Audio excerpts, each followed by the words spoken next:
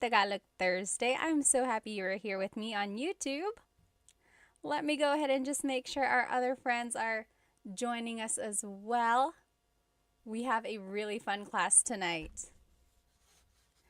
Hello, everybody. Welcome to Tagalog Thursday. I have missed you. I've missed you a lot. Tonight is going to be a very fun night because I actually have something that we're going to use, and I think it's going to be very, very helpful. So if you looked at my Instagram story, you'll notice that I put a link up there for some flashcards that I made for us. So I have been working really hard. I made some Tagalog verb flashcards for you. And not only are they vocabulary words about the different verbs in Tagalog, but on the back of the flashcards are conjugations of the verbs as well. Oh, TikTok, let me see if I can flip the screen so that you can see it. Is that better? Yeah, there we go. Okay. So these flashcards are so great because they have the word on them, and then on the back is how you conjugate the verb. Okay, a lot of you have said, oh, verbs and conjugation are like some of the most challenging things about Tagalog, and it's true.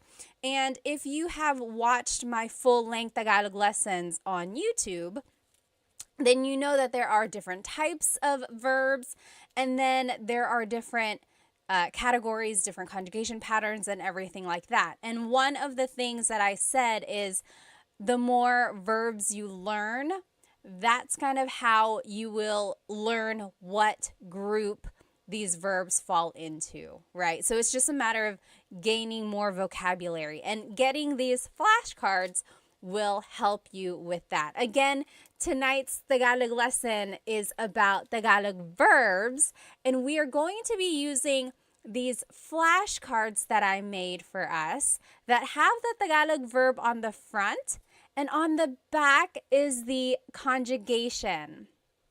Conjugation means changing something into a different form. So these are the conjugations in the present tense, the past tense, the future tense, and then there's one more conjugation in there, or one more type of phrase. It's the command. You'll see how they are used when we go through them. Again, if you want to get your own copy of these flashcards that I made, the digital download is on my Stan store. I put the link in my stories, but also it's in the in my bio as well. Go ahead and write where you are currently watching from. Maybe tell me how old you are, and does anyone have a shout out? One time someone said, oh, it's my girlfriend's birthday. Can you say hi? If anyone has a special event, please let me know. Or is it just a fun night? No special event on your side, but just something to celebrate just being with me learning Tagalog. Let me go ahead and catch up on some of these comments. Okay, let me catch up on some of these comments on Instagram here. Major said, Ate Pat, gumagawa ako ng mabuti. You're doing something good. Are you trying to say you're doing well? You can say, mabuti ako, mabuti naman. What you said literally means I am doing something good, like you are doing a good deed or something. Oh, Chunkin Deuces said, quick question. Is there a difference between learning Filipino versus Tagalog? Very, very good question. Does anyone know? I know the answer, but does anyone know the difference between Filipino and Tagalog? Think about it, write it in the comments, and let's see what everyone thinks. Hello, magandang araw, Vic said. Let's see. Hi, Ate. Kawabanga said. Miss Anna Adams said, kumusta ka, ate? Mabuti naman. Hi, Love and Lulu. All right, let's see here. Again, we're just waiting for everyone to join. Hello, hello. Oh, so many people. Let's see here. Rose from San Diego, Ronnie from LA, Royston from Singapore. I'm Heme from California, Brandon from Jacksonville, Florida. Hello, hello. Dilshan from New Zealand, Fritz from New Jersey. Hello, hello. Mabuhay Thursday. Hello, hello. Let me see. Oh, did someone have a shout out? I forgot. Earrings are fire. Team D Texas said, Salamat. These are from Pick You Official. I think Pick You Official. Let's see. How about over here on TikTok? Captain says, I'm a Filipino. I'm all the way from LA, California. Hello, hello. Yes, exactly right. So Rocky's Barber. So the question was, Chunkanduces asked, what is the difference between Filipino and Tagalog?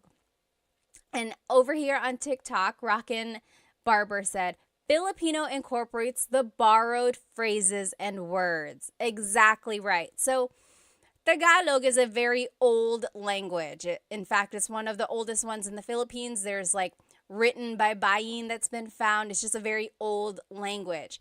And of course, the Philippines itself has had a lot of influence from so many countries, like Spain, of course, when they occupied it for 300 years. Then there was America and even Japan for a little while.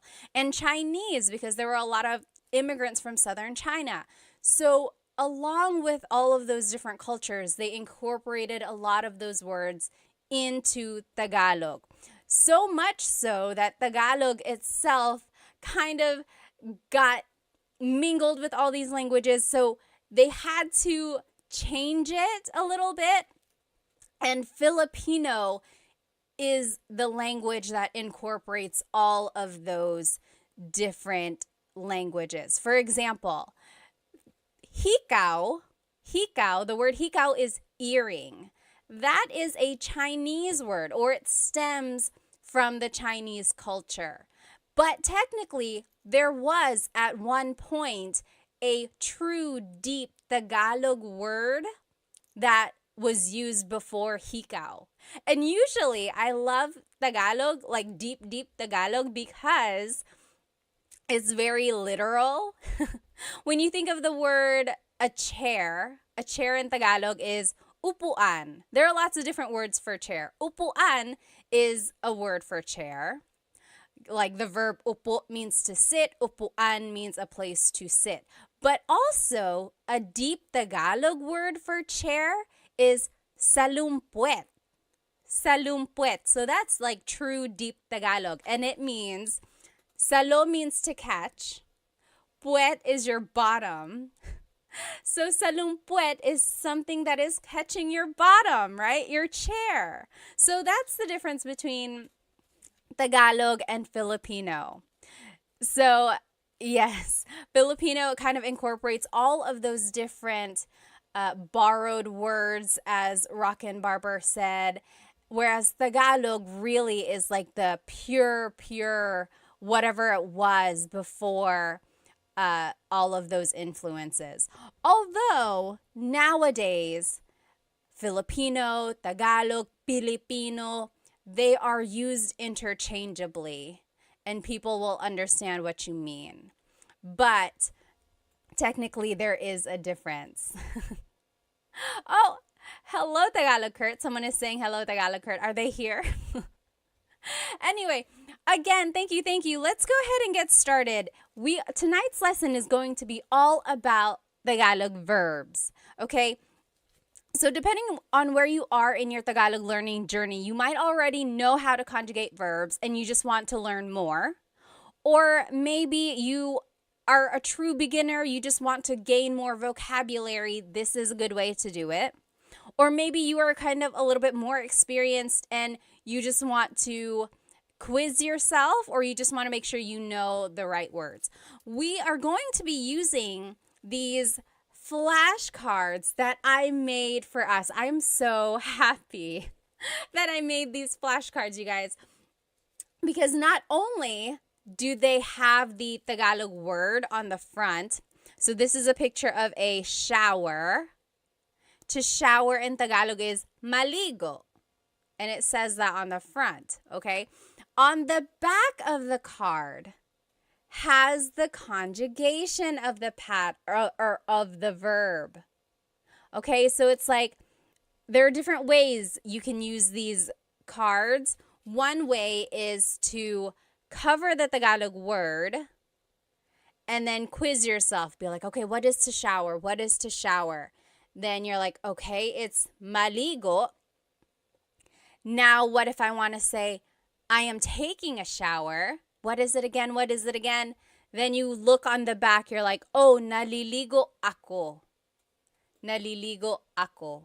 Okay, so you can purchase your own copy of these flashcards on in my Stan store. The link is in my IG stories right now, or the link to my Stan store is in my bio as well. I will note that when you purchase it, it is just a digital copy. So you're going to be purchasing the PDF form, and it's going to look like this, okay? It's just a PDF form, a document, and you will be responsible for cutting them out and putting it back to back if you want.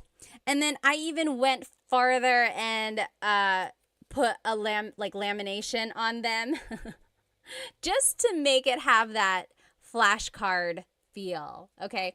But if you don't want to do all that, you could just print it out, maybe like put holes in it and put it in a 3-ring binder, or even just put a staple in it and call it a day. You know, this is just a really good way to review, I think.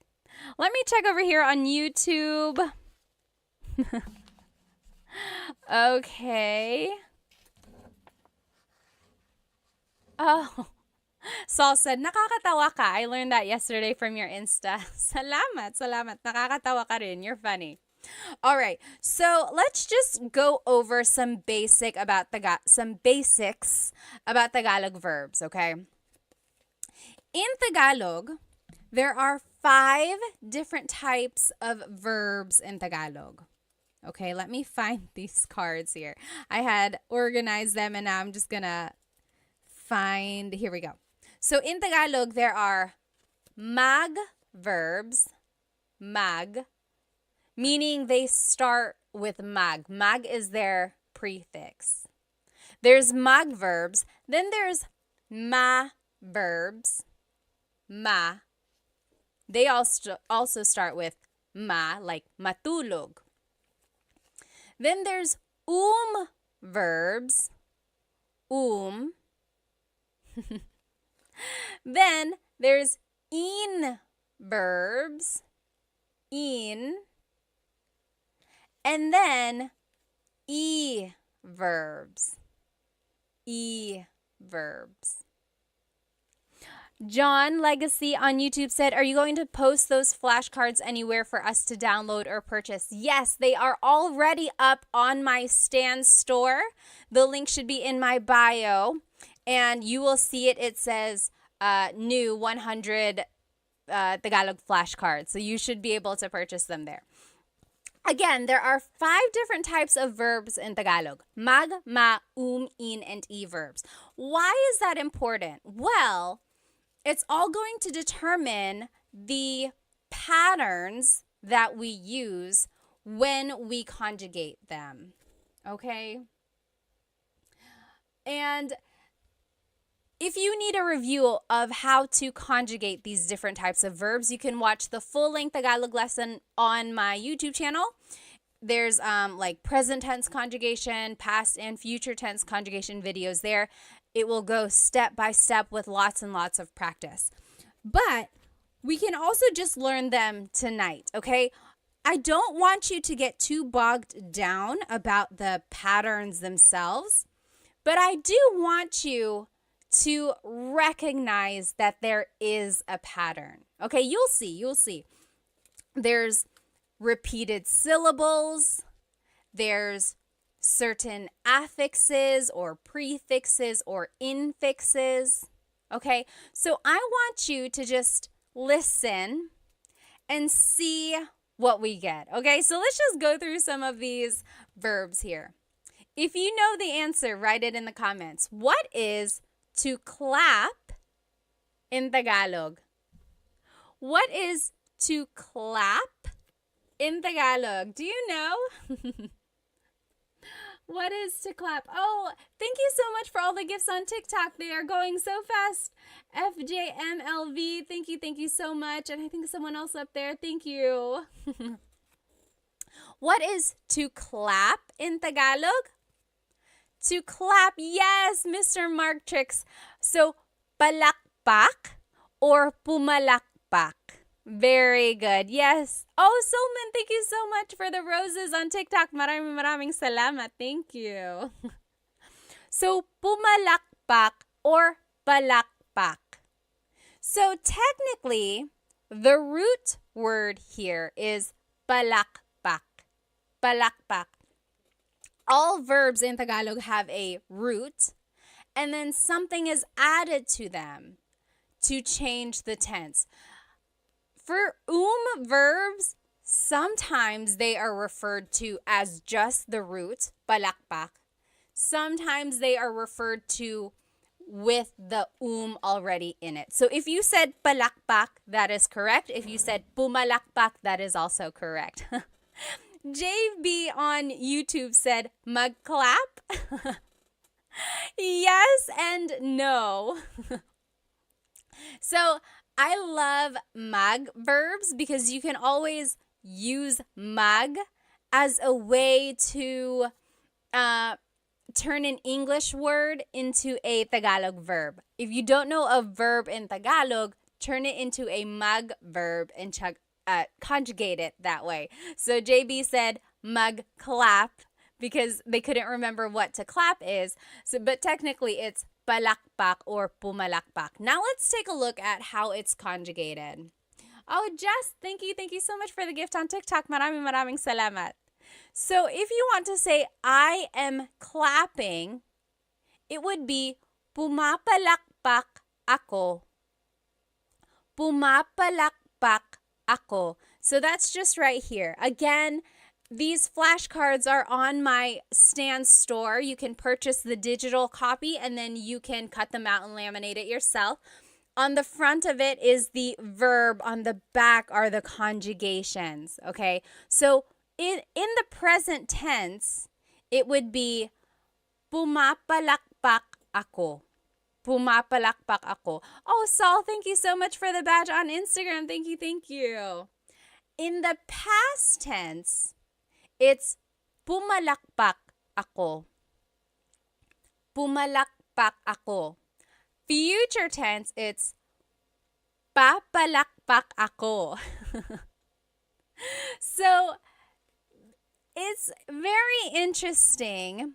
Again, all of these patterns are very specific and don't get too bogged down. I just want you to be able to recognize mostly the root and then see if you can recognize that there is a repeated syllable and then certain affixes and prefixes. Now, if you want to say it as a command, it would be pumalakpak ka. Pumalakpak ka. Clap your hands. Okay? So pumalakpak means to clap or palakpak. Interestingly, the noun form of clap, like applause, is palakpak.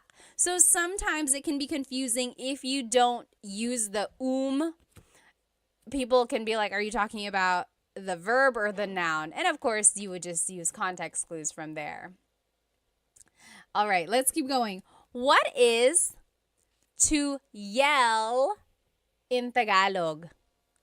To yell. Do you know what to yell in Tagalog is? To yell in Tagalog is sumigaw. Sumigaw. So in the present tense, sumisigaw ako or sumisigaw siya. Yes, very good. Warhawk got it right on TikTok. Sumisigaw siya. She is yelling. Or sumigaw siya. She yelled. Sisigaw siya. She will yell. Okay, so sigaw or sumigaw means to yell. Sumigaw. Okay, what is our next verb here? What is to dance in Tagalog? What is to dance in Tagalog? To dance in Tagalog is... Oh, Christina, thank you so much for the rose on TikTok. Thank you, thank you. To dance is, sumayaw. Yes, very good. Leonardo on TikTok got it right. Jasmine, very close. Jasmine on Instagram said masayaw. So that's another tricky thing there. It's like you might know the root, sayaw, but then you have to figure out, is it a ma verb, a mag verb, or an verb? Sayaw is an verb. So sumayaw means to dance. Again, on the back is the conjugation for your review if you do want to learn them. Sumasayaw ako, I am dancing. Sumasayaw ako. Sumayaw ako, I danced. Sasayaw ako, I will dance. And then as a command, it would be sumayaw ka. Dance. Sumayaw ka. Dilshan said, isn't masaya happy? Yes, masaya means happy. Sumayaw is a little different from masaya. Okay? I guess we're in this stack of verbs. What is to cry in Tagalog? What is to cry in Tagalog? Oh, Cam said, where can I get the flashcards? You can download the flashcards from my Stan store. You can, when you download them, they will come as a PDF and you just print them out yourself. And you can cut them, laminate them like I did, front and back, or just print them, maybe put a staple or put holes in it and put it in a 3-ring binder. So however you want to use them, you're going to download it. It'll come like this. What is, yes, JB, you got it on YouTube. To cry is iyak, umiyak, umiyak. Very good, JB. Very good, very good. Umiyak means to cry. So in the present tense, umiiyak ako. Umiiyak ako. Past tense, umiyak ako. Umiyak ako. Future tense, iiyak ako. And then as a command, wag kang umiyak. Wag ka nang umiyak. Don't cry. Don't cry. Okay. So Dilshan said, diba means isn't it? Yeah. Means like right, correct? Or is it not? Yep, that's exactly right. Okay, next verb here on our list. What is to laugh in Tagalog? What is to laugh in Tagalog? To laugh. Yes, very good, Cam. Tumawa. Very good. So to laugh in Tagalog is tumawa. Tumawa. Very good. So tumatawa ako. I am laughing. Tumatawa ako. Or tumawa ako. I laughed. Tumawa ako. That's past tense. Tatawa ako. I will laugh. Tatawa ako. Or as a command, tumawa ka. Laugh. Tumawa ka. Okay? Here's another verb. What is to sing in Tagalog. To sing in Tagalog. You might have heard this if your family is into karaoke. People will always make you try to sing. Yes, Cam is exactly right. And Warhawk, yes. Very good. Kumanta. Kumanta. Yes. Alpoblit.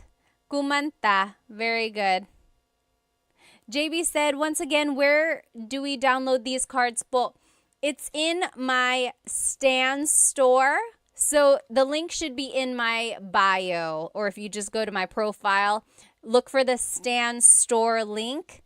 Again, when you download it, it will be a PDF like this, and then you will print it yourself and turn them into flashcards, or you can just keep it like this, put it in a folder, things like that, okay?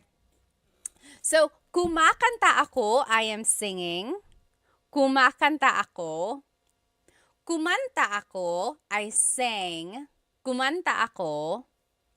Kakanta ako, I will sing. Kakanta ako. And as a command, kumanta ka, kumanta ka. If you've ever gone karaokeing or if you've ever karaokeed with Filipinos, they have probably said that to you. Kumanta ka, sing, kumanta ka. They leave no one behind with the singing. What is everyone's go-to karaoke song, by the way? I like Crazy for You by Madonna. I like, what else do I like? I don't know. I'm not like an amazing singer or anything. Oh, what's that one song that I like? I'll have to think about it. Yes. Okay. Oh, you might have already seen it. What is to hug in Tagalog? To hug.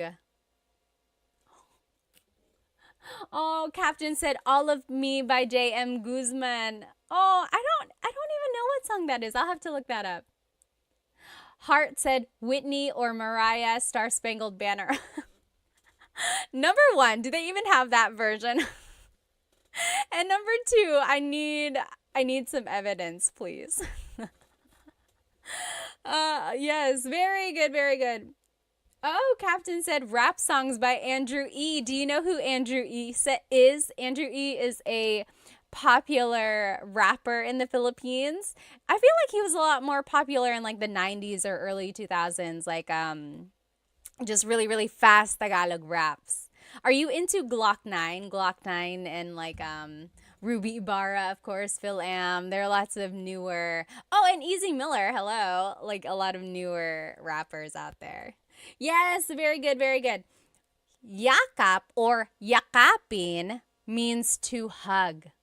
Yakapin. So, yakap is the noun, a hug, yakap. Yakapin is the verb to hug. Captain said Sharon Cuneta. You like to sing Sharon Cuneta songs? Oh, Chris McCollin said, I met Andrew E. Really? How? Jez said Dilaw by Maki. I don't think I've heard that one. I'll have to look that up. So yes, yakapin. Now we're in the in. Where am I? In verbs. In. So the first set of verbs we looked at were verbs. These are in verbs. The difference there is that verbs can be object or actor focused. In verbs are usually object focused. Again, all of that is nitty gritty. If you do want to get into all that, be sure to watch my full length Tagalog lesson videos about present tense conjugation and future and past tense. Oh, Serrano said maybe this time. I love that song. I love that song. Ozzy Mandia said, hi, I just wanted to thank you for the lessons. I plan to visit the Philippines later this year. I'm pretty good at the language. Oh, at language, so I'm absorbing everything. Good, good. JB said, my way. Do you know what happens when you sing My Way in the Philippines? It doesn't always happen, but for a while, there was like really bad things happening whenever you sang my way in the Philippines. It used to be like maybe like 10 years ago, for a while, when people sang my way, they would like, they would get unalived. They wouldn't, I don't know what would happen. Like, it would be so violent. And then, yeah, so for a while, there was just that thing where it was like, don't sing my way, or it became a joke where it was like, oh, you're going to sing my way. So be careful with that song. Okay, yeah, so yakap or yakapin means to hug. In the future tense, it's, I'm just trying to think because I don't want to say it wrong. Yinayakap ko siya. I am hugging him. Yinayakap ko siya. Past tense, yinakap ko siya. Future tense, yayakapin ko siya.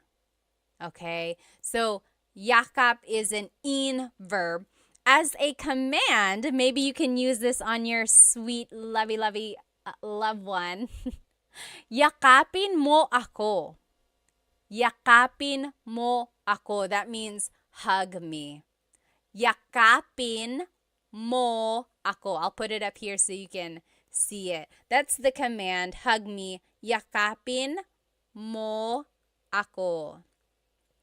Try saying that to your honey tonight. I'm sure it'll make them super kilig. Yakapin mo ako. Okay? Someone put it or wrote a question up here.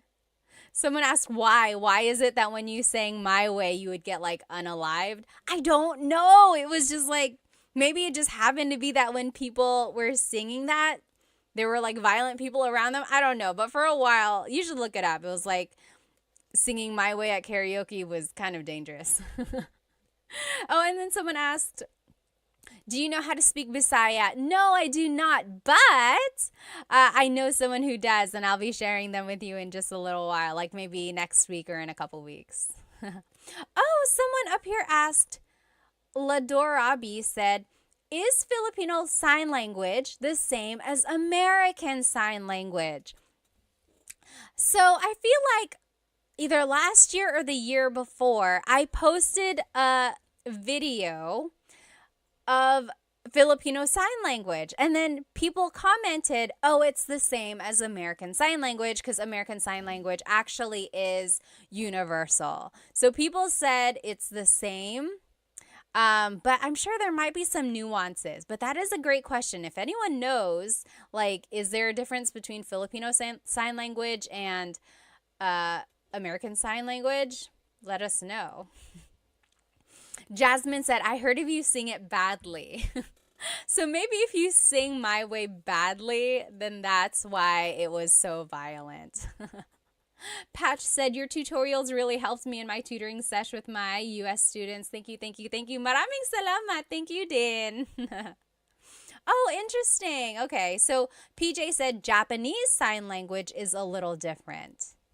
Interesting. Okay, so yeah, there might be some similarities between Filipino Sign Language and then like American Sign Language, but also there might be some differences as well.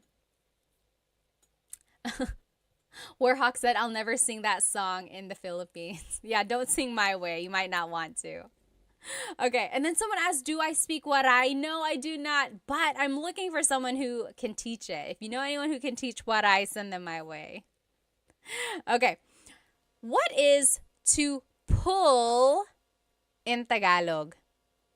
What is to pull in Tagalog? Yes, JB, yakapin was an in verb. We're actually in the in verbs now. Tots asked, can you speak Kapampangan? No, I cannot. I wish I knew people who could, though. Yes, Serrano. Hilahin. Very good, Warhawk. Hilahin. Hilahin. Very good. Hilahin means to pull.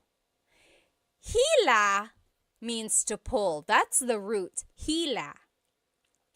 Hilahin is like the conjugated version, or it's just incorporating that in affix there. So hila means to pull.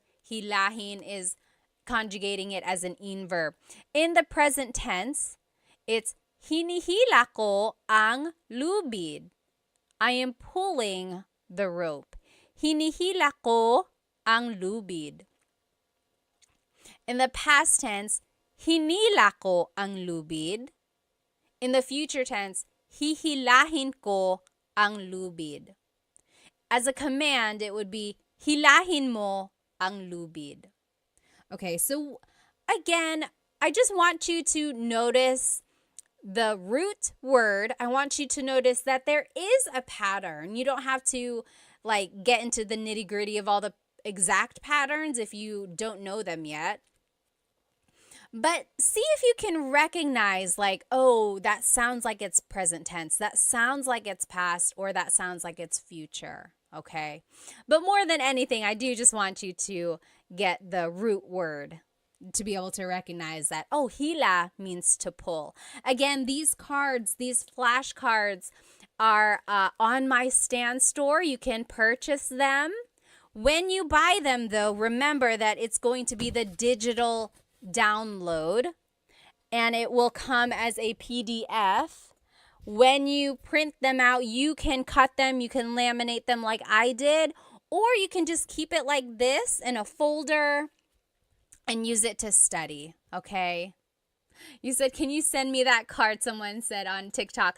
Just go ahead and get it from my Stan store. There are 100 verbs. 100!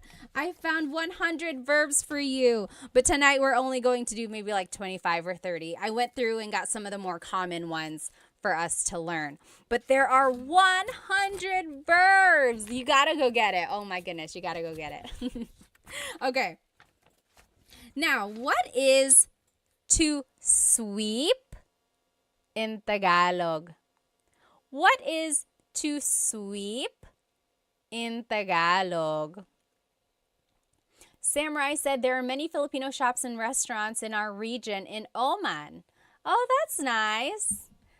Very good, Serrano. To sweep in Tagalog is walis. Oh, Serrano, you bring up a really, really good point. So in this card, I am showing it to you as an in verb.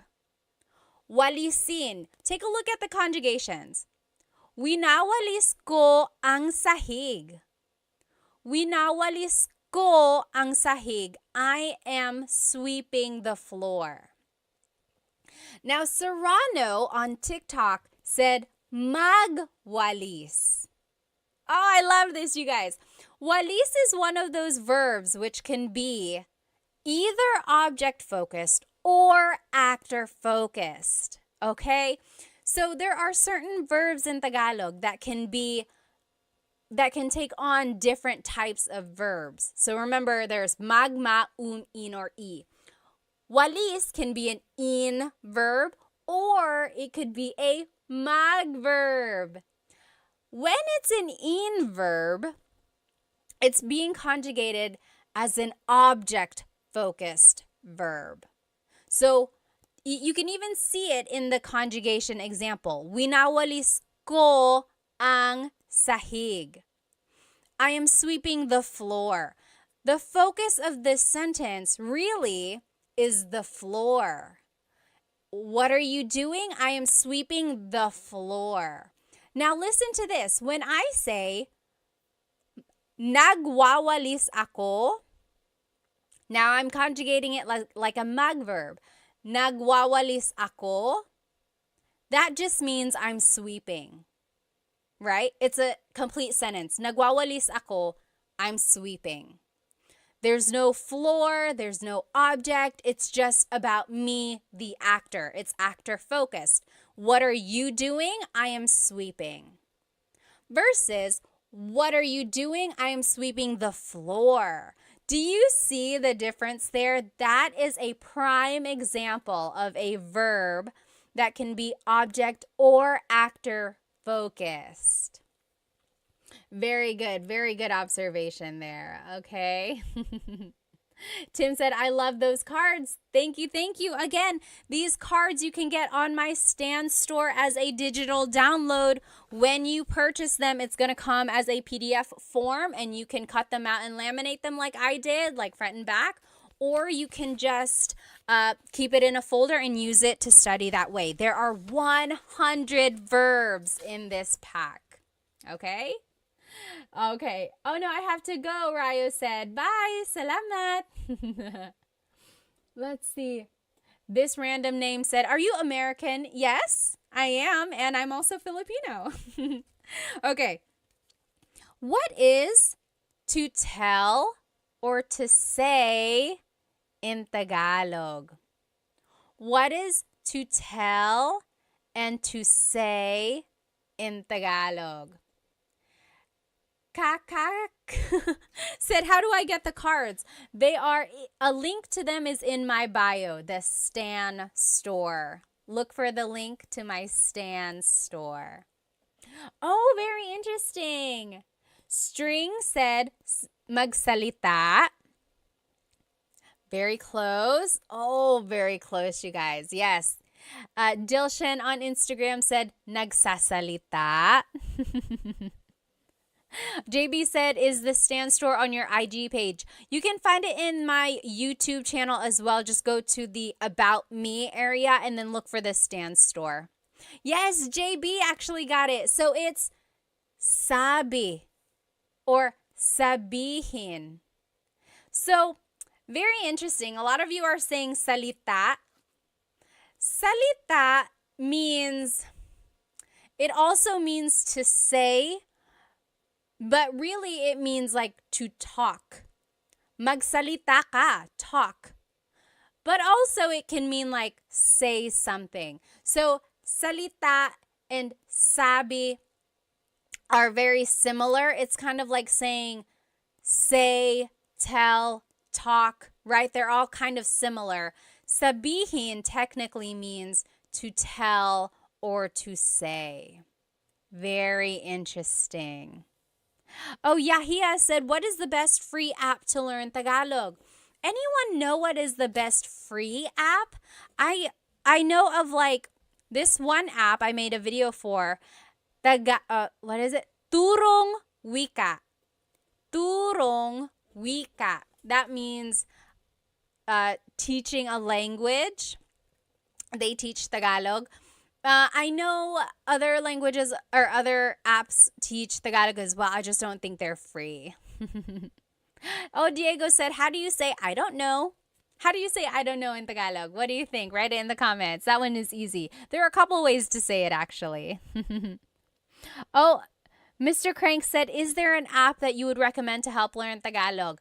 Let's see. So the one I recommended earlier, Turong Wika, that one is a good one. Does Rosetta Stone have an app? I made a video for them. I know they have like an online profile, but I don't know if they have like exactly an app. Does anyone know? And then Ling is an app. I think they have Tagalog as well. Does Duolingo have Tagalog? Does anyone know? Oh, yes, very good. To answer Diego's question, how do you say I don't know? A lot of people on Instagram and TikTok are saying hindi ko alam. Hindi ko alam literally means I do not know. Hindi ko alam. Or an easy way to just say it is ewan, ewan, or ewan ko. Very good, okay? Yes, someone had some questions up here.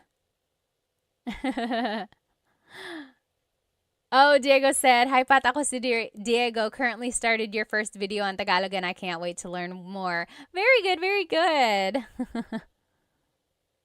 Okay. Let's keep going. So yes, sabi means to say or to tell. So take a look at the conjugations. Maybe that'll help you kind of determine or help you understand the difference between sabi and salita.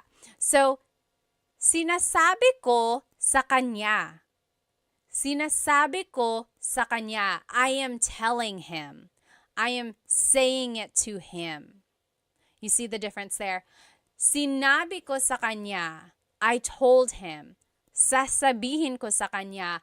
I will tell him. Okay? And then, as a command, sabihin mo sa kanya. Tell him. Sabihin mo. Okay. Diego said Duolingo does not have Tagalog. Interesting, interesting. What is to find in Tagalog? What is to find in Tagalog? Oh, Warhawk said Bluebird app is decent. Bluebird app. To find in Tagalog is, yes. So, hanap is the root word. Hanapin is the verb. Hanapin, to find something. Hanapin. Like, oh, hanapin mo. Find it. Hanapin. So, here's the conjugation. Hinahanap ko ang susi. Hinahanap ko ang susi. I am looking for the key. Hinahanap. That's the present tense. Past tense, hinanap ko ang susi. Hinanap. I looked for the key. Hahanapin ko ang susi. Hahanapin ko. I will find the key. Okay? So again, hanap means to find. Hanap. Oh, JCast said, where do you buy these flashcards? You can buy them from my Stan store. Link is in the bio. Look for my Stan store. You will get the digital download. You will get the PDF form, and it looks like this. And then you can cut it, laminate it like I did, or you can just keep it like this, maybe put it in a folder or in a binder, and then use it to study like that. But I have 100 verbs for you. 100. Oh my goodness. I'm so happy for you guys that you have this resource. But we're only going over like 25 tonight. Oh, thank you so much. John said, I bought them. Salamat. Maraming salamat. Okay. What is to run in Tagalog? What is to run in Tagalog? Oh, Major said, Ate Pat, can you give me a Tagalog tongue twister? Ooh. Let's see. Well, let's see. There's so many. I don't want to say it wrong now. There's that one. It's like Mecánico ni Monica. Minicánico ni Monica. Minicánico ang. I don't even know what it is now. Someone write it in the comments. Minicánico ni Monico ang makina ni Monica. Minicánico ni Monico ang makina ni Monica.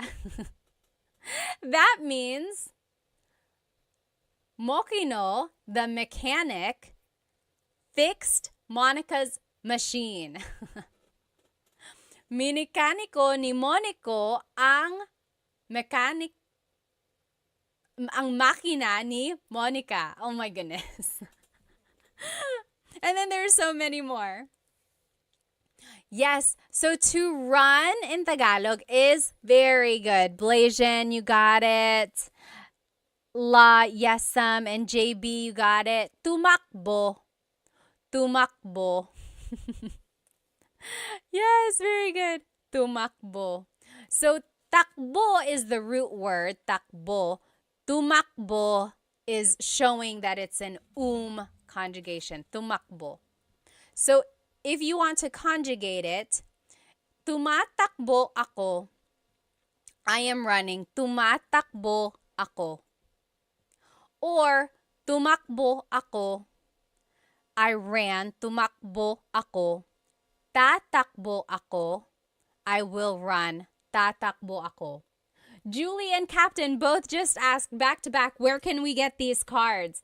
Yes, so these flashcards are on my Stan store, stan.store/Tagalog Time Pat, or you can just go look on my bio.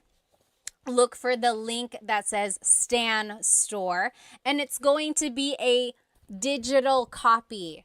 When you purchase it, it's going to look like this as a PDF, and then you will be able to cut it, put it together, laminate it like I did, or you can just keep it like this, keep it in a folder, and study it like that. But there are 100 cards, 100 verbs. Oh my goodness. Okay, what is to drink in Tagalog? What is to drink? Oh, Diego on YouTube said, when do I use mo? So mo is a possessive pronoun, and you use mo for certain verbs if it's an object-focused verb. Okay, so it goes into all of that in my full-length Tagalog lesson, I think 3, present tense conjugation. Take a look at that. It will break down how to use mo in certain verbs. Yes, very good. Serrano said, umiinom or uminom. Uminom means to drink. Very good. Blasian, JB, you got it. Yes, Delician. Uminom. To drink, uminom. Very good. Now, as a conjugation or to conjugate it, umiinom ako, I am drinking. Umiinom ako. Or, uminom ako, I drank. Uminom ako. Iinom ako, I will drink. Iinom ako. Or, uminom ka, drink, uminom ka. That's a command. Remember how I told you that some verbs can be object or actor focused. Inom is one of those verbs that can be both. So, uminom means, or it's focusing on the actor. I am drinking. Umiinom ako, I am drinking. But if you want to focus on the drink itself, you actually have to conjugate it as an in verb. So, iniinom ko ang kape. I am drinking the coffee. Iniinom ko ang kape. So, as an in verb, it's focusing on the object. As an verb, it's focusing on the actor. Very interesting. Only a few more will do here, guys, because it's getting kind of late.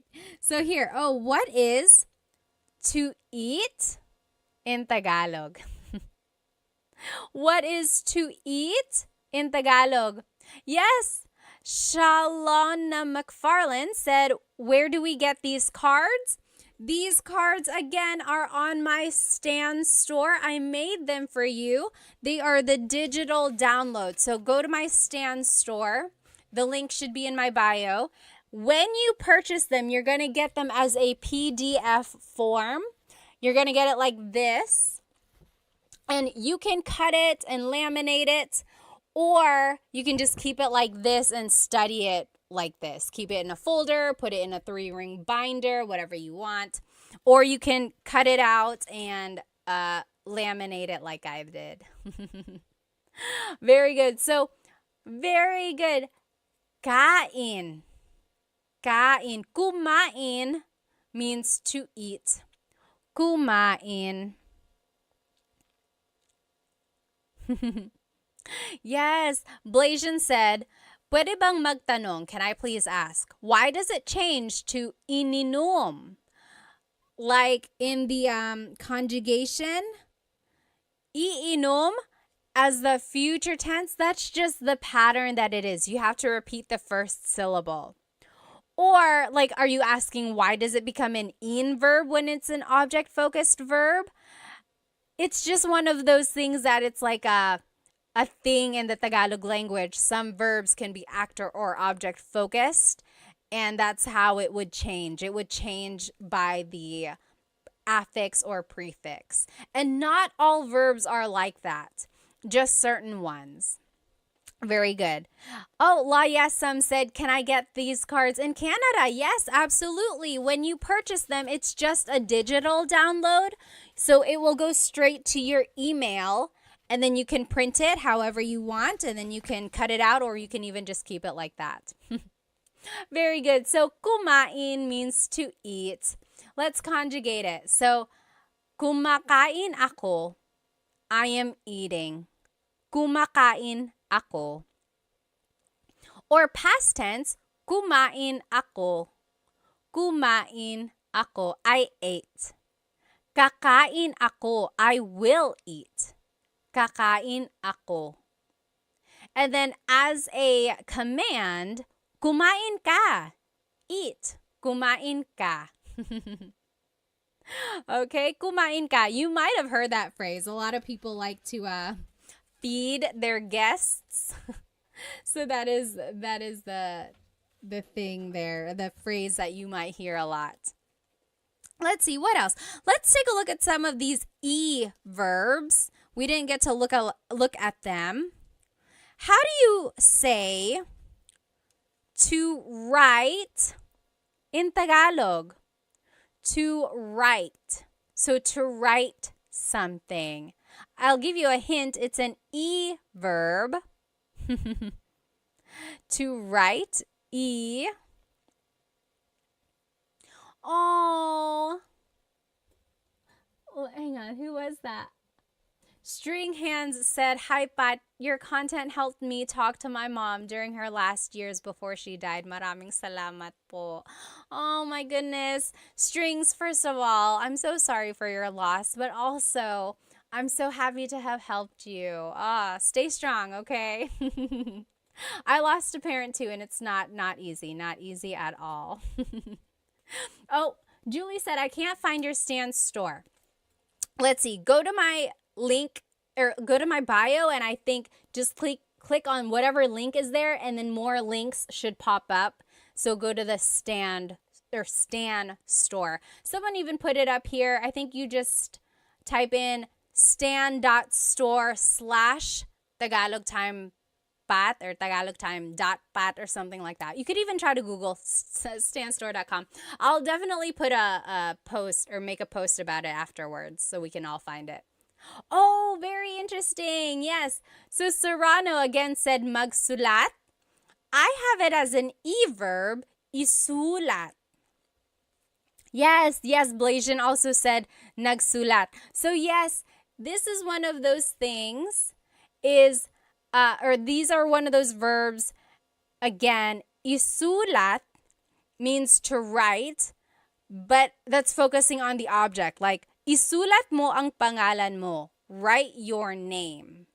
Isulat mo ang pangalan mo. Write your name. But magsulat just means writing. Like, nagsusulat ako, I am writing.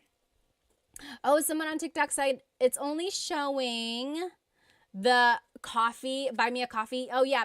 So if you're on TikTok, maybe just go open a browser and do stan.store/Tagalog time with Pat or TagalogTime.pat, or you can go to the links in my Instagram. It'll be there. Stan Store. So, isinusulat ko ang libro. I am writing the book. Or isinulat ko ang libro. I wrote the book. Or isusulat ko ang libro. I will write the book. But again, sulat can be a mag-verb. Nagsusulat ako. I am writing. Or nagsulat ako. I wrote. Okay, let's do another verb. Actually, we'll do two because they're opposites. What is to raise and to bring down? So this one is showing people raising their hand. What is to raise? This one is showing a man putting a box down. So what is to bring down. So to raise and to bring down. What is to raise and to bring down in Tagalog?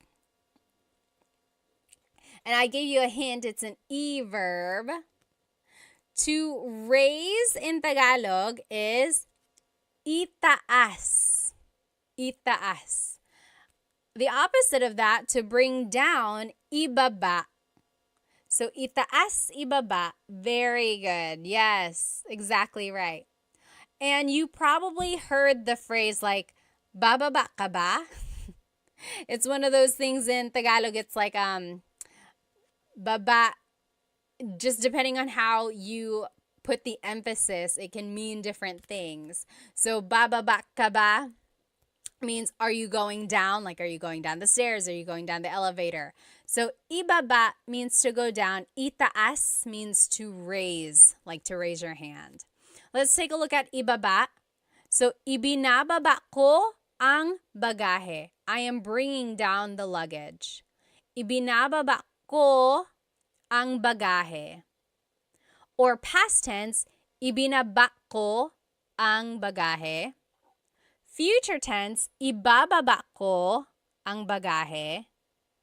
And then as a command, ibaba mo ang bagahe. Bring down the luggage.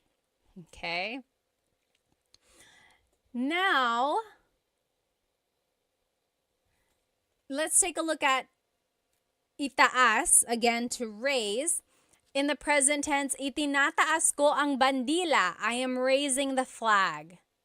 In the past tense, itinaas ko ang bandila. I raised the flag. And then in the future tense, itataas ko ang bandila. I will raise the flag. And then as a command, itaas mo ang bandila. Raise the flag. So Love said, spaghetti pababa, pababa ng pababa. Does anyone remember that song? So baba means to go down, and there was this song back in the day, maybe like, was it early 2000s, I think? Spaghetti pababa, pababa ng pababa, Iser said.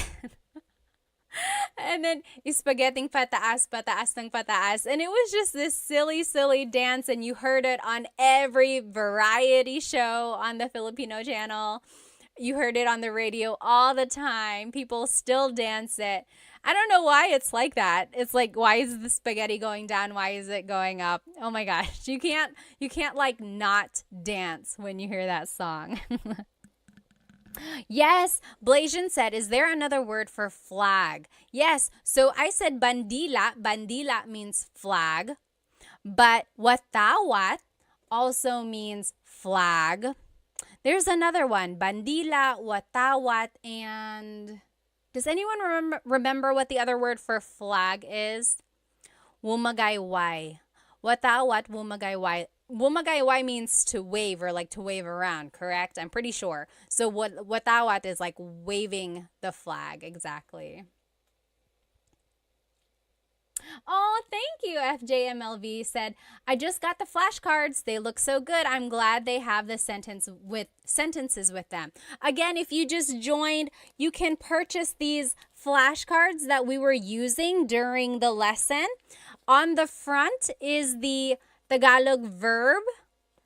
And then on the back are the conjugation patterns in the present tense, past, future, and a command. It's like an example. So I think it'll really help you learn more verbs. And when you download it, it is a PDF digital download. So you will be able to cut it out and laminate it if you want to, like I did. Or you could just keep it like this. Maybe put a staple in it, or you can put it in a 3-ring binder and just use it to study that way, okay? And there are 100 verbs, 100. I looked up all of the different verbs for you, so I think this will really help if you're trying to learn more Tagalog verbs. Again, you can get it from my Stan store. Stan store. The link should be in my Instagram bio. I think on TikTok we're having a hard time finding it there. So just go to my Instagram or YouTube. The link is in there. Bandera. Yes, I think that's another word for flag as well. Well, you guys, I had so much fun with you tonight. I hope to see you again soon. There are so many more verbs. Again, there are 100 in this pack. This is only like 25 or 30. So maybe next time we will go through more. Oh, FJN said, what are on your YouTube slides? I'm trying to learn more for my fiance. The YouTube slides, if you decide to buy those are just the whatever slides you see in the video. So back up. I make full-length Tagalog lesson videos on YouTube, so those slides are what go with the full-length Tagalog lesson videos. Okay. Budak Baru said, where can I get the flashcards? I'm not from the Philippines. You can get them on my Stan store. Go to my Instagram, click on the link in my bio, and look for Stan store. And it will be a PDF download, and you can download them, you can cut them out, you can laminate it, or you can just keep it like this and study it, okay? Yes, let's see. Yes, Benny, did you get that? Benny also asked, where can I get them? Again, on my Stan store. You just get the digital download, and then you can make the cards or you can keep it like this, okay? Well, I will see you guys next time. I hope you have a great rest of your night. Maraming salamat po. See you next time.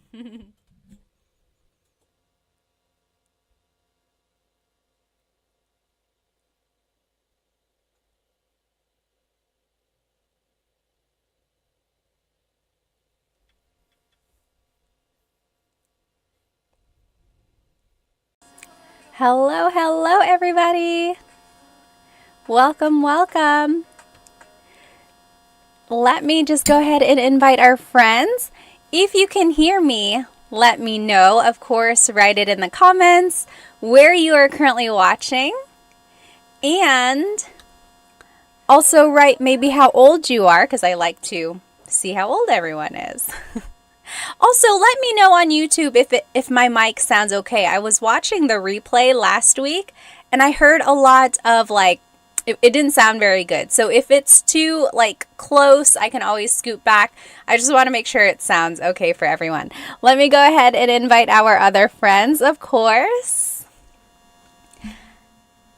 Hello, everybody. Welcome. You know what day it is. Happy Thursday. Happy Tagalog Thursday, in fact. Let me know if you can hear me okay, especially on TikTok. I'm trying out this new microphone. And actually, it would help if the mics were up here. Okay, again, let me know if you can hear me okay. If I am too close, I will simply push it back. If you can't hear me, let me know. I'll try to make some changes. Let me know if you can hear me by writing where you are currently watching and maybe how old you are. And as always, this Tagalog lesson is up on my YouTube channel. I am live on YouTube, TikTok, and Instagram. Hop onto my YouTube channel, Tagalog Time with Pat, and you will be able to follow along with this lesson. And this is a good lesson. I think you're going to enjoy it. You're going to find it pretty useful. Awesome. Okay, so I see, let's see, Soul Tuiz is from California. John on the Move is from New York. Hello. Hi, Planet Jamie. Hello. Watching from the Philippines, and I'm 15. Oh my goodness. Who is that? What does it say? Hello. Where in the Philippines are you watching from? That's so awesome. Jack DeHoog is from Alberta. Hello. Jean is from East Tennessee. His name is Jean. All right. Let me know if it sounds okay. And if not, we'll make some changes, okay? Otherwise, again, go ahead and jump onto my YouTube channel. And that is where you can follow along with this lesson. Today, we are going to be learning Tagalog vocabulary and phrases you can use with your family. It is about the family. You can use these phrases with your family. Okay, let me just go ahead and see where everyone is watching from. Mr. Aaron Arnold is from Monterey, California. Crispy Crunch is from Cali. Crown, hello, hello. Hello from Texas. TMD Texas said. Gakulka is from Hawaii. Hello, hello. National City, California, Erwin said. Hello, hello, everybody. All right, Santa Barbara, California, Vince said. John said, ang aking pamilya. Yes, again, this whole lesson is up on my YouTube channel. And today we're going to be learning about vocabulary phrases, or vocabulary words and phrases that you can say with your family. And I think it might be useful to you. So go ahead and jump onto my YouTube channel. So this is our lesson agenda for today. We're going to be learning family vocabulary. We're going to be learning phrases about the family. And then we'll learn phrases for the family, like things you can say to each other. And then we will review the vocabulary. And then we will do a translation practice. I always like doing this translation practice. At the very end of the lesson, I will say this paragraph or this short little monologue to you, and let's see if you can understand what I'm saying. Okay, so that's at the very end. Let's just go ahead and jump right into it. So again, this whole thing is on my YouTube channel. Here is a family tree. I think the easiest way to go through all of our family members is just to take a look at a family tree. So pamilya is family. Pamilya. Up here at the top, we have our lolo and lola. So lolo and lola, your grandfather and grandmother. Hang on one moment. Let me fix this for YouTube. Let me cover my face so you can see. There we go, YouTube. Okay, so here is the family tree. Again, lolo is your grandfather. Lola is your grandmother. Okay, and usually a lot of families distinguish their lolo and lola on one side from the other by giving them a nickname. Like I always called my grandmother Mama Lola. And my other grandmother, she passed away before I was old enough to really get to know her, but she was Lola as well. So some people call their Lolas something else, and their Lolos something else. Kind of like in English, we might call our grandparents like Nana, Papa, or something like that. What do you call your grandparents? Just wondering. Go ahead and write it in the comments. Hello. Oh, Yaz says, hi, I like all your videos. Maraming salamat. Music says, magandang umaga. Hello, hello. Oh, thank you so much for the gift. Maraming salamat. I wish it said the name whenever a gift was bought. Grin, thank you so much. Alrighty. Oh, my mother's name. My mother's name was Lola. Like Lola? Awesome. Yes. Mary Loves says Nanay. That's a very common name to call a Lola. Like even I call other people's Lolas and Lolo Nanay. I'm like, oh, kamusta si Nanay? How is your grandmother or grandfather? All right. So Lolo is grandfather. Lola is grandmother. Now, if we go down the family tree, now these are the mga magulang. Mga magulang, those are parents. Okay, magulang is parents. Mga makes it plural.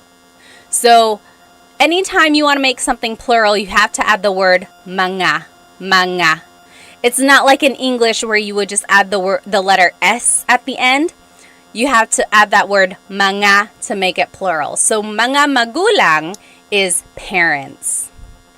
Okay, now the vocabulary word for father in Tagalog is tatay. Tatay. The vocab word for mother in Tagalog is nanay. So tatay and nanay. Those are mga magulang, so parents. Now, some people call their dad tatay. Some people call, excuse me, I could feel that coming. Anyway, some people call their mother nanay. Oftentimes they call their mom and dad something else. Mama, papa, mommy, daddy, whatever you prefer. Thank you. Dominique said, bless you. Maraming salamat. Yes, yes. Francis said, nay. Sometimes you can just call your nanay, nay. Right? So, nanay, tatay, that is mother and father in Tagalog. And those are mga magulang, parents. Okay? Then, when they have a child in Tagalog is anak. Anak. That is a child. That is their anak. So, the nanay and tatay, or the magulang, they have an anak. Anak. Sometimes moms and dads will call their child anak. Like, oh, anak, kain na tayo. Anak, kain na tayo. It's almost like saying, son, it's time to eat. Or daughter, it's time to eat. It's just anak. But very interesting is there is no word for like son or daughter. Anak by itself is a gender neutral word. In order to distinguish whether or not someone is talking about their son or daughter, what do you think you would have to do? We touched on this last week when we played Filipino Jeopardy. We had a question about like gender neutral words. Do you remember what you have to do in order to kind of distinguish what like gender it would be, whatever gender they're talking about? Well, so if you wanted to say son, it would have to be anak na lalaki. Yes! Richard V on YouTube, you got it. Anak na babae is daughter. Anak na lalaki is son. Drake on Instagram, exactly right. You got it. So again, anak is a gender-neutral word. There are a lot of words, actually, in the family vocabulary that are gender-neutral, which I find very interesting. Like, anthropologically, why is that? It's just like one family unit, and it's like, it doesn't really matter if they're talking about a boy or a girl. It's like, yeah, that's just my son. I think it's so interesting. Like, a language will tell you a lot about the values of a culture. Anyway, that's a side note. So again, anak is a gender-neutral word. So in order to say son, you would have to say anak na lalaki. So if someone was like, this is my son, it would be, ito ang aking anak na lalaki. That was a very formal way to say it, but you get what I mean. They would have to distinguish anak na lalaki. Or if they wanted to say like, I am buying this for my son, it would be, binibili ko to para sa anak kong lalaki. Anak kong lalaki. I'm trying to figure out where you add the nang. Anak kong lalaki. I think that's right. Anak kong lalaki. Anak na lalaki ko. No, you don't ever add ko at the end like that. But yes, you get what I mean. Yes, exactly, you're right. A. Douglas, babae or lalaki. Babae is woman. Lalaki is man. And then Ricardo said, like, ma'am, sir. Ma'am, sir is a little, it's an interesting thing. Like, whenever someone is shopping in the Philippines, they're like, hi, ma'am, sir. I think just over time, people got used to saying it together. And so it became one thing. Okay, so that's anak. Anak is child. Now, if a person gets married, that would be their asawa. Asawa. So again, if you're following along on YouTube, here is our family tree. Asawa is their spouse. Spouse. Again, another gender-neutral word. It's not husband, it's not wife, it's asawa. Like, I call my husband asawa, not literally, but like he is my asawa, and he calls me, I am his asawa. You know, it's not like husband or wife, it's just spouse. Very interesting, right? So asawa is spouse. It encompasses like the wife and husband gender there. Let me go ahead and just read some of these comments. I don't want to miss any questions. Let's see. Okay.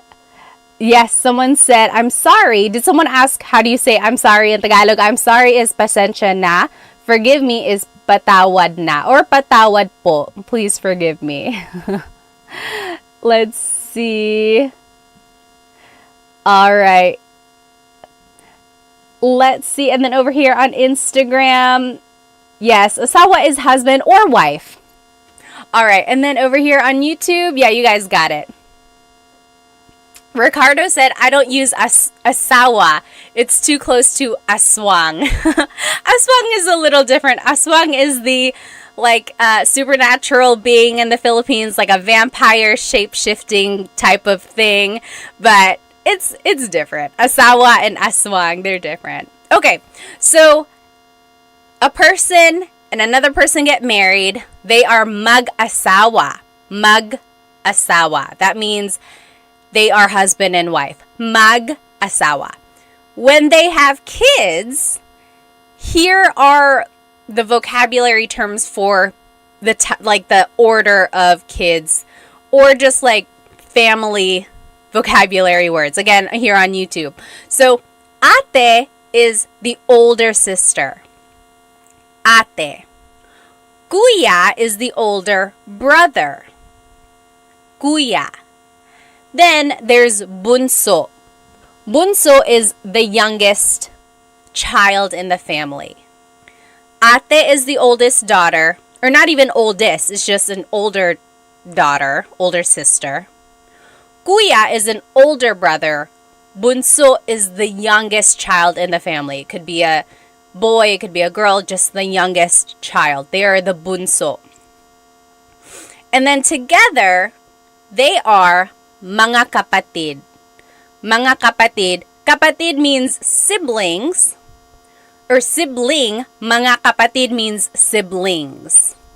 Okay?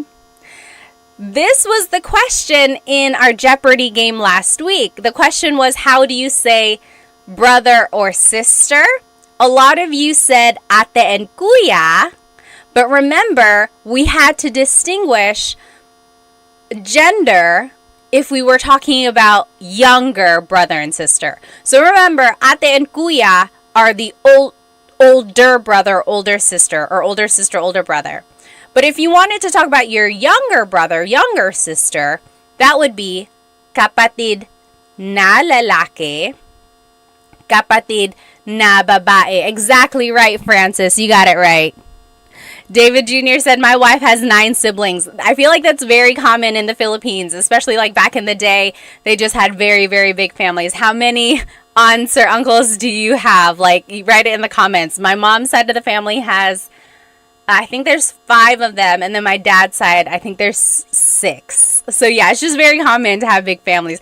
My husband's dad, there were 10 children in his family. And then I think on my husband's mom's side, I think there's like 5 or 6, something like that. But yes, it's very common to have very big families there. David Jr. said baby machines. Yes, Pia said 8 on my dad's side, 5 on my mom's. Wow. Yes. Okay, so again, kapatid na babae is your sister. Kapatid na lalaki is your brother. So in order to talk about like your brother or sister who's younger than you have to distinguish by saying babae, woman, or lalaki, man. Otherwise, kapatid by itself is a gender-neutral Tagalog word. Very interesting.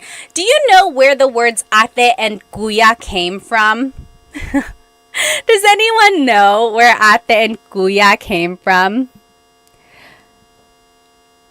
I'm just catching up on some of these questions here. Major said, what is the English word for ipagpatawad mo, Pat? Ipagpatawad mo means like to forgive, right? Like ipagpatawad mo, forgive forgive it. Or just like forgive me. Yes! Nick said, ate and kuya are from the Chinese culture. They have this idea of respecting their elders, whether it be their older, of course, relatives, aunts, uncles, but also their older siblings. So ate and kuya stem from the Chinese culture there. Yes, exactly right. Dan Santos got it. Richard, you got it. Yeah, very good. And it's interesting because in the Filipino culture, we don't only call our siblings ate and kuya. We use ate and kuya on our older cousins. Also, our older friends. Like if you are maybe like a generation under or like just a little bit younger than a friend, you can call them ate or kuya. We can also call our co-workers ate and kuya as well. So again, it's just kind of like a familial or just like a really courteous thing to address older people with some sort of name like this. But it's not like a hard rule. There are plenty of Filipino families who don't use ate and kuya either. What about you? What about in your family? Do you use it? We use it in my family. For my kids as well, we really try to encourage them to call each other ate and kuya. I think it's just we like to keep that in our family. Okay, so let's keep going. So that is our family tree. Okay, so there's the grandparents, lolo and lola. Mga magulang are the parents, and that's tatay and nanay. Then they have a child, that's anak. They get married, that's their asawa. Then they have kids. There's the ate, the older sister, kuya, the older brother, bunso, the youngest child. Altogether, they are mga kapatid, siblings. Okay, let me catch up on some of these comments here. Oh, Stock Class on Instagram said, or asked, is it rude to say kuya if you're the same age or younger by mistake? No, it's not. It's not rude. It's never rude to try to be polite. The only thing is if they maybe liked you and then you called them kuya, that's an automatic friend zone. It's like, oh, it's like, okay, now I'm only like an older brother. But it's never rude. And, you know, they'll correct you. They might be like, oh, you don't have to call me kuya. Just call me by my name. Or they might be like, hey, I think we're the same age. You don't have to call me kuya. But it's never rude. When in doubt, I would use it. Let's see. Any other questions here? Oh. Yes, Pia said, would not be caught lacking, not calling my sister ate. Have you seen that video floating around? There was someone who, she calls her older sister ate, and then one time she was like, calling my sister by her first name. And then her sister was like, I don't like that. Don't do that anymore. Again, it's just one of those things. It's like respect, but also it's just like a family thing. At some point, it's almost just like something you are familiar with, and it's a bond almost. Okay, someone up here on TikTok also had a comment. Yes, Nick said, absolutely, you're almost shunned if you don't. So in some families, they do take it pretty seriously if you don't use what do you call it? I keep wanting to call it like a name or like a title, I guess. If you don't use ate and kuya, for some families, it's almost like really rude there. Rizzle Dizzle said, pare ko. So pare is almost like saying like dude, or it's like what guy friends call each other. Girls can call guys pare too, but again, it's almost like a hey dude, hey man, pare ko. Pare ko is like my man, my dude. So that's, if you ever hear anyone say like, oh, kamusta pare ko? It's almost like, hi, my man. Hi. I can't even say it. It sounds so weird when I say it. What else? Oh, yes. Yeah, Rizzle Dizzle was like, I call my coworker pare. Exactly right. Yes. P.S. Chris said, church members too, you can use ate and kuya. Yeah, so anyone you're in like some sort of community with, or some sort of like, I don't even know how to say, like, just like a connection or a community or group, you can call each other ate and kuya.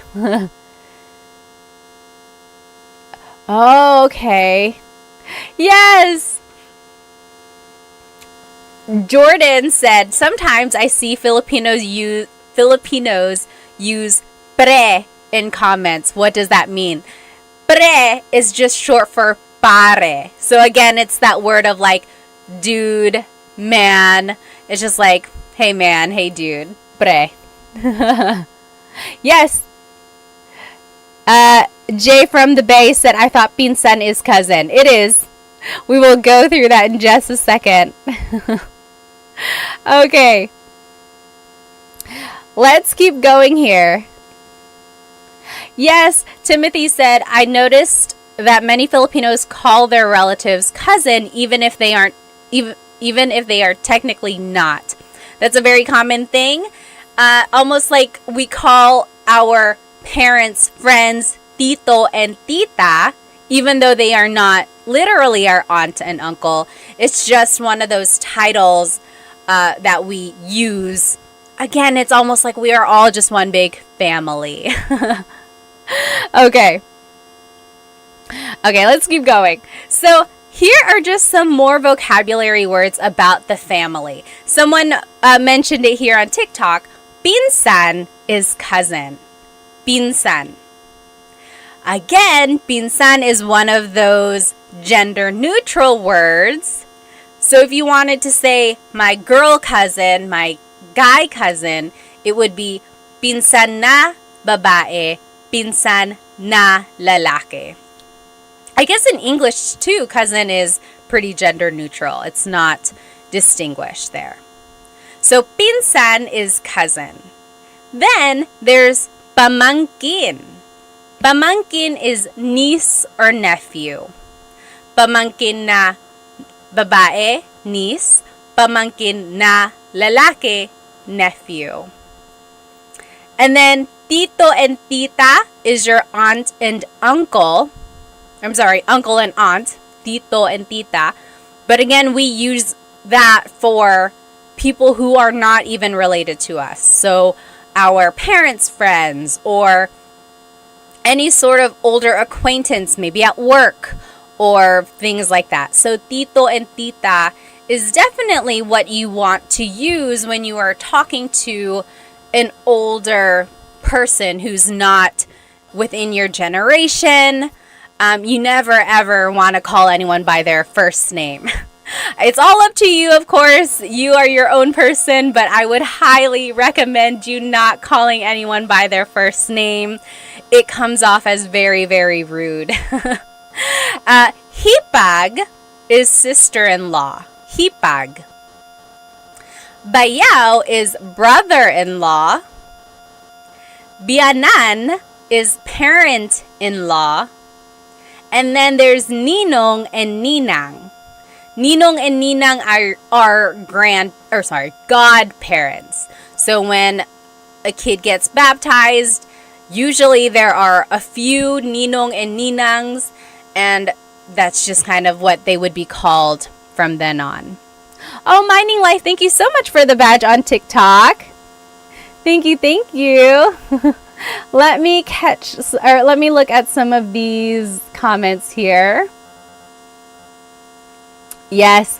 CV said, I also heard that kaibigan has two meanings. So kaibigan means friend, kaibigan. But if you put the stress somewhere else, like kaibigan, that means lover. So kaibigan is friend, kaibigan is lover because the word ibig means love. Very interesting. It's a homonym there. All right. Let me look here on Instagram. Major Horn said, "Saan ka sa Pilipinas, Ate Pat?" Actually, dito ako sa Amerika. Dito ako sa North Carolina. Pero pinanganak ako sa Maynila. Lumipat kami dito sa States nung 1.5 ako. Dito ako nag 2 years old. Tapos dito na ako lumaki. Dito ako nag-elementary, middle, high school, college. Pero bumabalik kami sa Pilipinas mga every 2 years. Kaya palagi kami nandoon. Sila mama taga Sorsogon, sila papa taga Catanduanes. Kayo, taga saan kayo? Alright. Let me catch up on some of these questions on YouTube. Yes. Let's see. So Civil War guy said, would native speakers ever use kapatid na lalaki or babae for an older brother or sister, or would they always use kuya or ate? I want to say they will usually use ate and kuya, especially if it's an older sibling. That way it just encompasses the idea that, oh, it's the older sibling. Otherwise, it would be kind of a long way to say it if they were like, kapatid na babae na mas matanda sa akin. It's like, why didn't they just say, oh, you're ate? So, yes. Okay, yes. And then people were saying honorific, like to say, to be a little bit respectful, of course, you would say po. It's like an honorific gesture there. Yes, Ricardo said mare is the female version of pare. So again, there's this word pare, which is like dude, man. Mare is the female version of that. So it's like a lot of like godmothers use it with each other. It's like, oh, hey, it's my girlfriend. It's my girl who's a friend. You know, it's almost like equivalent of dude or man on a female side. Okay, let's keep going. So we learned a lot of vocabulary, right? So again, if you are just tuning in now, this whole presentation is on my YouTube channel. And we looked at a family tree. We learned all the different vocabulary words for grandparents and then parents and then all the way down to the children. Now, let's learn some phrases about the family.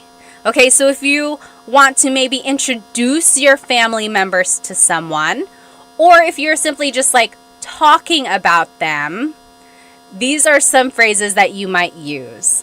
Okay? All right, let me just catch up on some of these comments. Need a Nap has a really good question. How should I address my fiance's mother? Should I call her tita? This is an interesting question, of course, because of course you want to make a good impression, right? So number one, you don't ever want to call them by their first name. Tita is a good start. Yes, maybe just call them tita whatever. That will definitely kind of make them smile. Now, when you do get married, this is up to you. You can either start calling your mother-in-law mom or mama or nanay, whatever your fiance calls them, you know, just kind of assimilate. Or you can keep calling them tita. I don't know. What do you guys think? What is your vote? What was your name? Need a Nap. What should Need a Nap call his fiance's mom? I think tita is a good start there. I know a family. The wife is Filipino, the husband is white, and he just calls her parents Mr. and Mrs. blank. You know, he didn't really take on the tita and tito concept. He just kept using Mr. and Mrs., which is fine as well. But if you really do want to kind of assimilate more to the Filipino culture, I would encourage you to use tita and tito. TMD Texas said, call her Lola. Maybe if you want to give her a heart attack. Maybe if you're like, hey, Lola, she's going to be like, are you guys pregnant? So I don't know if you should do that yet. Okay, Ben on TikTok said, call them mom. I don't know. They're not quite married yet. I guess you could. She might be like, I don't know if we're there yet. Oh, yes. RK Nudson on Instagram kind of has a similar idea. What should I call my father-in-law? Okay. Oh, see, very interesting. So, what was your name again? RK Nud was asking, what should I call my father-in-law? My wife calls him tatay. Is it appropriate for me to call him that as well? I would say it is appropriate. I don't think it's rude. Maybe ask your wife, though. Just say like, hey, do you think I should call him tatay like you? If she wants you to, yes, by all means, go ahead. If she feels a little weird about it, you know, she knows her dad a little bit more, then just kind of go off what she says. Maybe she'll say, you know, maybe just call him Tito or something like that. But I think give it a try. Ask your wife. See what she would suggest. Oh, okay. So Sam said, before I got married to my Filipino husband, his parents told me to call them tita and tito. Very interesting.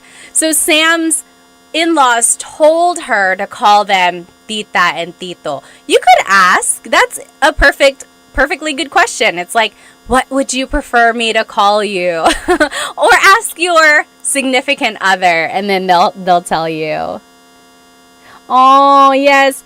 Don't hate what I say said, I assimilated to make it easy, and I just call her nanay. I think that is so sweet. Also, props to my husband. Like, as soon as we got married, he started calling my mom mama. That is so sweet. Even now, he's like, hey, is mama home? Or, hey, does mama need food? So sweet. I think it's nice. You'll definitely get bonus points. Oh, and then Sam said, and then on my wedding day, they said to call them mom and dad. Oh, you crossed over. How sweet. Let me catch up here on YouTube. You guys are still talking about po. Yeah, so po is an honorific, part of speech. You use it to be respectful. Yes. Okay. So here are some phrases about the family. If you wanted to introduce someone, oh my goodness, what is happening, Instagram? Why am I sparkling?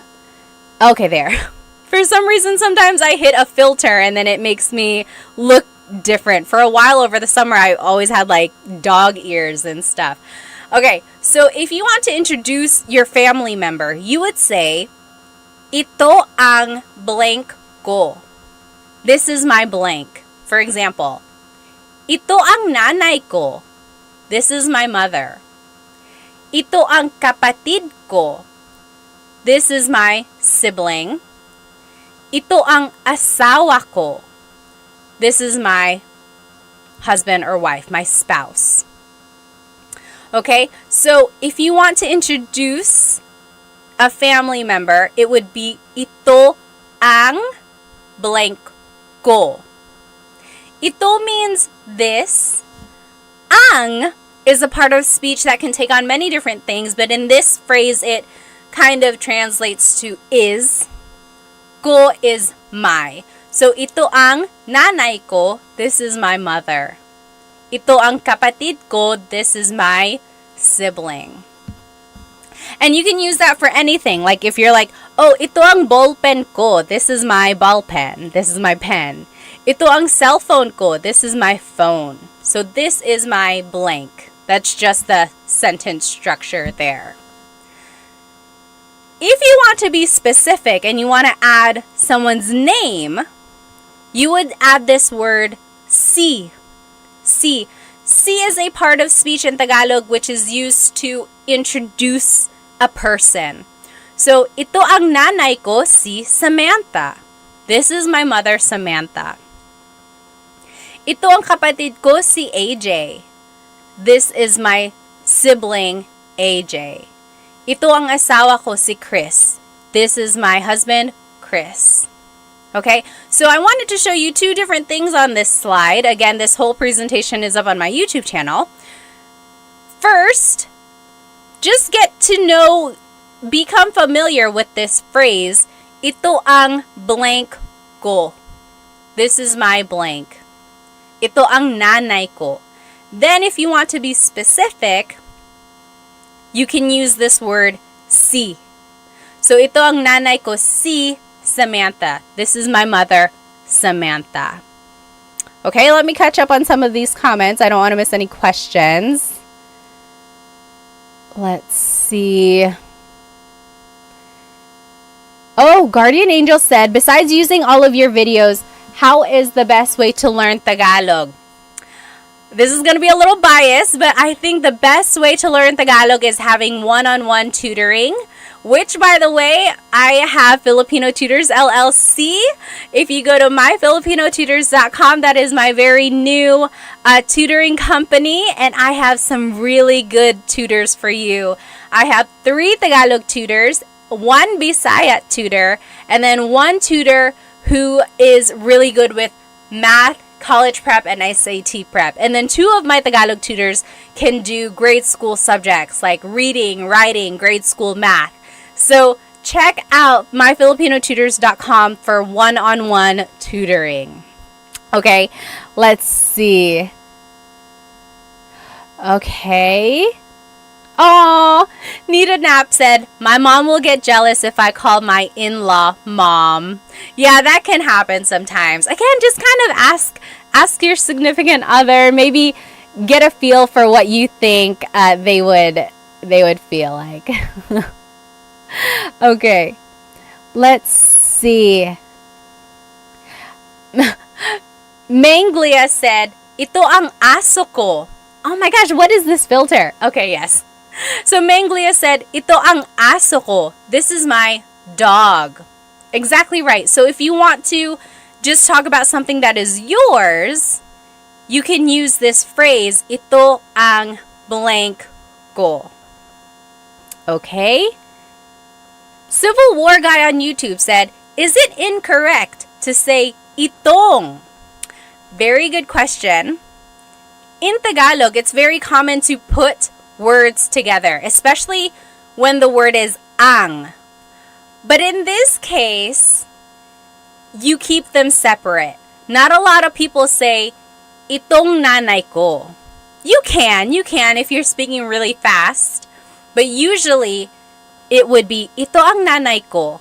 Ito ang nanay ko. So it's one of those instances where you don't usually put it together. Very good question, though. Usually, you do put ang together with the other word to make yourself sound like a native speaker. Oh, yes, Richard V said, can you use siya instead of ito? Yes, so siya is a pronoun that means he or she, right? So it works. You certainly can. You can say, siya ang nanay ko, si Samantha. She is my mother, Samantha. So if you want to say she, like, she's my mother, you can. Or you can say, this is my mother. Up to you if you want to say, she's my mother, or you can say, this is my mother. It depends on the context, depends on how you're wanting to present your mother, right? Okay.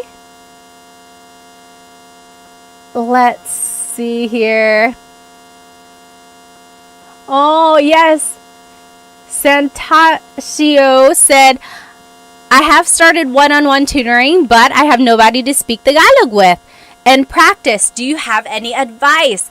My advice, if you don't have anyone to practice Tagalog with, is to practice with yourself, right? That's all you have. So when you are driving, maybe have a conversation in your head. You could say, "Oh, Pat, kamusta yung araw mo ngayon?" Mabuti naman, medyo busy, pero marami naman akong nagawa. O talaga, anong ginawa mo? Naglaba ko, naglinis ako, nag-alaga ng mga bata. Wow, ang busy naman. You see, I'm just talking to myself. So, practice that. Practice asking yourself questions, and then practice like responding to yourself. Okay, give that a try. Okay, what else? What else? Yes, Stevie said. Just basically talking to yourself. Exactly right. Also, maybe find someone who is also learning Tagalog. Maybe like a Facebook group, or I'm trying to think like if there are any online groups that I know of. But like, try to find other people who are also learning Tagalog. That's a good way to practice. Okay.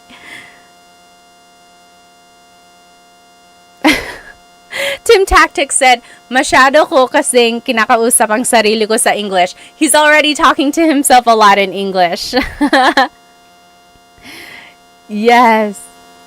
Let's see. Nita Knapp said, "My friend says uy a lot. So uy is just an expression that means like, oh. Let's see.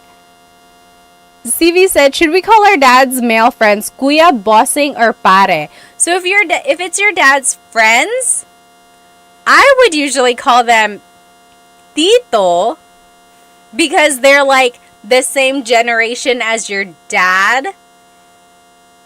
I guess depending on your relationship with them, they could also be kuya, but like usually it would be tito to me.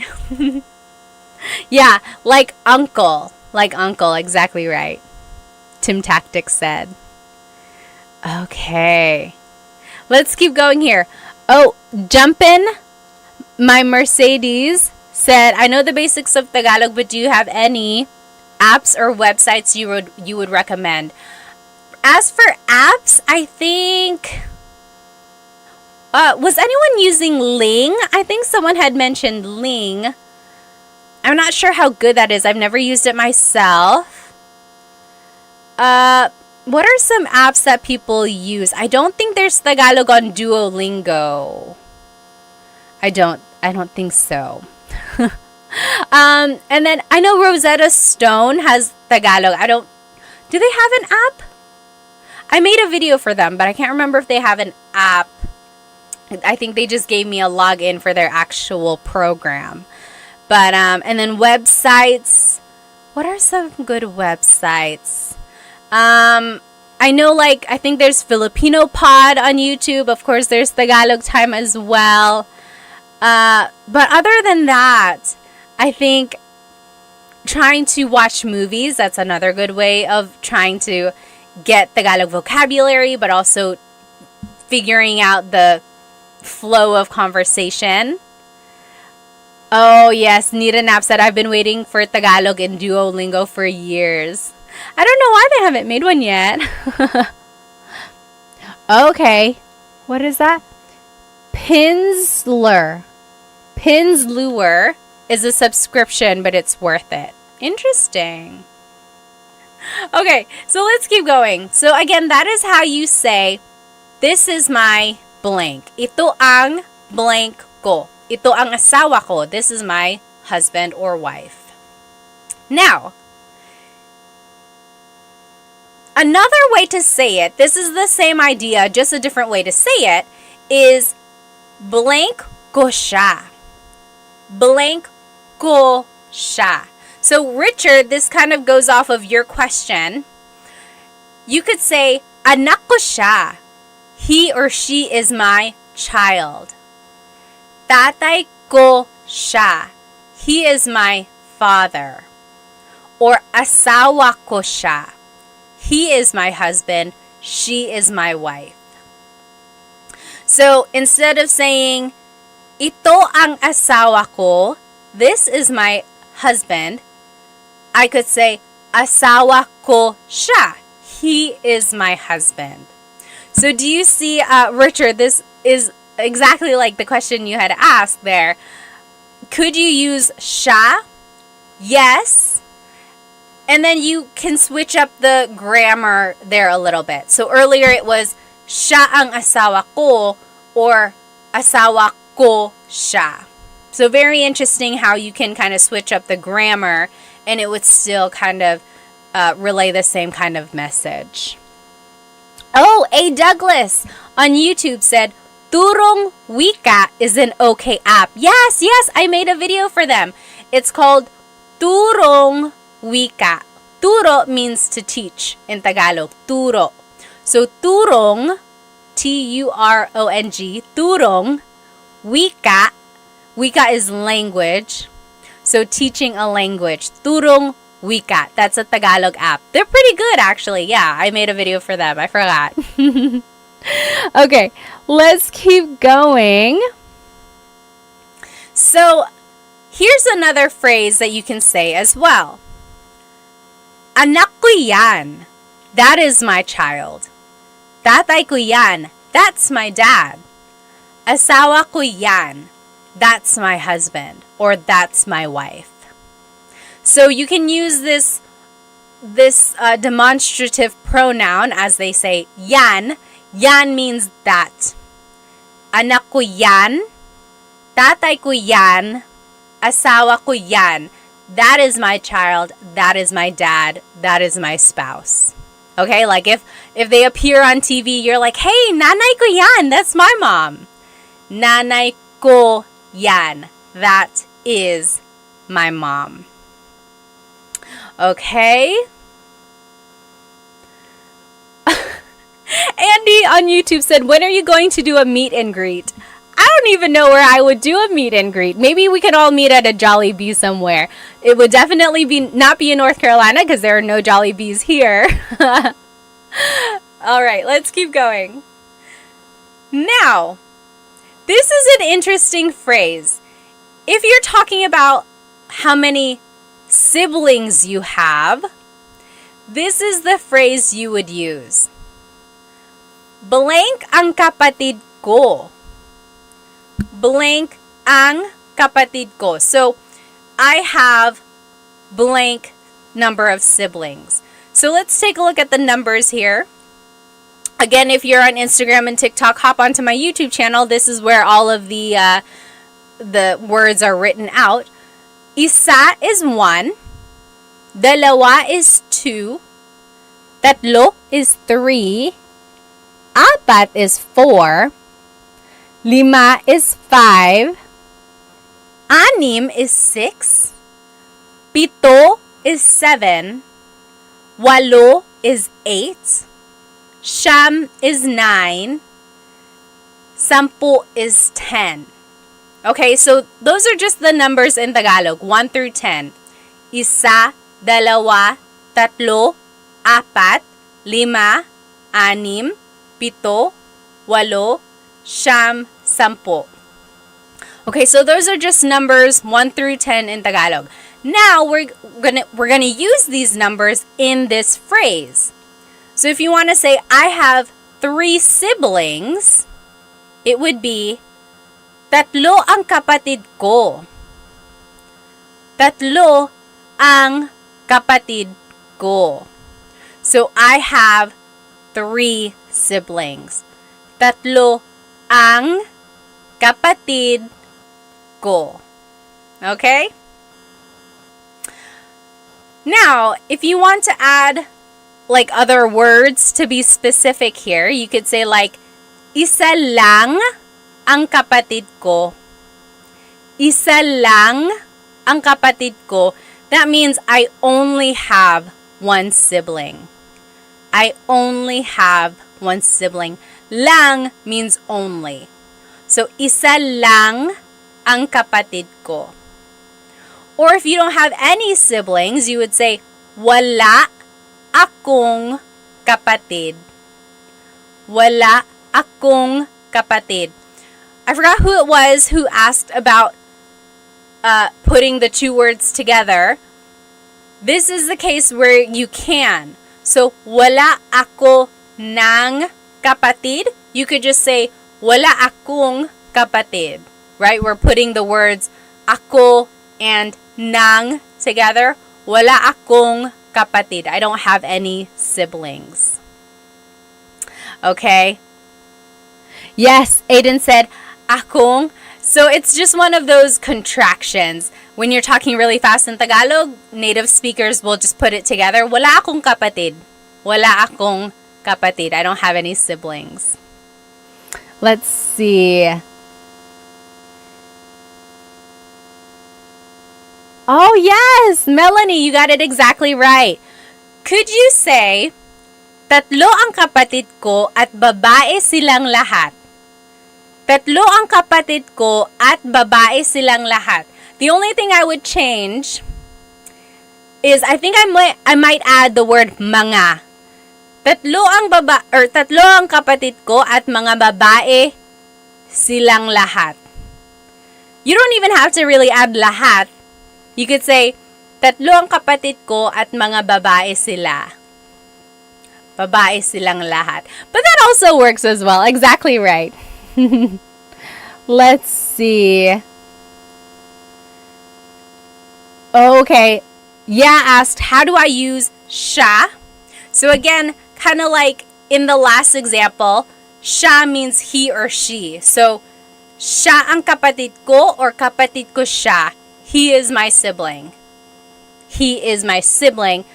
Siya ang kapatid ko or kapatid ko siya. Same thing. All right. Let's see here. Mr. OK said, how old are you? How old do I look? Pop quiz, how old do I look? So, let's look at this. What was I trying to do with this asterisk? Can use for pinsan. Oh, yes. So you can also use this phrase if you're talking about your cousins or your ninongs or ninangs. So, apat ang pinsan ko. I have 4 cousins. Or dalawa ang ninang ko. I have 2 godmothers. Okay? David Jr. said 32. Exactly right. I am 32. 32. All right. Now, those are some phrases that we can use to describe our family, right? We learned how to say, this is my mother, or that's my mother, or he or she is my sibling, and so on. Now, here are some vocabulary words when you're talking about birth order, or like your order in your siblings. So, panganay is the oldest child. Panganay.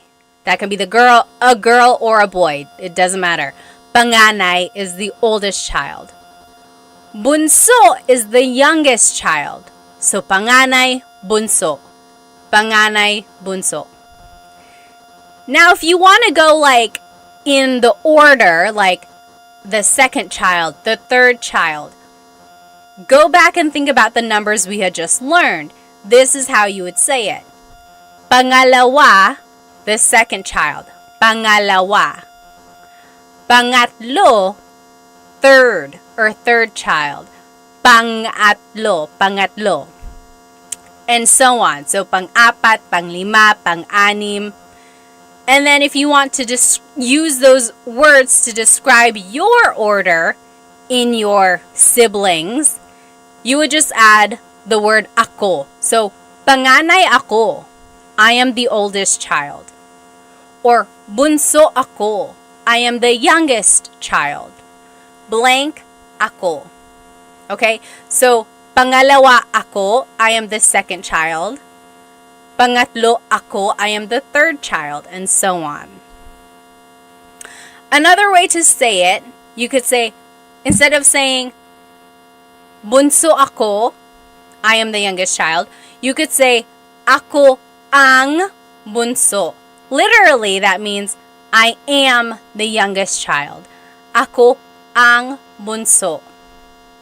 So you could say, bunso ako, or ako ang bunso. Same thing, I am the youngest child. if you want to just be like long-winded and you want to say the whole phrase, you could say, pangalawa ako sa magkakapatid. Pangalawa ako sa magkakapatid. Literally, that means I am the second of my children, or of my siblings. Hang on, TikTok is making me make sure I'm still here. There we go. So, pangalawa ako sa magkakapatid. I am the second of the siblings. Interesting, right?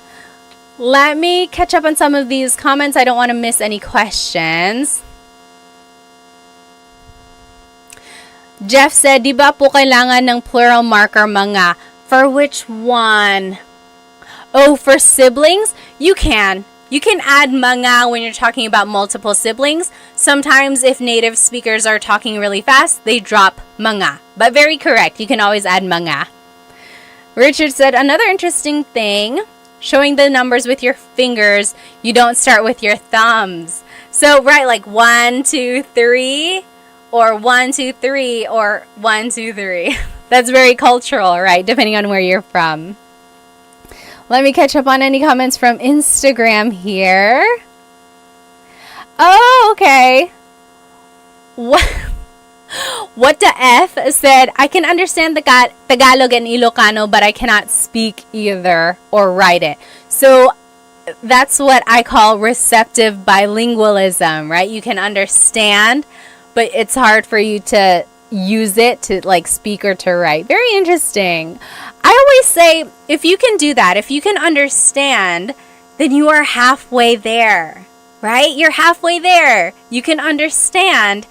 Now you just have to kind of rewire your brain to be able to produce the grammar and the vocab that you know. It's not going to be easy, but rely on the fact that you already have knowledge in there. I know you can do it. You can do it. All right. Let's see. Nita Knapp said, do you speak Kapampangan? No, I do not. My family is from Bicol, so if anything, I would have learned Bicolano, but I don't know Bicolano. Why do you add mag in front of kapatid? Oh, interesting. Aiden said, why do you add mag in front of kapatid? So take a look at this phrase. Pangalawa ako sa magkakapatid. Magkakapatid. The root word here is kapatid, right? Sibling. When you add magkakapatid, when you add that prefix, that is saying, I am the second of the siblings. It's turning it into, I'm trying to figure out, is it turning it into like a noun?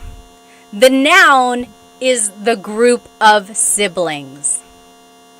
So it's like the noun of being in a sibling group. If that makes sense. Or is it an adjective? Magkakapatid. I think it's an adjective, you guys. It's the description of being siblings with each other.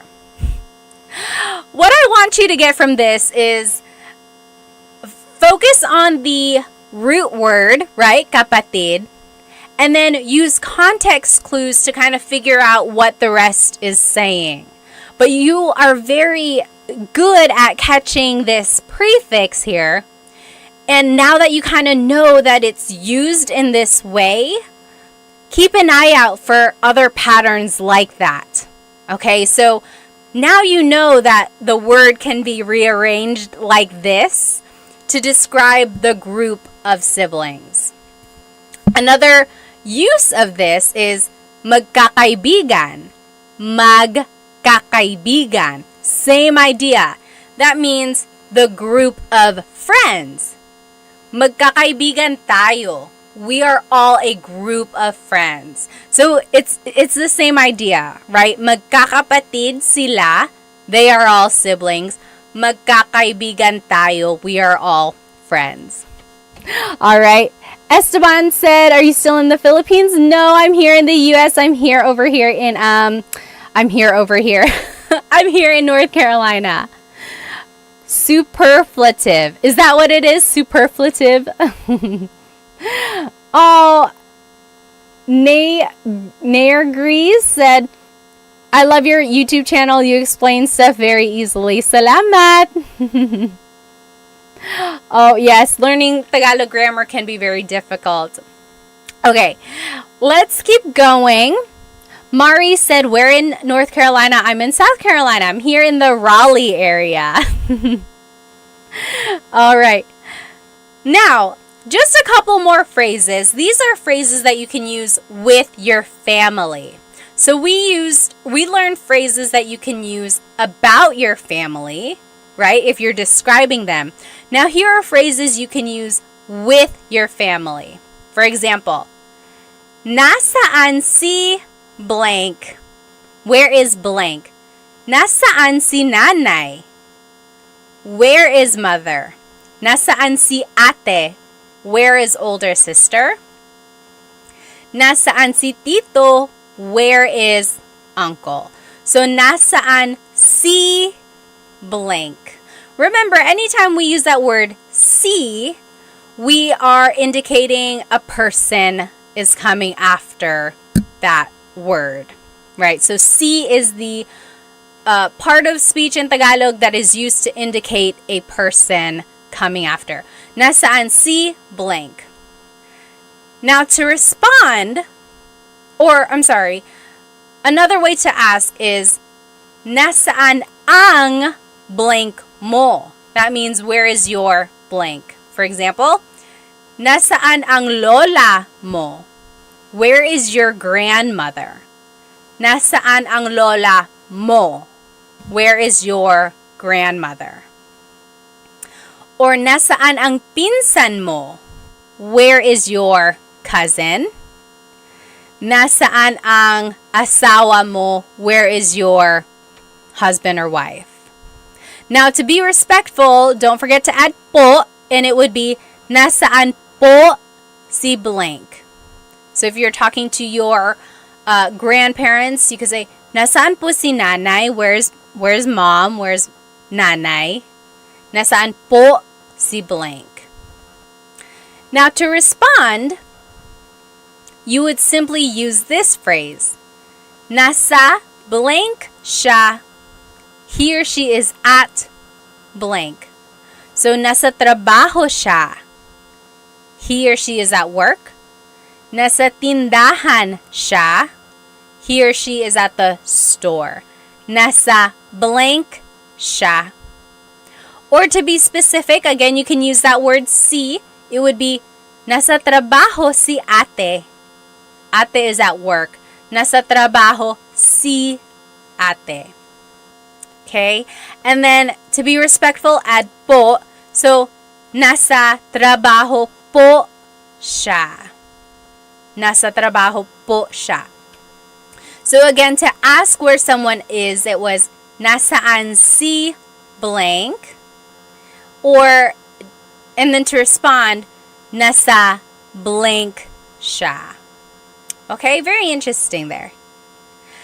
And if you want to ask what someone is doing, it would be, anong ginagawa ng blank mo? What is your blank doing? So, anong ginagawa ng tatay mo? What is your father doing? Anong ginagawa ng kuya mo? What is your older brother doing? And then, if you want to kind of be specific, anong ginagawa ni tatay? What is father doing? So you're dropping the your, right? So anong ginagawa ng tatay mo versus anong ginagawa ni tatay? Both asking what is father doing versus what is your father doing. And then don't forget to add po to be respectful. Ano po ang ginagawa ni tatay? Ano po ang ginagawa ni tatay? So I always get asked, like, where does po go in a phrase? Usually, po is the second word. So, ano po ang ginagawa ni tatay? Saan po si nanay? When in doubt, you can always add po to the end and it will work. It's not always common, like that's not where it naturally goes, but it will never be incorrect if you add it at the end. I do have a full-length Tagalog lesson video on my YouTube channel, how to use po. I think it's lesson number 2. On my YouTube channel, how to use po. There's lots of practice in there, and it goes through all of the different placements. You can check that out if you'd like. Now, you can ask someone, saan ka pupunta? Where are you going? Saan ka pupunta? Or, pupunta ako sa blank. Pupunta ka or pupunta ako sa blank. That means I'm going to somewhere. So, pupunta ako sa tindahan. I'm going to the store. Or, pupunta ako sa banyo. I'm going to the bathroom. Pupunta ako sa bahay ni Kuya JR. So, I want you to get used to this phrase here. Pupunta ako sa blank. I am going to blank, and then you can fill in the blank there. Let me just catch up with some of these comments. Okay.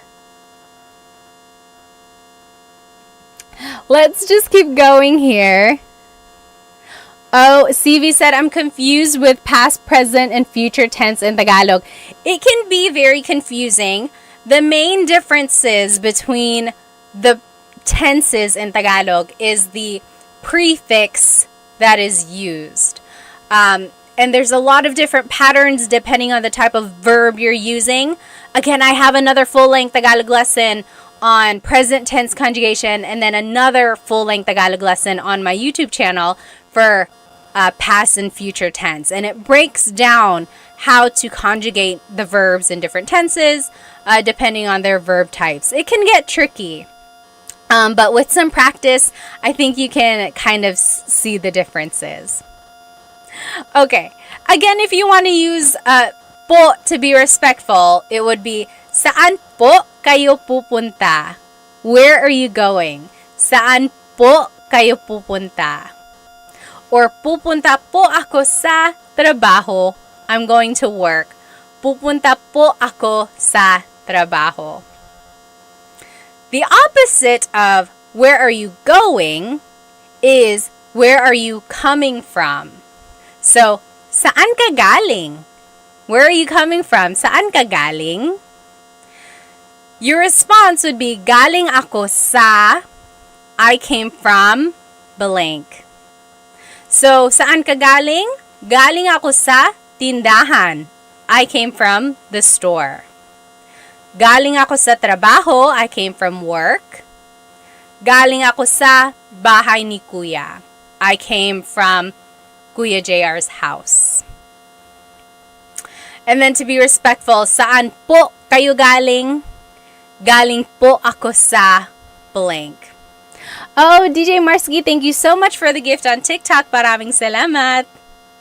Okay, so those were just some phrases that we can say to our family members. Again, this whole lesson is on my YouTube channel. If you want to review those, the live recording will be up on there as well, and everything will be written out. I'm actually going to go ahead and just go through this review really quickly because I want us to have enough time to do the listening comprehension at the end. So just follow along with me here. Oh, YouTube, let me go ahead and turn off my camera so you can see this. There we go. So let's just go through these vocab words.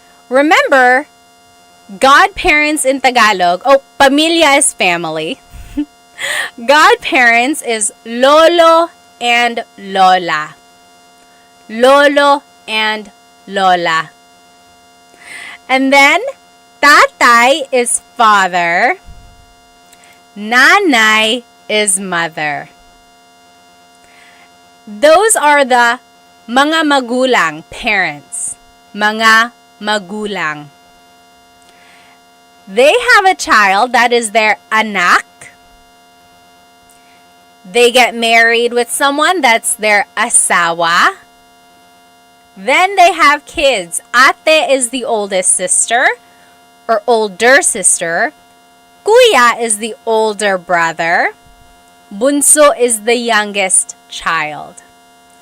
Altogether, those are mga kapatid, so siblings. And then if you want to be specific, again, remember kapatid is one of those gender-neutral words. Kapatid na babae is your sister. Kapatid na lalaki is your brother. Okay, here's a translation. I'm gonna say this chunk of dialogue in Tagalog. See if you can understand what I'm saying, okay? Uy, kamusta? Ako si Pat at asawa ko si Chris. 3 ang anak namin. 2 babae at 1 lalaki. 4 ang kapatid ko. Ako ang panganay. Si JP ang pangalawa. Si Marie ang pangatlo. At si Mark ang bunso. Nasa Pilipinas pa ang mga tito ko. Nasa Pilipinas pa ang mga tito, tita, at ang mga pinsan namin. Ikaw, may kapatid ka pa ba? Or may kapatid ka ba? May mga anak ka ba? Did you get it? I'll say it one more time, okay? I'll go slower. David said, "What?" And this is not accurate. A lot of this was just made up so I could use the vocabulary words. Someone was like, "You lost me at 3 siblings." I'll say it one more time, okay? Kamusta? Ako si Pat at asawa ko si Chris. 3 ang anak namin. 2 babae at 1 lalaki. 4 ang kapatid ko. Ako ang panganay. Si JP ang pangalawa. Si Marie ang pangatlo. At si Mark ang bunso. Nasa Pilipinas pa ang mga tito, tita, at ang mga pinsan namin. Ikaw, may kapatid ka ba? May mga anak ka ba? How was that? Oh, yes. Aiden said, "I understand, but it's still hard." Yes, exactly right. I see some people here. You guys are translating it. Very good, very good. Let's go through the translation line by line, okay? Again, it's all on YouTube. Kumusta? Hello. Kumusta? Ako si Pat at asawa ko si Chris. I'm Pat and Chris is my husband. 3 ang anak namin. 2 babae at 1 lalaki. We have 3 kids, 2 girls, 1 boy. And then, 4 ang kapatid ko. I have 4 siblings. Ako ang panganay. Si JP ang pangalawa. Si Marie ang pangatlo. At si Mark ang bunso. I'm the oldest. JP is the second. Marie is third. And Mark is the youngest. Do you see how I used all of those vocabulary words that we learned? Let's keep going. Nasa Pilipinas pa ang mga tito, tita, at ang mga pinsan namin. Our aunts, uncles, and cousins are still in the Philippines. Ikaw, may kapatid ka ba? Do you have siblings? May mga anak ka ba? Do you have any kids? What do you think? Oh, yes, Liana said, more please, I speak Bisaya trying to improve my Tagalog. Oh, good for you, good for you. Unknown says, good morning from Kuwait. Very good. So, I want you, whenever someone is speaking Tagalog to you, don't get tripped up over every word. Okay? One trick to learning a language, I know this because I took 5 years of French in high school and college, so I know how to kind of learn a language, right? I know the challenges that come with it. Don't get tripped up over every single word that you don't understand. Try to, number one, recognize the words that you do know. Number two, use context clues. Okay, we learned a lot of this vocabulary in our lesson, so now we're just kind of putting everything together. Number three, kind of when you feel more comfortable with the vocabulary, the third thing I want you to do is recognize the grammar patterns. Oftentimes, the verb goes first, then it's a pronoun, then it's a noun, or something like that. But oftentimes, the verb in Tagalog goes first. But when you are trying to understand dialogue, the biggest thing you can do is really try to latch onto words that you know, whether it be the root words of a verb or simple vocabulary that you might have just learned, okay? And then use context clues to kind of go from there, okay? I know that was a lot, but I think you might know more than you do. And if that was really, really challenging, it's okay. At least now you know that you can work on it, right? Now you know what you can focus on. So I hope you enjoyed our lesson tonight. This is everything we learned. We learned some family vocabulary. We learned phrases about our families. We learned phrases that we can use with our family members, like, where are you going? Where did you come from? We also reviewed a little bit and we did some translation practice. Okay? I hope you were able to get some vocabulary that you didn't know yet. I hope you learned some phrases that you can start using with your families. And I hope to see you next week in our Tagalog Thursday. So, I hope you have a good rest of your night. I don't want to keep you any longer. Maraming salamat. Thank you so much for joining me. Have a good night.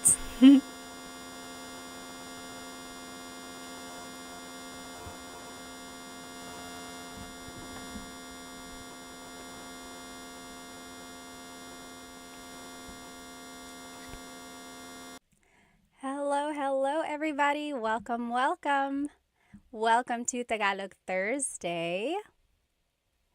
Let me go ahead and log on to my Instagram here. Hello, everybody on Instagram. If you are joining me, welcome to Tagalog Thursday today. We will be learning some useful phrases that I think you can use every day. So, if you want to see my presentation, go ahead and hop onto my YouTube channel, and that is where you will see my slides and everything written out. There might be some animations in there as well. Hello, everybody. Go ahead and write where you are currently watching, and as always, feel free to write your age or your age range. I like to know my demographics, who's watching. I had Dita on here last week. 12 years old. Oh my goodness. Good for you. Good for you for learning Tagalog. Let me go ahead and just make sure everyone is in here on my YouTube channel. Hello. Oh, aloha from Maui, Caleb said. And Ola from Seth. Hi. Hello. Love and Lulu. Hi. Hello. Good to see you. K-Day GC is from California. Food Fascination is from Seattle. Hello. Stefan is from Toronto. And then Del Caballero is from Long Beach, California. Hi, Deborah. Hi, Emily from Alaska. Oh my goodness. What time is it in Alaska? Over here in North Carolina, it is 9:13 p.m. Also, just checking, is my audio okay for both Instagram and YouTube? Let me know if it's not. Oh, Drew, thank you so much for the badge. We haven't even started. If you enjoy anything from these lessons, from the lesson that I'm teaching tonight, please feel free to send me a super chat on YouTube or a badge on Instagram. Thank you so much. Any donation really helps me support Filipino businesses. By the way, my earrings tonight are from bling.co. If you can see them, they're handmade polymer clay earrings, and they have the Filipino sun on them. Hello, everybody. Oh, Kelly said just married the love of my life. That is so great. Congrats. All right, let's go ahead and get started here. So again, this whole lesson is on my YouTube channel, and the recording will be on YouTube as well. So if you happen to not catch it, or if you want to rewatch it later, it will be here on my YouTube channel. Kelly is from Louisiana. Oh, Emily said audio is good. Good. All right. David is from New Hampshire. Deborah is watching from India. Hello. Okay, let's go ahead and get started. So today we will be learning some shopping phrases, or phrases that you can say while shopping in the Philippines, or phrases you can say while eating at a restaurant. However, a lot of these phrases will also work in different contexts. So I want you to take a note of them, even if you're not shopping in the Philippines or eating at a restaurant in the Philippines anytime soon. You'll see that a lot of them can be used in other contexts. So let's take a look at these. Hello. Mr. Sean is from Tampa, Florida. Welcome. Okay, so first of all, I just want to go over the different types of stores in the Philippines. Anyone here been to the Philippines? Raise your hand or just give me a thumbs up. I know many of us might have. Some of us might not have ever been there. Maybe we are just never had the opportunity to go. But in the Philippines, you might see little stores in people's houses. So usually if it's like a 2-story house, there might be a store in the first floor, and it's like their window has things that you can buy. So chips or rice or even some meat and fish, ice sometimes. Those are called sari-sari stores. Sari-sari. Sari-sari means like different things. Different. Because you can buy a lot of different things. So in my picture here, you'll see that you can buy rice, you can buy chips. It's like a really true definition of a convenience store. Maybe you can't go to an actual store, so you just want to walk down the street and you notice that your neighbor has things that you might need. So that is where you can buy things if you're kind of in a pinch. That's called a sari-sari store. Next, there's the palengke.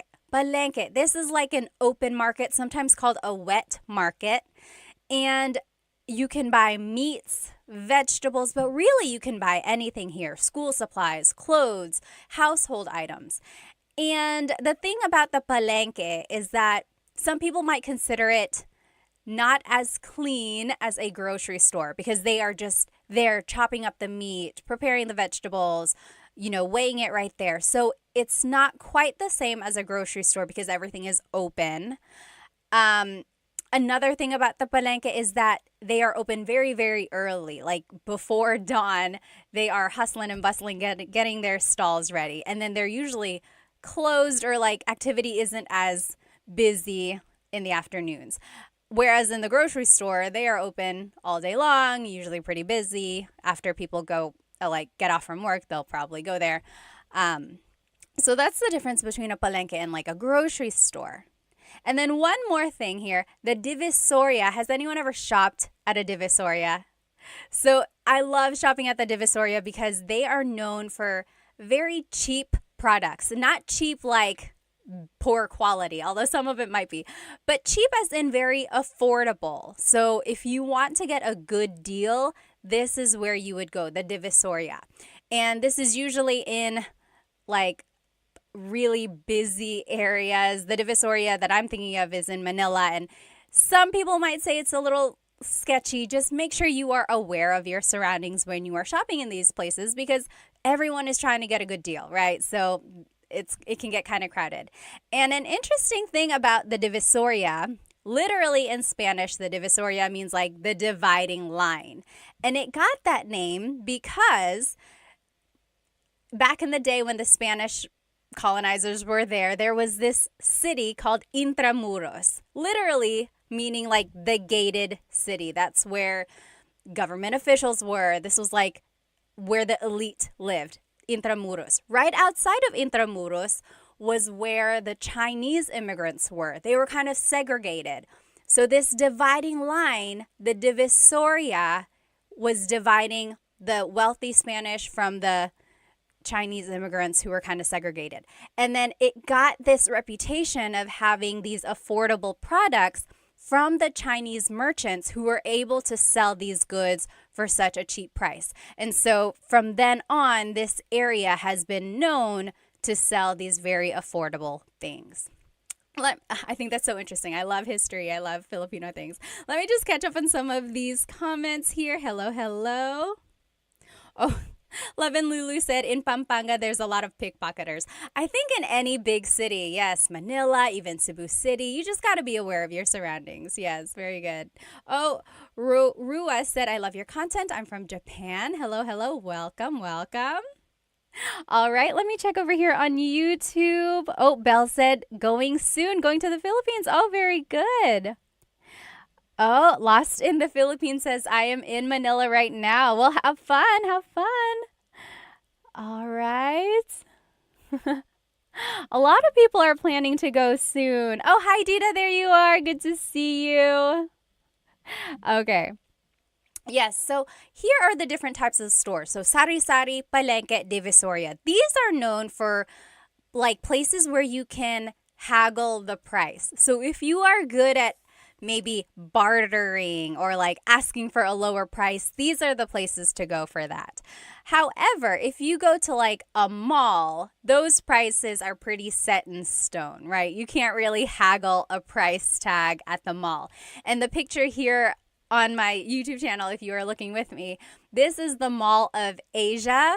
Raise your hand if you've been to the Mall of Asia before. At one point, it was the biggest mall in Asia, but I think last I saw, there are bigger malls now, I think in other countries, but it's still the biggest mall in the Philippines.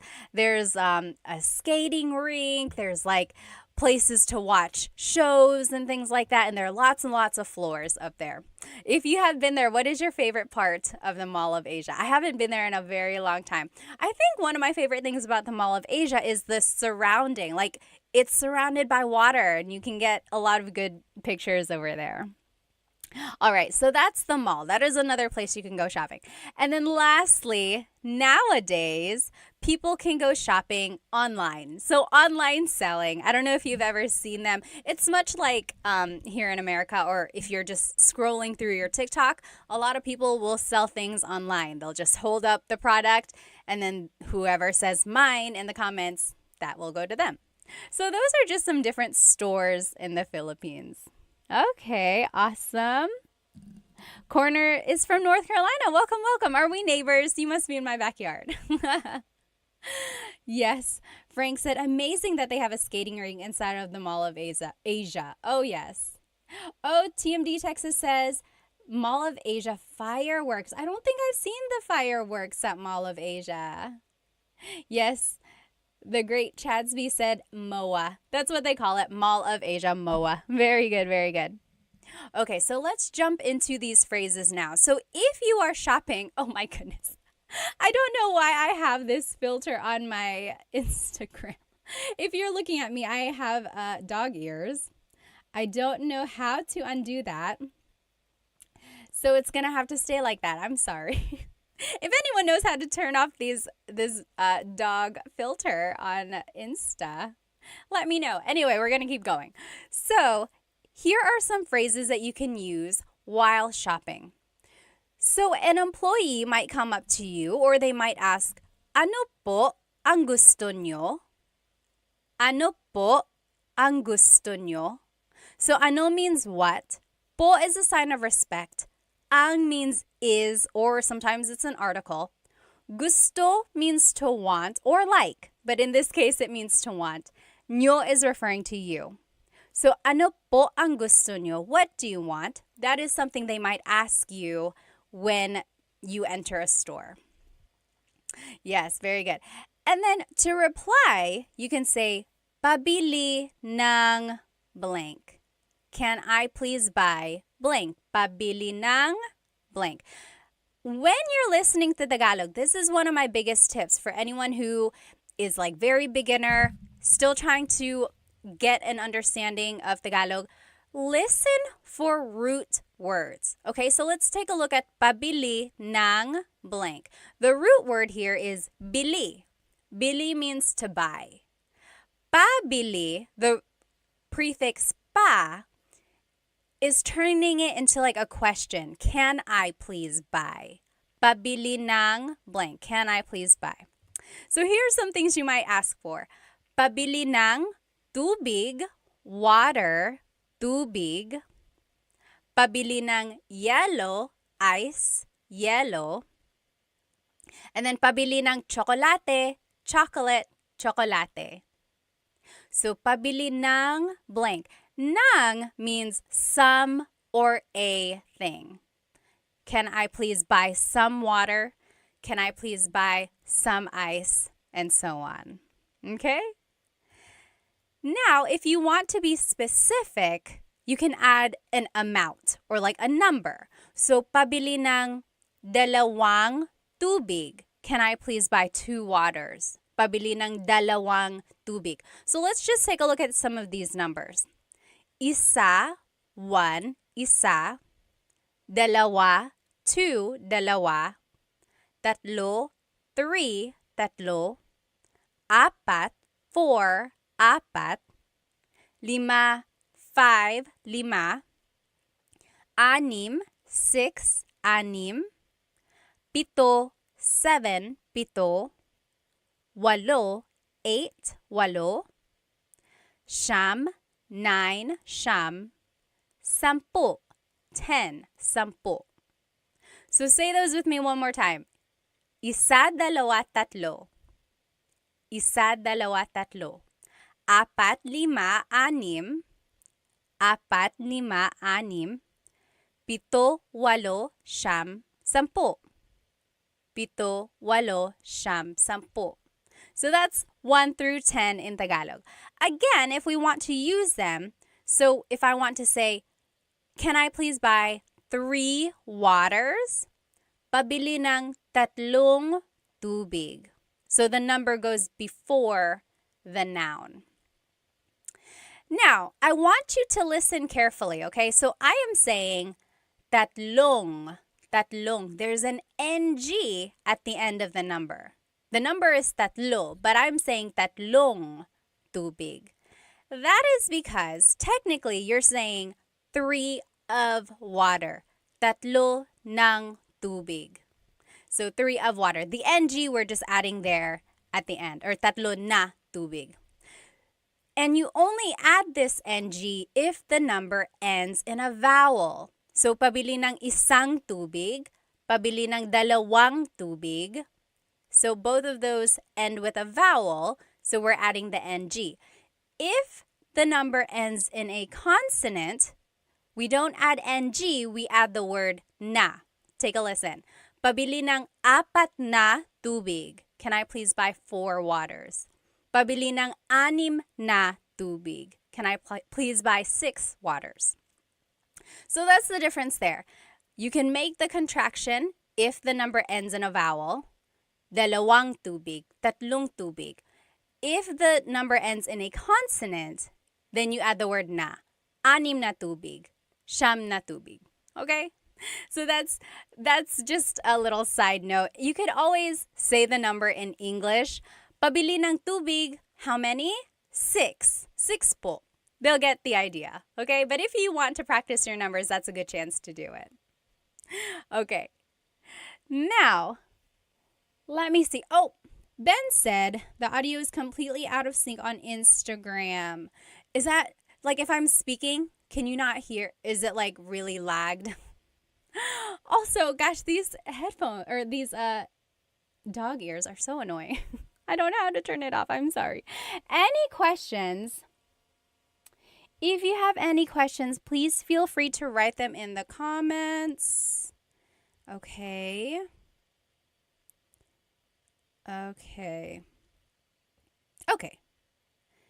It sounds like the audio is okay. Maybe it is the dog filter. I'm sorry. Again, if anyone knows how to turn this filter off, let me know. Anyway, we'll keep going. So those were some basic phrases.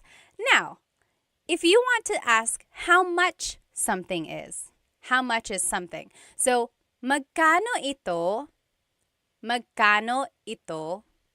That means how much is this? Magkano ito? Now, again, if you are good at haggling, if you are good at bartering or asking for a lower price, this is something you could say. Walang tawad. Walang tawad. So, wala means nothing. The ng means of, so none of. Tawad literally means forgiveness. So, no forgiveness. Walang tawad. Basically, that means, can the price be reduced? Walang tawad. And then if something is expensive, you can say, ang mahal naman. Ang mahal naman. Mahal means expensive. And technically, you could just say, ang mahal. That's expensive. Ang mahal. Naman is like an emphasis. Oh, wow, that's really expensive. That's too expensive. Maybe if you say that, the store clerk will be like, oh, okay, I'll lower the price. Ang mahal naman. That's too expensive. The opposite of mahal is mura. Ang mura, that's cheap. Ang mura. And that's cheap like affordable, not cheap like it's bad quality. So ang mura is the opposite of ang mahal.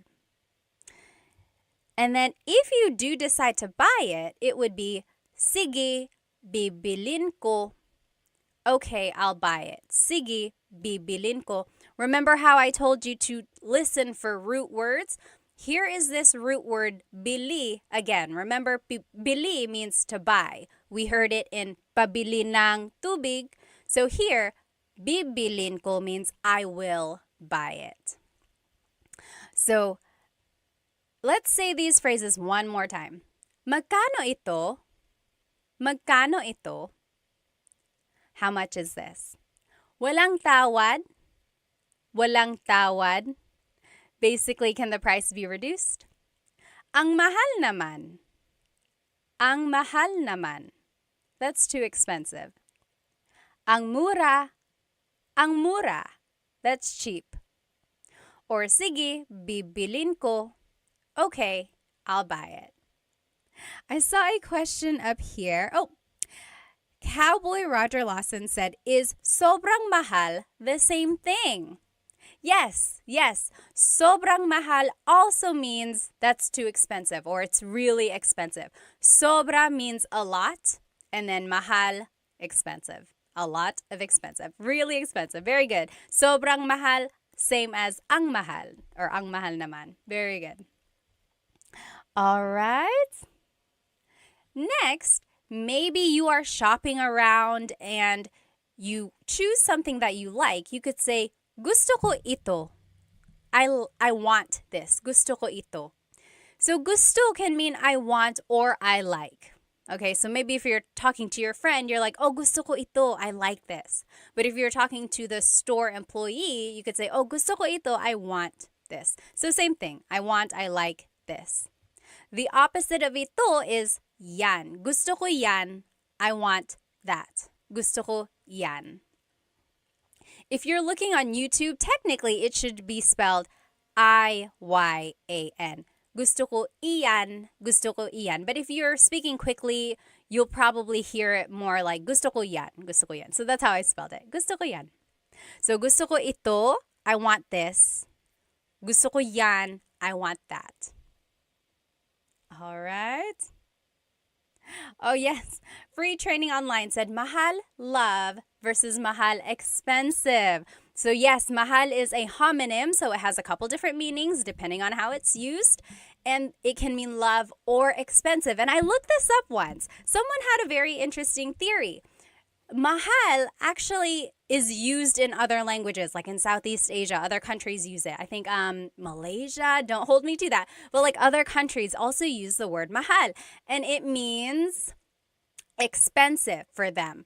Or it means actually valuable. So someone like concluded that maybe if something was valuable, like over time, the person you loved is valuable to you. So that's how mahal came to be, love as well. So I think it originated as being valuable and then meaning expensive and then love because the person you love is valuable to you. Ah, nakakakilig.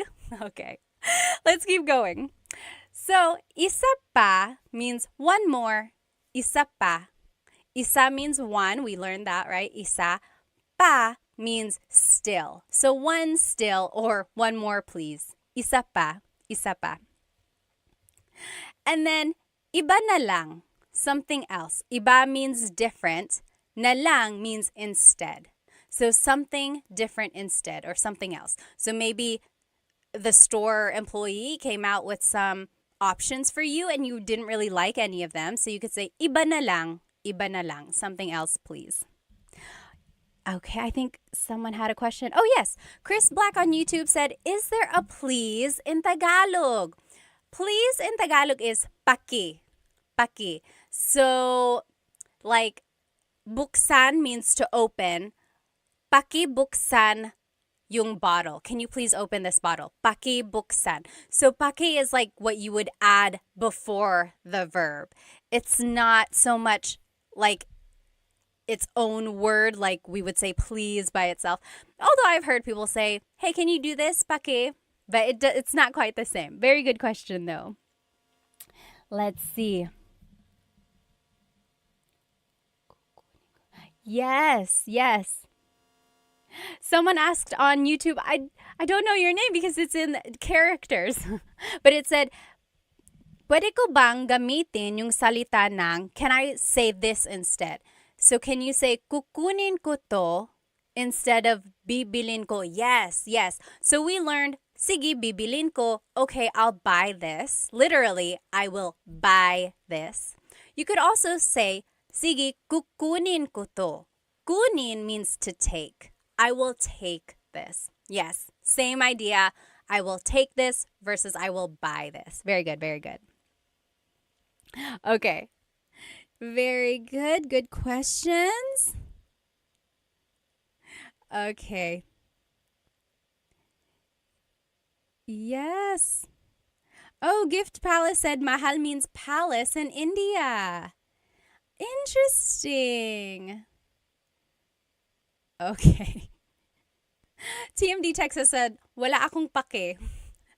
Yeah, I guess that kind of makes sense. Wala akong pake means I don't care. I don't give up.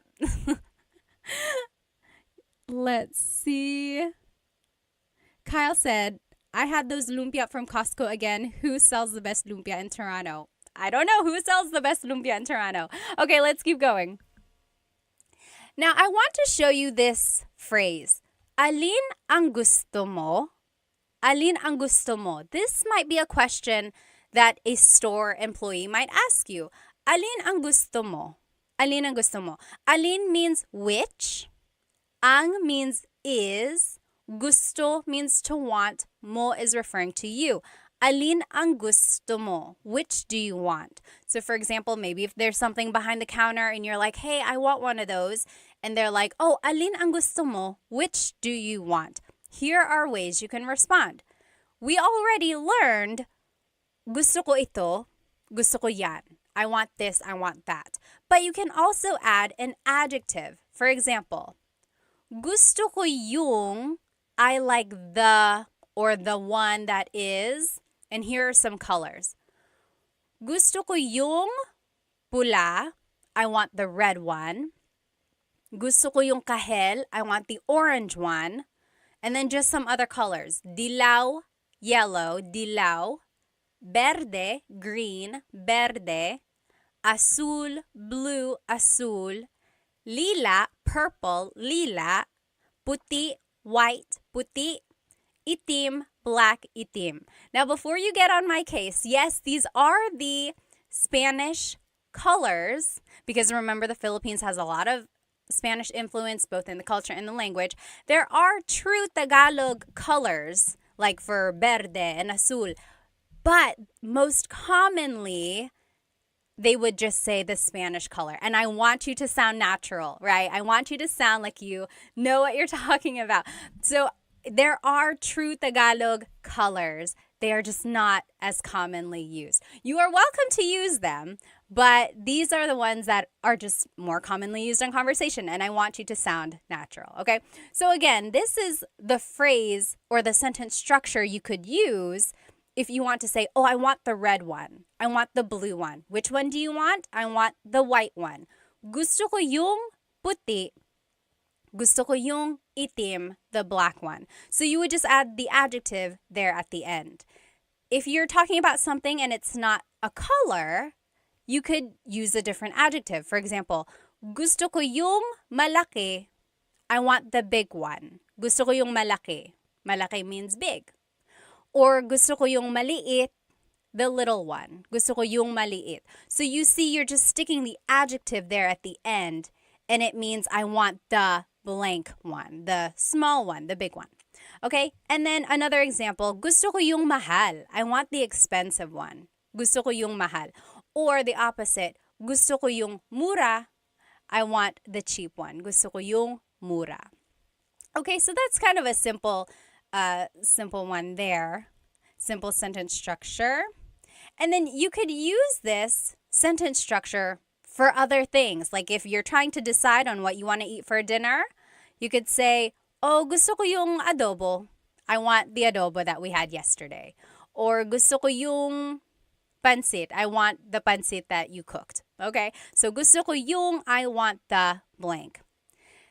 Now, I always get asked in my classes, what is the difference between ang and yung? Because we learned gusto ko yung blank. Ang and yung both mean the. They are both articles. However, ang is usually used more in a general sense, whereas yung usually is used more for a specific thing. So, in our example, gusto ko yung puti. I want the white one. If someone said, gusto ko ang puti, it's like, I like the white one. Like, it's not as committal. I don't know. It's hard to explain. Here's one way to take a look at it. So it's the dress versus the dress. There's the dress, that's ang. Then there's the dress, that's yung. So it's kind of like a different way to think about something. Okay. All right. Let's keep going here. Oh, Chandra said, are you taking online classes? We are just wrapping up class 4 now. So I did 1, 2, 3, and 4. So my class sets are just about done. Hopefully I can start another set in the fall. Okay, but I will still try to do these Tagalog Thursdays. This is like my 4th or 5th week. These have been fun. So join me every Thursday. Okay, now, if you want to be respectful while you are shopping, you can add po to any of the phrases we just learned. So remember, in the Philippines, we say po to be respectful to our elders, but also to people in authority. So like priests, doctors, police officers, but also even if they're not in authority, if you just want to be respectful, like to someone who is working at a store, feel free to add po. Here are the common placements of po. Usually it's the second word in the phrase. Most commonly it's the second word. Or it goes after the words ko or na if either of those appear in the phrase. Ko means I or my. Na means already. So if either of those two words appear in a phrase, po usually goes after that. Or po just goes after a set phrase. So when in doubt, always add po to the end of anything you say. and it will be respectful. Okay, that is key there. When you are learning po and you want to be respectful, just add it to the end and it will always work. But let's take a look at the phrases we just learned and see where the po usually goes. Pabili po ng blank. Can I please buy blank? So as you can see, it's the second word there. Pabili po ng tubig. Pabili po ng blank. Or magkano po ito? How much is this? Again, it's the second word there. Walang tawad po. It's just after this set phrase. And basically for the rest of them too. Ang mahal naman po. It's a set phrase, so it just goes at the end. Ang mura po. Another set phrase. And then, sige po, bibilin ko po. It's just another set phrase. Okay. Let's see. And then just to finish up, here are the other phrases we learned and where po would go. Gusto ko po ito. I want this. Gusto ko po yan. I want that. Remember, we learned gusto ko ito, gusto ko yan. Gusto ko ito, gusto ko yan. If you want to add po, it's gusto ko po ito, gusto ko po yan. And that was rule number 2. If ko appears in the phrase, po would go after that. Next, isa pa po. Isa pa po, that's just a set phrase. One more, please. And then, iba na lang po. Something else, please. Iba na lang po. Just another set phrase. Let me catch up on some of these questions.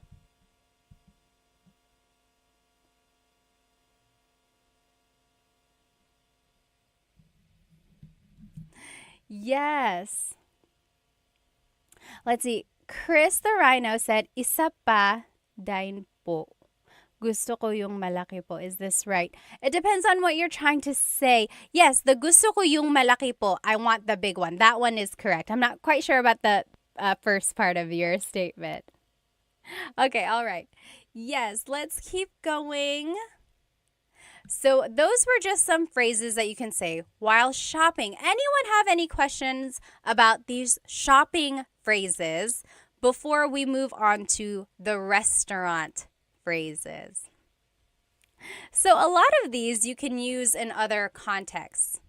So like gusto ko ito, gusto ko yan. It doesn't only have to be about shopping, right? You could be talking about a book, or you could be talking about anything really, the show that you're watching or a song that you're listening to. Gusto ko ito, gusto ko yan.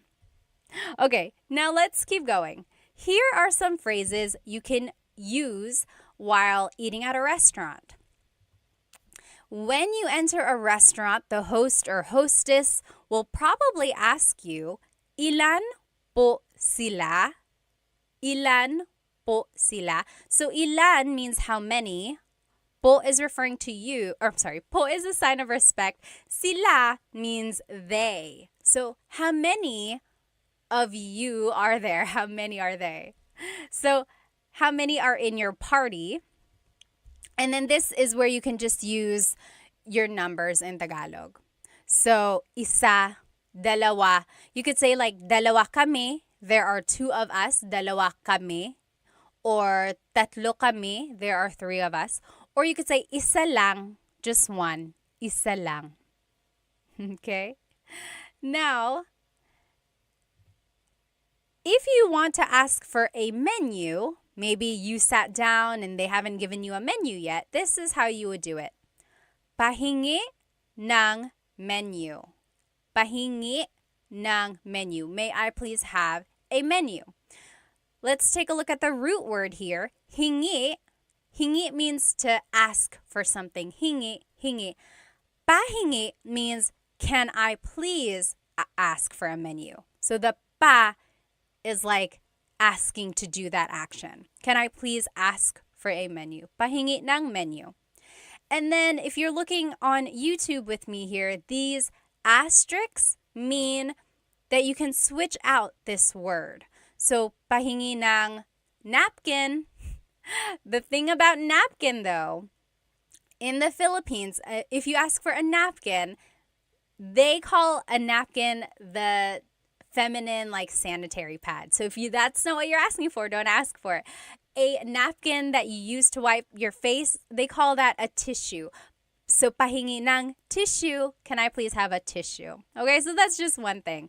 I made a video once of like restaurant phrases and I said pahingi ng napkin, and a lot of native Filipinos were like, why napkin? Napkin is sanitary pad. Haha, yes, I understand. So don't ask for a napkin if you're at a restaurant. Ask for a tissue. Okay, so pahingi ng blank. And again, you can use this phrase for other contexts. Maybe you are at a friend's house and you're cold. You could say, pahingi ng blanket. Can I please have a blanket? Or can I ask for a blanket? Pahingi ng blank. Can I please have something? Let's see. Deborah asked, what's the difference between kami and it's being covered up here. Let me see. Deborah, I'll answer your question as soon as it like moves up. There's like a heart icon that's covering up part of your question. But kami is the subject pronoun meaning us. And there are other pronouns that mean us or we, but they're probably a different type. There's possessive pronouns, there's subject pronouns. Kami is us in the subject pronoun. Oh, I see. Deborah asked, what's the difference between lang and kami? So I said, isa lang, only one. Lang means only. Kami means us. So dalawa kami, there are two of us. So that's the difference, lang and kami. Oh, Tony asked, why did they say ilan po sila instead of ilan po nyo? Nyo is the possessive pronoun meaning your. So that would be like saying, yes, that's a good question, or that's a good point, because technically it's like how many are in your party? That's a good question. I think because sila is the subject pronoun, it's like they're asking about you as the subject versus the possession of how many people there are.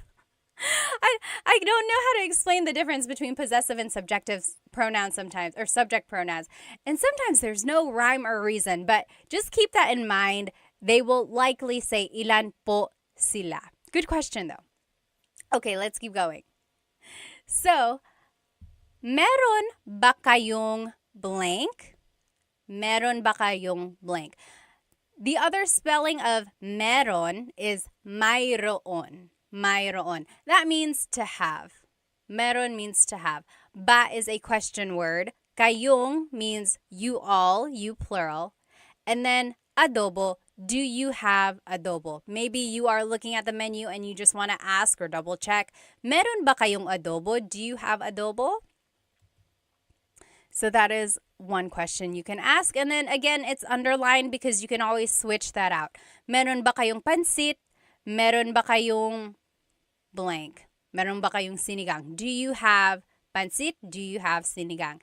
And then you can use this phrase in other contexts. Meron ba kayong aso? Do you have a dog? I'm scared of dogs. Meron ba kayong aso? Do you have blank? Okay. Next, if you want to ask about the food, you can say, maanghang ba ito? Is this spicy? Maanghang is spicy. Ba is a question word. Ito means this. Maanghang ba ito? Is this spicy? And then they would say, oo or hindi, yes or no. This is a good phrase to know if you are allergic to something. So, allergic ako sa blank. Allergic ako sa blank. I am allergic to, and here are some things you might be allergic to. Allergic ako sa mani, peanuts. Allergic ako sa mani. Or allergic ako sa gatas, milk, gatas. Or allergic ako sa itlog, eggs, itlog. And feel free to fill in the blank with an English word. So, allergic ako sa garlic, allergic ako sa blank. And it doesn't only have to be food. It could be allergic ako sa pusa. I'm allergic to cats. Allergic ako sa blank. I am allergic to something. Next, maybe you are done reading the menu and the waiter comes over and says, "Ano po ang order nyo?" Ano po ang order nyo? Ano means what? Po is a sign of respect. Ang means is or are. Order is order. Nyo is referring to you. So what is your order, or what would you like to order? Ano po ang order nyo? Ano po ang order nyo? Your response would just be, gusto ko ng blank. Gusto ko ng blank. I want blank. And if you want to add a couple different things, the word and in Tagalog is at. So let's take a look at these. Here are some things that you might order. So kanin is rice, kanin. Kape, coffee, kape. Tubig, water, tubig. Tsaa, tea, tsaa. Gulay, vegetables, gulay. And prutas, fruits, prutas. So if I were to ask you, ano po ang order nyo? What is your order? You could say, gusto ko ng kanin at gulay. I want some rice and vegetables. Or, gusto ko ng tsaa at kape. I want tea and coffee. Okay, so that's how you would kind of respond there. Let me just catch up here. All right. The Great Chadsby said, allergic ako sa isda. He is allergic to fish. Yes, that's one way you can use that. Oh, thank you, Spooky. I'm glad you've enjoyed my videos. Thank you, thank you. Yes, Dave asked, nag-stream ba kayo sa YouTube? Yes, this is on YouTube right now, so you can follow along. Okay, any questions about any of these phrases that we have learned so far? So we know how to say how many are in our party. We've learned how to order something. We've learned how to say things we're allergic to. Now, maybe the food is finally here. You can say, ayan na. There it is, ayan na. Ayan na, that's just an expression. And you can use that in other contexts, not just at a restaurant. Maybe you are at a concert and the opening number was taking a long, long time. You're like, where is the people I actually want to see? So you could, when they come out, you could say, oh, ayan na, there they are. Ayan na, there it is. And then a lot of people say, kain tayo, let's eat. Kain tayo, or kain na tayo. Na means already, or sometimes it's like an emphasis. Let's go ahead and eat. Kain tayo, kain na tayo. Now, here are some ways to ask or to talk about the food if it's delicious. So, masarap ba? Masarap ba? Is it good? Is it delicious? Masarap ba? Masarap ang pagkain. Masarap ang pagkain. The food is good. You can switch out pagkain and say masarap ang adobo. The adobo is good. Or masarap ang kape. The coffee is good. Masarap ang blank. The blank is good. To be specific, masarap ito. This is good. Masarap ito. Or masarap yan, that is good. Maybe if you tasted your friend's dish, you could say masarap yan, that's good. And then just in a general sense, it would be ang sarap. It's so good, ang sarap, ang sarap. Oh, Chris asked a good question on YouTube. What if you wanted to order 2 adobo? Gusto ko dalawa. It would be gusto ko ng dalawang adobo. Gusto ko ng dalawang adobo. So this is kind of where that, remember if it ends in a vowel, then you could just add ng. Gusto ko ng dalawang adobo. I want 2 of adobo. Very good question. All right. Next, if you want to talk about the food and maybe it's not so good, here are some things you might say. Maalat. It's salty. Maalat. That means salty. if you joined my live a couple weeks ago, we learned how to use adjectives. And there are a couple different ways to use an adjective. So you could say maalat, it's salty, maalat, or you use the root word and say ang alat, it's salty, ang alat. They both mean the same thing and they are used interchangeably. Maalat, it's salty, or ang alat, it's salty.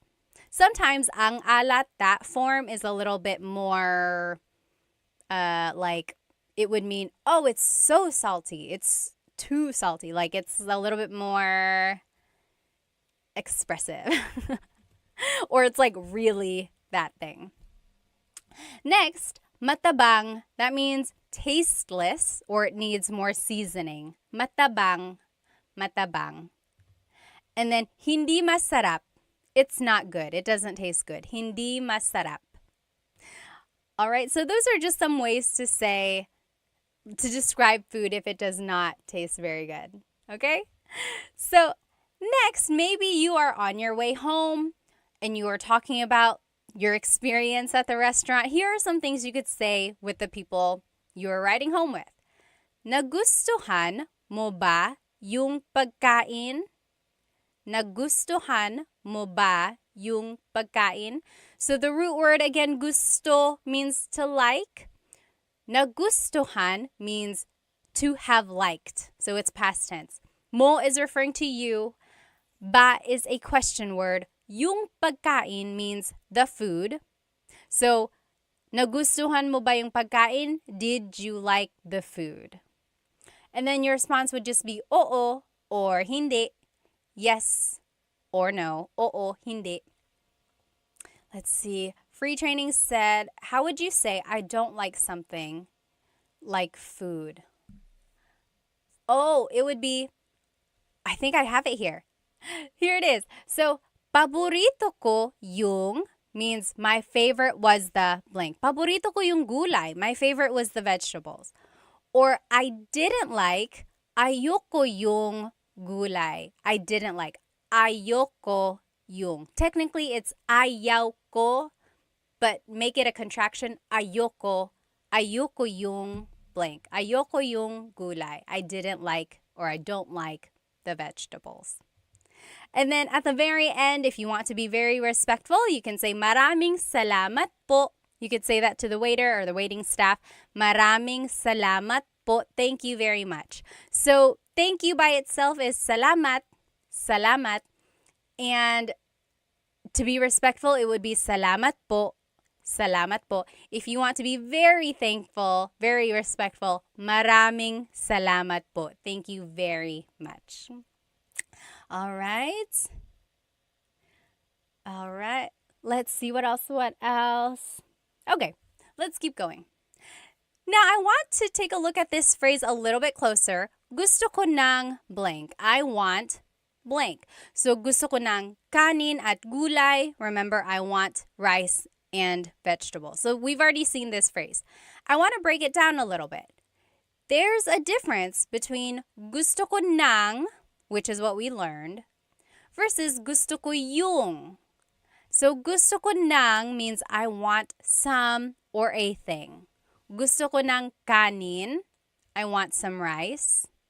Gusto ko ng saging, I want a banana. Gusto ko ng tubig, I want some water. So, as you can see, ng can be some or a thing, depending on what you're trying to say. So, gusto ko ng blank means I want some or a thing. I want. However, if you say gusto ko yung, that means I like something.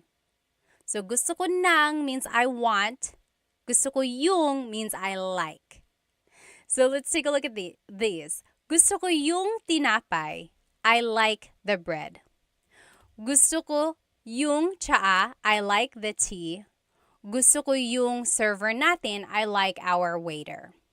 Okay, so that's the difference there. The ng means you want it. Yung means I like it.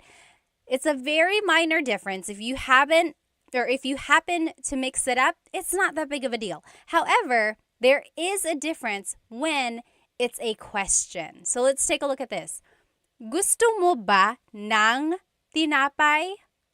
Gusto mo ba ng tinapay?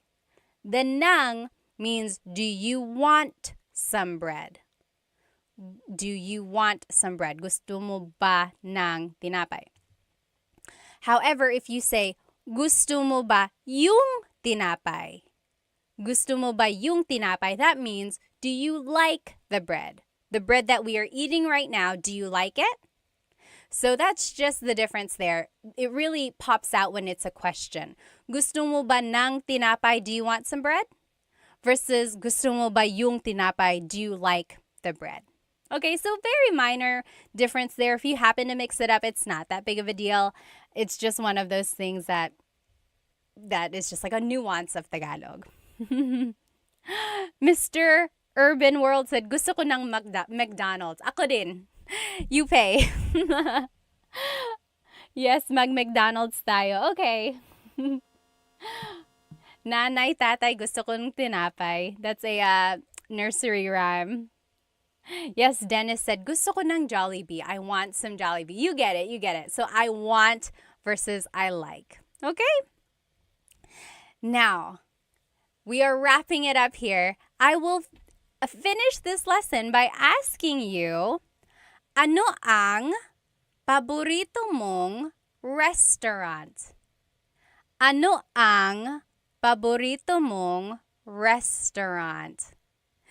Can you figure out what I'm asking you? And then type it in the comments. Ano ang paborito mong restaurant? Or another way to ask it is, ano ang paborito mong kainan? Like, kainan literally means like the place to eat. So it's like technically restaurant. So yeah, that's the way you could say it. Ano ang paborito mong kainan? Yes, very good, very good. Filipino 25, got it right. What is your favorite restaurant? Love and Lulu said, my favorite restaurant is Korean. Lucky said chicken adobo, barbecue. Very good. Yes, SF180, you got it. Very good. Yes, Tony said, how would you say I want that bread? So I want that bread would be gusto ko yung tinapay. Now, that bread, like this specific one, would be like, gusto ko yung tinapay na yun. Gusto ko yung tinapay na yun. I like that specific bread. Very good. Very good. Yes, you guys all got it. Now, if you want to reply in Tagalog, this is how you would do it. Paborito ko ang blank kasi blank. So, ano ang paborito mong restaurant? Paborito ko ang, here are some examples. Paborito ko ang Jollibee kasi masarap ang pagkain. So, kasi means because, kasi. And then, masarap ang pagkain means the food is delicious. Very good. Paborito ko ang blank kasi blank. I want you to write that in the comments. Ano ang paborito mong restaurant? And then formulate your answer. Paborito ko ang blank kasi blank. Here's another example. Paborito ko ang McDo kasi mura lang. So my favorite is McDonald's because it's cheap. So that's just to show you the sentence structure here. Paborito ko ang blank kasi blank. My favorite is blank because blank. I'm just reading some comments here. So Free Training said, there's that word ba, and if you continue saying it, it becomes many different words. Oh, the ba. Are you talking about like ba? A lot of comedians make jokes about that, right? Like ba. So depending on how you're saying it, it could be ba, chin, ba. Emphasis is on the first syllable, ba. Then there's ba. Emphasis is on the second syllable. That means to go down, ba. Like going down an elevator, ba. Then there's ba, like the question word that we know. So a lot of people say like, bababa ka ba? Are you going down? Bababa ka ba? Are you gonna go down the elevator or going down the stairs? Yeah. Funny, funny. All right. Let's see what people's answers were. Oh, Tony said, paborito kong restaurant, ang Red Lobster. Or, paborito ko ang Red Lobster kasi, because, why? Very good, very good. Paborito ko ang ... So, those are just some phrases that you can use when you're shopping or when you're eating at a restaurant. Parker said, paborito ko ang mesa kasi masarap ang sisig. I've never eaten there before. Saan yan? Where is mesa? Filipino25 said, love your earrings. Thank you. They are from bling.co. Make sure you find them on Instagram. Okay, so again, just to review, this is what we learned today. We learned the different types of stores. Remember, there are some stores in people's houses. Those are called sari-sari stores. Sari-sari means a variety, like a variety of things, because they sell a variety of things at their stores. So the stores in people's homes, those are sari-sari stores. Then there's the palengke, or the wet market. You can buy produce, you can buy meats, you can buy household items there. Then there's divisoria. That's like an outdoor, it's not even outdoor. It's just like a bazaar, or like a place where you can buy really affordable things, usually clothes or even household items as well. And then there's the mall. Of course, you can't really haggle the price at the mall. Those price tags are pretty set in stone. And then there's online selling, of course. And then we also learned some shopping phrases. So, can I please buy something? Or asking for more or something. Then we learned how to incorporate numbers and colors. And then we learned that you can use a lot of these phrases in other contexts, right? Not only in shopping, you can ask for something, maybe if you're at a friend's house, or you can say these phrases maybe when you're just hanging out, like watching a movie. And then lastly, we finished off by learning some restaurant phrases as well. We learned how to describe food, if food is delicious or something like that. Let me just catch up here. Oh, Hoff Basse said, shout out from Tagaytay, Vesh. When my kid gets old enough, I want him taught by you. Sige, kaya mo yan. You can do it. G-Max said, hi from Canada. Hello from Victoria, BC. Hello, hello, everyone. Oh, Deborah said, what's pasalubong? Anyone know what pasalubong is?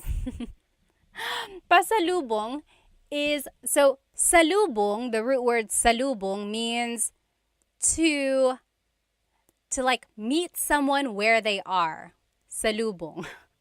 Pasalubong is a souvenir usually brought by someone who has been away. So usually Filipinos who go back to the Philippines have a lot of pasalubong for their families. So chocolates, t-shirts, toys for kids, a lot of the things that they can't afford on their own, or things, just a way to show that you've been thinking of them. Or like if you just happen to go on a business trip, you might bring a pasalubong back for your family because you thought of them while you were away. That's a pasalubong. All right. Jackie said, hey from the Bay Area. Hello, hello. Alrighty. Yes, you meet them and give them a gift, Love and Lulu said. Well, I will see you next Tagalog Thursday. If you joined our lesson midway, I will be redoing this lesson sometime during the week. I like to do my lives twice, just in case anyone wasn't able to join. The recording will be on my YouTube, but I know people like to be in the chat and like ask their own questions. I wasn't able to do a repeat of last Thursday's, so I will do a repeat of that one too. So there will be 2 repeat lessons. Anyway, if you have any questions, please feel free to write them in the comments and then I will try to answer. Have a good rest of your night, everybody. Salamat!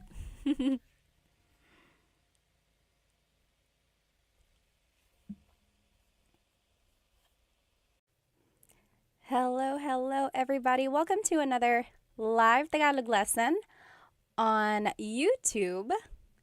I am starting my TikTok now as well. So hello. If you are joining me tonight, we are going to be doing a live Tagalog lesson on YouTube. And I would suggest you go ahead and hop onto my YouTube channel so that you can see the presentation that I made. There are examples that we're going to do together as well. So go ahead and grab a piece of paper or something to write with so that we can all do these practice examples together, okay? So welcome. If you're just joining, go ahead and write where you are from and give me an idea of your age. You don't have to tell me your exact age, although if you want to, go ahead and do that. And if not, you can just say, oh, I'm in my 20s, I'm in my 30s. I like to know where my audience is and how old everyone is. So welcome. This is a new Tagalog lesson. If you saw me the other day, I did a repeat lesson of what I had taught last week because I was testing the waters of when people watch. Because usually I do these lives on Thursday nights.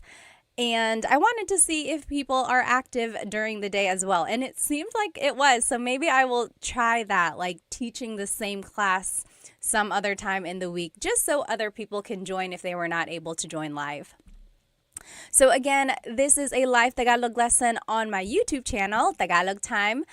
And if you want to see the presentation that I made, there are practice examples, go ahead and jump onto my YouTube channel.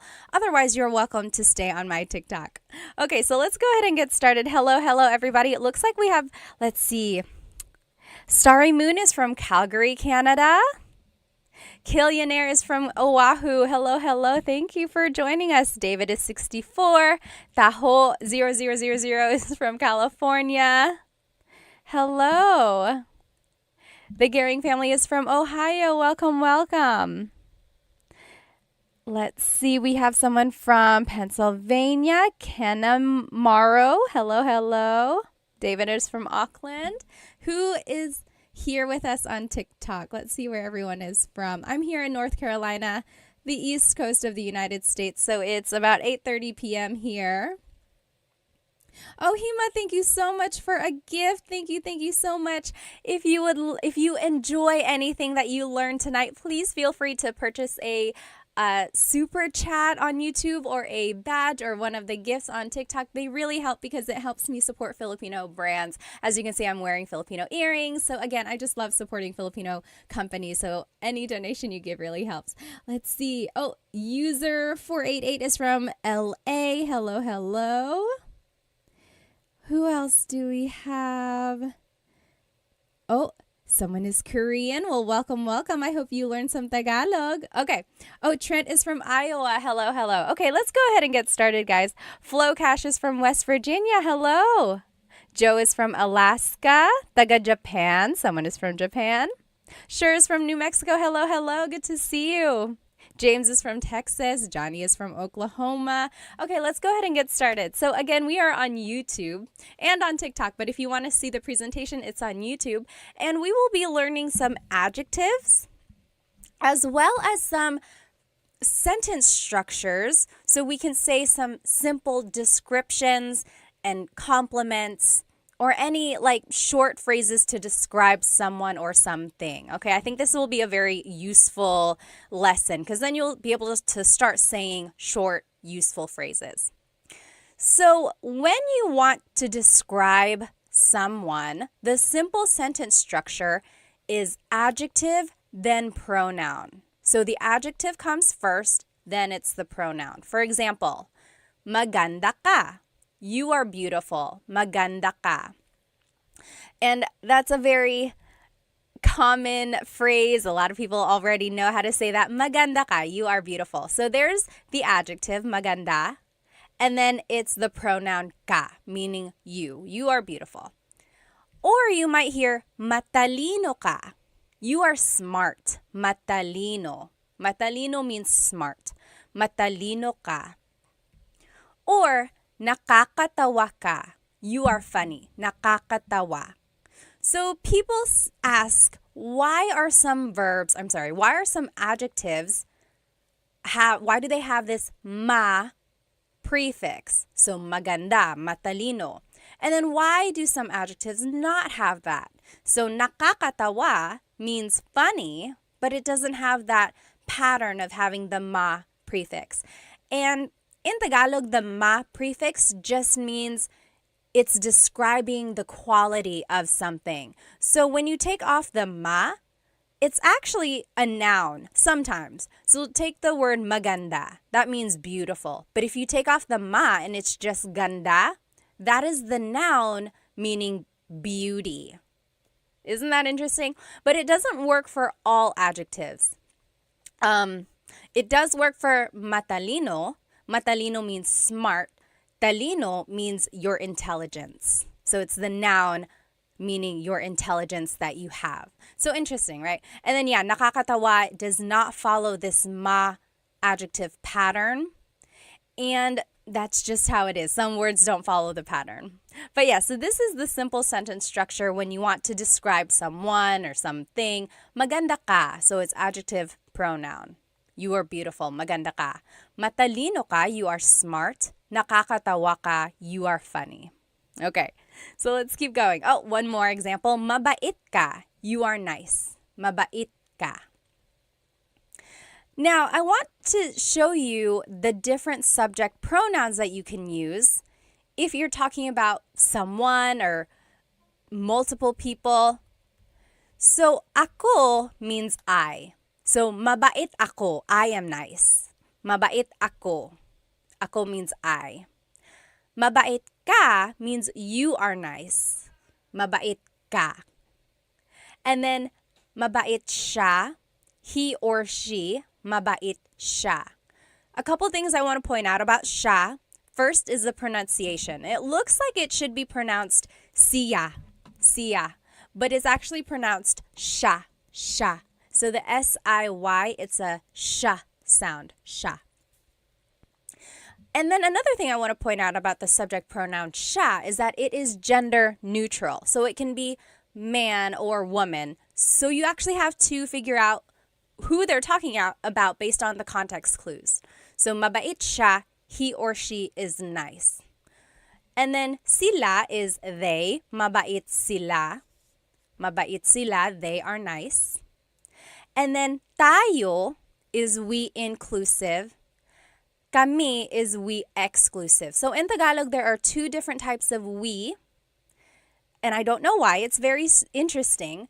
So tayo is we inclusive. That's you and me, all of us as a class. We are nice. All of us. Mabait tayo. You get it? Everyone is included, so it's inclusive. Mabait tayo. Versus kami is we exclusive. So that would be like if you were calling me on the phone and you were like, hey, what do you like? Or what do you guys like? And then I would say, oh, mabait kami. Me and my husband, Chris, mabait kami. We are nice. So you're not included. I'm just telling you about it. Okay? So that's kind of the difference there. And then kayo is you plural. Mabait kayo, you all as a class, mabait kayo. Okay? So those are the different subject pronouns. Let me catch up on some of these questions here. Let's see. Oh, yes. Turtle Tim asked or said, I get confused about the placement of po in sentences. We're actually going to see where po would go here. So hold that thought. Robbie said, Filipino teacher ka ba? Hindi po. I mean, I am Filipino and then teacher ako. So, nagtuturo lang ako ng Tagalog sa mga anak ko. Tapos I wanted to share it with everyone else. Okay. Salamat. I wish this was posted to go over it again. Trying to keep faith said. Actually, this whole presentation is on my YouTube channel and the recording will be posted after the live. And it has all of the examples and the whole presentation up there. So you can rewatch this on my YouTube. Okay. Solomon asked, is there a difference between ka and mo? Very good question. Ka is a subject pronoun, which is what we are using right now. Mo is a possessive pronoun, which we will be using in just a minute. So keep that thought. Let me check these questions on my YouTube. Okay. Doesn't look like anyone has too many questions on my YouTube right now. If you do, please feel free to write them down. So I think it was Tim who asked about the po placement. Let's take a look, actually. So when you use the word po, you actually have to use the plural you pronoun. So we learned mabait ka. You are nice. Mabait ka. But when you're using po to be respectful, when you're talking to someone older than you or to someone in authority, you actually have to use the plural you pronoun. So instead of mabait ka, it will be mabait po kayo. Kayo is the you plural. So it's almost like you're saying you all are nice, but it's just one person. Even if it's just one person, you have to use the plural you pronoun when you're using po. And that's just another way to show respect. Other languages do this as well. I took French in high school and college, and they do that too. Whenever they want to be respectful, you have to use the plural you pronoun. So yes, mabait po kayo. And po is just the second word in that phrase. Usually, po is the second word in a phrase. Or sometimes it goes after the words ko or na if they appear in the phrase. Or it just goes after a set phrase. And then when in doubt, always add po to the end of anything you say, and it will be respectful. Okay, that's usually how kids are taught to use the word po. Just add it to the end. And then as you hear po being used, then you'll start to pick up on where it does go, like the patterns. Okay, let's see. Lori said, where can I start learning Tagalog as a minor? Well, you can follow Tagalog Time. I teach very simple, basic Tagalog. I have some very easy kids videos, and then I have just some like starting with the fundamentals of Tagalog and then moving on. They all build on each other on my YouTube channel. So I would say start there. But then there are also lots of books on Amazon and listening to Filipino music or watching movies. I think those are good ways to learn as well.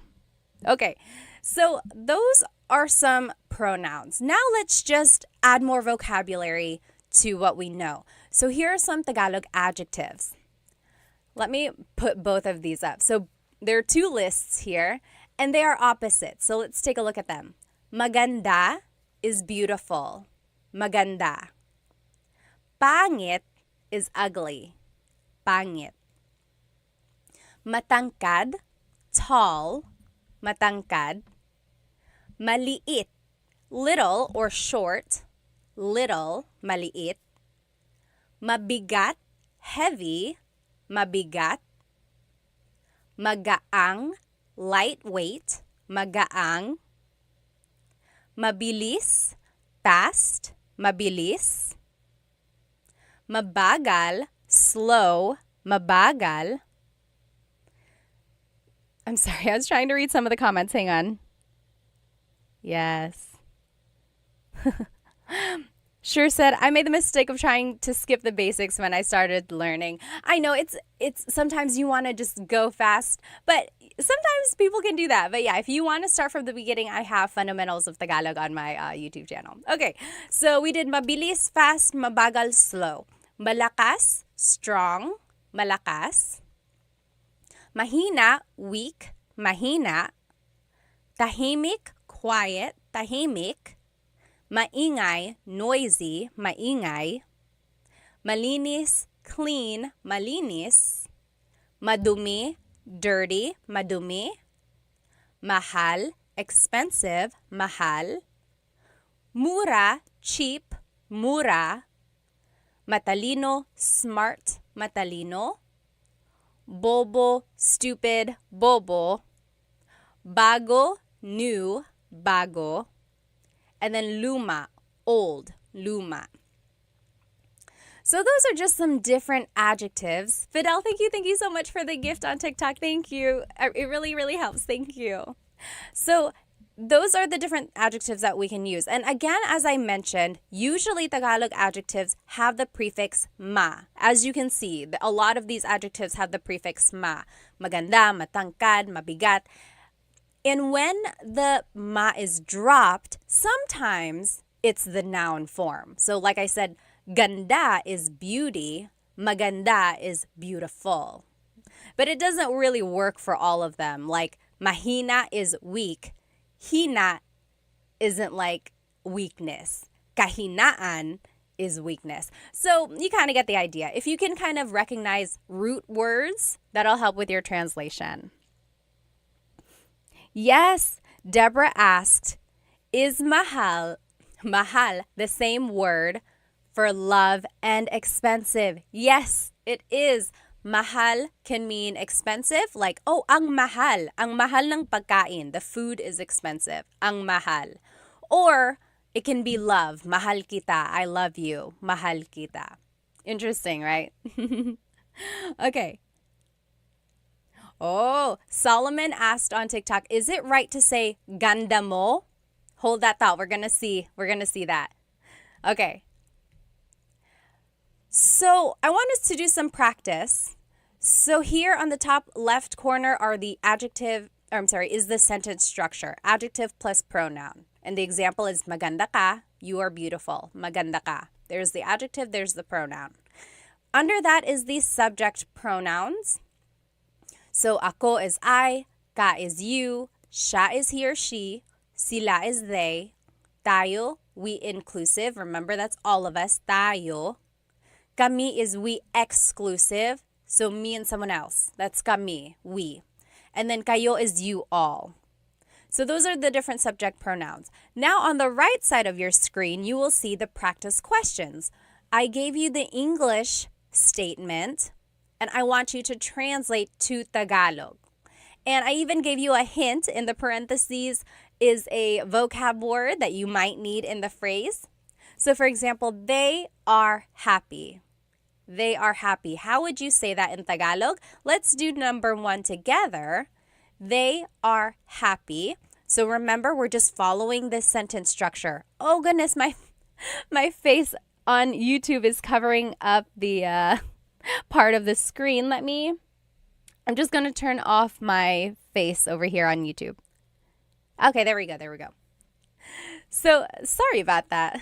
So there we go. So this is what you're going to need to do these practice questions. Top left is the sentence structure. Bottom left are the subject pronouns. And then to the right side of your screen, you will see the practice questions. They are happy, and I gave you the hint. Masaya means happy. So let's do that one together. The adjective happy is masaya. And then it's the pronoun they. What is they? They is sila.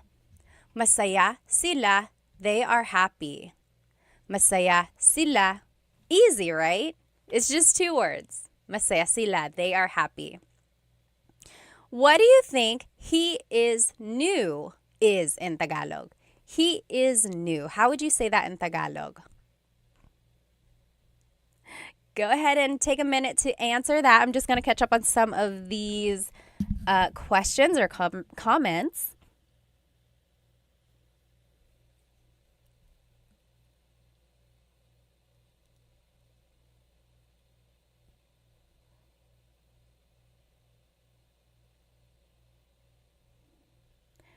Okay, what do you think he is new is? Yes, Sure got it right. Cassidy got it right. Rebe got it right on YouTube. Very close over here on TikTok. Very close. Yes, I'm seeing some very close answers. So in Tagalog, if you want to say he is new, it would be, the adjective goes first. New in Tagalog is bago. And then he is siya. Bago siya. Bago siya. He is right. Yes, bago siya. Yes, Tony got it right. You did. Very good. Eileen got it right. Very good, everybody. So bago siya. That means he is new. Again, that could also mean she is new because siya is gender neutral. So you would just have to listen to the context clues there. Next, we inclusive are angry. Angry in Tagalog is galit. Galit. How would you say we inclusive are angry? That means all of us as a class. That's inclusive. Everyone, all of us, we are angry. How would you say that? We are angry.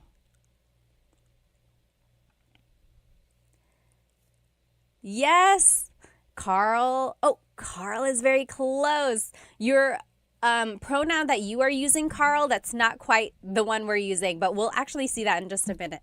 Sorry, my nose gets so stuffed up. Eileen got it right. Twinkie's got it right. Bonnie, yes. So, galit tayo. We are all mad. Galit tayo. Very good. Yes, sure got it right. Kaz got it right. Yes. Okay. Number 4, I am sleepy. In Tagalog, sleepy is antok. How would you say I am sleepy in Tagalog? I am sleepy in Tagalog. I am sleepy is very close. Yes, Eileen, antok na ako. So, antok is the adjective and it goes first. And then it's just ako. Antok ako. I am sleepy. When you add na, like Almarie did and like Eileen did, na can mean already, like, oh, I'm already tired. I'm tired already. Or sometimes it's an emphasis. So like, oh man, I'm tired. Antok na ako. So yes, very good. But you could also just say, antok ako. I am sleepy. Antok ako. Yes, very good. Doctor got it. Sure got it. Very good. Yes, Cassidy asked on YouTube, can I use inaantok ako? And then someone on TikTok said that as well. Yes, inaantok also means sleepy. It's almost like the verb form of I am feeling sleepy, if that makes sense. Machi, thank you so much for the gift on TikTok. Thank you. But yes, basically the same. Inaantok ako and antok ako both mean I am sleepy, I am feeling sleepy. Very good. Last example here. Are you tired? So now this one is a little different because it's a question form. So I want to see if you can guess how to make it a question. So are you tired? Pagod is tired. Ba is the question word that you would add. Where do you think it would go? Are you tired? How would you say that in Tagalog?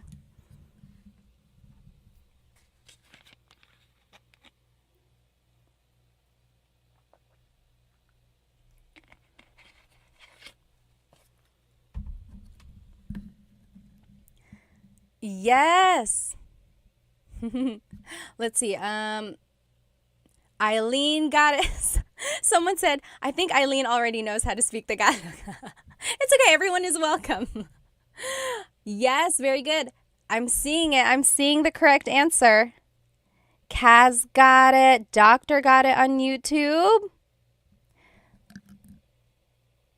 It's These got it on YouTube. Kevin, you got it also. Almarie, yes, Jay. Siswo, you guys are all getting it. So, are you tired in Tagalog? Pagod is the adjective. Remember the adjective goes first. Pagod. Then it's the pronoun you, ka. And then ba is at the end. Pagod ka ba? Are you tired? Pagod ka ba? You should say this to anyone you know. Maybe it's your husband or wife later tonight. You just say, pagod ka ba? They're going to be like, yes, I am. First of all, where did you learn that? Pagod ka ba? So if it's just the phrase, pagod ka, you are tired, pagod ka. But when you add the ba, it turns it into a question. Pagod ka ba? Are you tired? Okay? Carl said, do you do live daily? No, usually I've been trying to do Thursdays, so Tagalog Thursdays. And then there was one other time this week when I went live and I did the same lesson that I had already done just to get an idea of who would be watching. So I might do that. I might do the same lesson another time just so people can see it if they weren't able to join live. Although the recording does pop up on my YouTube, but I know people want to be in the live so they can ask questions as well. Hang on, let me catch up on some of these questions. Okay, someone asked, how do you use nang? NG. So this is not really related to adjectives, but I want to answer this question. So let's look at the word nang, NG. Nang is actually a preposition. Sometimes it's an article. Sometimes it takes the place of like something else. Sometimes it's just a sentence marker, meaning it doesn't have a direct translation. Here's an example of when nang is used. So let's say, kumakain ako. I am eating. Kumakain ako. Kumakain ako. I could say, kumakain ako ng saging. I am eating a banana. Kumakain ako ng saging. So in this case, it's translating as I'm eating some or a banana. So it's like an article. Does that make sense? So kumakain ako ng saging. Or nanonood ako ng TV. I'm watching some TV. So nang is just an article. Again, sometimes it's a sentence marker. It's usually the word that comes before a noun. Good question, though. Okay, let's move on with our lesson here. So that is one way to use adjectives. It's just the adjective and pronoun. Masaya sila, pagod siya. Easy, right? Just 2 words and you already have a complete sentence. Next, I forgot who it was. Someone on my TikTok said, what is ganda mo? Or could you say ganda mo? Yes, and here it is.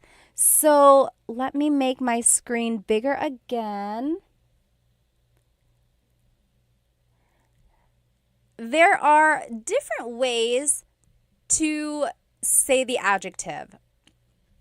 So we learned maganda ka, so adjective then the pronoun. But there's this other way to say a compliment or to say a description. It is ang, then the adjective root, and then it's the pronoun. For example, we learned mabait ka, you are nice, mabait ka.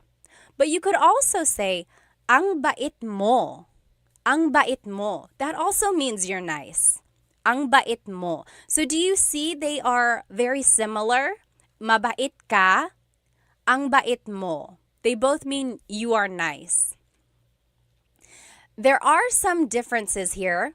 For one thing, you're only using the root of the adjective, right? We're not saying mabait. We're only saying bait. So we're using the root of that adjective. Another difference is that we are using a different pronoun. So instead of ka, now it's mo. Someone asked about that as well. Can you use ka and mo interchangeably? No, there's actually certain sentence structures where you have to use one over the other. So literally, ang bait mo means your niceness. It's almost like saying you have the quality of being nice. So it's very interesting. Let's see some more examples here. Ang talino mo, you are smart. Ang talino mo. Ang talino mo, you are smart. Because earlier we saw matalino ka. Matalino ka, same as ang talino mo. And then, ang ganda mo, you are beautiful, same as maganda ka. Maganda ka. And then another example, ang bagal mo, you are slow, versus mabagal ka, you are slow. Some would even say that this form, ang bait mo, is a little bit more with emphasis. Like, if someone was walking really slowly, and you're like, oh, mabagal ka, you're slow. But if you're like, oh, ang bagal mo, you are so slow.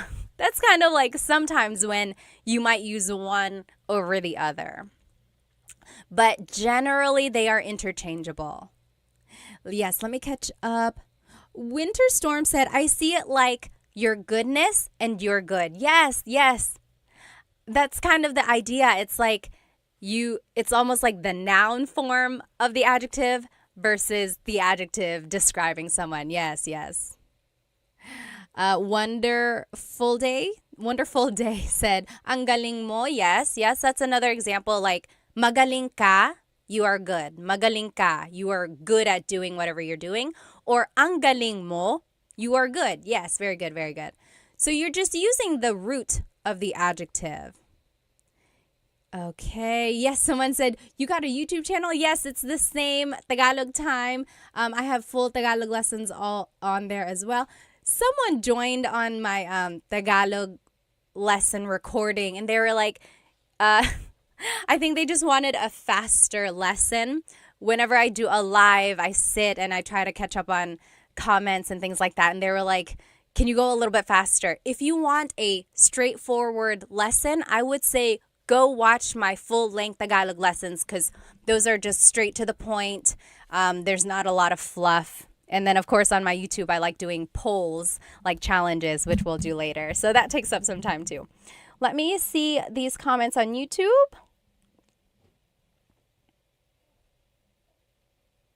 Okay, so Sure said, when asking a question like this, do you always have to add ba?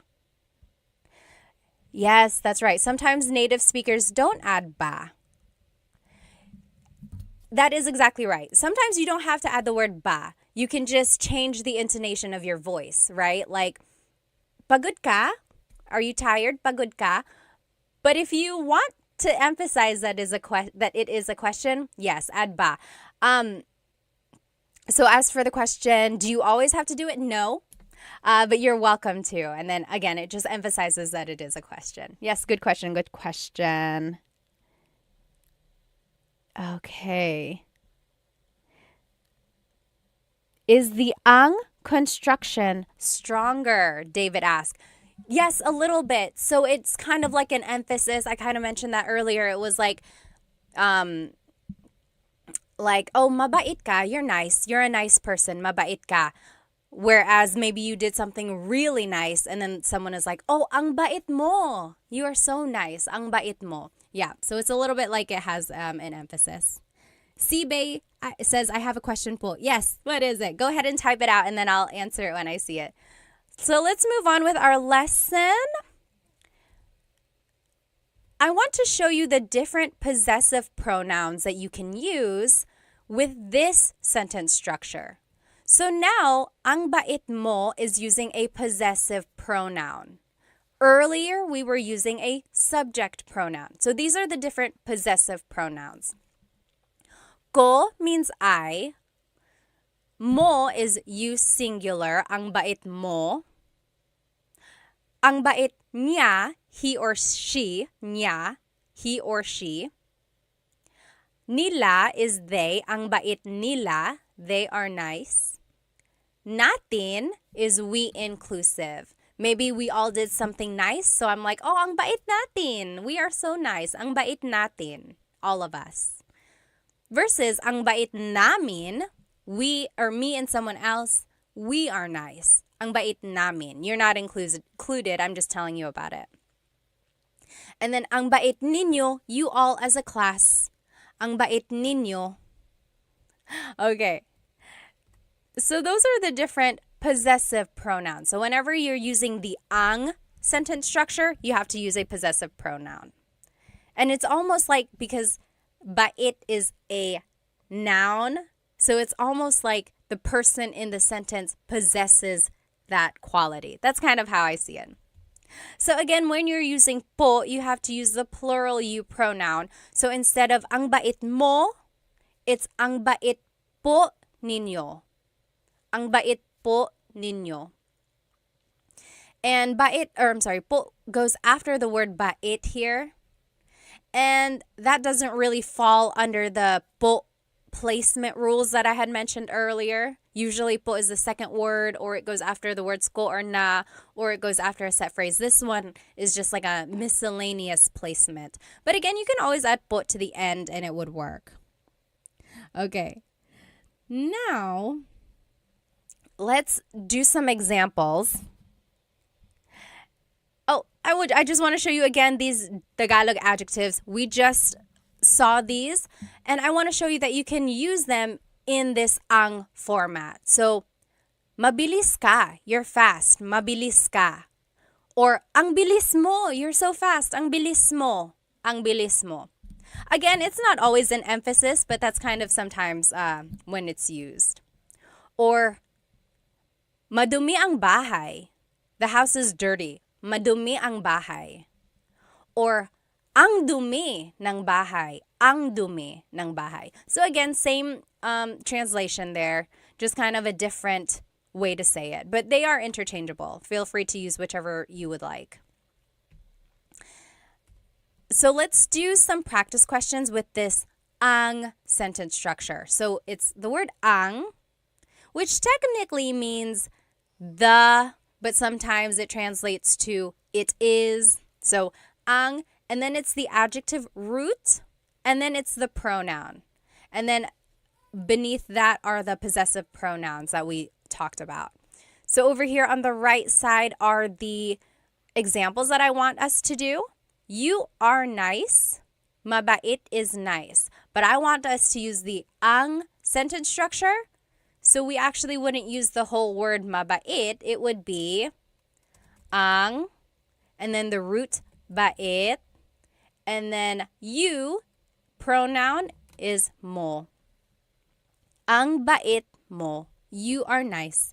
Ang bait mo.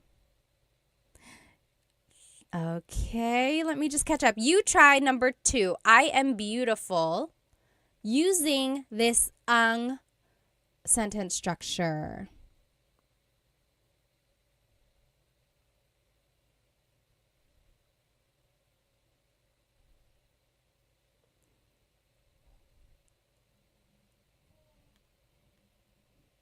I will answer in just a minute.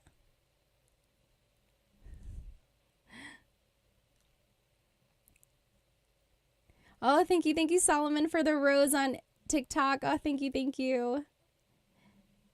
AJ asked, when was the last time you went back to the homeland, tita? First of all, you don't have to call me tita. And then I went back to the Philippines last July. I went to Manila, and then my husband's family is from Cebu. We went there as well. Let's see. There was one question. Oh, yes. Solomon asked, does Tagalog have to be, like the verb to be, or is it left out most of the time? Or is it I in Tagalog? Yes, AY means is or to be. Yep. However, I'm trying to think if there's an actual to be verb, like one that can be conjugated. I think it's just I that I like when I think about it. If I can think of a different one, or if I can think of an example, I'll let you know. But yes, for the most part, it is I. Okay, let me see on YouTube here. Oh, Kaz asked, are nila and sila the same? They both mean they. However, one is a subject pronoun, one is a possessive pronoun. Sorry, sometimes my nose gets so stuffed up and it just clogs up on its own. But yes, so sometimes you have to use niya, like in this example when we're using possessive pronouns, or sometimes you can use sila, or yes, siya, whenever it's a subject pronoun. Okay, very good, very good. So it looks like you guys are getting it. If you want to say I am beautiful in Tagalog, in this ang sentence structure, it would be ang ganda ko. Ang ganda ko. Maybe you can say that to yourself whenever you're feeling a little bit down. Ang ganda ko. I'm so beautiful. Ang ganda ko. Very good. Ang ganda ko. What do you think? Number 3, we exclusive are happy. So me and someone else, oh, we're happy. We're happy. Not you. I'm just telling you about it. We're happy. And happy in Tagalog is masaya. Masaya. So you go ahead and jot it down. And then you can do number 4 as well. You all are fast. Mabilis. You all are fast. See if you can do those last 2. And then we will check. Yes, David said maging is to be. Yes, maging means to be, or like to become. Yeah, that is one for that's a way to say to be.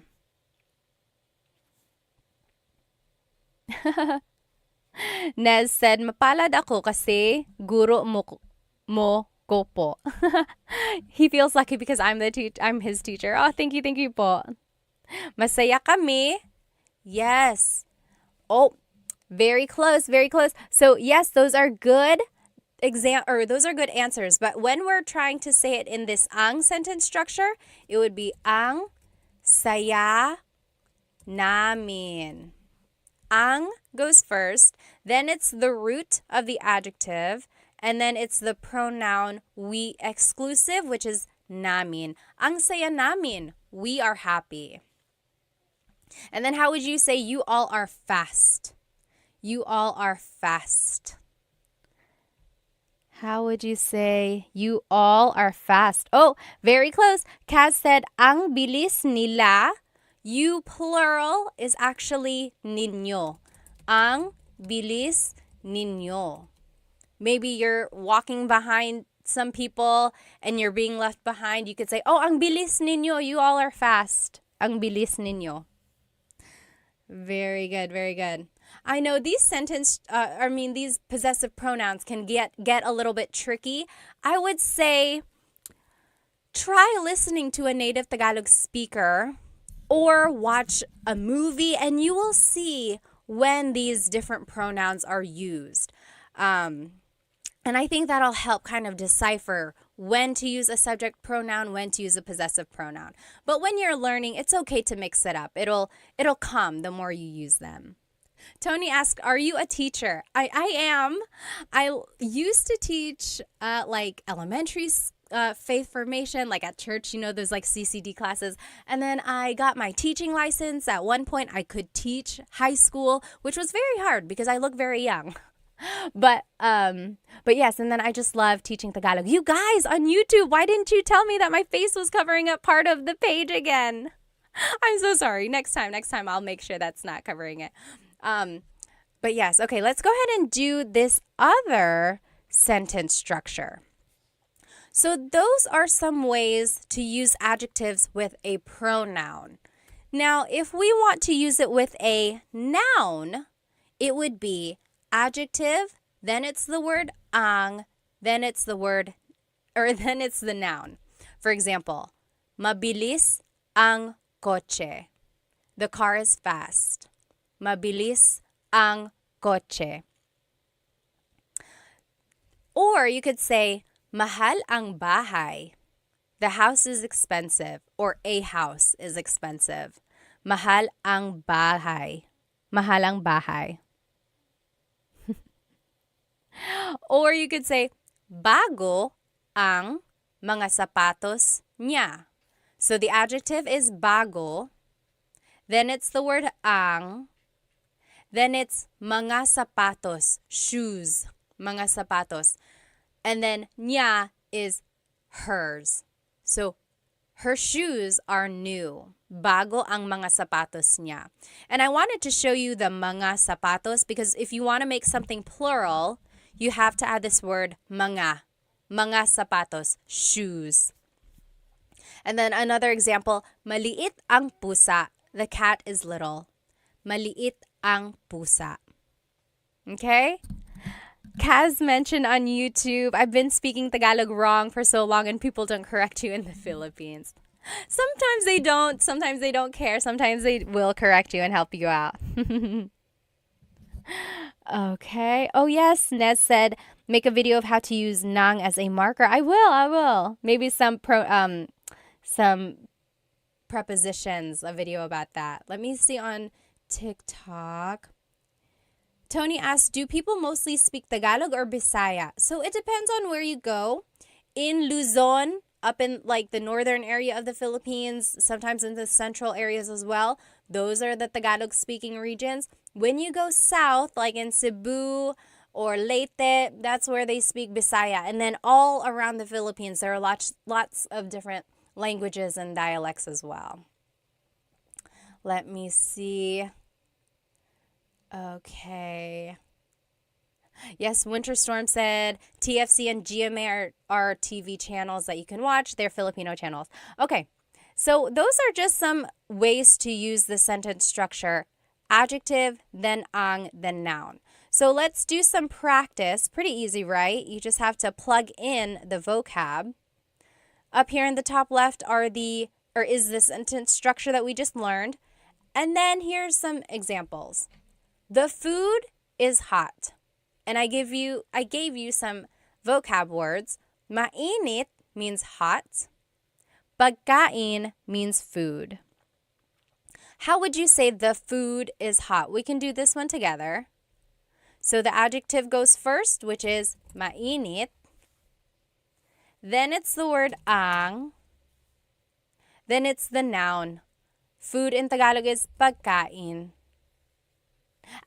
You guys on YouTube, I'm covering it up again. We'll fix that. There we go. So mainit ang pagkain. The food is hot.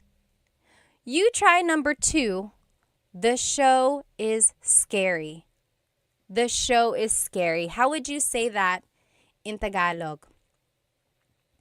Baby Doll said, I love this live. When will you be doing these lives? I try to do Tagalog Thursdays. So, yes, hopefully on Thursdays I'll be here again. And then I'm going to try to do the same lesson on a different day for those who weren't able to join live. So if you happen to catch me like on a random day, it might be the same lesson that you've already seen if you were with me on a Thursday. That's because I like to include people who might have wanted to join. But this recording will be up on my YouTube after the live if you just want to watch it there. Let me see.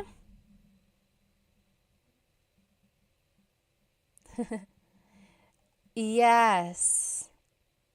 Az said hello from Brazil. Hello. Okay. Oh, thanks everyone for telling me about my screen on YouTube. Okay. So let's go ahead and answer this one. The show is scary. So the adjective for scary is nakakatakot. Nakakatakot. Then it's the word ang. Then it's the noun. Show in Tagalog is palabas. Nakakatakot ang palabas.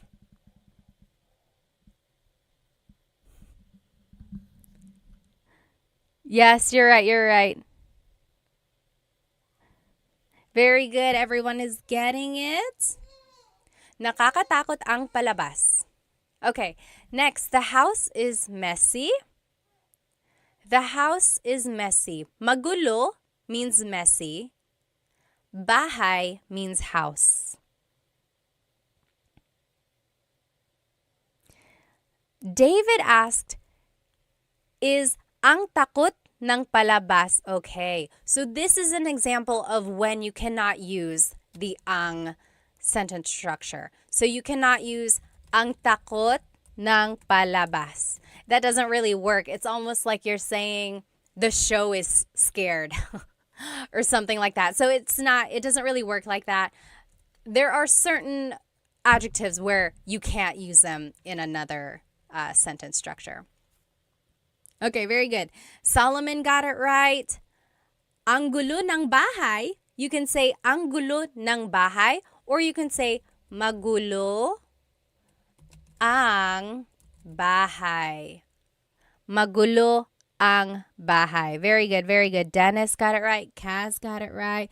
Aimee got it right. Very good. Basit got it right. Awesome. Okay, next, the woman is beautiful. Babae is woman. Maganda is beautiful. And then if you want, you can go ahead and do the last one as well. The man is handsome. Lalaki is man. Guapo is handsome.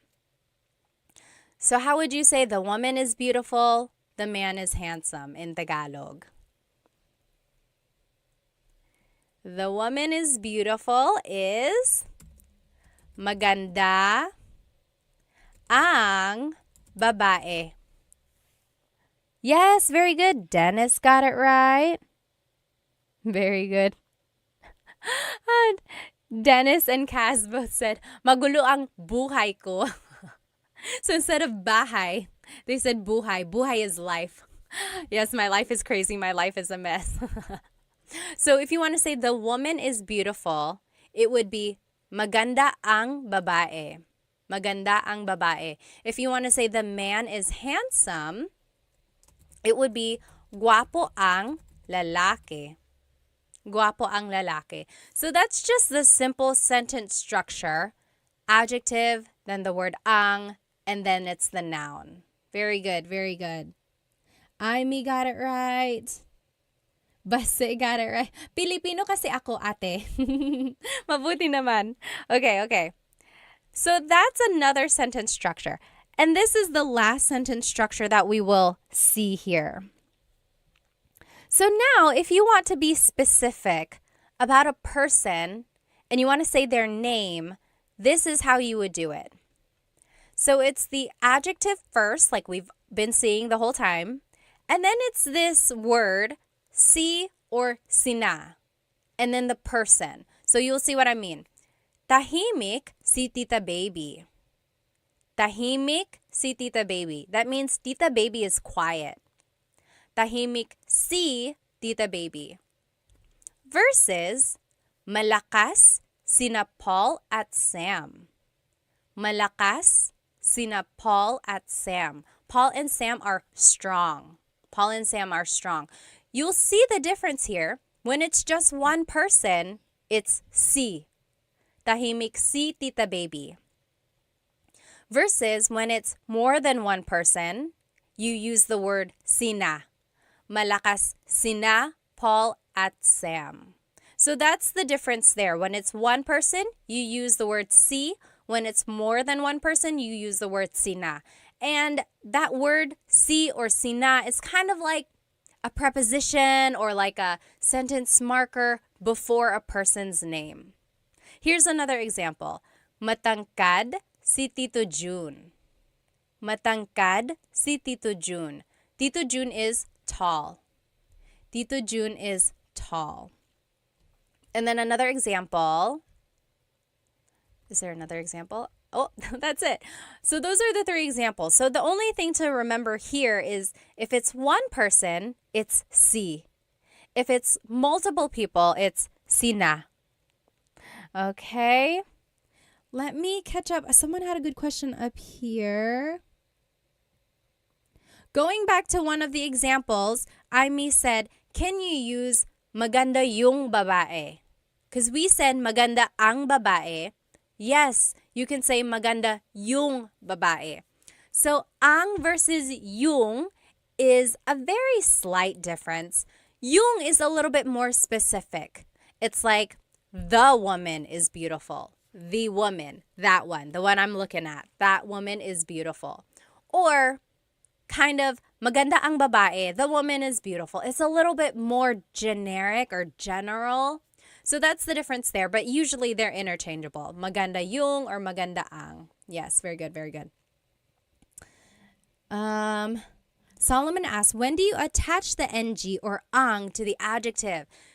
So yes, in Tagalog, we like to make a contraction or put words together when we can. Usually if the adjective ends with a vowel, then you can add the ng at the end. Yes, very good, very good. Okay, thank you again for another row, Solomon. Thank you so much. Let's see. Pogi is another word for handsome. So in our example, we used guapo. But yes, pogi is another one as well. Let me check here on YouTube. Oh, Manny said, I really enjoy these lessons. Does anyone know of a good translator app for Tagalog? I don't know any apps, and I'm trying to think like Google Translate will get the job done. It's not always 100%, but I would say maybe start with Google Translate, and then the more vocabulary you learn on your own, I would say maybe like just kind of add to that. But their sentence structures aren't always correct, like their grammar. Very good. Okay, let's keep looking. A Kahoot company? A good app for Tagalog. Okay, maybe, yes.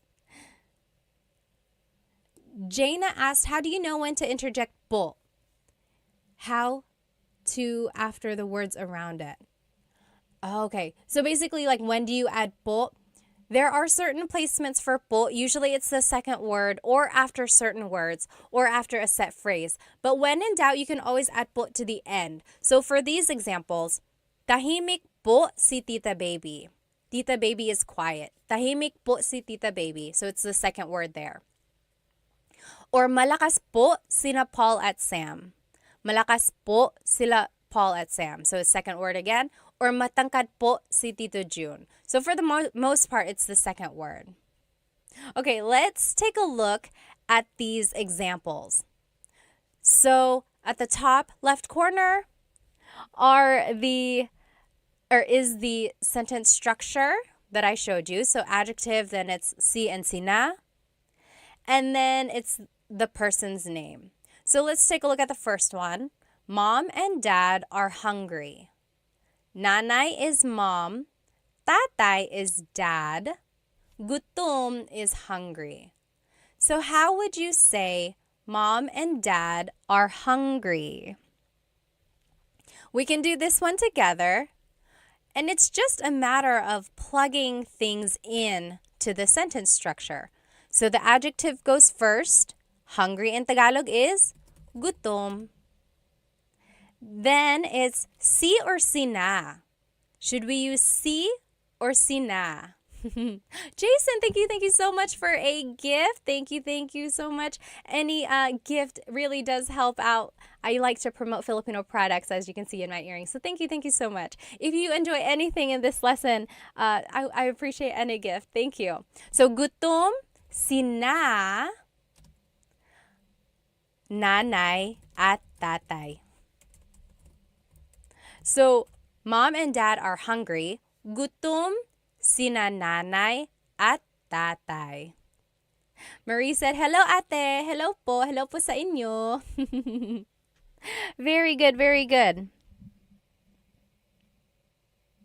Kaz on YouTube asked, how often do you add po? I hear some people use it sometimes when they're talking to someone, then sometimes it seems like respect, and they use po a lot in sentences. Yes, there are times when you can add po multiple times in a sentence. Like, hey, do you want to come with me? Sige po, sasama po ako. So I used po twice there. Sige po, sasama po ako. But you don't have to add po after the sige. You could say, sige, sasama ako po.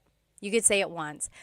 So it's up to you. If you say po at all, that is a very respectful thing. So add po to the very end, at least. And then it will cover your bases. If you want to be very respectful, then yes, add po everywhere.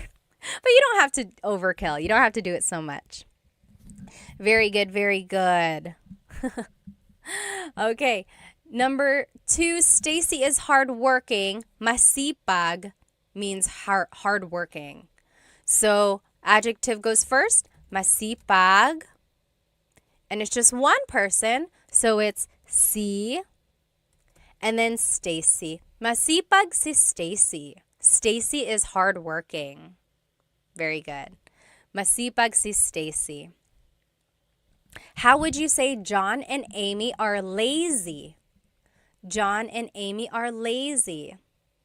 Oh, Nick, thank you so much for the gift on TikTok. Thank you so much. I'm so glad you like these lessons. Thank you. Yes. Sean said, so po is out of respect for elders. Yes. So whenever you're talking to someone older than you, definitely your grandparents, even if it's someone else's grandparents, always add po. But you can also use po when you're talking to authority figures. So priests, teachers, police, doctors, anyone you want to show respect to, yes, definitely say po. And also, I would say to anyone in customer service, like if someone is helping you at a hotel or if someone is cleaning your room, I would say salamat po, maraming salamat po. Always add po. I don't think you can go wrong. Okay, there was one more thing I wanted to add here. Oh, Elena asked, what is excuse me in Tagalog? Honestly, it's just excuse me po. Excuse me po. It's very Taglish, and that is a lot more common than the actual Tagalog phrase, excuse me po, is almost like pasensya po. That's kind of like I'm sorry. Does anyone know what excuse me po in Tagalog is? Honestly, because everyone just says excuse me po. Let's go back to the example here. Yes, you guys are getting it. OP colon, got it right? Sure, got it right on YouTube. Tamad, sina John at Amy. John and Amy are lazy. Tamad, sina John at Amy. Oh, yes, Ashley got it. Pasintabi po. See, no one says that. I guess you could. Pakidaan po. Yes, Eileen said pakidaan. I guess it depends on what kind of excuse me. Pakidaan means like, excuse me, I need to get by. Or, yes, Hallie said pakiraan po. Same thing. Pakidaan, pakiraan po. The R and the D sound are interchangeable because they were represented by the same symbol in the baybayin alphabet. Very interesting. Very good, very good. Yes, Bayani on YouTube said, excuse me po could also be mawalang galang po. Mawalang galang na po. Yes, lots of different ways to say excuse me. And then last example, Ate Jane is sad. Malungkot is sad. How would you say Ate Jane is sad? Very good. Let's see. Ate Jane is sad. So malungkot is the adjective. Then it's just one person. So si. Yes, Millennial Aviation got it right. Malungkot si Ate Jane. Malungkot si Ate Jane. Yes. Crying, Hashira got it right. Eileen got it right. Very good, very good. Awesome. Okay, now here is just a quick review of what we learned today. So we learned some adjectives. We learned a lot of vocabulary words. Hopefully you can start using. Take a look at that list of vocabulary words that I had shown you kind of in the beginning so that you can add these adjectives to your everyday conversation. We also learned the different sentence structures when you're using a pronoun or a noun or when you're adding people's names, right? Sometimes you have to add si or sina. Sometimes you have to add the word nang. And sometimes you can change up the whole sentence structure and it would be ang blank mo or something. So take a look at those different sentence structures. And then we talked about the po placement and then a little bit of question formation as well, right? So those are the different ways to use adjectives. Does anyone have any questions about this lesson before we move on to the poll? Can I do a poll on TikTok? There is a quick poll. Oh, that'll be fun. Does anyone have any questions about this lesson? If you do, go ahead and write it down. And then I am going to share my screen here. Let's do a quick challenge. If you don't want to do this contest or challenge, feel free to leave. Someone was like, you're doing too many games. You don't have to stay, but thank you for joining us. So here we go. Today's bracket challenge is our favorite Filipino American, not even Filipino American, our favorite Filipino athlete. So our very first bracket challenge was our favorite Filipino food. And then last week we did our favorite Filipino American celebrity. Today it's our favorite Filipino athlete. So our first poll here is going to be Manny Pacquiao versus Nonito Donaire, or is in the Tagalog pronunciation, Nonito Donaire. I think someone had a question on YouTube. Hang on. Sure said, is ate capitalized when speaking of someone? No, it doesn't have to be. It can be lowercased. Yes. Yes, Michelle said, si is one person, sina is two people. Yes, sina can be two or more. Correct.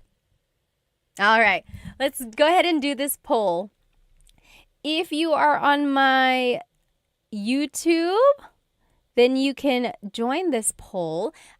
TikTok, I'm going to make one for you as well. So favorite, Manny Pacquiao versus Nonito Donaire. Nonito Donaire, as they say. Okay, let's do a poll here on TikTok. Start. Poll started. Ask your question.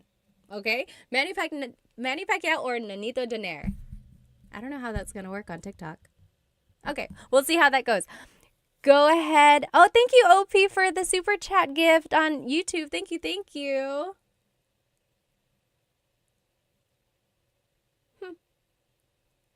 Okay. There we go. So take about 30 more seconds. Who is your favorite Filipino athlete, Manny Pacquiao or Nonito Donaire? And then we'll move on to the next part of the bracket. Oh, I see. I see how it's working now. Okay. Yeah, so it looks like Manny Pacquiao is the winner by a landslide. Okay, so Manny Pacquiao is going to move forward in our bracket. You can follow along on YouTube if you're over here on my TikTok. So now it's Jalen Green versus Jordan Clarkson. So these are both Filipino-American basketball players in the NBA. Let's see, favorite. Jalen Green versus Jordan Clarkson. Jalen Green is on the Rockets, and then Jordan Clarkson is Utah Jazz. Oh, Kaz said, do a Jollibee and McDonald's poll. Oh my gosh, maybe we should. Favorite Filipino fast food restaurants. That will be next week's. Very good, very good. Michelle said, when do you do these lives? I just found you today. I'm trying to do Tagalog Thursdays, so catch me next Thursday. But I'm also going to try to do the live on a different day, but the same exact lesson, because I know people want to be in it when it's actually live. Very good. Oh, okay. Bayani said, informal writing, yes, ate should be capitalized because it's like a title. Yes, that's true. It's like Mr. or Mrs. Ate and kuya. Yes. I guess I never thought of it like that. Oh, okay. Millennial said, is there a neither option? Just don't vote. That's okay. Sure said, Clarkson used to be on the Lakers. Okay, okay. Let's see. Okay. It looks like it's Jordan Clarkson over here on my YouTube. He is the winner. He's going to be moving forward. So Jordan Clarkson. And then, do you guys know about Bianca Bustamante? On Insta, she goes as Bia, Racer Bia. She is an F1 racer, and she's so cool. I wish I could be like her when I grow up. She's an F1 racer. I think she's like working with Sephora. She's in Miami practicing. But yeah, she's a really cool racer. So Bianca Bustamante. And then Heidelin Diaz. Anyone know who Heidelin Diaz is? She was the weightlifting gold medalist in the Olympics. What was that? Was that 2020? I can't remember now. Yeah, she was the gold medalist in one of the Olympics. Alrighty, so, very nice. Okay. Kaz said, Cebuano Saturdays. Do you know a Cebuano teacher? Because I want to learn. If you know, please tell me who they are. Solomon asked, is it night or day where you are? It is night for me. I'm over here in North Carolina, so the East Coast, same as like New York and Florida. It's 8:38 p.m. Or no, I'm sorry. It's 9:40 p.m. here. Okay. Yes, the only gold medalist ng Pilipinas, Buzzet said. Yeah. Okay. Bianca Bustamante is winning. Bianca will move forward. She is an F1 racer, like I mentioned. Oh, my screen is getting so crowded here. Oh my gosh, YouTube. Why are we not sharing the screen? I am so sorry. I'm the worst. I am the worst host. Here we go. Here we go. Ah, there we go. You guys are so nice. No one is like, hey, we don't see anything. Okay. Next, it's going to be Efren Reyes. Anyone remember him? Efren Reyes. He is a billiard champion. So pool. And then Alex Iala. She is a tennis player. So definitely different generations there. Alex is young. Efren is a little older. Let me see. Bayani said Jordan Clarkson should start learning Tagalog. Yes. Sure said Pinay F1 racer. That's so cool. Yeah, she is really cool. Very good, very good. Let's see. Maya said, did you grow up on the East Coast? Yes. So my family immigrated to North Carolina and we've been here ever since. I moved here when I was 2. Dalawang taon. Oh, Efren Reyes is winning. We have some old folks in here. Old at heart. Okay. So Efren is moving forward. Oh, as Bayani said, he is the goat.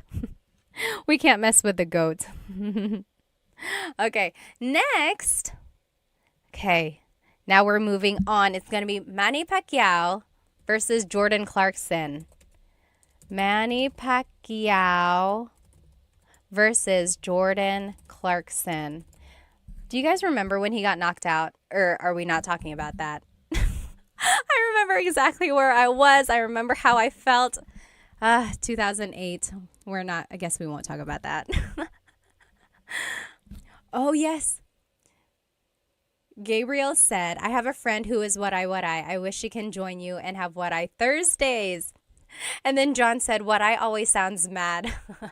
There are some languages and dialects that just sound so angry, but they're not. That's just how they are. They're like very strong in their pronunciation. Okay. Oh, Manny Pacquiao is beating Jordan Clarkson. Oh, John said not sweet like Ilongga. Do they have a sweet tone? Veronica said, my fam is from Catanduanes too. Talaga? Taga saan sa Catanduanes? My family is from Bato. We usually fly into Virac.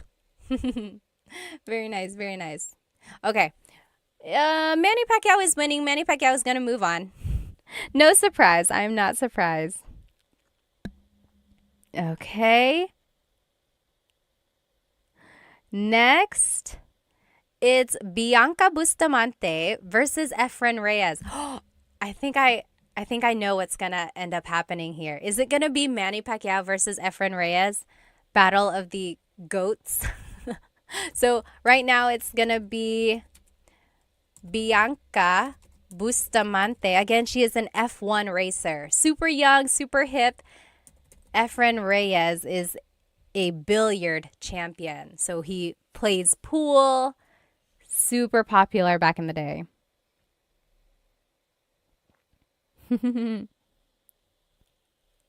Kaz said, Ilocano is the Angry Bird dialect. On a scale of 1 to 100, how would you rate your Tagalog in terms of speaking? I would say 95%. I'm pretty confident in my Tagalog speaking skills. There are times when I get nervous. So when I'm speaking to my mom, for some reason, whenever I'm speaking to my mom, I speak to her a lot in English because I don't know, I feel like I get nervous in front of her. But she was the one who really pushed me to speak Tagalog when I was growing up. I remember when I was a kid and I would be speaking a lot of English, she would tell me, hindi ka na nagtatagalog. You're not speaking Tagalog anymore. Hindi ka na nagtatagalog. So then that would like push me back into speaking more Tagalog. So yeah, I get nervous around her. I get nervous around my family in the Philippines sometimes. Like, I just get kind of self-conscious about my accent and then I stumble over my words. But that happens to everyone. So if it happens to me, I mean, don't worry about it if it happens to you, right? Let's see. Maayong buntag po. Hello po. That's Cebuano, right? Tagalog is easier, but I'm still at nosebleed level. So nosebleed is what people say whenever they're having a hard time speaking. Usually Filipinos will say, oh, nosebleed ako, or I'm having a nosebleed because they're having a hard time speaking English. Let's see, who's the winner? What? Bianca Bustamante is beating Efren Reyes. I'm kind of surprised here. I really thought it was going to be a battle of the goats. Like a battle of the older male athletes. Wow. Well, go Bianca. Racer B on Instagram, by the way. Let's see. Now it's going to be Manny Pacquiao versus Bianca Bustamante. Let's see here. It's the final one. It's the championship. Favorite. So Manny Pacquiao versus Bianca Bustamante.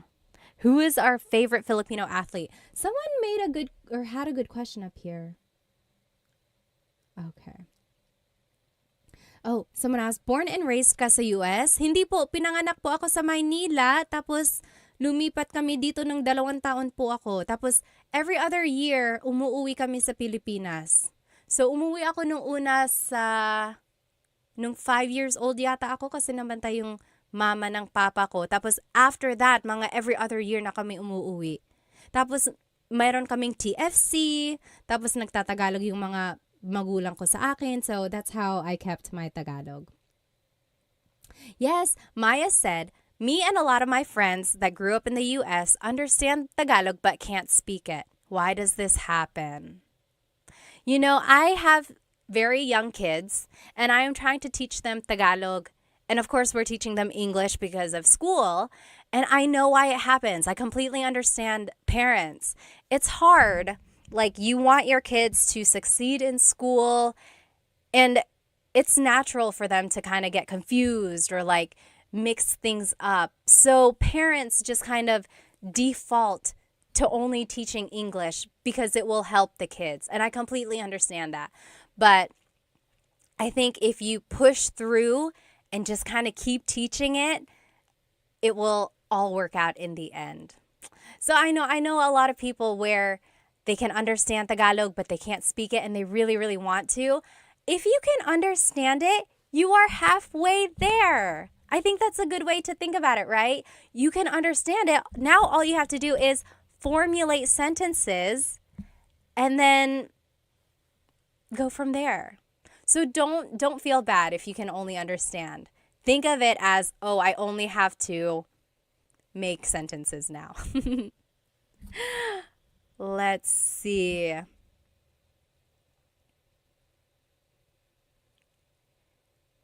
Let's see. Tony, are you married? Yes, I am, and I have kids. Yes, we've been married for 2017, 18, 19, 20, 21, 22, 23, 24. 7 years. Oops. I don't know what your name is. It's in characters. But yes, someone asked, that's rare, yung marunong magtagalog na lumaki sa US. Opo nga, ngayon ko lang na-appreciate actually, ngayon na matanda na ako. Pero nung bata ako, I always kind of got teased na marunong ako magtagalog. Okay, let's see who's the winner. Manny Pacquiao is the winner. He is the overall favorite Filipino athlete. Although I know there are some things that he's said and done that kind of make him not the favorite. Okay, Kaz said, I'm learning Cam Norte Bicol language. And then there's Sorsogon. Yes, my mom's side of the family is from Sorsogon. Actually, Bayani said they forgot the greatness of Efren Reyes. I know, I was so surprised about that actually. Let's see, does anyone have any questions about anything we learned today? Anything? Hello. Now that we are done with the lesson, I'll just turn on my camera here. Anyone have any questions about adjectives or about sentence structures? Or if there's anything you want to learn for next week, please write it in the comments because I love tailoring my lessons to what you want to learn. Otherwise, thank you so much for joining me, and I will see you next week. If you weren't able to join this live, I will try to teach this same exact lesson another day, or you can watch the recording of this later on, right after this live, actually. Okay? Thank you so much, everybody. Maraming salamat. Thank you for spending some time with me.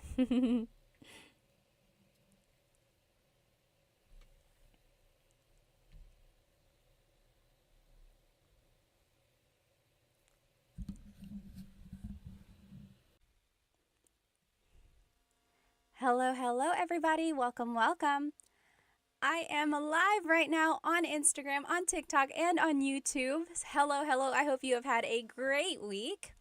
My week has been very busy. We finished a playground at my house, and I've just been busy. I've been doing lots of different things around my house. I have a really fun lesson planned for us tonight. If you are joining me on YouTube on Instagram or TikTok, go ahead and jump onto my YouTube channel because I have the whole presentation up here. You will be able to follow along. You can see the words, see any images up there that's associated with the lesson. If you are a paying Instagram subscriber, these slides will be posted on the news feed after the class. I would have done it before the class, but I just finished the slides. Next time I will do it early so that we can post it before the class. Anyway, I'm so glad to see you all. I think it was like a couple weeks ago, I did like 4 or 5 Tagalog lessons back to back, and then I took a break, and then now we are back. And the last couple lessons were just like games. We played Jeopardy, we played Filipino Bingo. Tonight's class is a true Tagalog lesson. So again, if you are joining me on YouTube, again, on Instagram or TikTok, go ahead and jump onto my YouTube channel where you can see this whole presentation. Let me just make sure everything is set up here. Okay. Hello. Go ahead and write where you are currently watching and how old you are. I always like to know my demographics, where everyone is, how old you are. I always have some people who are super young, like Dita, who's 12 years old, watching from India, right? And then sometimes I get people who are just seasoned, as I call it. And also let me know why you are learning Tagalog. I like to know. Some people are either in a relationship with someone who speaks Tagalog, or they are relearning it. Maybe they knew it before, they lost the skill because they don't speak it with anyone anymore, and they just want to learn it. Or maybe you were never taught Tagalog, which is a very common thing if your family moved to a different place. Or maybe you are just someone who loves the Philippines, who loves the Filipino culture. Maybe you are traveling there for work. Tell me in the comments why you are learning Tagalog and where you are and how old you are. Basically, tell me your whole life story, okay? Well, my name is Pat. I am 32 years old. I'm over here in North Carolina. I know a lot of people are so surprised that I'm over here on the East Coast.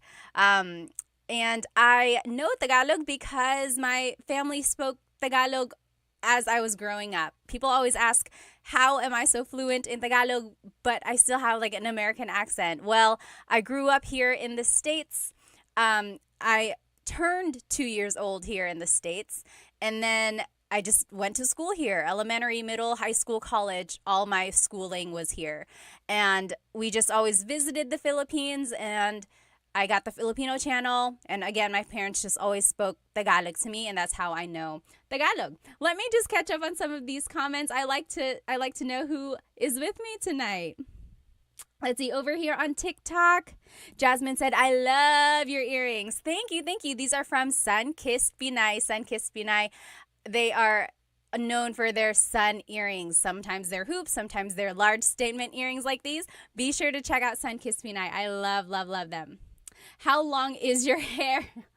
Nash said, it's too long. I know. Every time I look at it, I'm like, gosh, when am I going to get a trim? I'm going to get a trim soon, very soon.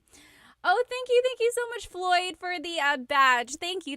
If you are watching on YouTube, feel free to purchase a super chat sticker or whatever it's called. Or if you're on Instagram, you can purchase a badge. And then on TikTok, you can purchase a badge or a gift as well. Anything that I earn from these things, I always give back to Filipino businesses. You'll see it in whatever earrings I'm wearing or props that I have or anything like that. Okay, let's keep going. Who else? Oh, Ricky is from California. Brighter Shade is in the US, 44 years old. Sam is 49. Hello. Let's see over here on Instagram. Simply Kenny said, what's up? What's up to you? Kamusta ka? Oh, yes. TMD Texas said, love the earrings. Yes. Stone Child said, from Vancouver, Canada, learning Tagalog to connect better with my girlfriend. And we'll move to the Philippines in the future. How sweet. Hello po, kumusta ka? Pascal said. Let's see. Oh, maraming salamat, Sandy Bear. Konting Tagalog, NC said. Hello. Let's look over here on YouTube, and then I promise we're going to jump into our lesson. Who is over here on YouTube? Aiden is from Virginia Beach. David, is that New Zealand? Hello. Sky said, kumusta ka? Ray is from Australia. Hello. Christopher from Orlando. Jack is from Alberta. Hello. Sky is 14 years old. Hello. Orpix is from Maryland, 19. Very good. Oh, nag-aaral ako ng Tagalog kasi Pilipina ang jowa ko. At ang sarap ng pakinggan ng Pinoy. It's nice to listen to Tagalog, and also his or her girlfriend is Filipino. Hello.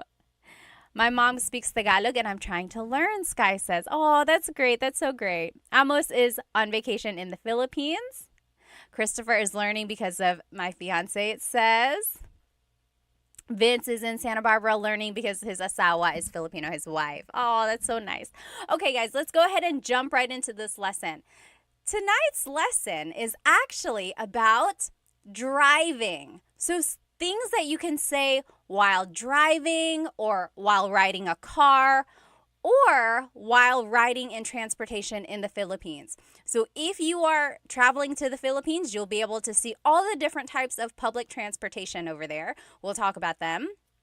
And then here are some things that you can say just in the car if you're driving wherever you are. Maybe while you're driving or if someone is driving you. Here are some things that would be applicable. Let me know if you can't hear me. I think you can hear me since you're answering my questions, but there shouldn't be an echo. So TikTok, Instagram, YouTube, I have 3 mics because I have 3 different platforms. Let me know if the audio goes out or anything, okay? Let's keep going. I just want to make sure I don't miss any questions here. Oh, let's see. Oh, no sound. Oh, no. It's muted. You know what? I feel like the mic... Okay. Hello. Instagram, is it working now? I feel like the battery died on that mic. So sorry about that. But I'll just try to speak loudly, okay? Let's keep going. Again, if you just joined me, this whole presentation is on my YouTube channel. And you should be able to follow along. Okay, everyone, can you hear me now? Let me know if you cannot. Ray said... How not to get scammed by a taxi in Manila. Alrighty, let's keep going. So here are just some vocabulary words about driving or about the car, about different things, okay? So these are just vocab terms. So a vehicle is sasakyan. Sasakyan. That's just a vehicle. It encompasses a bus, a car, a train, a bike. That's just a vehicle in general. Sasakyan. Sasakyan. I will say when I was growing up, my parents used coche and sasakyan interchangeably. Like if they were like, oh, nasan ang bag ko? Where is my bag? They would say, oh, nasa sasakyan. It's in the vehicle. It's in the car. But just know that technically sasakyan is vehicle. Okay? And here are the different types of vehicles, okay? Oh, let me just double check here. Their phone is sira. Whose phone is sira? Can you hear me okay? Oh, Joyce, Mommy, thank you so much for the gift on TikTok. Thank you, thank you. Okay. You got a Filipino accent. Me, a little bit, yeah. Okay, again, here are the different types of vehicles in the Philippines. This very first one, if you are here on YouTube, what is this called? What is this called? If you are here on Instagram and TikTok, I will describe it to you. So this vehicle is a very large and long vehicle. Inside it has benches where people can sit along the sides. There's usually a handrail at the top and you can grab on so that you're not like swinging back and forth. Yes, J-Rod, you got it on Instagram, and Philip Patty, you got it on TikTok. Yes, and over here, Brian, Ray, Miss Signo, Dree, yep, you guys all got it. So this is a jeepney. A jeepney. So the jeepney is this very, very long jeep. It's like a long, elongated jeep. Inside, there are benches, and people can sit on both sides of the jeepney inside.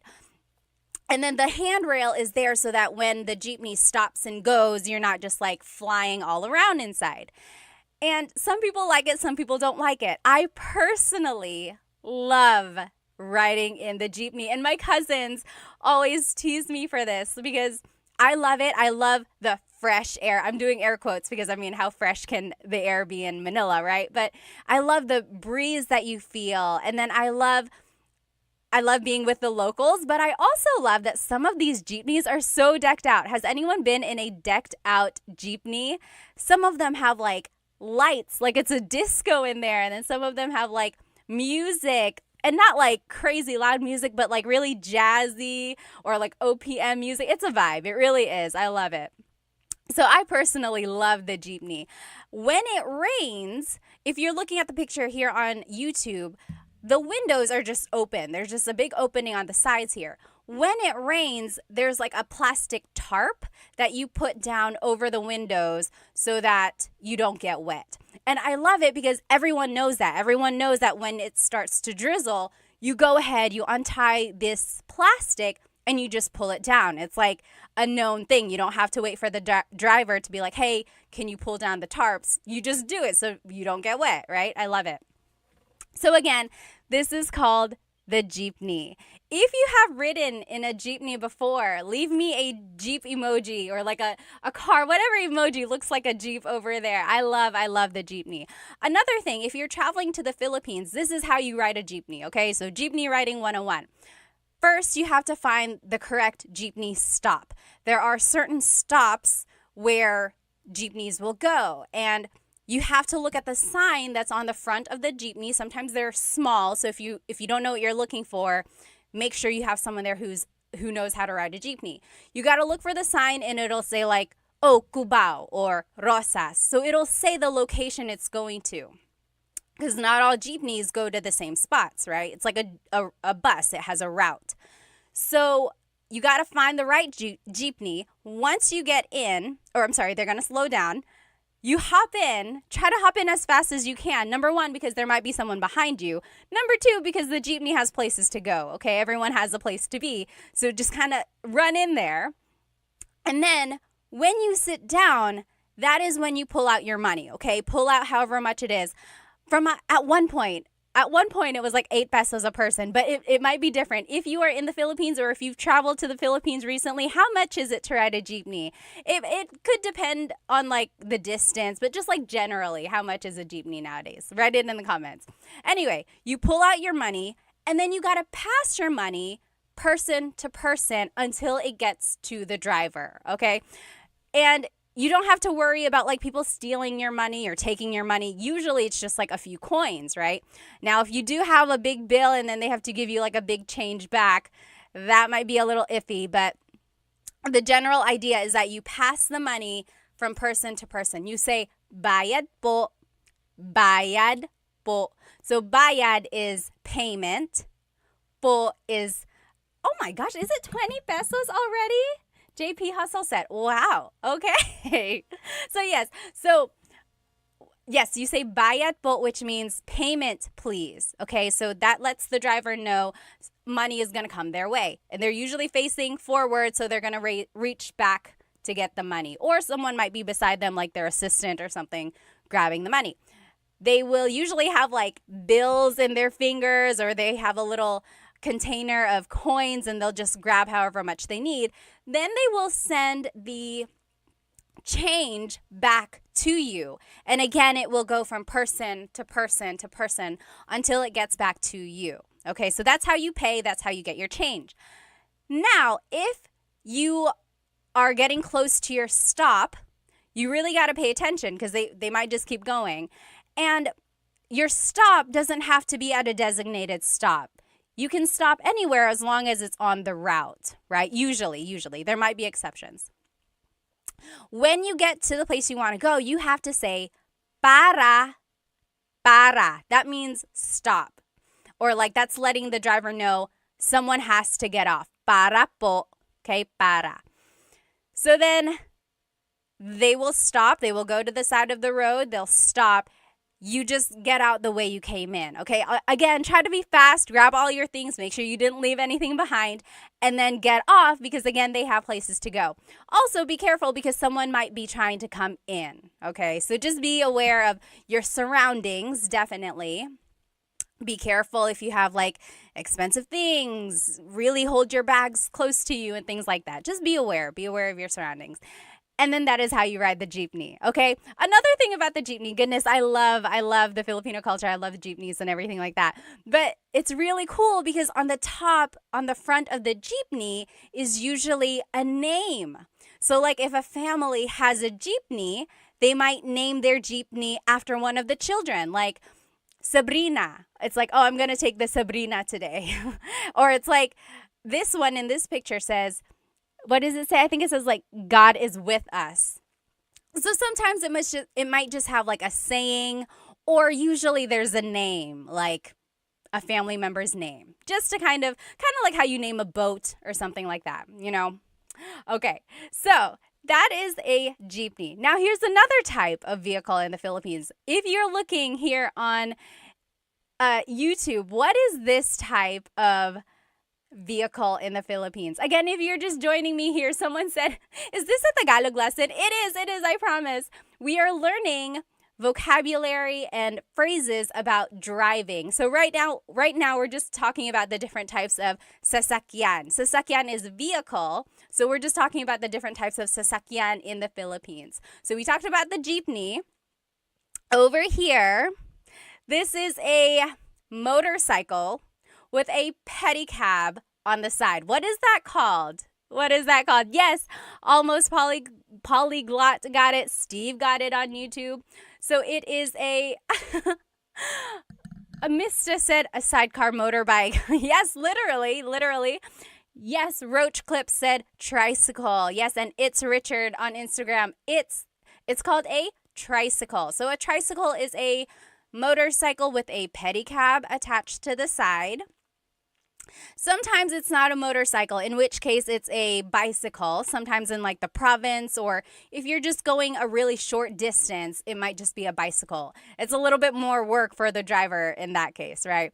But for the tricycle, the pedicab can fit usually 2 people facing forward. In the front of that same sidecar, there might be a little seat facing the other direction. So that's another person who can fit in there. And then there might also be a little seat on the side next to the driver. So that's 4. So if there are very small people or like children, they can fit in those tiny seats. So again, there's 2 seats in the back of the pedicab. There might be a tiny seat in the front. There might be a tiny seat on the side. Okay. And then there are 2 seats behind the driver on the actual motorcycle. So that's another 2 people who can sit there. Sometimes they're usually sitting sideways so that your feet dangle off. That's just how you would fit there. Now, during busy times, like in the province or in certain places, people might latch on to the sides of a tricycle. They'll hold on to the sides, they'll hold on to the back. Some of them might even sit at the very top of a tricycle. So, and they do that because sometimes there aren't a lot of tricycles traveling that way. Like, for example, if kids are trying to go to school and it's going to be the last tricycle for a while, a lot of kids will try to pack onto that one tricycle just to get to school on time. From my understanding, though, there might be some places that don't allow that just because it's a little dangerous. But again, there are some places that will try to do that as well. So a lot of people will just like hang on to the side. Some people might hang on to the back of a jeepney as well. But again, it's dangerous, so some people try not to do that. Okay. Mr. said, my head keeps hitting the top. Yes, if you are a big person, you might hit your head on the top of a tricycle. So just be careful with that. You know, in Cebu, they have very big tricycles. They have tricycles with like a front seat and a back seat. I had never seen that until I went to Cebu. Very interesting. Okay, so yes, again, this is called a tricycle. And then in the Philippines, there are also other types of vehicles. There's a bus, or in Tagalog, bus. This picture that you see on YouTube, I'm doing this whole live on YouTube and you can see the presentation there. This bus is air-conditioned. And have you ever ridden an air-conditioned bus in the Philippines? They turn the air conditioner up so high, or like very, very strong.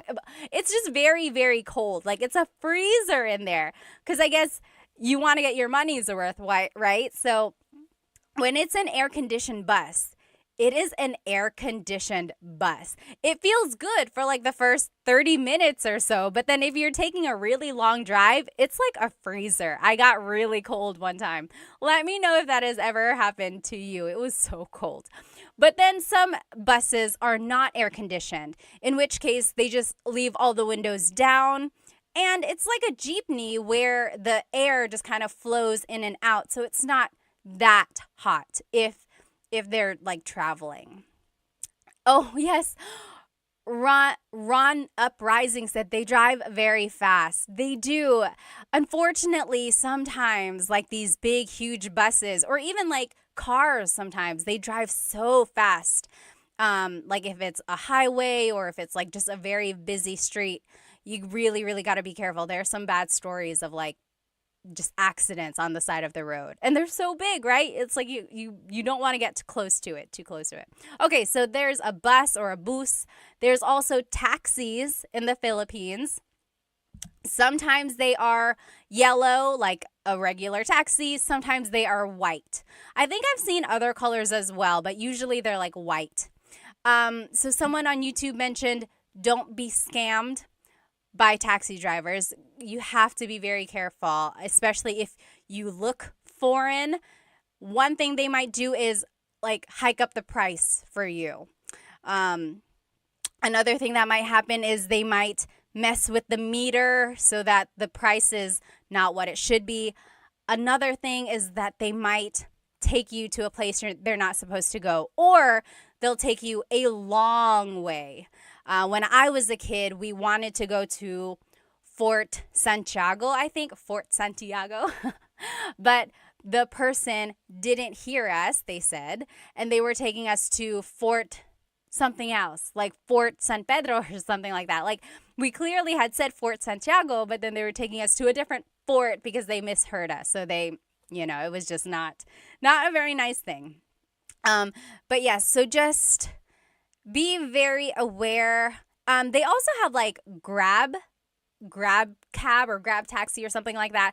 That kind of helps with the liability or like just keeps someone accountable because there's like the record of you getting that one taxi, right? So just be careful. And then there's also the MRT or the LRT. If you're looking over here on YouTube, you'll see it's like an above the ground subway. So it's like a train. And this is usually in Metro Manila. The difference between the MRT and the LRT is the route that it goes. So the MRT goes one way around EDSA, the LRT goes a different area. Okay, but just know it's like an above the ground subway. So there are lots of different types of vehicles in the Philippines. Again, let's go back to our Tagalog lesson. So vehicle in Tagalog is sasakyan. Sasakyan. Okay? Now, coche is car. Coche. Coche. And again, the difference between coche and sasakyan is that coche is specific. Coche is car. Sasakyan is vehicle. Okay, so sasakyan encompasses lots of different types of vehicles. But my family used sasakyan and coche interchangeably. It's like, oh, nasaan ang susi? Where is the key? Nasa sasakyan. It's in the vehicle. Okay? Now, license plate is placa. Placa. Can you say that with me? Placa. License plate. So it's like, nakuha mo ba yung placa niya? Nakuha mo ba yung placa niya? Did you get their license plate? Like, if something happens and like you need the taxi's information, it's like, nakuha mo ba yung placa niya? Did you get their license plate? Okay?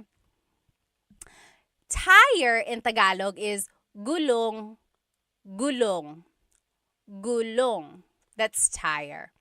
That's just one tire. If you want to say multiple, it would be mga gulong. Mga gulong. To make a noun plural in Tagalog, you have to add the word mga. Mga gulong. Steering wheel in Tagalog is manibela. Manibela. Manibela. So it's like, hawakan mo ang manibela. Hold this steering wheel. Manibela. Mirror, like your side view mirror or side mirror and then your rear view mirror, salamin. Salamin. That's just a mirror. If you know some Tagalog, salamin also means glasses. Salamin. Salamin. That's a mirror or like glasses. Salamin. A window, like the window of your car, that would be bintana. Bintana. Okay? And then headlights. Technically, there's no like real word for headlights that I know of. Usually, it's just referred to as ilaw. Ilaw. Ilaw is light. Okay, so it's like, naka-on ba ang ilaw mo? Is your light on? Are your lights on? Naka-on ba ang mga ilaw mo? Okay, so you see how I'm just using ilaw. Okay, let me just take a look at some of these comments and questions. If you have any questions at all, feel free to leave them. HM94 said, isn't that Spanish? Yes, absolutely. You will hear Spanish words in a lot of these vocab because there's a lot of Spanish words in Tagalog from the colonization period. Yep. Metch said, are you Bisaya or Tagalog, ma'am? Tagalog po, hindi po ako marunong mag-Bisaya. Okay. Travel with local or a girlfriend. Always ride with a local. Yes, yes, yes. Okay, any questions over here on Instagram? If you have any questions or comments, please feel free to leave them. How about over here on YouTube? Oh, yes. Yes, again, over here. Everyone on YouTube is like, yes, that also sounds like Spanish. You're right. You're right. Sleepy Time said, did you talk about pajak? Pajak is the tricycle that has a bicycle instead of a motorcycle. Yep, we did talk about that. We mentioned it. Very good. Oh, someone said white taxis are the worst here in Manila. Are they? So white versus yellow? Okay. Let's keep going here. Oh, yes, someone talked about the UV Express.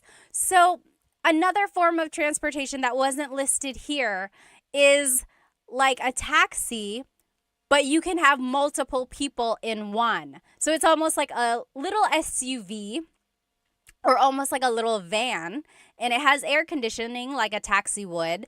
and it just picks up multiple people and makes multiple stops. Kind of like a jeepney. It's a cross between a jeepney and a taxi, right? It's like multiple people, but it still has air conditioning, and it's making multiple stops like a jeepney would. Yep, that's like a UV Express. Oh, someone asked, is there Uber in the Philippines? There is, right? I'm pretty sure. If you're in the Philippines right now, let us know. But I'm pretty sure there is. There's Uber. There's, what is the other one? Not Uber. What are the rideshare? Grab. Oh, Grab. Okay, so someone was saying Grab. Grab is like the Uber there, right? Mr. Talk said. Okay, let's keep going. Oh, yes. Someone said, I kind of like the rideshare. I like it too. Yeah. Sometimes if you are trying to go to a place really, really fast, you might not want to do a rideshare. Very good. Okay, yes. Everyone is saying it's Grab. So instead of Uber, it's called Grab. It's an app, right? You just have an app. Lyft. Is there Lyft in the Philippines? Yes? No? Oh, Love and Lulu said it's expensive for locals. Yeah, I can see that. So if you're getting like Grab or like Lyft or Uber or whatever, yeah, it can be kind of expensive.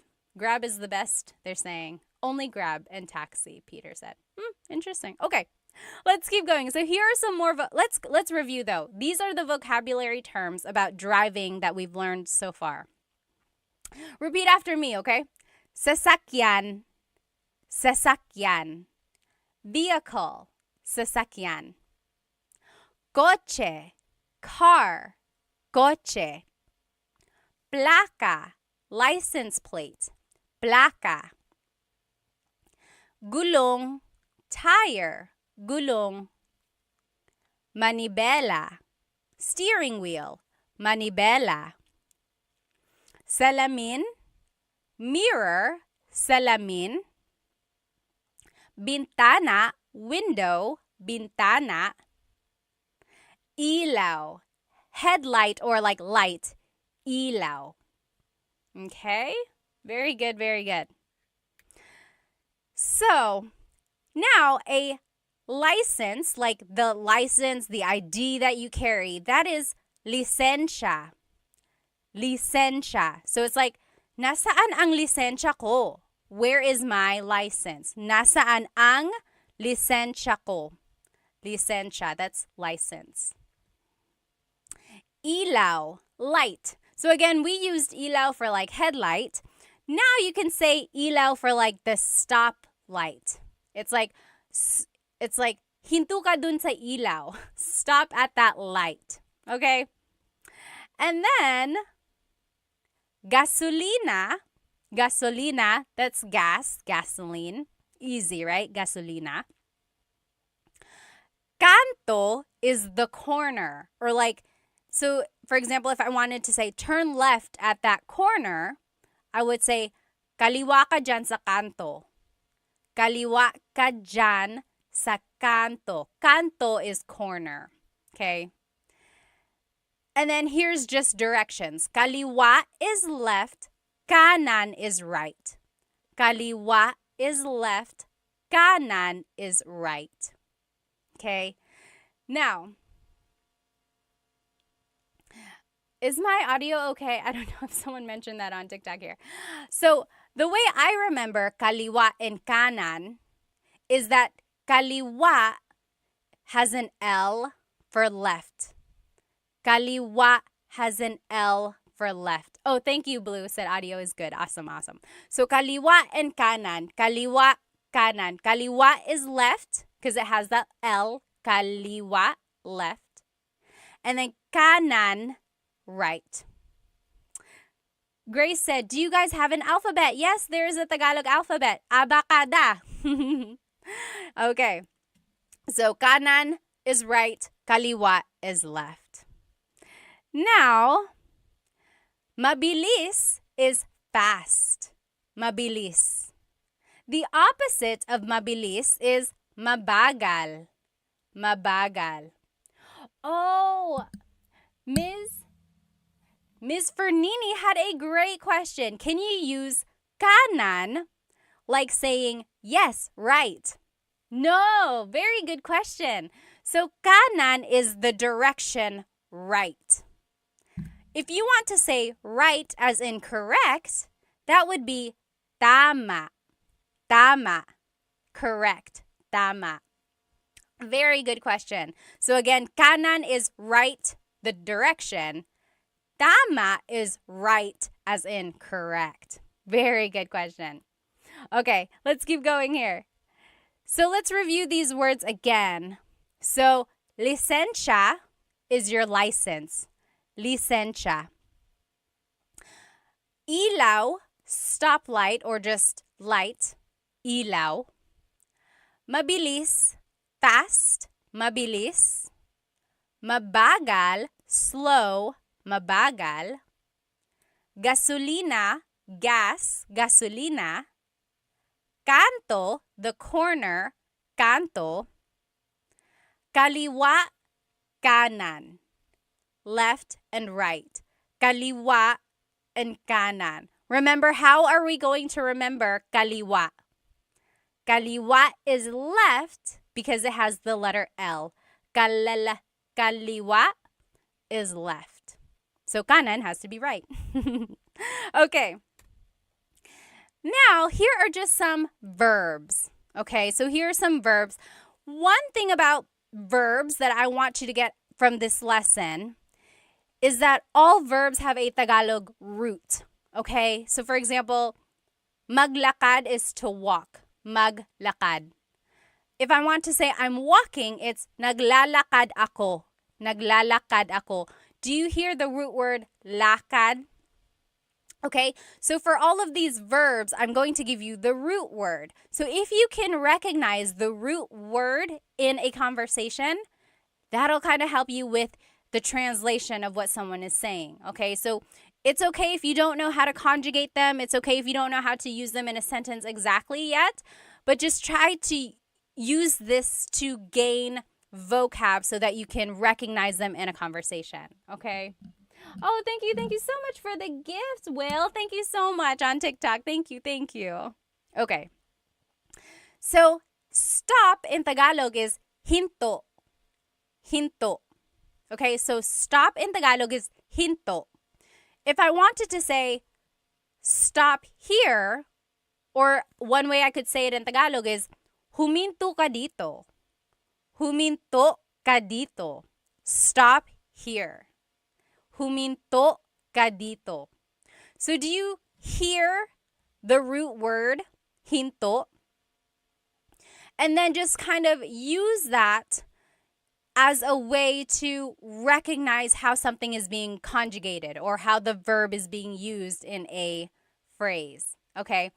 Huminto ka dito. Stop here. So hinto means stop. Next. We learned this a second ago. There's another way to say stop. Stop, if you're in a jeepney, would be para. Para. Remember, if you're riding in a jeepney and you want to stop, you would say para po, para. That means stop the jeepney. But you only use that in the jeepney context. If you're riding with your friend, you wouldn't say para. I guess you could. But usually I've heard it in the jeepney setting, okay? So just know there are two different types of stop, hinto and para, okay? Tuloy means go. Actually, tuloy means continue. Like, tumuloy ka lang, keep going. Continue on. Tumuloy ka lang. Tuloy means go. Try saying these words with me. Hinto, stop. Hinto. Okay, so hinto means stop. Huminto ka dito. Stop here. Another way to say stop is para. Para. Stop the jeepney. Again, remember, para is usually used in the jeepney context. The Raffy Taffy said, this is my first live session. I love it. Salamat. That's why I said session. Do you do this regularly? I do Tagalog Thursdays. Yes, Tagalog Thursdays. And then I try to do the lesson again, like I do a repeat of that lesson another time during the week, just in case someone wasn't able to join. But the recording is always up on my YouTube channel, but I know some people like to be in the live comments, so I like to do it a couple times. Okay, so tuloy means go. Tuloy, try saying that with me. Tuloy. Okay? Now, magmaneho is to drive. Magmaneho. Magmaneho. So you could say like, nagmamaneho ako. I am driving. It's like, oh, I can't answer my phone right now. Nagmamaneho ako. I am driving. Magmaneho means to drive. Sakay means to ride. Sakay. Sakay na, get in, or come on for the ride. Sakay. Baba, to get down or to get out. Baba. You might have heard the joke like, bababa ka ba? Opo, bababa ako. Right? So baba is a homonym, as they call it. A homonym has a couple different meanings depending on its context. So baba is like to go down or to get out. Like if you want to get out of the jeepney, you would say, bababa ako, I'm getting out, I'm getting down. Or if you're riding in your friend's car, you could be like, oh, hinto ka dito, stop here, bababa na ako, I am getting out. Okay? Liko means to turn. Liko. Liko. So it's like, lumiko ka dito, turn here. Lumiko ka dito. So it's an verb. If you've been watching some of my lessons, you know that verbs come in 5 different categories: mag, ma, in, and e verbs. Liko is an verb. Lumiko ka dito, turn here. Atras is to back up. Atras. The opposite of atras is abante, to move forward. Atras, to back up. Abante, to move forward. Very Spanish, right? Going back to these different types of verbs, number 1, I have a full-length Tagalog lesson on my YouTube channel, and it just goes through how to use verbs in the present tense. And then I have another one in the past and future tense. So if you want to learn how to specifically use different types of verbs and how to like conjugate them for sentences, go ahead and watch my full-length Tagalog lessons on my YouTube channel. I think that's lesson 3 and 4. Maybe 4 and 5. I think 3 and 4. Okay. So let's try saying these verbs one more time. Again, just focus on the root, okay? These are all the root of the verb. So if you can recognize these roots in a conversation, that should help with the translation, okay? Try saying them with me. Hinto, stop. Hinto. Para, stop a jeepney. Para. Tuloy, go. Tuloy. Magmaneho, to drive. Magmaneho. Sakay, to ride. Sakay. Baba, to get down. Baba. Liko, to turn. Liko. Atras, to back up. Atras. Abante, to move forward. Abante. Okay? So now we're just going to finish off with some common phrases that you might hear or say while driving. Okay? We already talked about this one.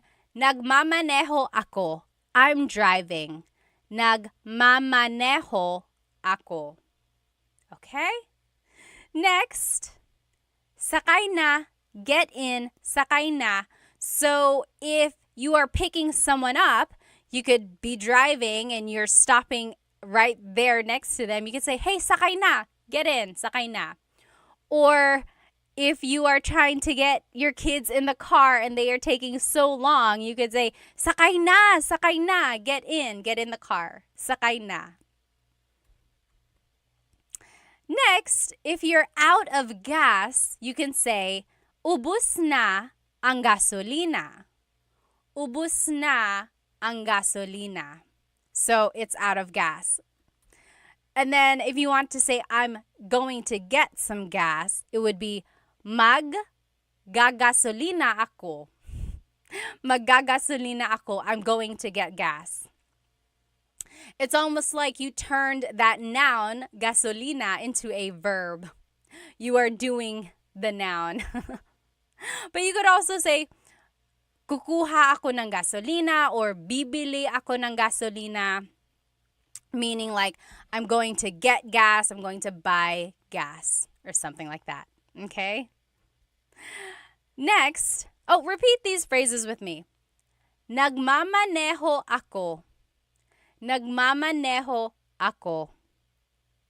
Or sakay na. Sakay na. Ubus na ang gasolina. Ubus na ang gasolina. Or maggagasolina ako. Maggagasolina ako. Okay? Someone said, ang mahal ng gasolina. Ang mahal ng gasolina. That means gas is expensive. You're right, you're right. Here are just a few more phrases. Susunduin kita. Susunduin kita. So the root word sundo means to pick someone up, driving, like you're driving to pick them up. Susunduin kita means I will pick you up. Susunduin kita, I will pick you up. Okay? Now, malapit na ako, I'm close. Like I'm nearby. Malapit na ako. Malapit na ako. The opposite of malapit is malayo. Malayo pa tayo. We are still far away. Malapit na ako means I'm close, I'm nearby. Malayo pa tayo means we're still far away. Okay. And then if you finally get to your destination, it would be nandito na tayo. Nandito na tayo. That means we're here. We're here. Nandito na tayo. Maybe next time if you're driving with whoever you're riding, like whoever speaks Tagalog, and you get to your location, you say, nandito na tayo. We're here. Nandito na tayo. Try saying that. I bet they'll be so surprised.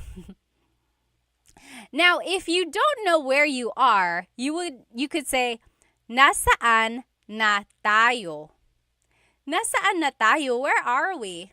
So if I was driving around and I don't recognize the place, I could say, nasaan na tayo? Where are we? Nasaan na tayo? Or you could say, nawawala ako. I'm lost. Nawawala ako. Okay, so wala means nothing or lost. So nawawala means you are lost. Nawawala ako. If someone is calling you and they're like, hey, where are you? You could say, papunta na ako. Papunta na ako. The root word punta means to go. So that means I am on the way. Papunta na ako. Papunta na ako. Okay? And then someone said this earlier. You could say, sama ako. Sama ako. Sama means to be with. Ako means I. So it's like, I want to come. Sama ako. So if someone is like, hey, I'm going to go to the store, you can jump up and you could say, oh, sama ako. I want to come. Sama ako. Alternatively, you could say, sama ka. Sama ka. That's a question meaning, do you want to come? Sama ka. Okay? Try saying these phrases with me again. Nasaan na tayo? Where are we? Nasaan na tayo? Or nawawala ako. I'm lost. Nawawala ako. Tanner Foss said, nawawala ako sa buhay. They're lost in life. Sana mahanap mo ang sarili mo. I hope you find yourself.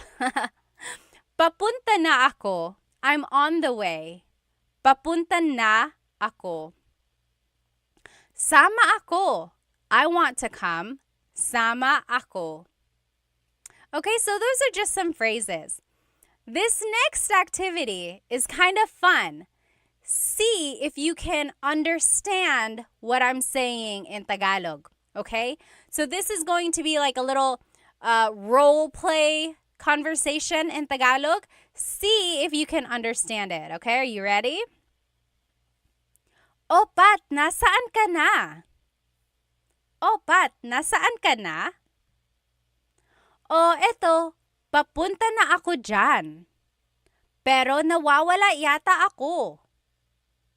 O eto, papunta na ako dyan. Pero nawawala yata ako. Talaga? Anong nakikita mo dyan? Talaga? Anong nakikita mo dyan? Nakikita ko ang 7-Eleven at ang McDo. Malapit na ba ako? Nakikita ko ang 7-Eleven at ang McDo. Malapit na ba ako? Ay, malayo ka pa. Diretso ka lang ng 1 kilometro. Tapos kumaliwa ka sa Jollibee. Tapos kumanan ka sa gasolinahan. Pagkatapos nun, makikita mo na yung bahay ko. That was a lot, wasn't it? Did you get it? I will say the whole thing one more time, okay? O Pat, nasaan ka na? O eto, papunta na ako dyan, pero nawawala yata ako. Talaga? Anong nakikita mo dyan? Nakikita ko ang 7-Eleven at ang McDo. Malapit na ba ako? Ay, malayo ka pa. Diretso ka lang ng 1 kilometro. Tapos kumaliwa ka sa Jollibee. Tapos kumanan ka sa gasolinahan. Pagkatapos nun, makikita mo na ang bahay ko. What did I say? If you are just joining me, you're probably like, what are you talking about? So we are doing a Tagalog lesson about driving, directions, vocabulary, and just common phrases about like driving. And I wanted you to see if you could understand what I said. Brianna on YouTube said, I just joined. I'm very confused. I'm sorry. That was the worst time to join, but this whole recording will be up on the YouTube channel, okay? Let's go ahead and see. Yes, I see some of you guys got some of the phrases. Yes, you're writing it in the comments right now. Oh, Agzi said, I understood pretty much everything, but I would be so confused in a real situation. I think you can understand more than you think. Even in a real situation, just kind of focus on what you know, okay? So let's go through these phrases one more time to see what it means, okay? O Pat, nasaan ka na? O Pat, nasaan ka na? That means, Pat, where are you? O Pat, nasaan ka na? Where are you? O eto, papunta na ako dyan. Oh, I'm on my way there. Pero nawawala yata ako. But I think I'm lost. Yes, very good. You guys are writing it in the comments as we go. Very good, very good. Yes.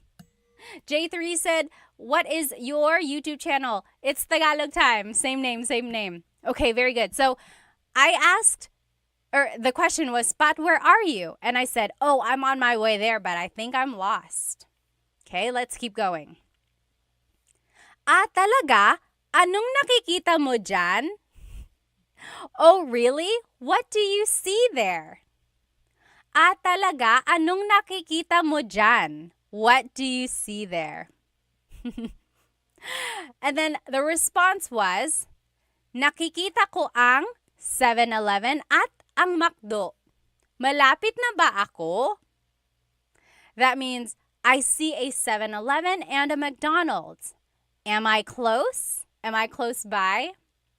Okay. Yes. Swingovic said, I would just say mahal kita. I don't know if you want to do that. That might give off the wrong impression. I don't know what would happen if you say that. Okay, so are you with me so far? So first, it was like, hey, Pat, where are you? And I said, oh, I'm on my way there, but I think I'm lost. Then the person asked, oh, really? What do you see? And I said, I see a 7-Eleven and I see a McDonald's. Am I close? Let's see what else I said. Okay. Ay, malayo ka pa. Oh, you're still far away. Ay, malayo ka pa. Diretso ka lang ng 1 kilometro. Keep going straight for 1 kilometer. In the Philippines, they measure everything by kilometers, not miles, like they would in America. So, diretso ka lang ng 1 kilometro.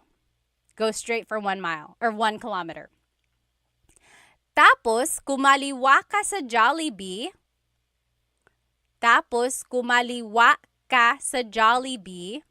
So, then take a left at Jollibee. Tapos, kumanan ka sa gasolinahan. Take a right at the gas station. Kumanan ka sa gasolinahan. Remember, how do we know kaliwa versus kanan? How do we know kaliwa versus kanan? What was my trick? Do you remember? Yes. Kaliwa is left because kaliwa has the letter L. Kaliwa is left. Kanan is right. Okay? So let's keep going. Pagkatapos nun, makikita mo na ang bahay ko. After that, you'll see my house.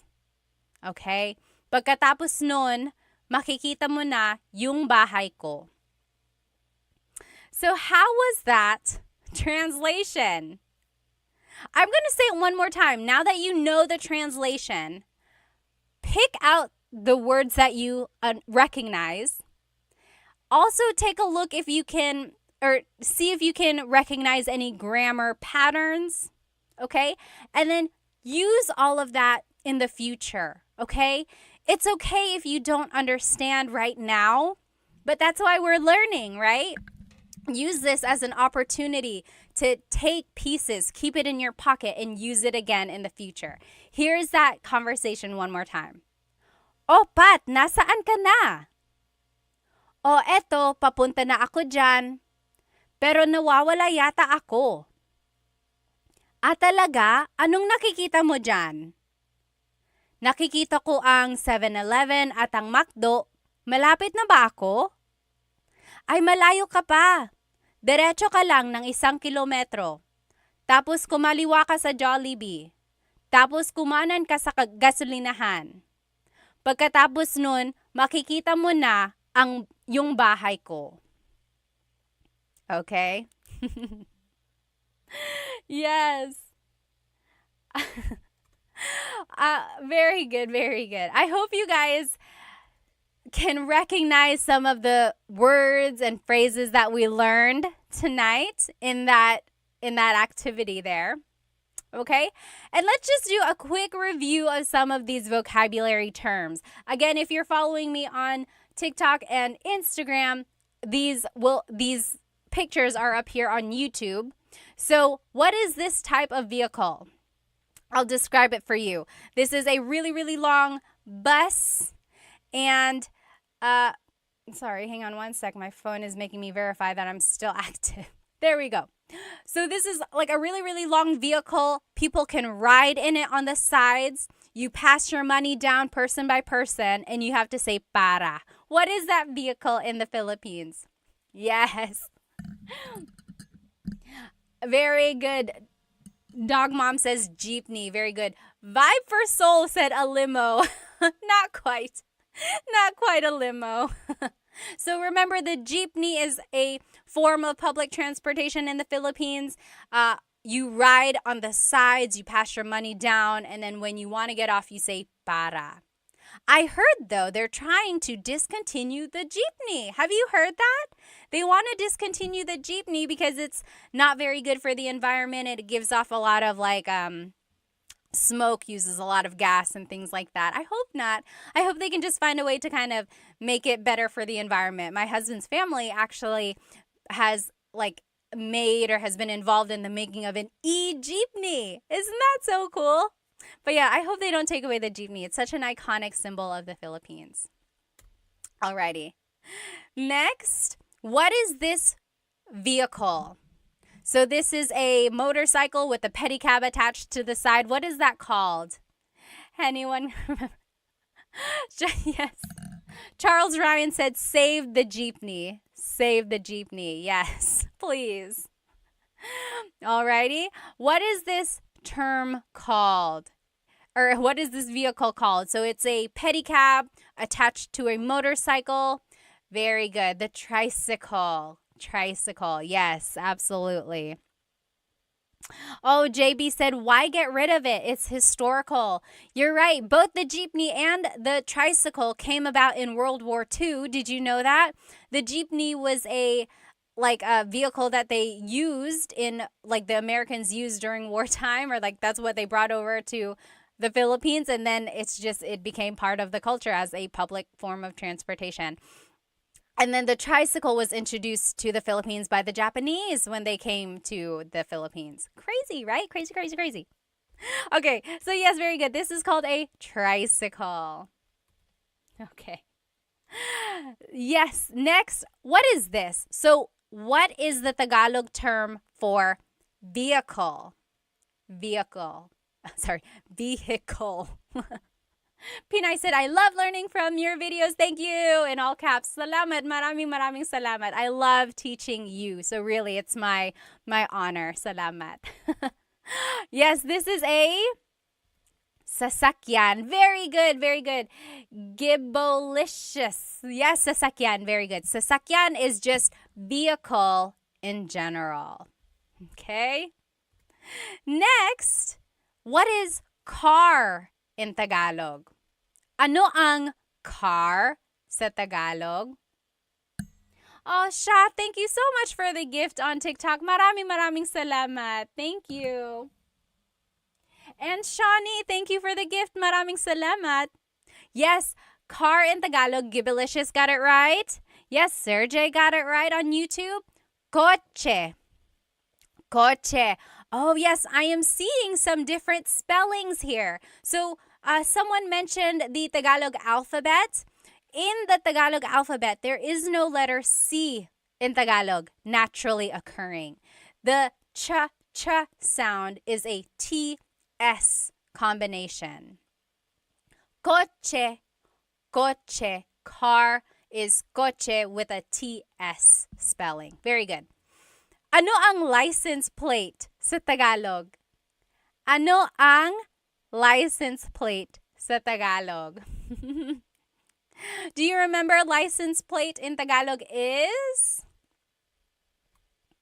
Placa. Placa. Salamat, Charles Ryan. Very good. Placa. Very good, very good. Ano ang tire sa Tagalog? Ano ang tire? Yes. Very good. Almost polyglot said it's like the word chaa. Chaa in Tagalog is tea, like the tea that you drink, and it's spelled T-S-A-A. Chaa. Chaa. That's such a Tagalog spelling. I love it. There's the T-S sound and then the double vowel pronunciation. Chaa. It's so Tagalog. Yes, very good. What is tire in Tagalog? Gulong. Gulong. Oh, Tampa Souls said pagod. Pagod is tired. Tired. I said tire. Like the tire on a car. The tire on the car is a gulong. Tired, like feeling tired, is pagod. Common mistake. Easy mistake there. Very good. What is steering wheel in Tagalog? What is steering wheel in Tagalog? Oh, Big Boss on YouTube also said pagod. Sorry for the confusion there. Steering wheel, yes, very good. Oh, I don't know your name because it's in different characters. But yes, Manibela. Manibela, very good. Jean got it on TikTok. Gibalicious, you got it. I mean on Instagram. Very good. Manibela is the steering wheel. Okay? What is the mirror? So the mirror, like to see the back or like your side, and then the rear view mirror. What is a mirror in Tagalog? It's also the Tagalog word for glasses. Mirror in Tagalog is salamin. Salamin. Salamin. Oh, very close. Very good. Driving said bintana. Bintana is actually window. So salamin is the mirror. Bintana is the window. Very good question there, or very easy mistake. If you didn't see the beginning of this lesson and you don't know the words we're talking about, this whole lesson is recorded and it will be on my YouTube channel, Tagalog Time with Pat. Okay, so don't worry there. And the whole presentation is there. Okay. And then headlight in Tagalog, or just light, is ilaw. Ilaw. So that's light, or like headlight. Ilaw. What is your license in Tagalog? License, like your ID. What is license in Tagalog? Yes, very good. Everyone is getting it. What is license in Tagalog? License in Tagalog is, yes, very good. Jelly Piggies. Lisensya. Lisensya. Nasaan ang lisensya ko? Where is my license? Lisensya. Very good, everybody. Bobby Mayo said hello from Louisiana. Hello, hello.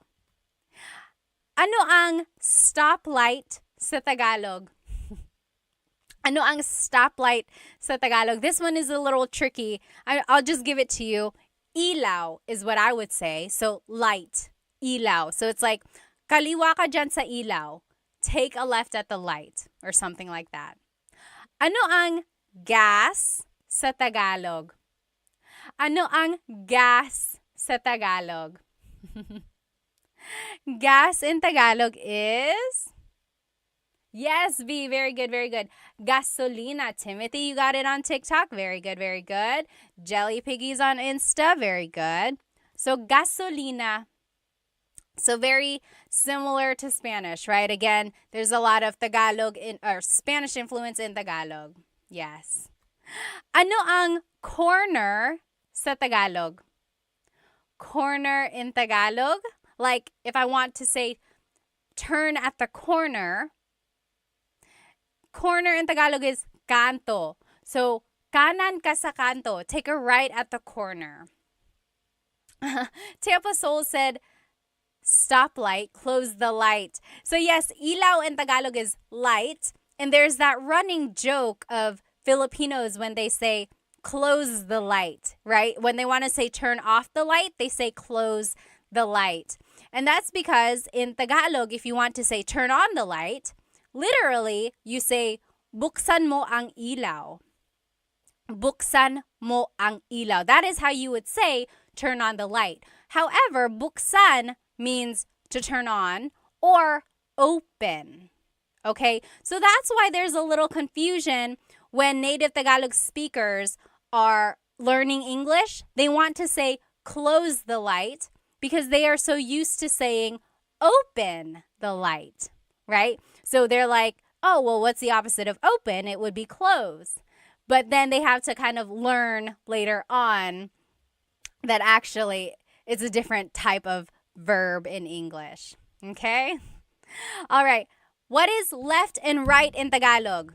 What is left and right in Tagalog? Remember, I gave you a way to remember it. What is left and right in Tagalog? Left. Yes, very good, very good. Aubrey got it right. Y got it right. Yes, so kaliwa is left. Kanan is right. Almost polyglot. You got it right. Very good, very good. Yes, so kaliwa is left because it has the letter L, right? Kaliwa, left. Kalala, kaliwa, left. Kanan is right. Okay? JB on YouTube said, I've heard patay mo ang ilaw or patayin mo ang ilaw. Yes. So in Tagalog, if you want to say turn off the light, usually they say patayin mo ang ilaw. Patay means dead or kill the lights, literally. Kill the lights, patayin mo ang ilaw. Yeah, very good, very good. Okay, next. So kaliwa is left, kanan is right. How do you say fast in Tagalog? Ano ang fast sa Tagalog? Fast in Tagalog is, yes, V and Matt, Nick, you got it. Bilis. Bilis means fast, but if you want to use it like an adjective, like in a sentence, it's mabilis. Mabilis. Bilis is like the root word there. Mabilis, fast. What is the opposite of mabilis? Ano ang slow sa Tagalog? Ronald Smith on YouTube said, rapido. Rapido. Yes, that also means fast. That's more of the Spanish. Ano ang slow sa Tagalog? Yes, very good. Matt, you got it. Nick, you got it. Slow is mabagal. Mabagal. I am seeing some people say nakaraan. So nakaraan means in the past. Like, if you've ever watched a teleserye, you know what a teleserye is? It's like a soap opera, a Filipino soap opera, or like a Filipino drama on the Filipino channel. Usually, like, if today's episode is on, they have a short recap of what happened in yesterday's episode. At the bottom of the screen, it would say, ang nakaraan, which means in the past or what just happened. So nakaraan means past. Very good. Yes, exactly right, Nick. That means previously on. Exactly. Ano ang paborito mong teleserye, ha? What is your favorite teleserye? Very good, very good. So, mabilis is fast. Mabagal is slow. Levin Lulu said they take too long to end. You are exactly right. They will drag on a story and they will add more problems, more characters until you're like lost in this crazy whirlwind. But then you can't stop watching because you got to know how it all ends, right? Side note, I was watching Halik on TFC, or no, I Want TFC with my husband, and they had the English subtitles, but then we lost it. And then I tried to resubscribe, and they didn't have the one with the English subtitles anymore. What the heck? And so now my husband can't watch it with me. He can, but it won't be the same. I need to know what happened. Okay. So that's it. That is it, you guys. Here's a review of everything we learned tonight. So we learned vocab about driving, about the car, about vehicles, about different types of vehicles in Tagalog, right? We learned lots of vocabulary words. Then we also learned verbs in Tagalog. We learned lots of different verbs like to go forward, to go back, to stop, to go. Okay? Now, and then we also learned some common phrases. Common phrases. Someone said, gusto ko nang bumitaw. You want to let go? Why? I thought you said gusto ko nang bumate. Bumate means I want to give a shout out. If you do, write it in the comments. Go ahead and make your bate if you want. If you know anyone else who's watching, tell them that you're going to make a bate to them. If go, feel free to go. I'm just going to catch up on some of these comments before I head out.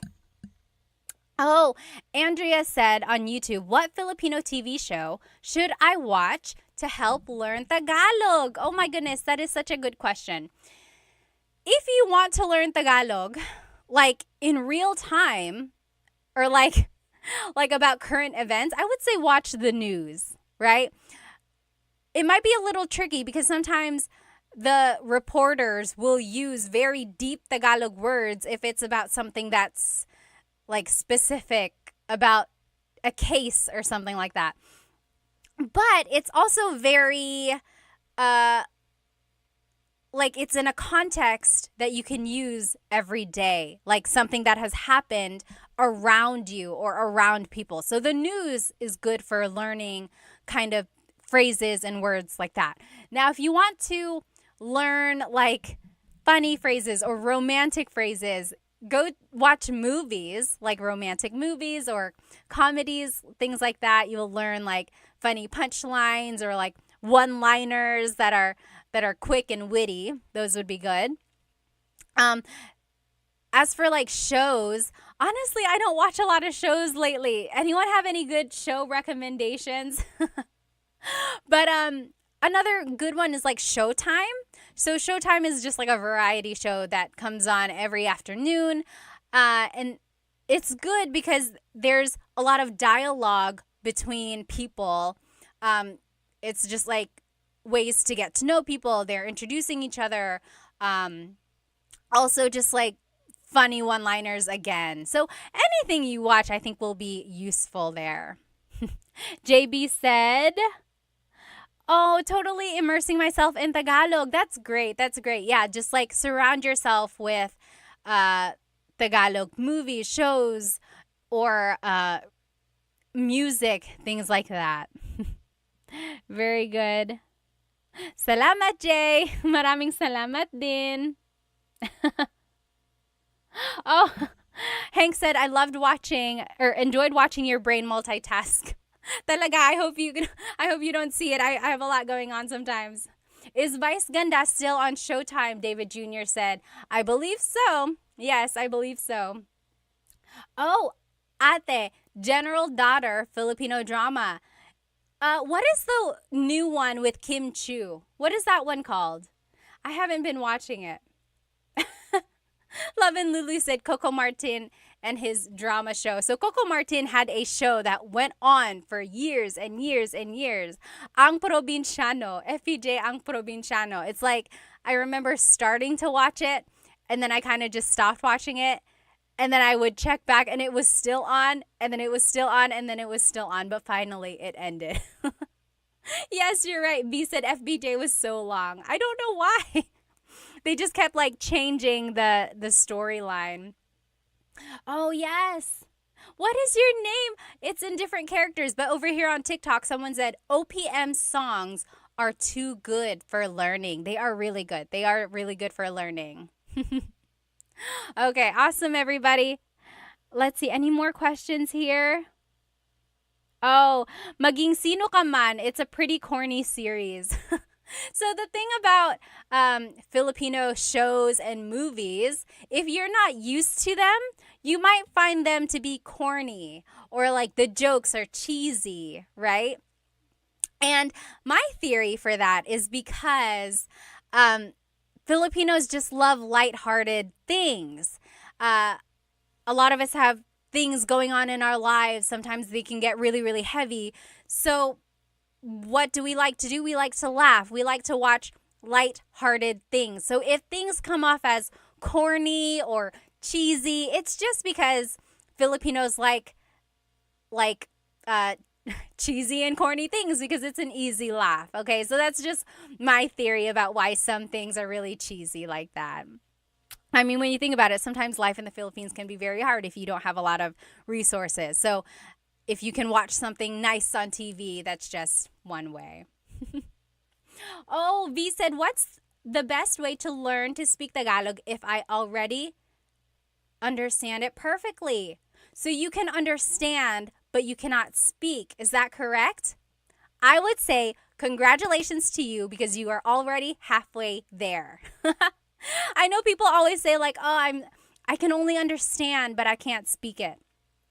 In that case, all you have to do is practice what you already know. I think you know more than you might think. Like a lot of us get embarrassed. We don't want to try speaking. We don't want to say anything wrong. We don't want to make a mistake. But just jump right in, start speaking it.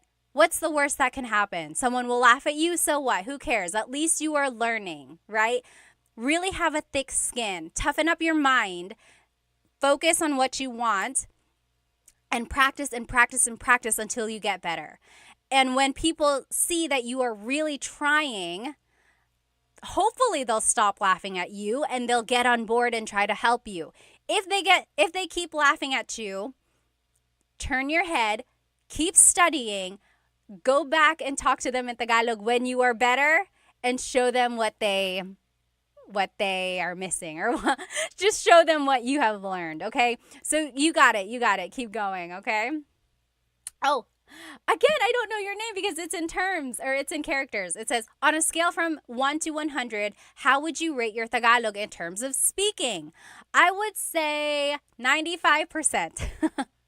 The 5% is because sometimes, a lot of times even, I still trip over my words or I get embarrassed. I get too caught up in my head and I don't say what I want to say perfectly, right? Like if I'm speaking to my cousins or my aunts, even to my mom, I get very nervous sometimes and I revert back to Taglish or I just answer in English. But when I really push myself, I know I can speak Tagalog at a 95% level.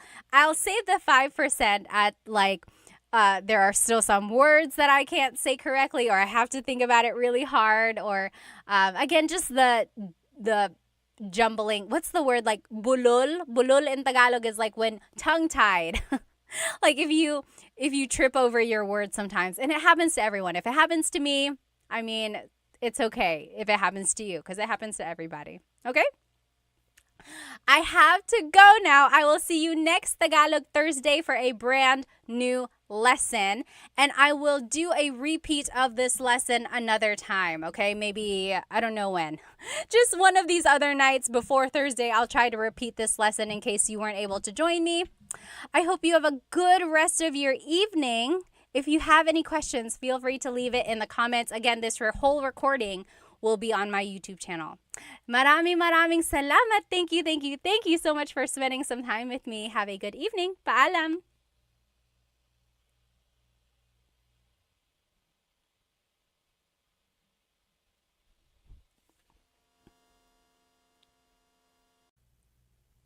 Hello everybody. So sorry for the delay, but I'm so glad you're here with me now.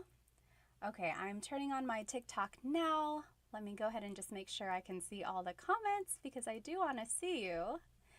Hello everybody. Welcome to my live Tagalog lesson tonight on Tagalog Thursday. I think you're going to enjoy today's lesson. So today we will be learning some vocabulary.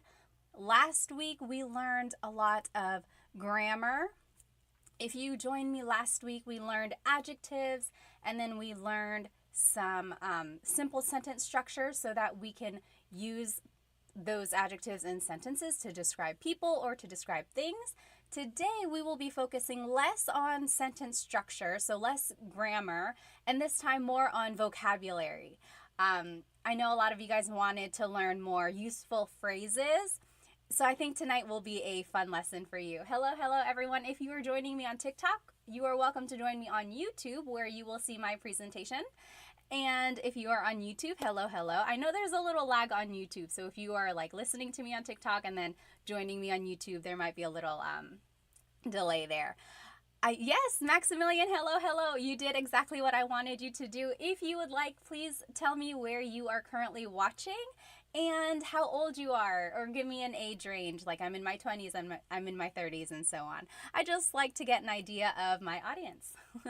So Maximilian is from Canada. Hello. Hi, Dita. Oh, you have school? Okay. Oh, you don't have school. Awesome, awesome. I'm so glad you're here. Hello, hello. Yes. Oh, thank you. Yes, my earrings are from Sunkissed Pinay, my favorite. Be sure to check them out on TikTok, Insta, everywhere. Sunkissed Pinay. Hello, hello. Dita is from Singapore, 12 years old. My goodness, Dita. Well, welcome, welcome. Sure is 33 from their house. So James is in their 50s. Hello, hello. Aaron, thank you so much for sending me a badge on TikTok. Sorry. Any donation or anything you all give, I love giving back to Filipino businesses. Thank you, thank you. So if you like anything that you see in tonight's live, go ahead and either do a super chat or a donation on TikTok, but you don't have to. Thank you, thank you. Okay, so tonight we will be doing a Tagalog lesson about some vocabulary. So let's take a look here. Here's tonight's lesson agenda. We will be learning some house vocabulary. So we'll be talking about parts of the house. We'll be talking about the kitchen, the bathroom, and the bedroom. That's all we have time for today. There's so many words and so many things to talk about the house. We'll save the other rooms for another night. But tonight we will be talking about the kitchen, the bathroom, and the bedroom. And then some related phrases about those vocabulary words. Let me just catch up on some of these comments. If you have any questions, be sure to write them in here because I do want to make sure I catch them. Oh, yes, meeting you said, what about you, Pat? Where are you from? Good question. So sorry I didn't mention it. I am here in North Carolina on the east coast of the United States. It is 9:19 right now over here. So sorry for the delay. Ikwa is from Brunei, 26 years old. Ikwa is currently watching in class. You should probably pay attention to class, whatever class that is. Okay, let's go ahead and jump right into this lesson, okay? So, house in Tagalog is bahay. Bahay. Try saying that with me. Bahay. Bahay. You might notice that the spelling is A-Y at the end, so it looks like bahay, but it's pronounced bahay. That A-Y combination is bahay. Bahay. Now, you might also hear the word tahanan. Tahanan. That means home. So it's the difference between a house and a home. A house and a home. So bahay is house. Tahanan is home. Okay? And here are some phrases that you might hear about the house. Malaki ang bahay ko. Malaki ang bahay ko. So my house is big. Malaki ang bahay ko. The opposite of malaki is maliit. Maliit ang bahay ko. Maliit. So if you were with me last week or even yesterday when I did the repeat lesson, malaki and maliit were some of the adjectives we learned. Big and little. Malaki, maliit. Okay? So that's one way to describe your house. Now, you might want to say that your house is old or new. So if you want to say your house is new, it would be bago ang bahay ko. Bago ang bahay ko. My house is new. If you want to say your house is old, it would be luma ang bahay ko. Luma, that means old. So bago is new, luma is old. And it's just the same sentence structure all throughout. And we learned this last week, if you remember. So it's adjective, then it's the word ang, which means is or are. Technically, it's an article. It's all different. And then bahay, which is the noun, and then the pronoun ko. So bago ang bahay ko, my house is new. Okay? And then the last thing you might want to say about your house is the distance of it. So, malayo ang bahay ko. My house is far. Malayo. Malayo. And then, malapit ang bahay ko. My house is near or it's close by. Malapit ang bahay ko. Okay?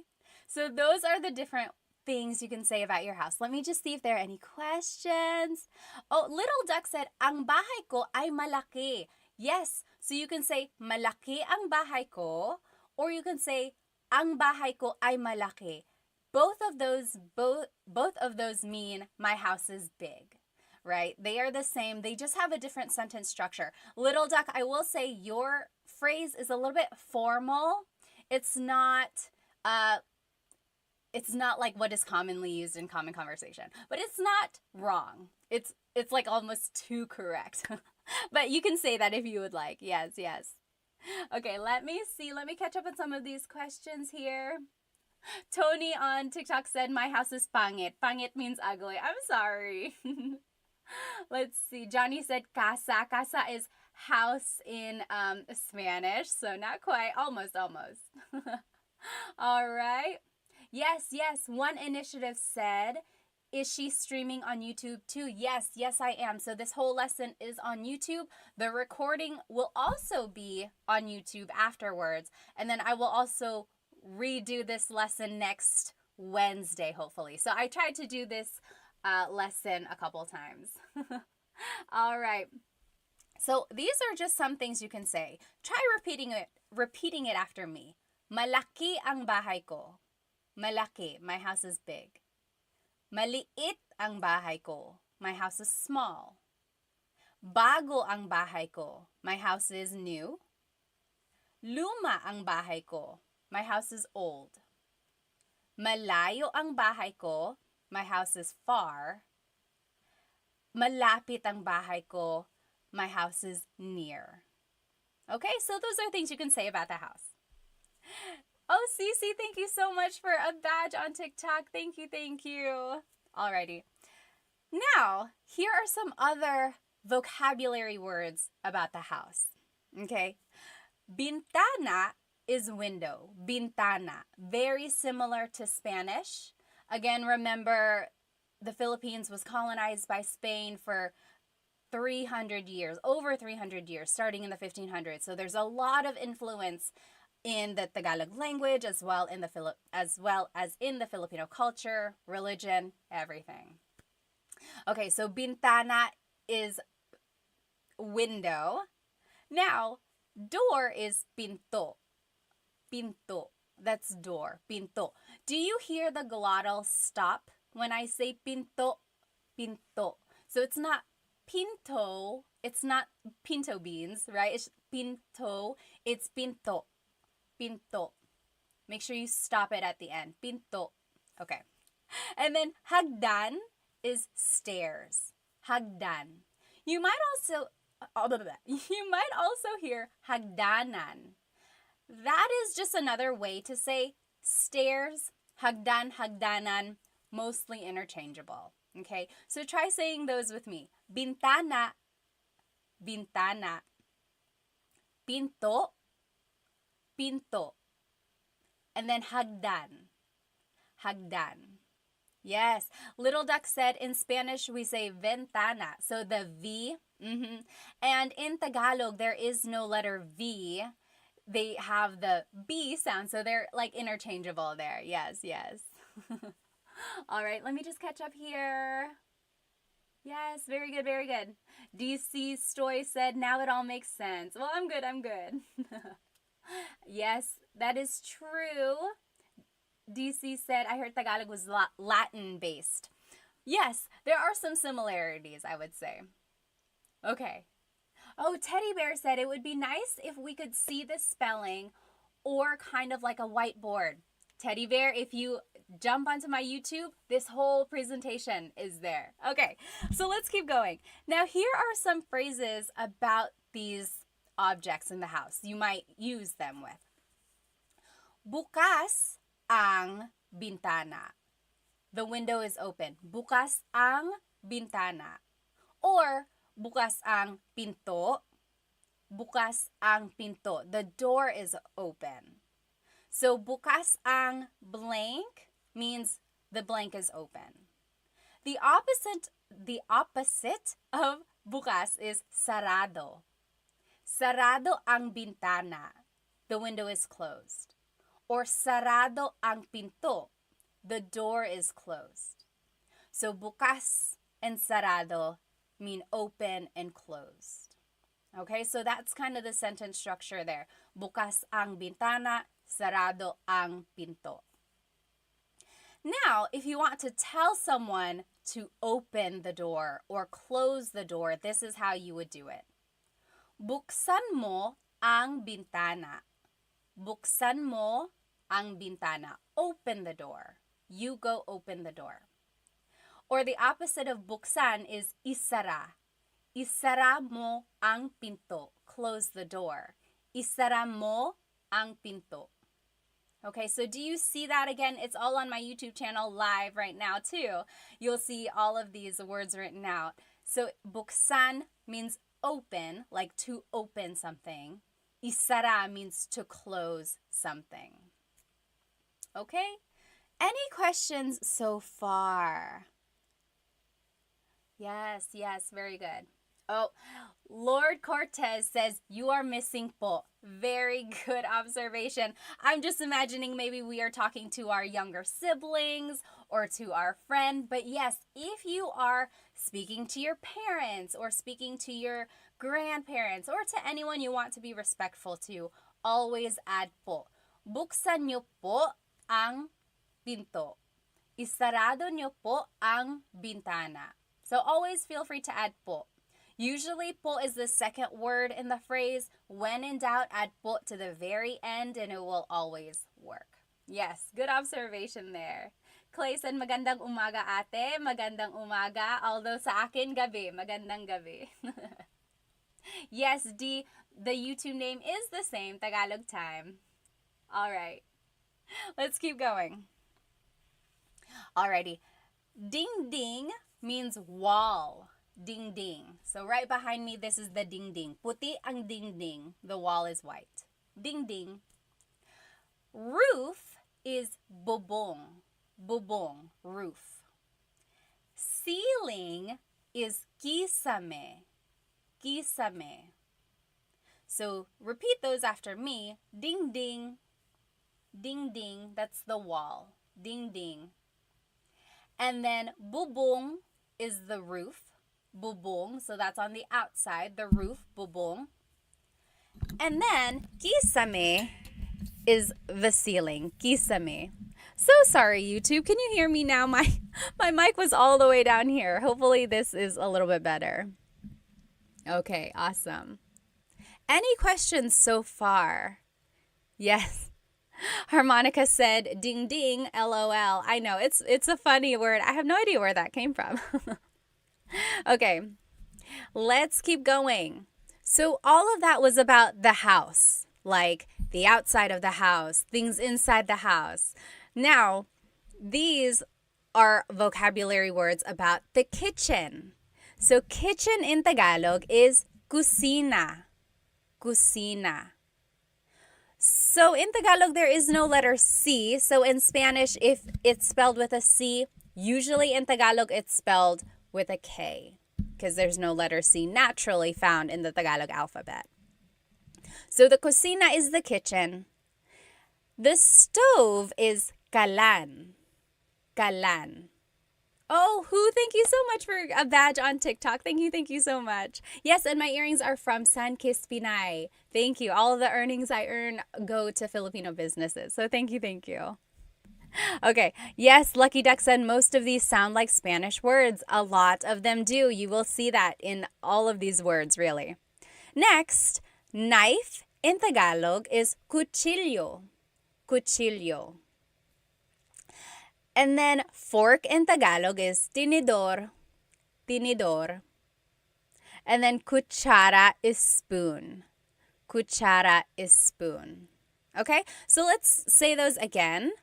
Cocina, sorry, sometimes my nose gets clogged up. Cocina, cocina, that means kitchen. Kalan, stove, kalan. Cuchillo, knife, cuchillo. Tinidor, fork, tinidor.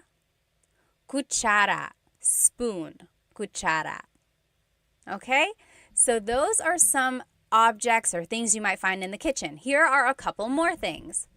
Plato is plate. Plato. I have also heard pinggan. I think it's regional. So my husband's family is from Cebu. They've said pinggan, like the whole time I've been with them. They say, oh, kunin mo yung pinggan, or saan ang mga pinggan? Where are the plates? Growing up, I always heard plato. Plato. So you tell me, what do you use, or what did your family use growing up? Baso means a glass, like a glass of water. Baso. Baso. Another word for cup is taza. Taza. So that's like a cup or like a little mug, taza. Whereas a glass is baso. Baso, okay? Now, pagkain is food. Pagkain. And then ulam is specifically the entree or the dish, the meat dish. So if you're looking on YouTube right now, anyone know what this dish is? What ulam is this? Anong ulam ito? Does anyone know? Anong ulam ito? You write it in the chat and then we'll check. So ulam, again, is the dish, like adobo, pansit, sinigang. Pansit isn't really an ulam. It's like the meat dish, okay? Whereas pagkain is just food in general. Okay.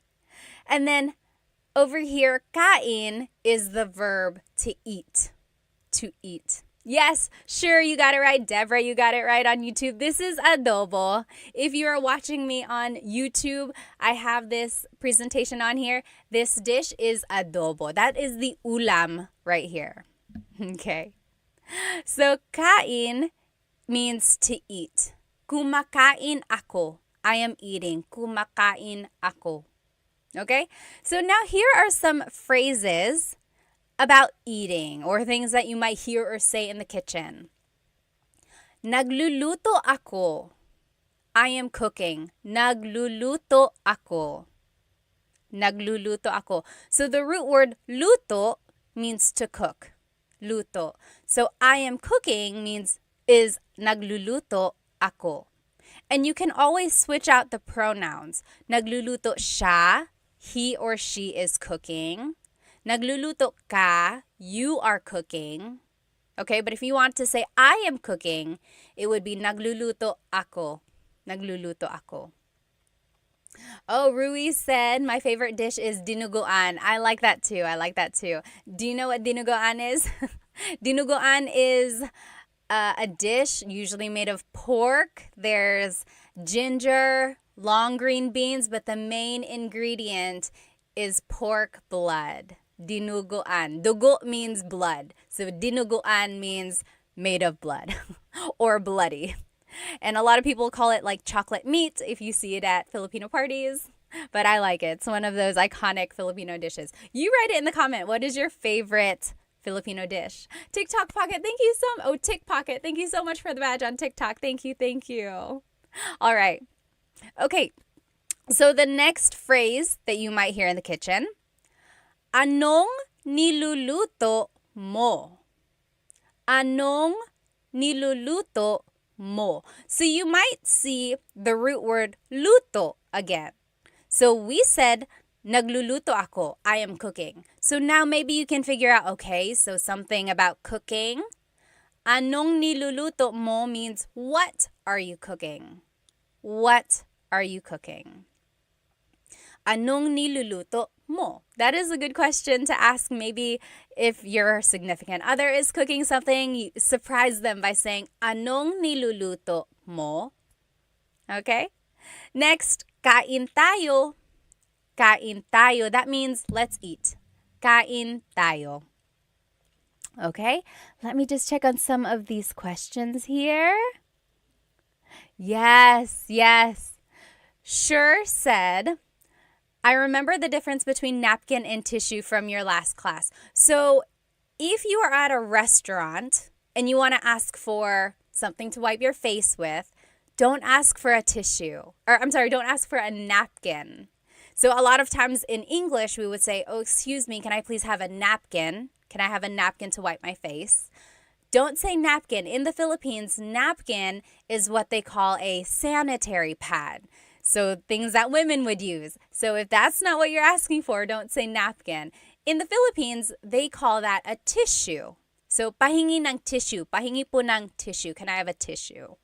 So that's the difference there. It's not that big of a deal if you happen to mix it up, but you might get a little chuckles. Even me, I've made a video and I was like, oh, pahingi pong ng napkin. And in the comments, people were like, why napkin? That's not correct. Okay, so just know the difference there. Okay, very good, very good. Maverick said sinigang, stand up. Sinigang. I love sinigang. Yes, yes. All right.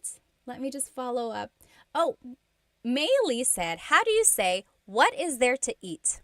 What is there to eat? That is a good question. Maybe you are hungry and you're like, oh, what's there to eat? You can say, anong pwedeng kainin? Or ano ang merong kainin? What is there to eat, literally. Or anong pagkain? What is the food? Food. Ano ang pagkain? Okay, those are all ways you can ask that. All right, any other questions?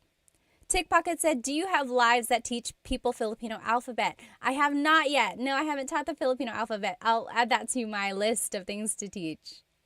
All right. Yes. XOKZ asked, do you only speak Tagalog? Yes, Tagalog and English. I took a little bit of French in high school and college, but no, I don't speak Bisaya or Waray or the other languages or dialects. I would love to, though. I'm hoping to find someone who can teach me that online. So if you know any accounts, that would be so helpful. All right, let's keep going. Oh, IME said kare-kare and bagoong. I love that dish too. Kare-kare. Kare-kare is like usually beef and it has peanut butter. It's like a peanut butter sauce. So yummy, so yummy. Okay. So now, here are some vocabulary terms about the bathroom. So bathroom in Tagalog is baño. Baño. Baño. You might also hear it referred to as the CR. Anyone know what CR stands for? Kind of funny, but it's used all the time. It's like, oh, saan ang CR? Saan ang banyo? Saan ang CR? Yes! Sidewalk Chalk got it. Joseph got it. And Jack got it. Honey Badger. CR stands for comfort room. Yes, Richard, you got it too. Shaolin, conventional room. Almost. Yes. Bet said baño is the same as Spanish. It is. Yes, sure. And James and Deborah, you guys all got it. Yeman. So CR stands for comfort room. So sometimes that's what people call it. They say, saan ang CR? Where is the bathroom? Next, the toilet is inodoro. Inodoro. That's the toilet. Try saying it with me. Inodoro. Inodoro. Now, just to add to your vocabulary, here are some other things. So, pee is ihi. Ihi. That's pee. And then poop is tae. Tae. Just so you know the vocabulary, okay? Oh yes, Bumbero said dumihan. Yes, the toilet could technically also be called dumihan. Dumi means dirt, so it's the place to make dirt or to put the dirty things. Very good, very good. Okay, then lababo is the sink. Lababo. Lababo, that's the sink. And then paliguan is the bathtub. Paliguan, the place to take a bath. Ligo means to take a bath. Paliguan is the place to take a bath. Oh, someone wrote the tabo. I didn't have the tabo in my list. So the tabo is the little thing usually beside the toilet that people in the Philippines use to wipe their bottom, to wash their bottom, or they use it to take a bath as well, like a little bucket. Very good. All right. Try saying these words with me again. Just repeat after me. Baño. Baño. Inodoro. Inodoro. Ihi. Pee. Ihi. Tae. Poop. Tae. Lababo. Sink. Lababo. Paliguan. The bathtub. Paliguan. Okay. All right. Coconut Dream said, tae isn't a rude word. I'm always hesitant to say that. It's one of those things like read the room or like see if it's a little bit okay to be casual about it, right? So tae is like poop. If you don't want to say poop, a lot of people say like dumi, so dirt. You know, that's another way to say it. Yes, Sidewalk Chalk said paliguan is shower too. Yes, basically anything or anywhere you can take a bath or take a shower. Yes, yes. Okay, very good. Someone said tabo is the Filipino toilet paper. Yes, Maverick said, how to explain what a tabo is. A tabo, I would say, is like something in the Philippines or in some countries, they don't use toilet paper. Instead, they have to use water to clean themselves. And that is what the tabo is for. They use the water to wash themselves off after they've used the restroom. Or they also use it to take baths as well. Okay. So here are just some more words that you can use about the bathroom. Sabon is soap. Sabon. And then tuwalya is the towel or a towel. Tuwalya. And then maligo is the verb meaning to take a shower. To take a shower. So sabon, soap, sabon. Tuwalya, towel, tuwalya. Maligo, to take a shower, maligo. Okay. Very good. Oh, yes, good question, good question. Sure said, but is tae is not as intense as the S word? Tae is not. Correct, it's not. It's not like something that bad, right? That's correct. But again, if you don't want to use it, you could just say like dumi, poop, like something dirty. That's another way to say that. Yes. Let me see here.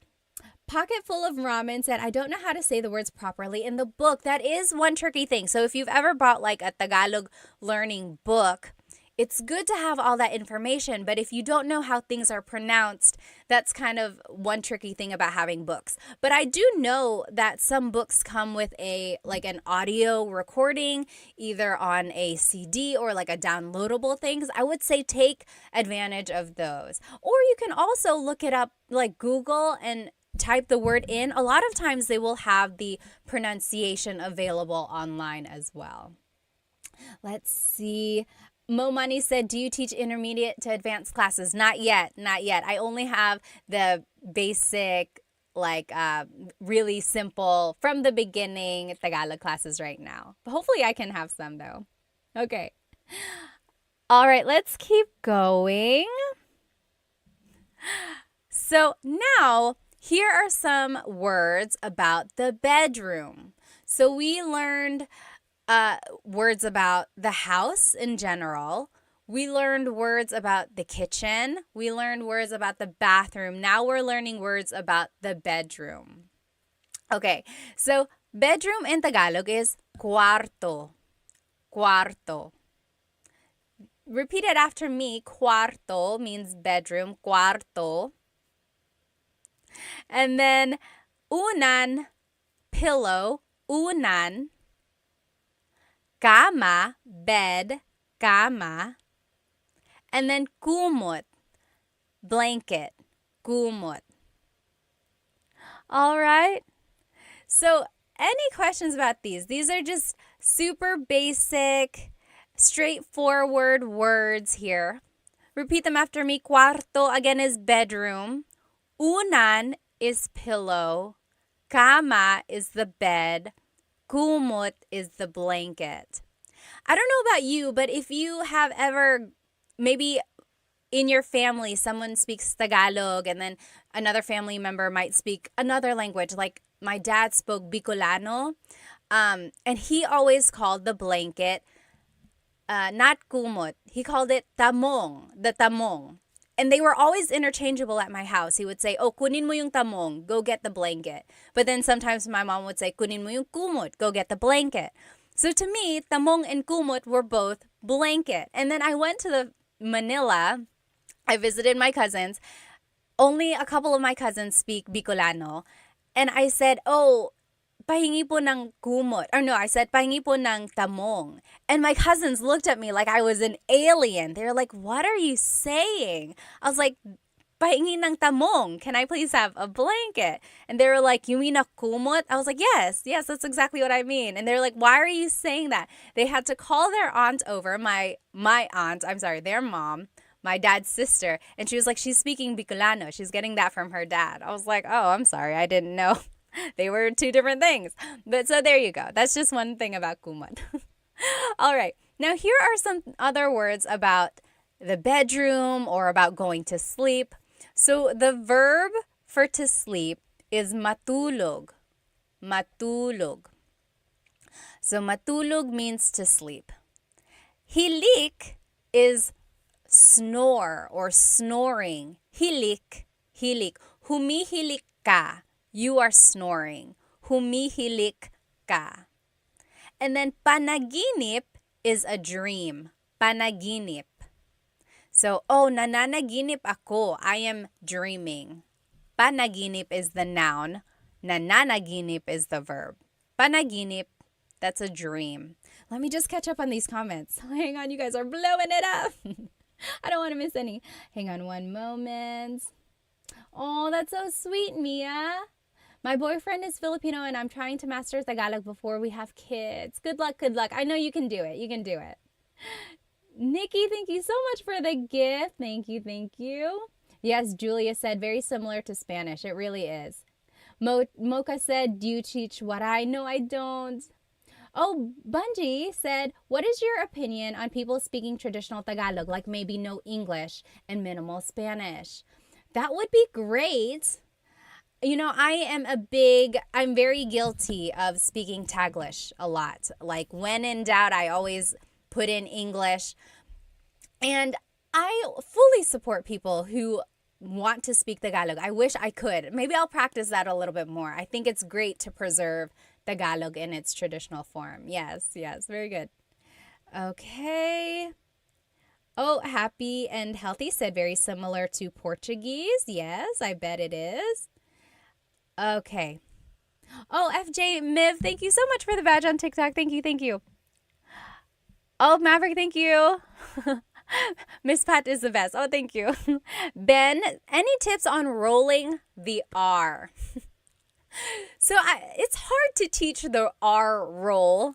It's one of those things. Try to focus the vibration in the front of your tongue. Like, what is a word with a letter R that we just learned? Oh, cuarto. I can't do it for too long. It really doesn't even have to be a long roll. Just focus the vibration in the front of your tongue. It's going to take some practice. Really try to move your tongue up and down and let the air flow around it. Does anyone else have any other tips for how to roll your R? It just really takes a lot of practice. Maverick said it's like exhaling a lot of hot breath. Yes.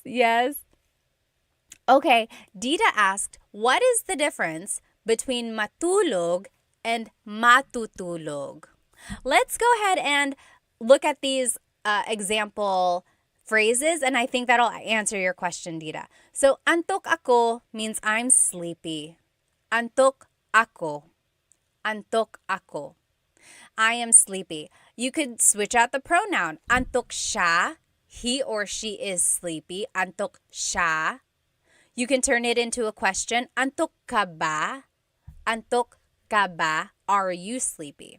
So, antok is sleepy. Now, Dita, here is your question. What is the difference between matulog and matutulog? So, this is matutulog ako. I am going to sleep. Versus matulog means to just sleep. So, matutulog is the conjugated verb. Conjugated means it has been changed. So, matutulog is the present tense conjugation of matulog. That's the difference there. Here's another example of that. Matutulog na tayo. Matutulog na tayo. We are going to sleep. Or matulog na tayo. Let's go to sleep. And then maybe in the morning you want to say, ayusin mo ang kama. Fix the bed. ayusin mo ang kama. So those are different things you might hear or say in the bedroom. Oh, Lem said, Cebuano or Tagalog, which is more common in the Philippines? Very interesting question. So Tagalog is mostly spoken in like the Luzon area, maybe in the Bicol regions as well. And then Cebuano or Bisaya is spoken in the southern parts of the Philippines. From what I've seen, it looks like there might be a little bit more Tagalog speaking areas, but Cebuano and Bisaya are also very, very popular in the Philippines. It's funny because my husband's family is from Cebu, so we visit there sometimes, and they don't speak Tagalog there. They know how. They are taught it in school, but they would much rather speak to you in English because that's just what they are more comfortable with. Very, very interesting. And I don't understand Cebuano. Like, even when his family speaks it around me, it is a very, very different language / dialect, whatever you choose to call it.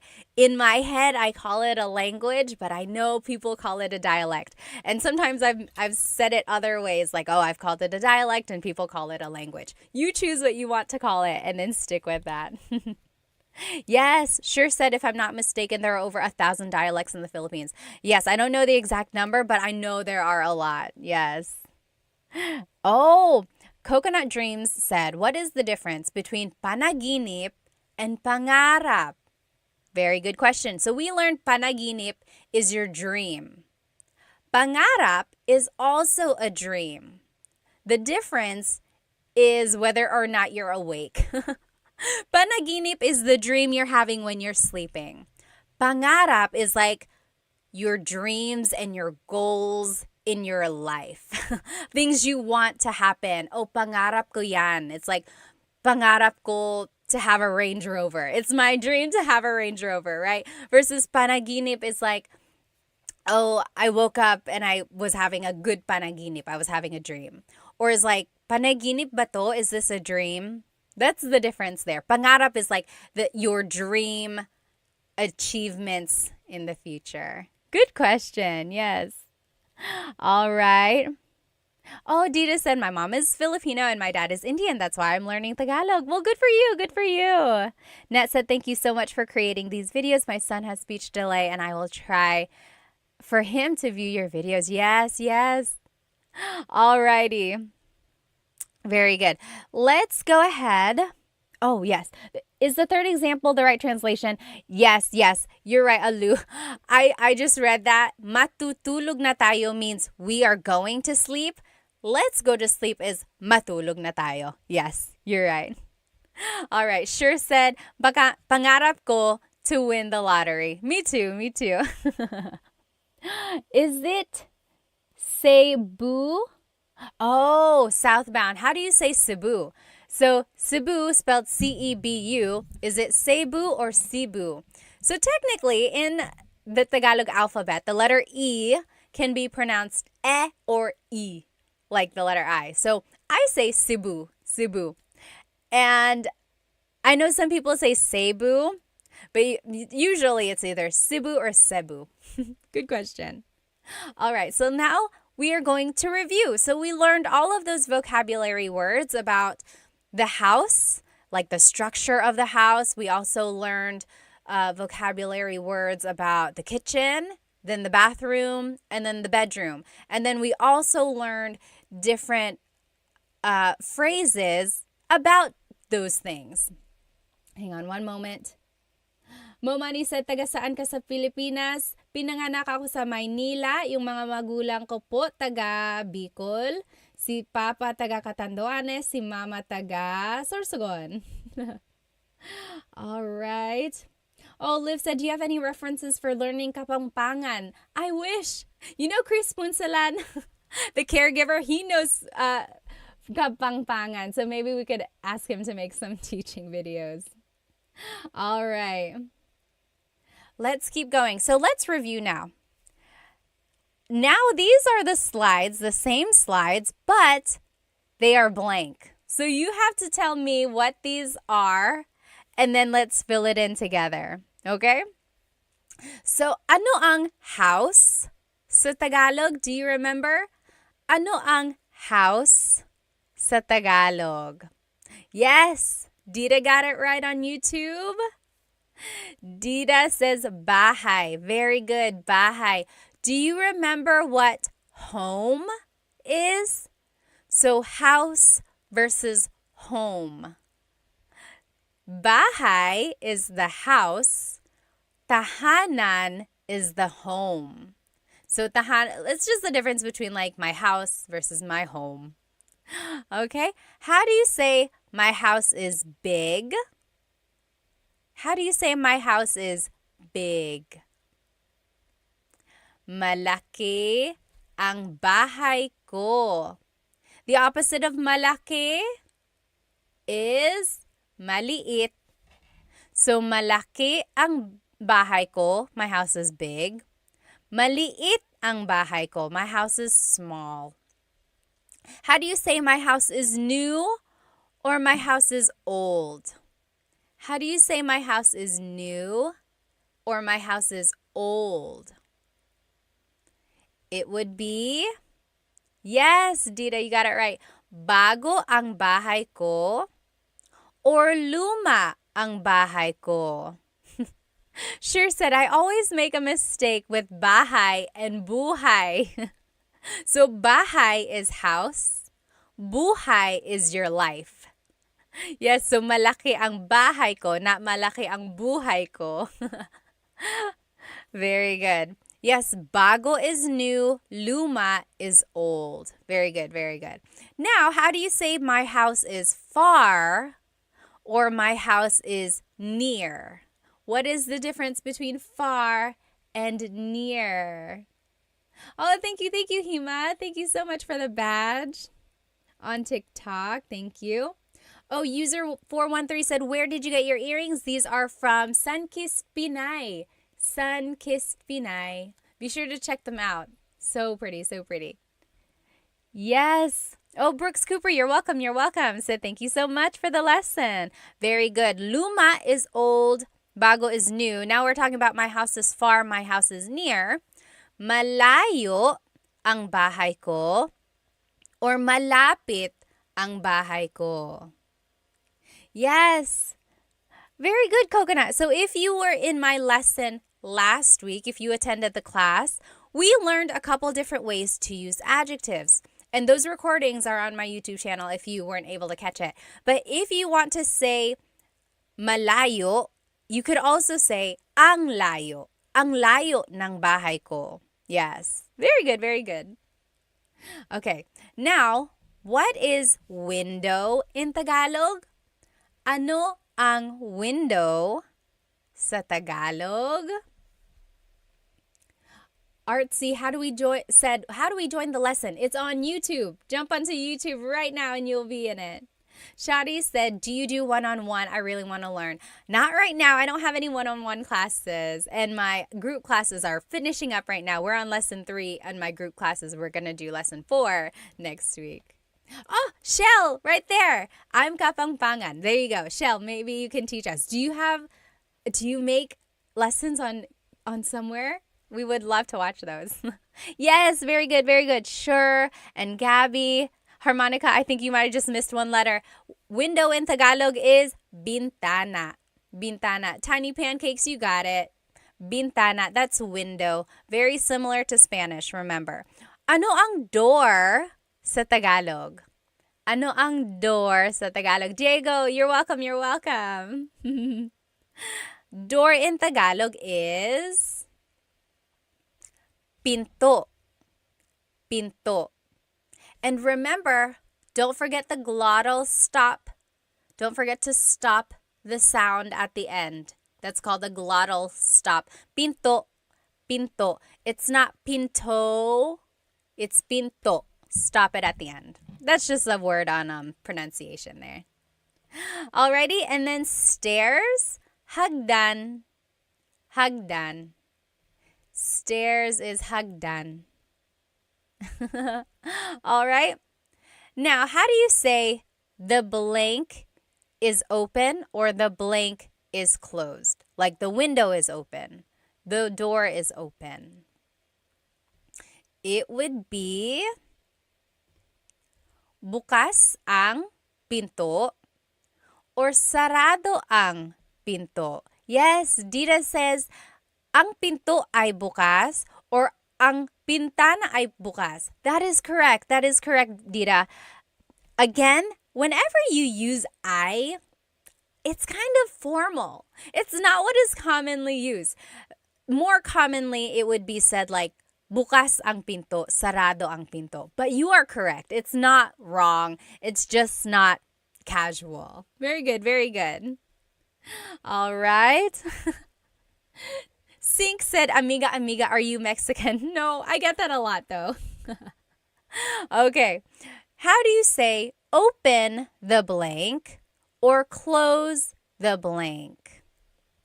Open the door, close the door. Okay, how would you say that? It would be, buksan mo ang bintana, open the window, or buksan mo ang pinto, open the door. Buksan mo, isara mo, blank. So that is how you say open something, close something. Very good, very good. Next, ano ang wall sa Tagalog? Ano ang wall sa Tagalog? Oh, Lucky Duck or Little Duck said, how can I ask, is the window closed? So let's go back. Is the window closed? I would use the first phrase here. Sarado ba ang bintana? Sarado ba ang pintana? So, ba is a question word. So you're asking, sarado ba ang bintana? Is the window closed? Versus, sarado ang bintana, that's a statement meaning the window is closed. Yes, Tiny Pancake said pader. Pader is also another word for wall or ding ding. Ding ding. Very good. Ano ang roof sa Tagalog? Ano ang roof sa Tagalog? Just Jules said, what about ibukas mo ang pinto? Yes, that also works. So you could say, buksan mo ang pinto or ibukas mo ang pinto. Yes, very good, very good.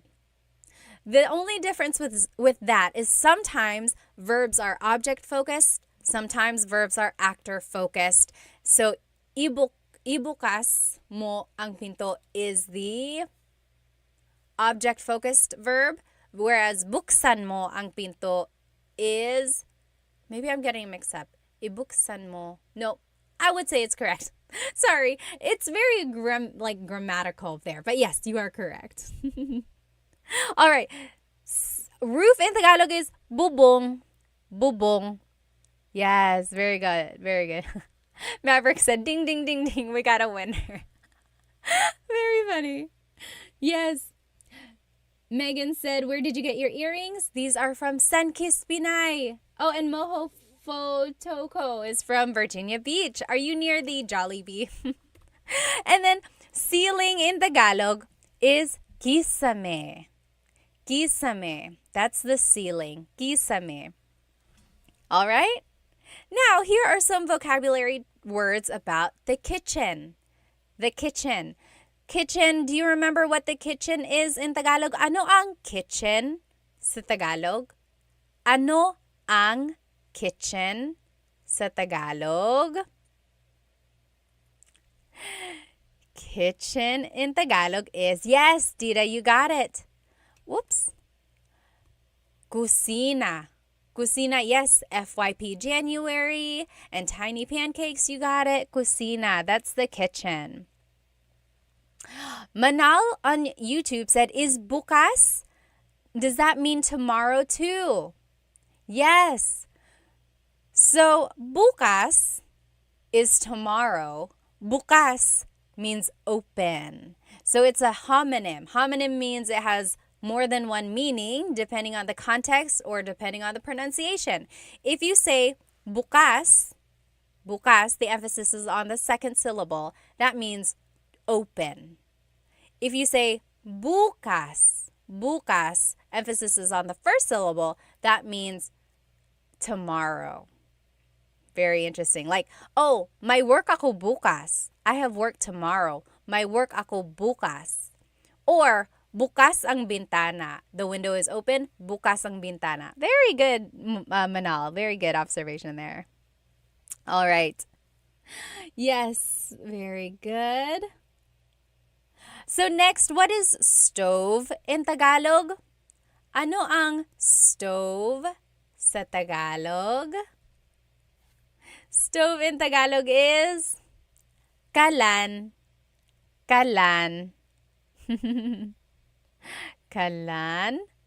Okay, how do you say knife in Tagalog?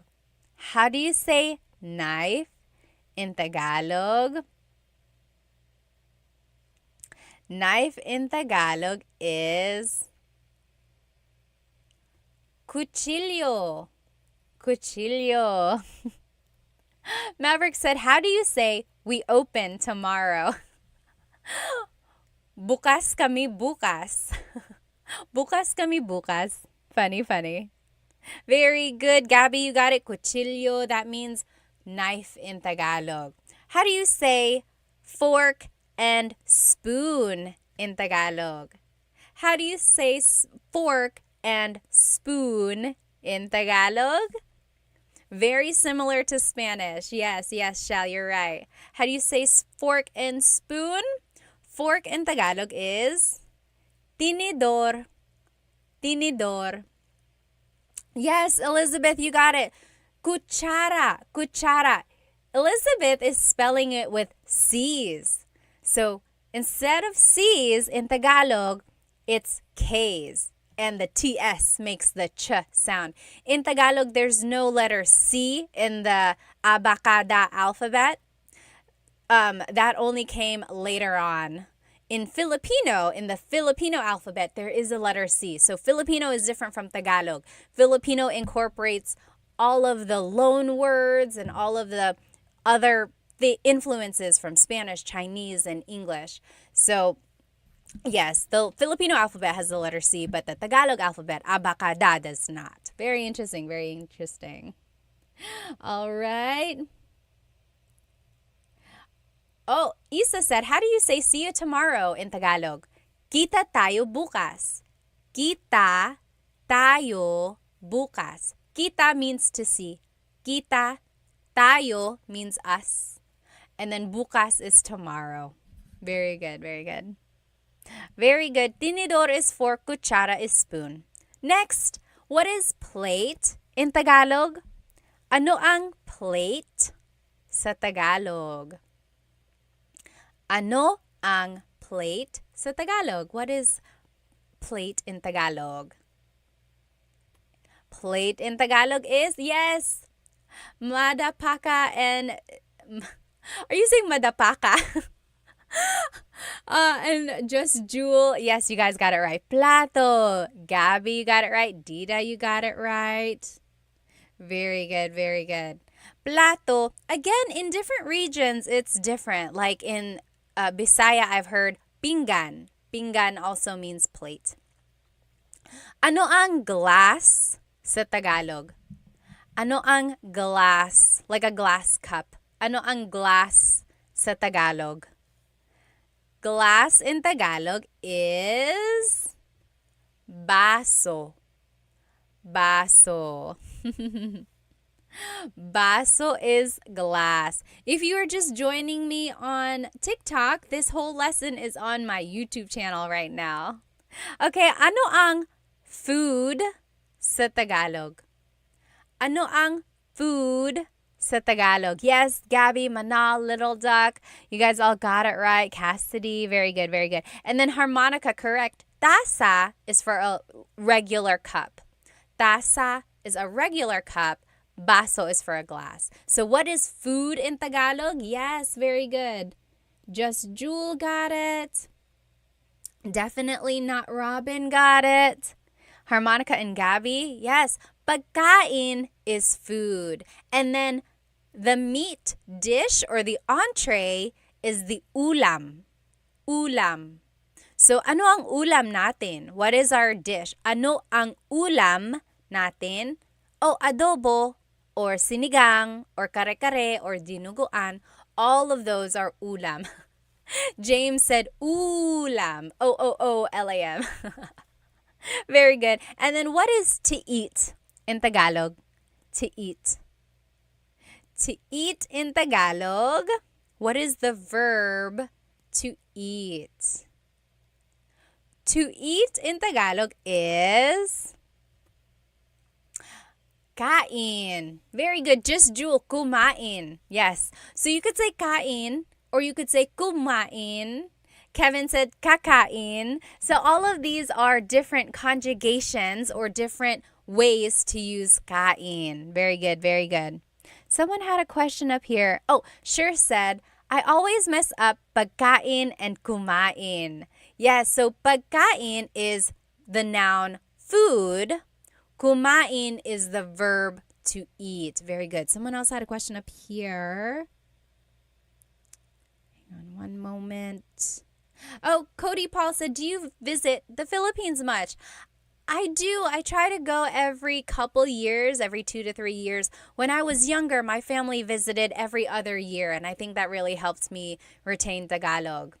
Yes, yes. Okay, very good. Alrighty. Now, how do you say I am cooking? I am cooking. If someone walks into the kitchen and they're like, oh, what are you doing? You say, I am cooking. It would be, nagluluto ako. Nagluluto ako. So, luto means to cook. Luto. Nagluluto ako means I am cooking. Very good. Oh, Gabby said nagluto ako. Very close. Nagluto ako means I cooked. Past tense. I cooked. There's a repeated syllable there. Nagluluto ako. Yes, very good. Sure got it. Cassidy got it. David, very good, very good. Awesome. And then how do you say, what are you cooking? What are you cooking? It would be, anong niluluto mo? Anong niluluto mo? What are you cooking? Ano means what. Niluluto means cooking. Mo is referring to you. Very good, very good. And then how do you say, let's eat? Let's eat. Let's eat. A lot of people say this. You might hear it. Kain tayo. Kain tayo. Oh, Gio, thank you so much for the badge. Thank you, thank you. Let me catch up on some of these comments here. Let's see. John asked, where are you from in the Philippines? Taga Maynila ako. I was born in Manila. Let's see. Oh, Panda World said, is the Philippines a safe country? I hear 1 in every 5 Filipinos is a criminal. I don't know about that statistic. I would say it's like, if you go to Manila, which is a big city, it's like any other big city. You just got to be aware of your surroundings. If you are a foreigner, I would say maybe don't stay out too late. Be aware of like where your wallet is and try not to get too close to people who may not look very friendly. But if you are in the province, if you are in like just the rural areas, a lot of people there are quite nice. Even in the cities, people are nice. And it's just the way it is everywhere, I think. If you're in a big city, just really be careful. Oh, Marvel said, how do you say I'm back? Hang on one moment. Okay. How do you say I'm back? So maybe you came back from somewhere. It would be, there are a couple ways to say it. You could say like, andito na ako. I'm here already. Andito na ako or nandito na ako. Or bumalik na ako. I came back. Bumalik na ako. Anyone else have any other suggestions for how to say I'm back? All right. Yes. Very good. Very good.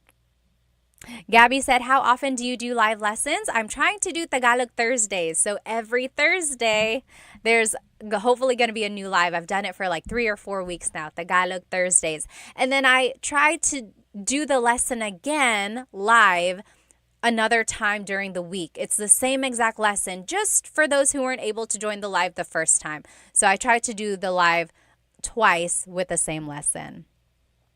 Yes, Cassidy said, babalik na ako or bumalik na ako. Sure said, back na ako.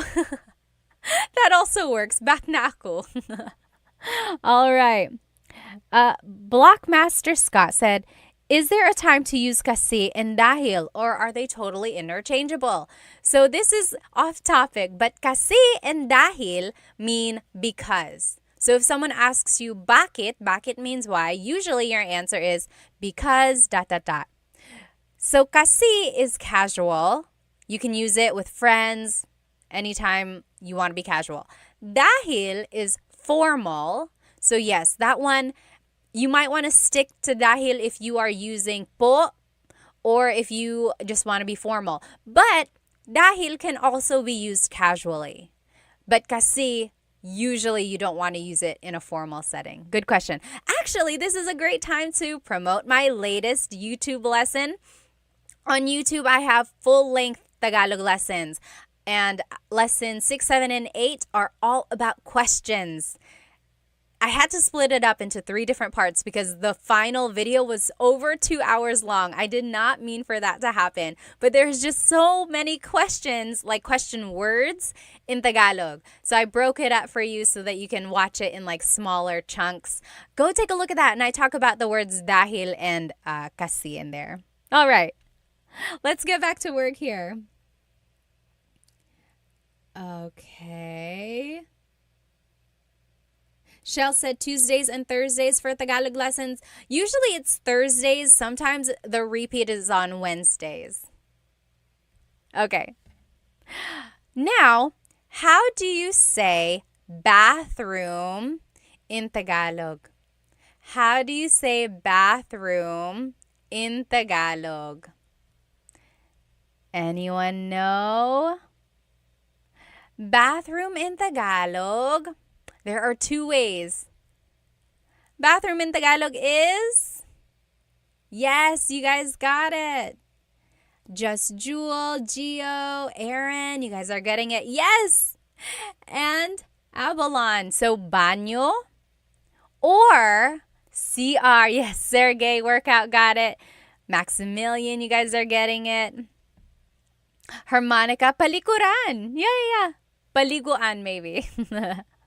Very good. Gregory and Dita.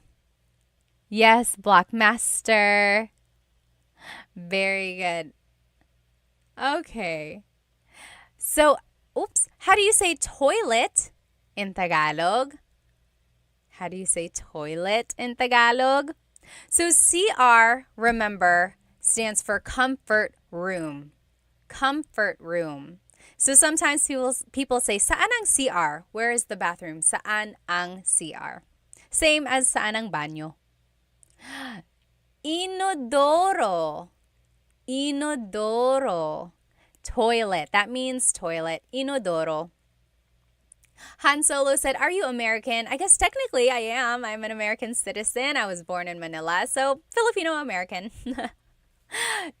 And remember, just so you can have the vocabulary, ihi is pee, tae is poop. Now, what is sink in Tagalog? What is sink in Tagalog? Sink in Tagalog is? Yes. A lot of people on TikTok are saying, oh, it's so similar to Spanish. It really is. A lot of these words are so similar to Spanish. Oh, Tony, thank you. Thank you so much for the badge. And to Full Hound, thank you so much. Yes, very good. Sink in Tagalog is lababo. Lababo. I always thought that was a fun word to say. Lababo. Lababo. Very good. Han Solo said, I knew it. Filipino Americans have the same look, either this or the one with eyelashes and mascara. Okay, I don't know. How do you say bathtub in Tagalog? How do you say bathtub? Let's see. K Fantasy said, how do you say see you Saturday? See you Saturday would be kita tayo sa Sabado. Magkita tayo sa Sabado. Kita tayo sa Sabado. Yes, sure said lababo reminds me of bubbles. That's a good way to remember it. Lababo, bubbles. Yes, very good. Ano ang bathtub sa Tagalog? Paliguan. Paliguan. It could also mean shower. Ligo means to take a shower or to take a bath. Paliguan basically just means a place to take a bath, a place to take a shower. Yes, William, you got it. Very good, very good. What else? How do you say soap in Tagalog? Soap in Tagalog. Soap in Tagalog is sabon. Sabon. Habon. I think I've heard that before. Yes, yes. Sabon, also soap. How do you say towel? Do you know how to say towel in Tagalog? Towel in Tagalog is... Yes, Little Tuck, you got it, you got it. The Mantis, you got that too. Yes, toalla. Toalla, towel, toalla. Very good. And then how do you say to take a shower? The verb to take a shower. Yes, Annalise says, so similar to Spanish. It really is. To take a shower is maligo. Maligo. Very good. Very good, everyone. And let's just go through these phrases together. I am taking a shower. I am taking a shower. Naliligo ako. Naliligo ako. And then, are you done yet? Tapos ka na ba? Tapos ka na ba? And then, hurry up. Dalian mo na. Dalian mo na. So these are just some phrases you might hear. Again, if you're just joining me on TikTok, this whole lesson is on YouTube right now too. I'm doing a live on YouTube and you'll be able to see the lesson there with all the words and the pictures as well. So let's just go over these phrases one more time. Naliligo ako. I am taking a shower. Naliligo ako. And then tapos ka na ba? Are you done yet? Tapos ka na ba? Maybe if someone is taking a long time, you can say that. And then if you want to say hurry up, it would be dalian mo na. Hurry up, dalian mo na. Very good. Yes, can you make a list of words? Again, I use those to help. Bones, I would say, look on my YouTube channel. This lesson will be on there, the recording, and everything is written out on there for you. Now, this is the bedroom. Ano ang bedroom sa Tagalog? Ano ang bedroom sa Tagalog? Bedroom in Tagalog is cuarto. Cuarto. Bedroom in Tagalog is cuarto. Ano ang bed sa Tagalog? Ano ang bed? Ano ang means what is blank. And that's a good phrase to know if you're learning Tagalog. You could say, ano ang bed? What is bed? Ano ang bed sa Tagalog? Bed in Tagalog is kama. Harmonica said kama room. Almost. Kama. Kama, yes. Kama. Ano ang pillow sa Tagalog? Ano ang pillow sa Tagalog? Yes, Cassidy said, can dalian be replaced with bilisan? So we learned dalian mo na. That means hurry up. Dalian mo na. But you could also say bilisan mo na. Bilisan. Bilis means fast. So bilisan means go faster. Hurry up. Go faster. Very good. Pillow in Tagalog is unan. Unan. Sergey said ulam. Remember, ulam is the food, the dish. Adobo is ulam, kare-kare is ulam, pillow is unan. Unan. I know they sound very, very similar. Very good. All right. How do you say blanket in Tagalog? Blanket in Tagalog is kumot. Kumot. Kumot is blanket in Tagalog. All right, and then just a few more words here. How do you say to sleep? The verb to sleep. How do you say to sleep? Yes, Dita, very good, very good. You got kumot. To sleep in Tagalog is matulog. Matulog. Oh, Twofold Hound, thank you for the ice cream badge. Thank you so much. Yes. Very good. Yes, Coconut said, I usually say bilisan too. Yes, they're interchangeable. Bilisan mo, dalian mo. Very good, very good. Matulog. How do you say snore? Do you remember what snore is? Oh, Daniel said higa. So, does anyone know what higa means? Higa is the verb to lie down. Nakahiga ako, I am lying down. That's like the adjective. Or mahihiga ako, I will lie down. Very good, very good. Very similar. Hilik is to snore. Hilik. Halik is kiss. That's different. Hilik is snore. Humihilik ka. Humihilik ka. You are snoring. Sergey, very close. You said hilig. Hilig means like things you like or your hobbies. Very good, very good. Yes. Juan said, does ako mean me? Yes, and it's very similar to aku in Indonesian. Very good. Oh, Sha said, how do you conjugate verbs? I have Tagalog lessons on my YouTube channel. I think Tagalog lessons 3 and 4 are how to conjugate verbs in the present tense, in the past, and the future. Take a look at those. Yes, Brian said, is this Tagalog? Opo, Tagalog po ito. It is. Okay, lastly, dream. How do you say dream in Tagalog? Dream in Tagalog is panaginip. Panaginip. And remember, Coconut asked, what is the difference between panaginip and, what was the other word for dream? Pangarap. So, panaginip is the dream you have when you're asleep. That's just your dreams. Pangarap is the dream you have when you're awake, or like your achievements that you want, your goals. That's your panaginip. Panaginip ko to win the lottery, right? As Sure said, panaginip. That is your dream thing to happen. That's the difference, yes. And then let's take a look at these phrases. I'm sleepy would be antok ako. Antok ako. Try saying that with me. Antok ako. And then I'm going to sleep.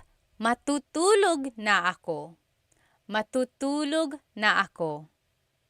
And then let's go to sleep.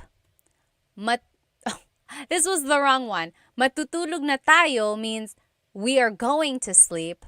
If you want to say let's go to sleep, it would be matulog na tayo. Matulog na tayo. And then if you want to say fix the bed, like fix the sheets, fix the pillows, it would be ayusin mo ang kama. Ayusin mo ang kama. Very good. Oh, Sha said, can you omit ako? Can it be assumed? It depends on what you're trying to say. So like, antok ako, you need the ako there. Otherwise, you're just saying antok, antok. That means sleepy, sleepy. So it's not really a phrase. Also with matutulog na ako, you need the ako there. Again, because you're saying I am going to sleep. If you say matutulog na, you could say matutulog na if someone asks you, Anong ginagawa mo? What are you doing? Oh, matutulog na. I'm going to sleep. But usually you do need ako. So I would keep ako in there. Oh, Isa Turtle said, what about pagod? Pagod means... Oh, Gabby on YouTube also asked that. Pagod means tired. Pagod ako, I'm tired. Antok ako, I'm sleepy. Very similar, but just a little bit different. All right. William said, is Tagalog a strange language? I guess it depends on what you think is strange. It is a little tricky just because the grammar is different from English. Also, the conjugations of the verbs or how the verbs are changed can be a little bit tricky. Jay said, why is my cousin teaching Tagalog? Are you my cousin? Pinsan ba kita? All right. Yes, very good, very good. And I think that's it. So now here is the lesson review, just to go over everything we learned today. Again, if you are catching me on TikTok, this whole lesson is on my YouTube channel. I'm doing a simultaneous live on my YouTube account, and you are welcome to watch the recording on my YouTube channel, and all of the writing and pictures are on there. So just to review, we learned vocabulary about the house. We learned vocabulary about like the structure and like the windows, the doors, everything like that. So just about the house in general. Then we learned vocabulary about the kitchen. And then we learned vocabulary about the bathroom, the baño. Then we learned vocabulary about the bedroom, the cuarto. And we learned about related phrases that you can start using about those places in the house, right? Oh, Sha, thank you so much for the badge. Thank you, thank you. So if you have any questions, feel free to write it in the comments of this recording or just write it wherever you would like, and I'll try to see if I can find it, okay? And if you only joined for part of this live and you want to watch it, the recording will be up on my YouTube channel right after.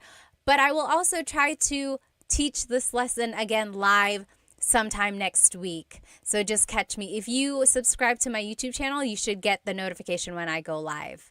I think that is set. But otherwise, I hope you have a good rest of your night over here where I am, or day wherever you are.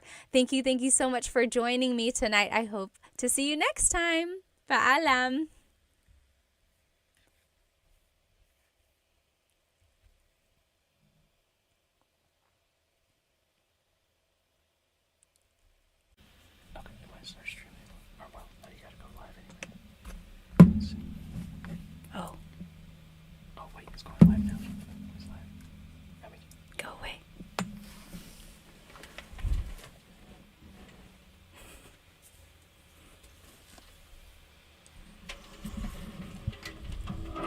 Hello, hello. Please let me know if you can hear me.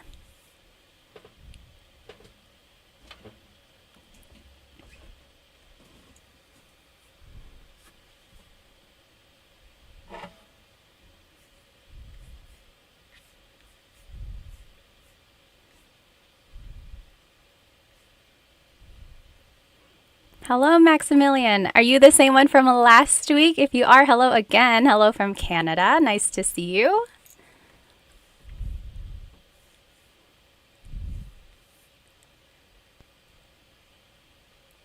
Great. Loud and clear from Australia. Hello, hello. Let me go ahead and share my screen again, like I did last time.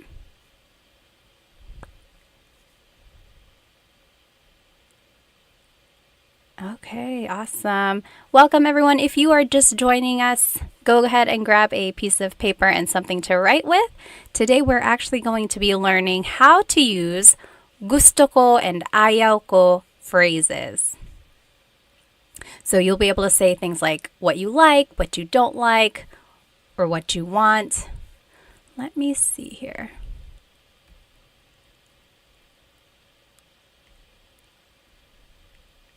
Oh, I see. There we go. Okay, hello, hello. Again, welcome. If you are just joining us, we'll let everyone hop on in for another minute or so. So sorry I'm late. One of these nights I'm going to be on time, I promise. Go ahead and write where you are watching from. Let's see, Maximilian is from Canada. Hello, hello. Australia, Rob is from Australia. Dennis is from Sacramento. Alrighty, let's go ahead and hop right into this lesson. So last week, we learned some question words. We also learned how to use possessive pronouns. And we learned how to put everything into a sentence, a simple sentence, and then how to answer those questions as well. Today, we're going to be learning how to say I like or I want something, and then how to say what you don't like or you don't want something. And then we're going to learn the kasi clause. Kasi means because. So everything's going to tie into each other. Let me just read these comments here. So I see Scott is from Washington State. Hello, hello. Sher is from New Mexico. Kevin is from Rhode Island. Coconut Dreams. Yes. Oh, okay, you're living in the Philippines, but you're from Ohio. That's so cool. Jimmy is from Massachusetts. Jared is from Montreal. Rich is from New York. Yawanthan is from Cali. Hello, hello. Let's go ahead and jump into this lesson. So, gusto ko means I like or I want something. So, depending on how it's used in the phrase, it means I like or I want. Oh, Travis, hello from Sorsogon. My family is from Sorsogon, actually, my mom's side. That's so cool. So, if you want to say that you like something, you can just say gusto ko by itself. Gusto ko. For example, gusto ko ito, gusto ko yan. I like this, I like that. So, for example, if you are shopping with a friend and you can't decide, you're like, which one do you like? And your friend says, oh, gusto ko ito. I like this. I like this one. Gusto ko ito. Or I like that. Gusto ko yan. Gusto ko yan. So you could just say it by itself. Gusto ko ito, gusto ko yan. You could also add a pronoun. Gusto ko siya. I like him or her. Maybe if there's a new employee at your workplace and you're like, oh, he was really nice. Gusto ko siya. I like him. Gusto ko siya. Also, romantically, you could use it like that as well. Gusto ko siya. I like him. I like her. Gusto ko siya. So that means I like him or I like her.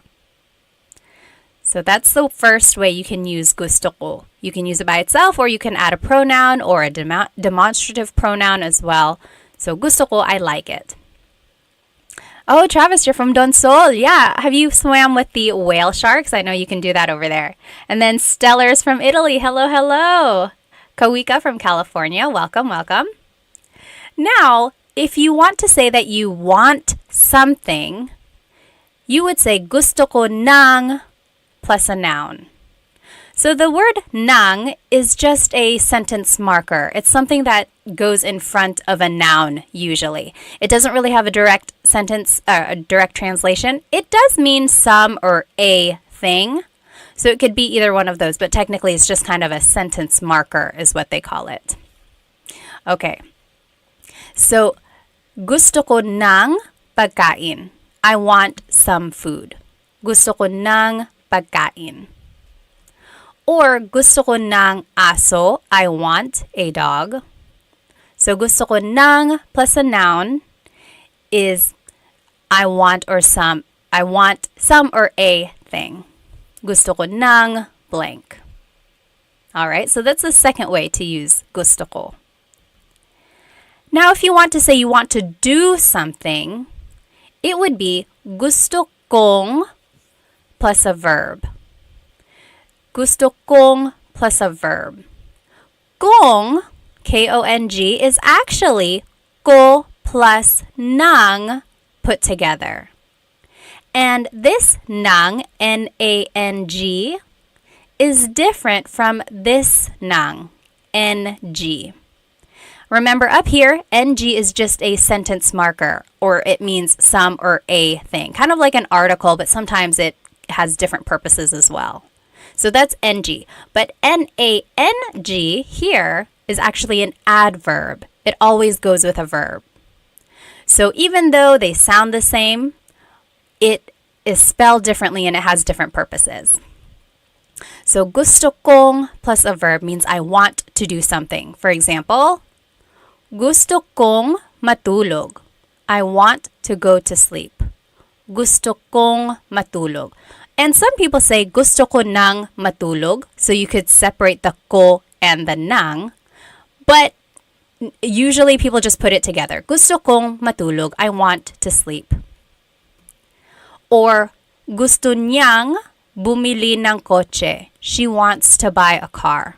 Gusto niyang bumili ng kotse. So if you know the different pronouns in Tagalog, here is a different pronoun. So in the first example, it was ko plus nang. In the second example, it's niya plus nang. Niya means he or she versus ko means I. So whatever pronoun you are using, you are welcome to just put it together with the word nang and make this contraction. So gusto kong matulog, I want to go to sleep. Gusto niyang bumili ng kotse, she wants to buy a car. All right, so that's the third rule for gusto ko. Oh, Travis, that's cool. Okay, awesome. You have swam with the whale sharks. I swam with the whale sharks in Cebu. That was a lot of fun too. Stellar, thank you. I'm so happy that you and your daughter are watching. That's so fun.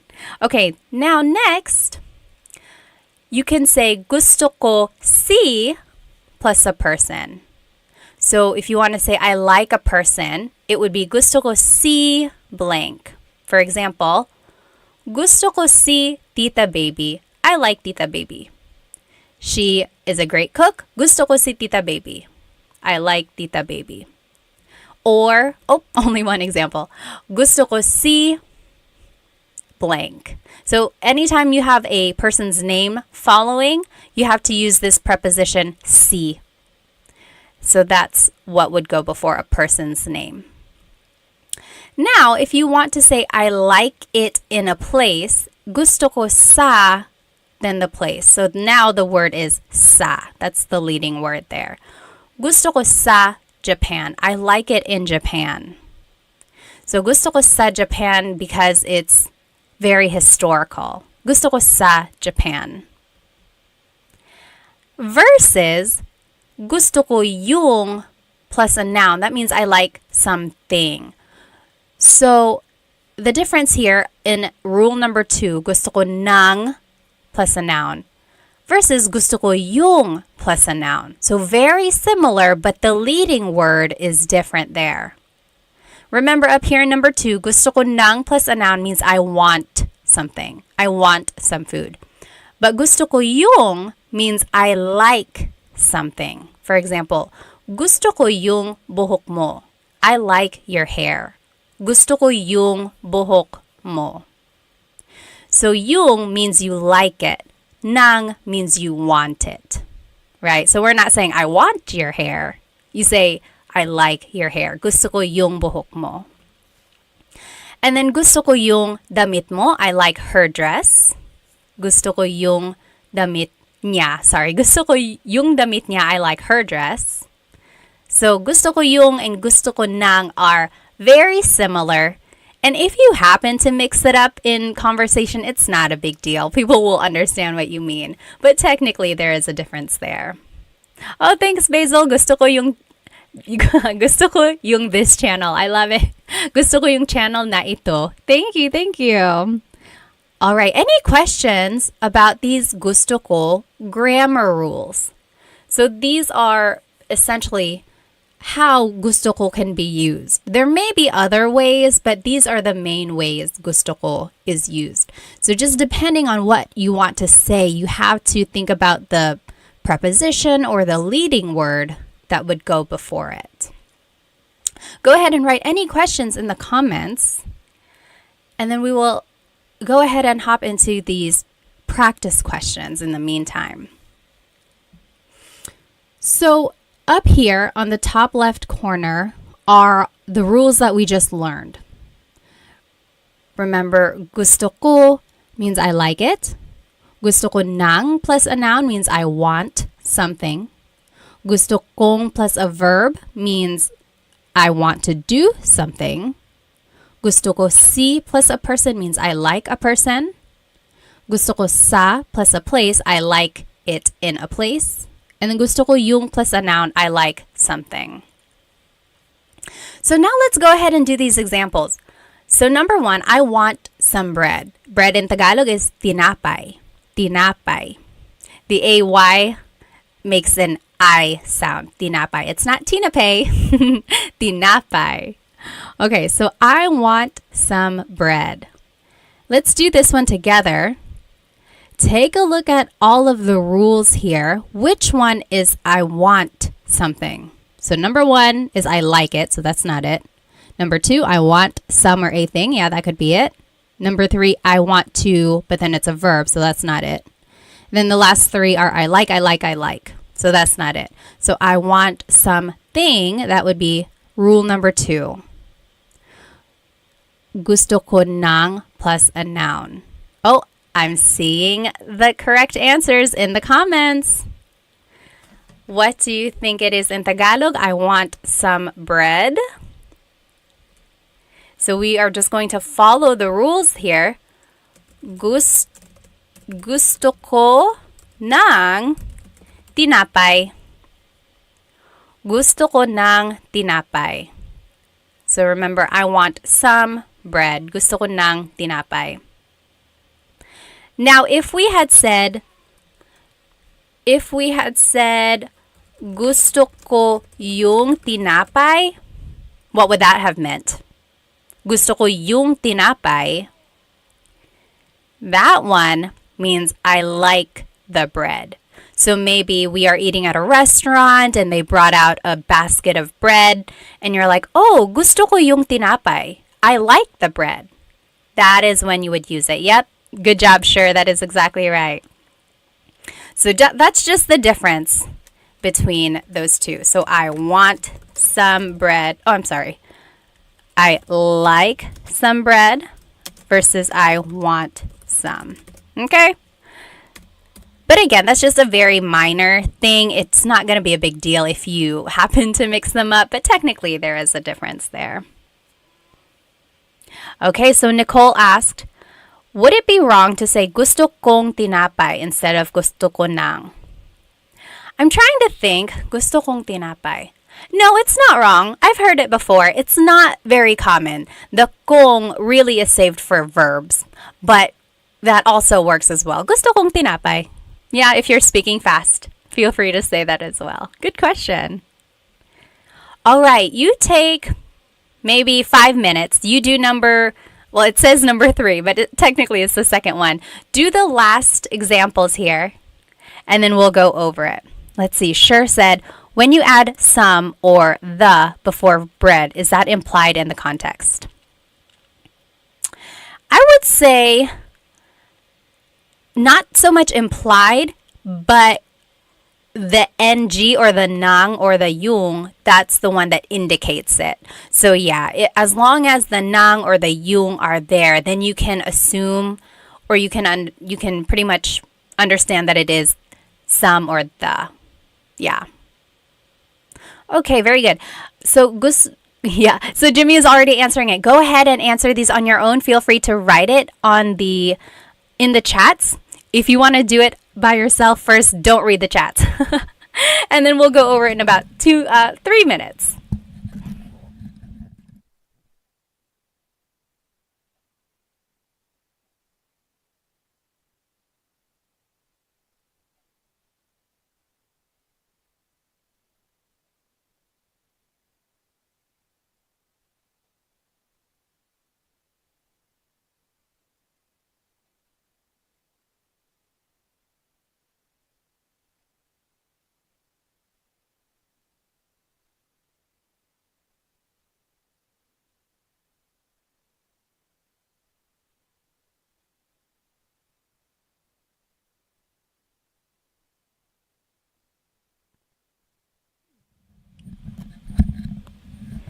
If you are just joining us, we are doing these examples. That's why it's pretty quiet. So we are learning how to say gusto ko or I want or I like something in Tagalog. And then here on the left side are the rules we just learned. So depending on what you want to say, there are certain prepositions or leading words before the rest of the phrase. And then we are doing these examples by just plugging in the vocabulary into the sentence structures. So go ahead and maybe take a few more minutes.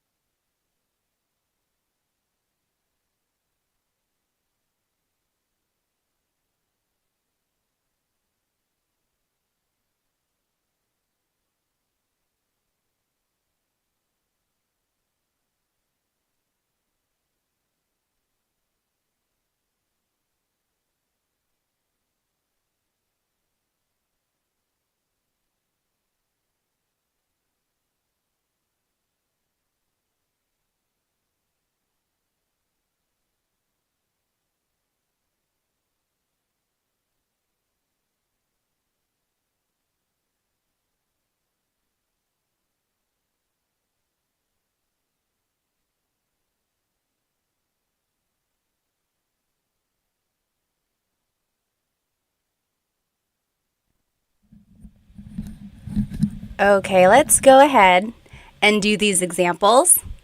I just turned on my live on Instagram as well. If you happen to turn that one on, you are going to hear that information first because there is a delay on YouTube. So if you are joining me on Instagram, hello, go jump onto my YouTube channel because we are doing a live Tagalog lesson and I'm sharing my screen there. Okay, so if you are following me on YouTube, let's go ahead and do these examples. So we are learning these phrases for how to say gusto ko. So I like or I want something. And we are practicing these examples. Again, if you are just joining me, go ahead and jump onto my YouTube channel right now because then you can join our lesson. So number 3, I like Mr. Garcia. Yawanten says, gusto ko si Mr. Garcia.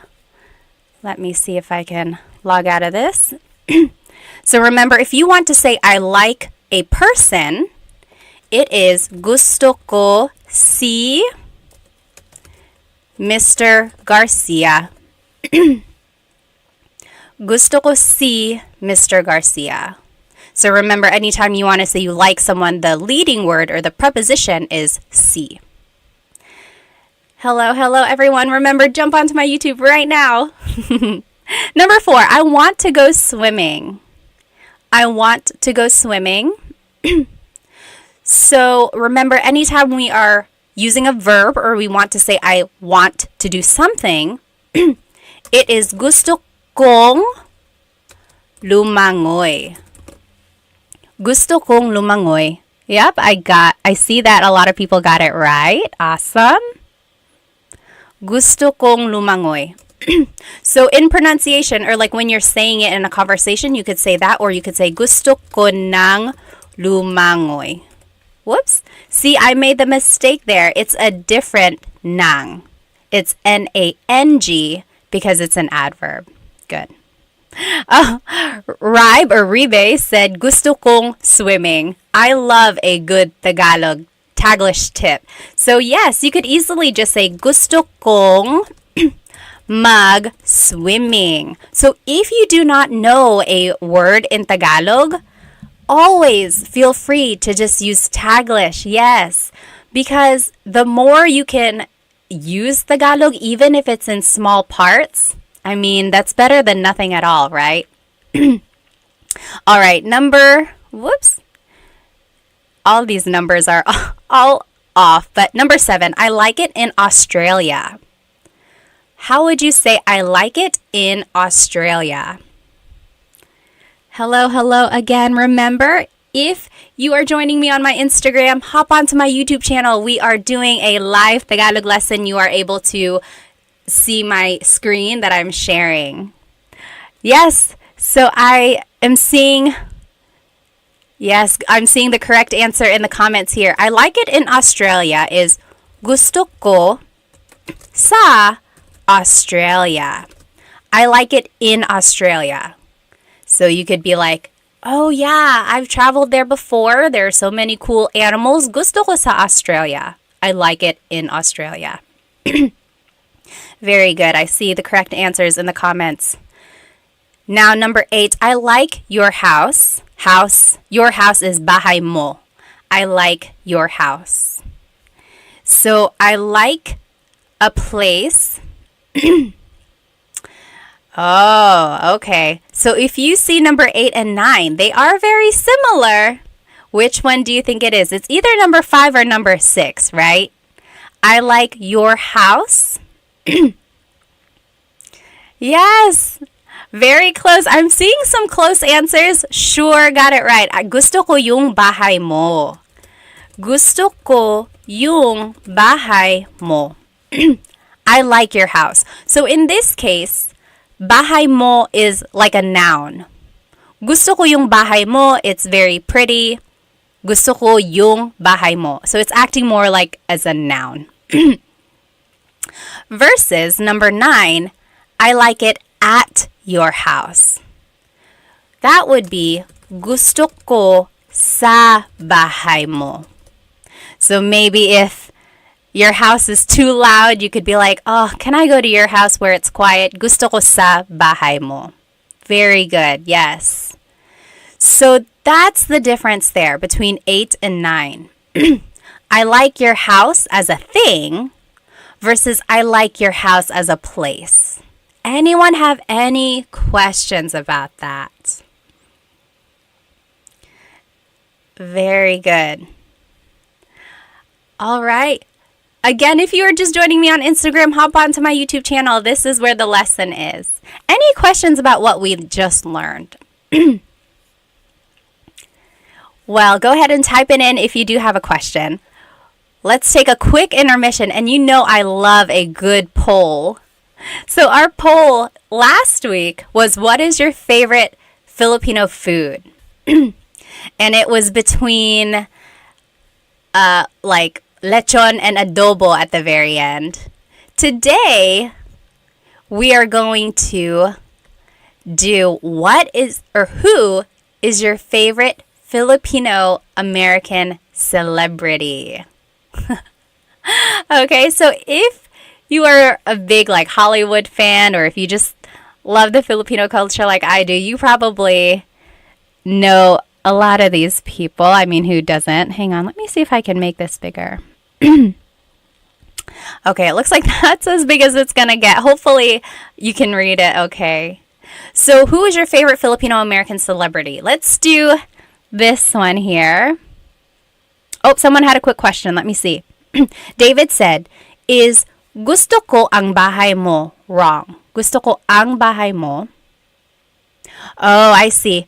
If you want to say, I like your house, gusto ko ang bahay mo. Yes, that is correct, actually. That's correct. I didn't mean yes, that's wrong. Yes, that is correct.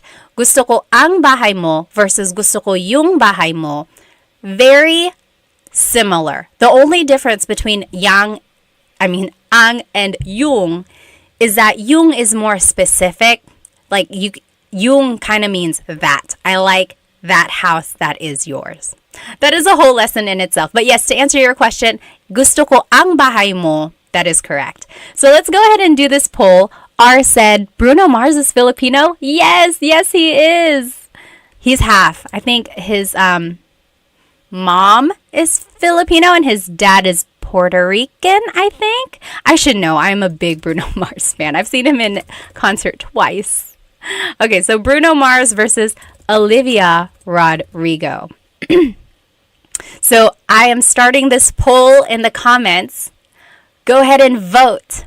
Who between Bruno Mars and Olivia Rodrigo? You have 1 minute. Put your vote in. Oh my gosh, it's already a landslide here. Go ahead and put your vote in.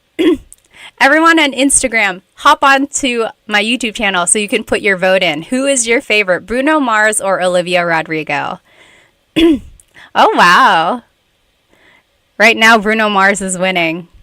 I mean, I love Olivia Rodrigo, but I love Bruno Mars. Let's see. Riwe said, sorry, I don't know Filipino Americans. I don't live in the USA. I like Kim Domingo. Yeah, she is a very funny actress. Ako din. Gusto ko siya. Yes, Bruno Mars is from Hawaii. Okay, you have 10 seconds. Put your vote in. Bruno Mars or Olivia Rodrigo? Oh, Jim has never heard of them before? Oh, goodness. Well, you got to look them up. They have some really good songs. Okay, 3, 2, 1. Bruno Mars is the winner. 77% voted for Bruno Mars. Oh, 78%. So Bruno Mars is going to move forward. Oh no, it's frozen. Let's see if I can fix it here. In the meantime, let's do the next poll. So now it's going to be between Vanessa Hudgens and Shay Mitchell. Do you guys know who they are? If you are younger, you might or might not know them, actually. Vanessa Hudgens, she was in High School Musical. She's also been in a lot of other things like after that. And then Shay Mitchell, she's known for being in, what is it called? Nah, I keep wanting to say Easy A. It's not Easy A. But there was that A in there. What was she in? Pretty Little Liars. Yes. Okay. Is there an American Filipino cubing world record holder? I don't know, Kira. Cubing? What is cubing? Like the Rubik's Cube? Okay, go ahead and put your vote in. Wow. Oh, I guess I'm not too surprised. Right now it's Vanessa Hudgens winning. Let me see if I can fix my poll here. Or not my poll, my bracket. Hello again. Remember, if you are joining me on Instagram, please jump onto my YouTube channel because that is where I am doing this lesson. Except right now we're not doing a lesson. We're taking a break and we are doing our bracket challenge. Who is our favorite Filipino American celebrity? Hop onto my YouTube channel right now. Okay. As soon as I finish this thing in my bracket, we're going to stop the poll. Go ahead and put your vote in. 3, 2, 1. End poll. Vanessa Hudgens won. All right. We'll finish. Actually, let's go ahead and do at least these two. So, oh yeah, Multi-Archangel said, didn't know that Vanessa Hudgens was Filipino though. Yep, cubing is solving the Rubik's Cube. Okay, let's do this next one. So who is your favorite Filipino-American comedian? Favorite. So, Joe Coy or Christine Gambito. I am proud to say that I have met Christine. She is Happy Slip on YouTube. So if you were watching YouTube a long time ago, okay, not a long time ago, I don't want to say she's old or anything, but like she is an OG YouTuber, Christine Gambino. She's known as Happy Slip. And I've met her. She's, oh my gosh, I want to say we're friends. We've only met once though, but she's so funny, so nice. So yeah, so Christine, Happy Slip or Joe Coy? Who is your favorite comedian? Multi-Archangel said, how did Vanessa win over Shay Mitchell? Well, I feel like Vanessa might be a little bit more well-known. She has a lot of projects versus Shay Mitchell. I just know her from Pretty Little Liars, but who knows? All right, get your vote in. Who do you think is your favorite Filipino-American comedian? Christine Gambito or Joe Coy? Yeah, you're right, Ray. He said not fair. Happy Slip versus Joe Coy, different eras. Although I feel like it's just like Joe Coy has gotten a lot bigger, but Happy Slip and Joe Coy have been doing comedy a long time, I think. But yeah, let's see. Okay, go ahead and put your vote in. 3, 2, 1. Michael said, this is like asking me to pick my favorite child. I know. Oh, Rex Navarrete. Yeah, he is funny too. You're right. Okay, so it looks like Joe Coy was the winner here. Joe Coy, let me find my mouse. Where in the world? Okay, here it is. So Joe Coy is moving forward. He is everyone's favorite celebrity, at least in this bracket. I like them both. You're right. I can't pick either. And then last one. Who is our favorite Filipino-American pop singer? Pop or hip-hop or R&B? Oh, I didn't mean to put it there. Hang on. So now it's going to be her versus Nicole Scherzinger. Hello, everyone on Instagram. Join me on YouTube. We are doing a live Tagalog lesson, except not right now. Right now we are doing a poll or a bracket challenge to see who our favorite Filipino Americans are. Favorite Filipino American celebrities. Oh, sure can't vote on this one. It's just too tough. I know what you mean. Her was so good in the Super Bowl, though, don't you think? Goodness, if I could play the guitar and sing, wow. Hello, everybody. On Instagram, where are you guys from? Where are you guys watching? Go ahead and type it in the comments. In YouTube, we are from all over the place. There are people in California, there are people in Italy and Australia, Rhode Island. Someone is in the Philippines, but they're from Ohio. How about you guys on Instagram? Where are you guys watching from? Oh, wow. Pinoy Led Zeppelin. Yeah, a lot of people didn't know that these people on the bracket are actually Phil Am. They are. Let's see here. RJ is from the Bay Area. Oh, Ives and Bees, hello. I still have your candles. They are the best. I hope business is going well. They are from Miami. Ives and Bees, they are a candle and soap making company. You have to check them out. They gave me a Sampaguita candle. I think calamansi too, right? I almost don't want to burn them because I don't want it to go away. Let's see, San Diego. French the Great, kumusta po? Kumusta din kayo? Winnipeg, Canada. Okay, let's go ahead and see who the winner is. Oh, a lot of people here. Nicole is from Durham. Are we neighbors? Nicole, where are you? Where do you live? Let's see, Kira's from Houston. Mercury is from Michigan. Dennis is from Maryland. Oh, Michael, aloha from Hawaii. Zandra from New Jersey. Samantha from Washington State. We got some New Yorkers, Canada, Greensboro. Hello, North Carolinians. Good to see you. Atlanta, Taiwan. Wow. Michigan and the Philippines. Okay, who is the winner here? Oh, it's actually pretty close. Her won with 62% of the votes. Her is going to move forward. Okay, let's go back to our lesson. That was fun. We'll finish the bracket here at the end. Let me go ahead and turn this presentation back on. Again, if you're just joining now on Instagram, jump onto my YouTube channel. We are doing a live Tagalog lesson there. Oh, hi, Bessie from Missouri, James from New Zealand, Albert from Seattle, Washington, Darla from Chicago, Adventure Foodie from Arizona. Hello, hello. Okay. So let's go ahead and jump right back into this lesson.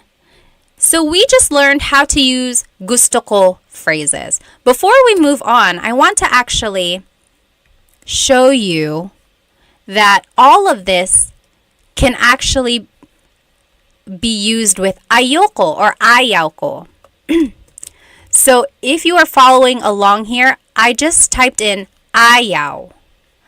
Ayaw, excuse me, means I don't like something. So see, for the rule number 1, now it says gusto ko or ayaw ko. I don't like it.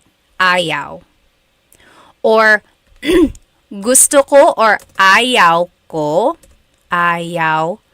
ng a thing. So, ayaw ko ng pagkain. I don't want any food. Ayaw ko ng aso. I don't want a dog. Same with the next rule. Ayaw kong plus a verb. I don't want to do something. So, ayaw kong matulog. Ayaw kong bumili ng kotse. I don't want to sleep. I don't want to buy a car. Or, ayaw ko see plus a place.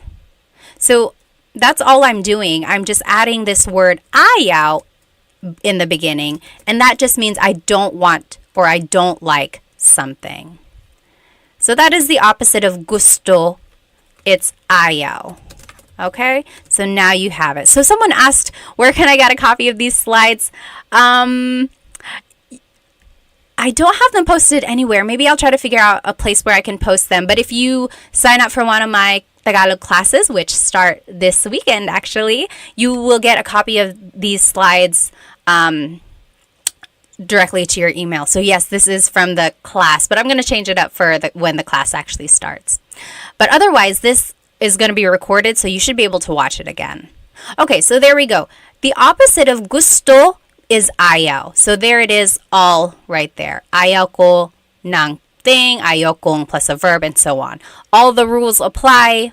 It just means the opposite. Any questions about ayaw?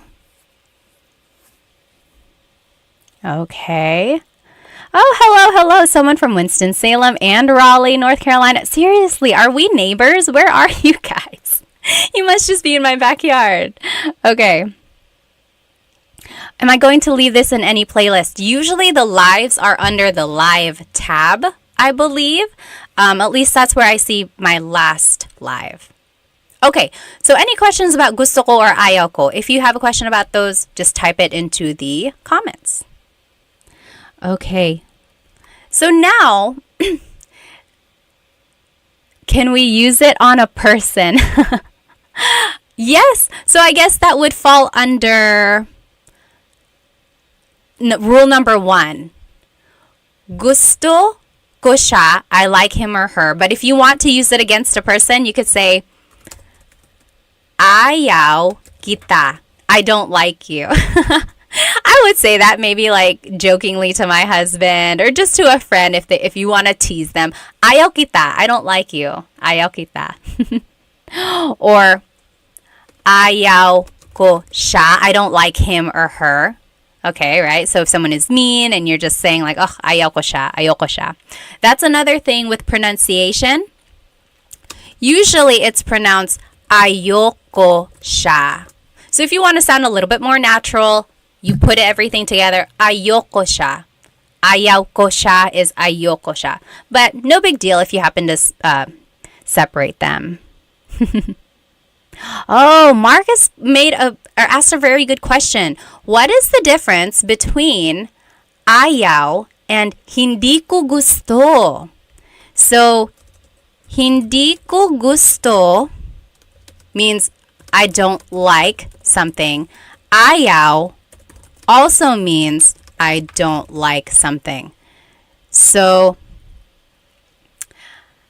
I feel like there are just certain times when ayaw works better than hindi ko gusto. Like, ayaw ko ng pagkain. I don't want any food. Versus, hindi ko gusto yung pagkain means I don't like the food. So it's like, ayaw can be I want, or I'm sorry, I don't want, I don't like, whereas hindi ko gusto just means I don't like. So I'm going to make that distinction here. Ayaw means I don't want or like. Whereas hindi ko gusto only means I don't like. Does that make sense, Marcus? That is a very good question. Let's see. Bug Bubble said, I always knew ayaw, ayoko. Is that the same thing? Yep, ayoko. That's just a pronunciation thing. Ayoko ng pagkain. I don't want any food. Yeah, but technically it's ayaw ko ng blank. Nicole said, is using hindi gusto more common? When would we use ayaw versus hindi? I would say they're actually used pretty often, like interchangeably. Although again, sometimes ayaw is more used in certain circumstances, like in the I don't want something. So yeah, good question. All right. Mercury said, ayoko durian, the durian fruit because it stings. Yeah, ayoko ng durian. Okay, awesome. What's up with ko ng versus gong? So remember that was up here in rule number 3. Does anyone want to explain?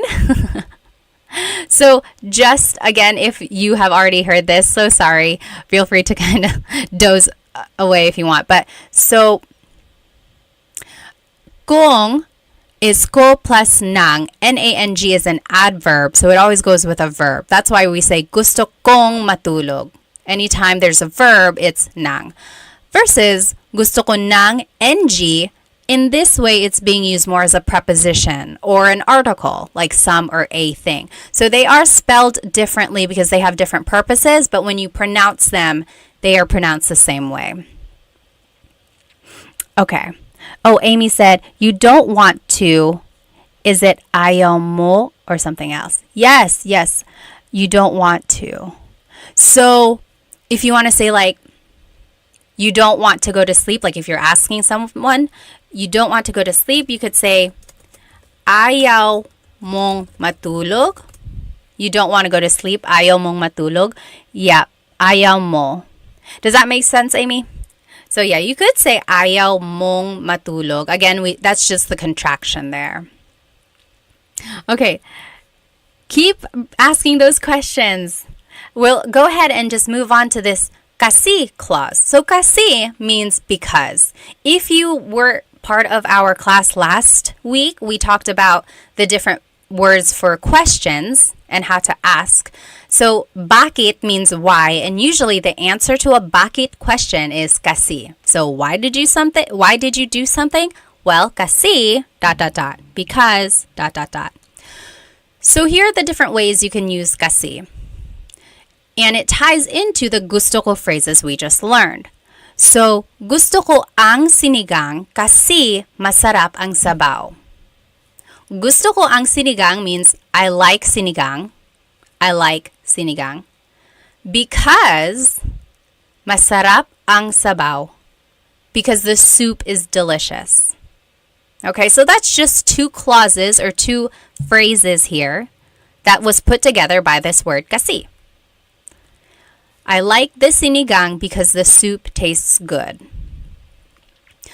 Next, you could say, paborito ko ang cake kasi mahilig ako sa matamis. My favorite is cake. Paborito ko ang cake because I like sweets. Mahilig ako sa matamis. So it's just putting together like 2 phrases. So if you know some simple sentence structures, it's just kind of putting those together with this kasi phrase. And then lastly, ayoko yung sausawan kasi maanghang. I don't like the dipping sauce because it's spicy. Okay, so those are just some examples here. If I were to ask you, ano ang paborito mong pagkain?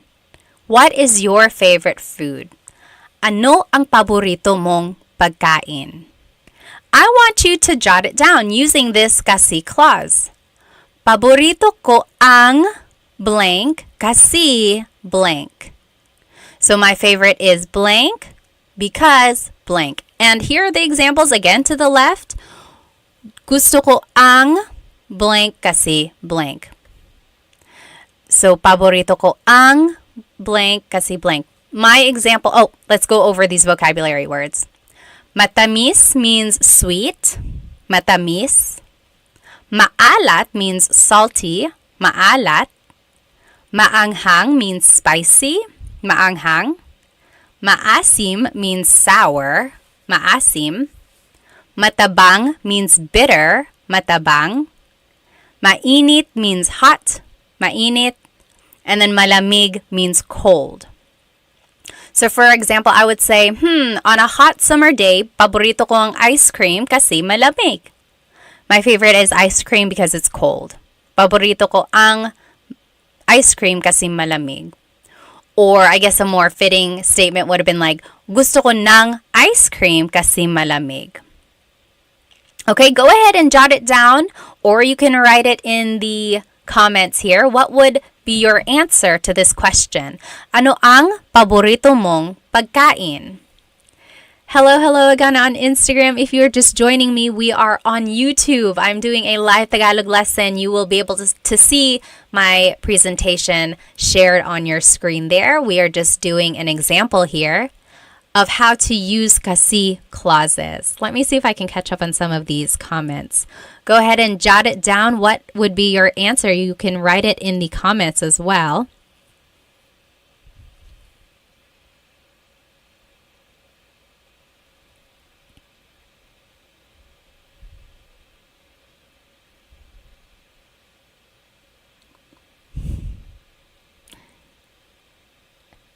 Okay. Let's see.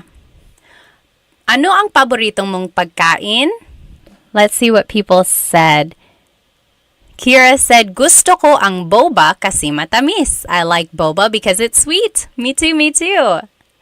Sure said, oo, gusto ko sausawan kasi maanghang. You like spicy dips?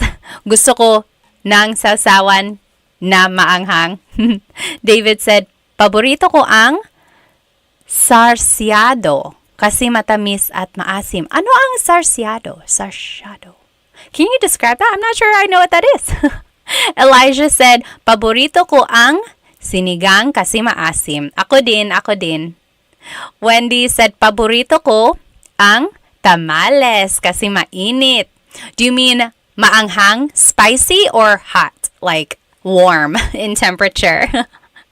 Aldo said, paborito ko ang nasi goreng kasi maalat. I don't know what that is either. Bayani said, what's boba? So you can get like a cold, refreshing drink. Sometimes it's a smoothie. Sometimes it's a milk tea. Sometimes it's just a fruit tea. And they have little like balls or like jelly balls or like big tapioca balls. That's boba. Paborito ko ang adobo kasi maanghang. Maanghang ba ang adobo mo? My adobo is a maanghang, but I guess it could be. Paborito ko ang mango kasi matamis. Yes, the mango is the national fruit of the Philippines. Let's see. Oh, warm. Yep. Okay.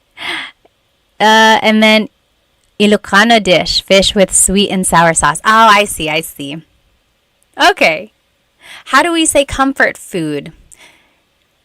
I don't think there is a phrase for comfort food. I would just say paborito kong pagkain, my favorite foods. Alrighty. Let's see if anyone wrote their answer on Instagram. Oh, someone asked a very good question. Maldonado, I think his name was, asked, what is mahal kita sobra? What does that mean? Did someone say this to you, Maldonado? Mahal kita sobra means, anyone know what that means? Mahal kita sobra. What does that mean? Someone said this to Maldonado. You're a lucky person if someone said this to you. Mahal kita sobra means I love you a lot. I love you a lot. Mahal kita sobra. Yep, sobra means a lot. Awesome. Okay, let's go ahead and move forward. We have a couple more examples here. So now I want us to practice these phrases some more. Gusto ko yung blank kasi blank. So I like something because blank. Or paborito ko yung blank kasi blank. My favorite is blank. Or ayoko yung kasi I don't like blank and blank. So now let's talk about movies. So these phrases work for a number of different contexts. So earlier we were talking about food. Now we're going to be talking about movies. So gusto ko yung blank kasi blank. Paborito ko yung, ayoko yung, and then you list your favorite movie. So here are the different ways to describe a movie. Nakakatawa, funny. Nakakatawa. Maganda yung kwento. It's a good story. Maganda yung kwento. Nakakakilig means romantic. Nakakakilig. Boring, that just means boring. Very Taglish English there. Boring. Or violente, violent. Violente. Nakakalito, confusing. Nakakalito. And then nakakatakot, scary. Nakakatakot. So those are different things or different ways to describe movies. So I want you to write these phrases. Gusto ko yung, paborito ko yung, and ayoko yung blank. I like something, or I like a movie. My favorite movie is, and I don't like this movie because, and then you choose the adjectives from these examples. So I'll give you an example here. Paborito ko yung Pitch Perfect kasi nakakatawa. My favorite movie is Pitch Perfect because it's funny. I don't know if that's my absolute favorite, but I love it. It's a good movie.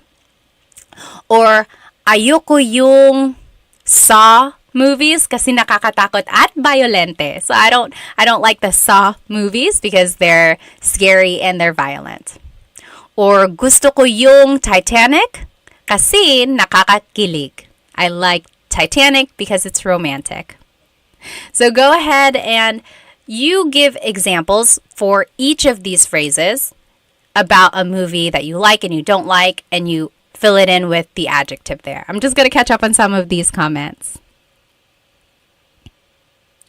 So go ahead and jump onto my YouTube channel if you are here on my Instagram. Oh my goodness, please don't call me tita. I'm not a tita. I'm just kidding. Feel free. Or just ate. Ate is fine too. Hello. Kamusta po? Okay, let me catch up on my comments here.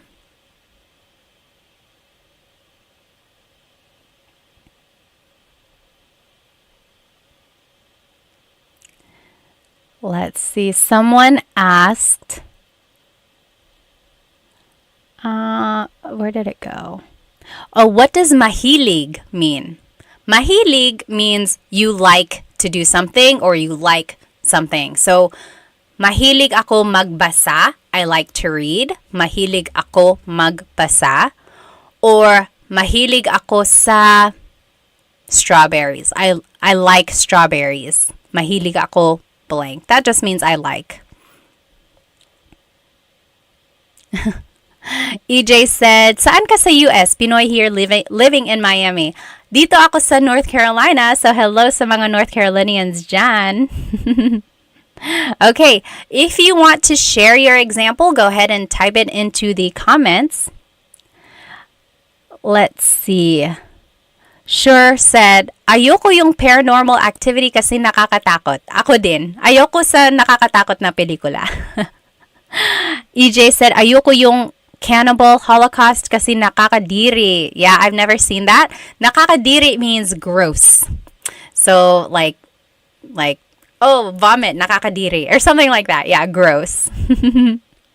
So, FF Noob said, I just joined. Can I watch this later when I can I watch this video on your channel? Yes, it will be recorded and it should be under the live tab. So it should be there. Mooney said, gusto ko yung Friday kasi nakakatawa. David said, ayoko ang mga action movies kasi boring. Oh, really? Some people would think it's actually not boring. But yes, sometimes it's boring too. Mooney said, paborito ko yung Hello, Love, Goodbye kasi nakakakilig. Okay. Royden said, gusto ko Kung Fu Panda kasi nakakatawa. Very good, very good. So again, you can use these phrases and these, like the kasi clause, in different contexts. So that was about movies, but you could also use it for a place. So, excuse me. For example, gusto ko sa a place kasi blank. Paborito ko sa kasi ayoko sa kasi blank. So as you can see now, we are using the preposition sa. Remember a couple slides ago, anytime we're talking about a place, like you like it at that place, you use the preposition sa. So now we're talking about places. Here are the adjectives you can use to describe a place. Maganda ang mga tanawin. So gusto ko sa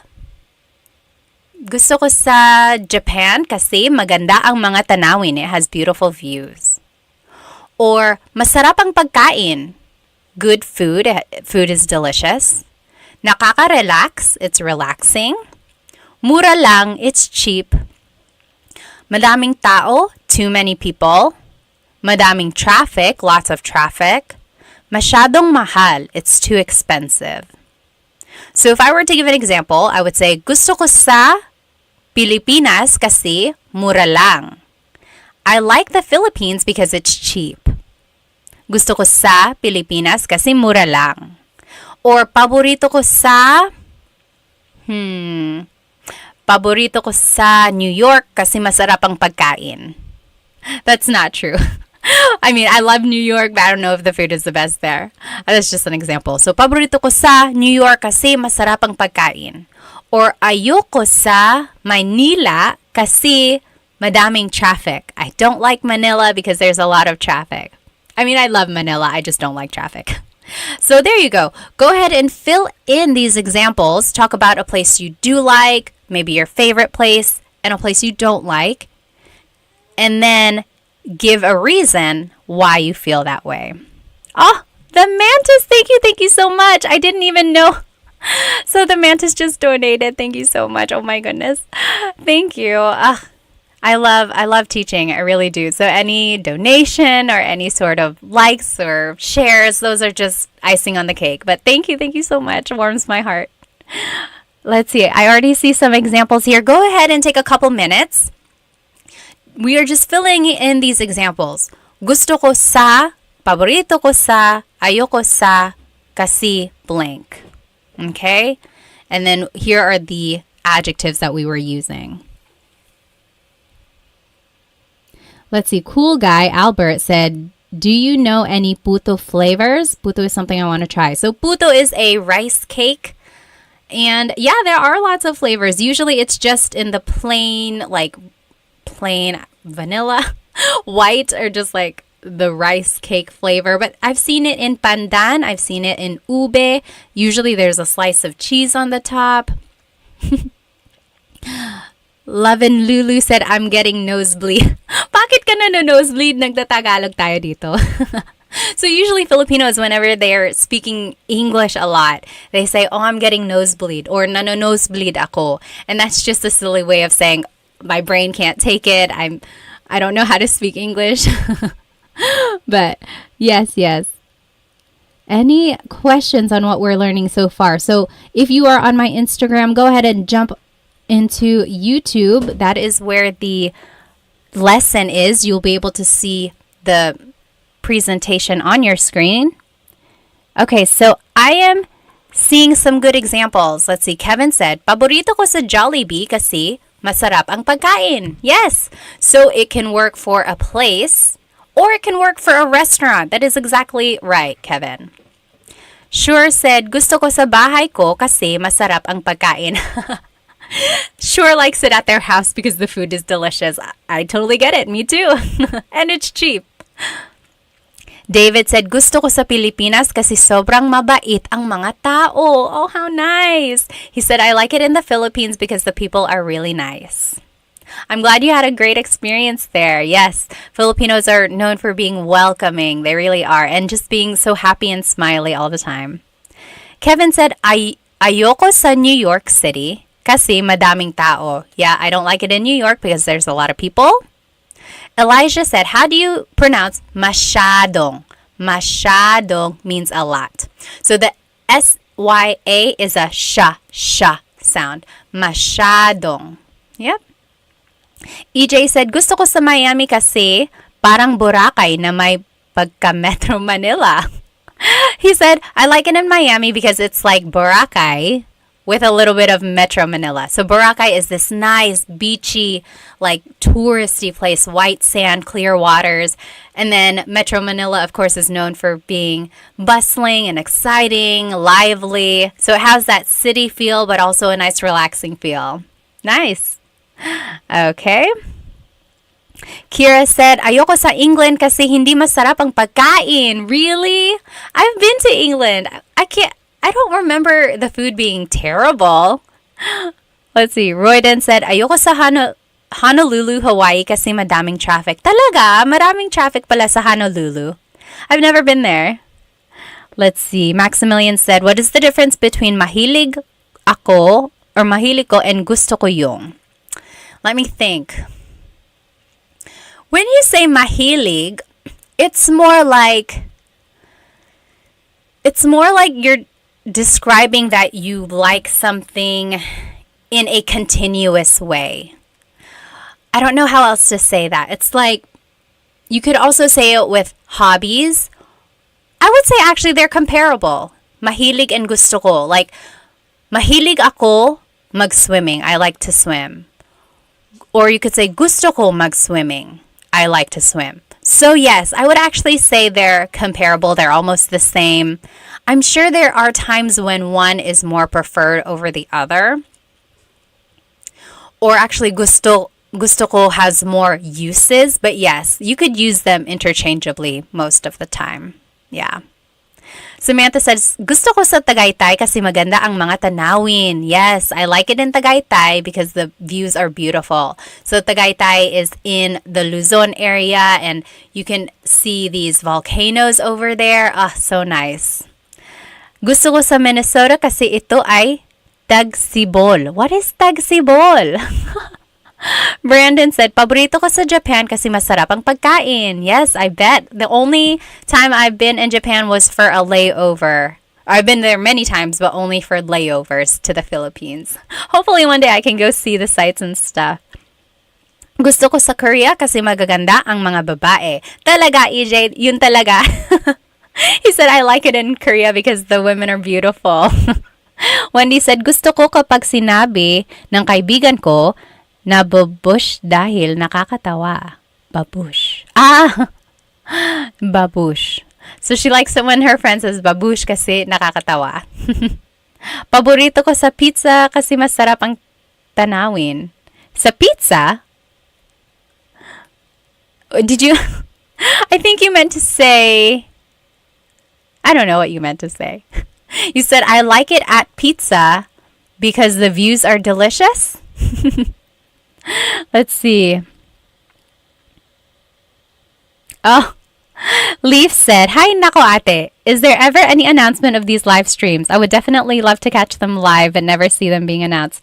Sorry, I put them on my story on Instagram, and I put it on my TikTok story, and then I put it on the community post on YouTube, and then I put it on my Facebook story as well. So if you ever see a story, you might want to open it because it might be alive. Oh, tagsibol is spring. Okay. Yes, Bayani said, mahilig means something that you love doing on a daily basis. Again, it's that idea of doing it like at a continuous level. Like you just love doing it or you love doing it a lot. Let's see. Ayoko sa Vegas kasi mainit dito, Elijah said. Yeah, he doesn't like it he or she doesn't like it in Vegas because it's hot there. Okay, let's move on now. Let's see.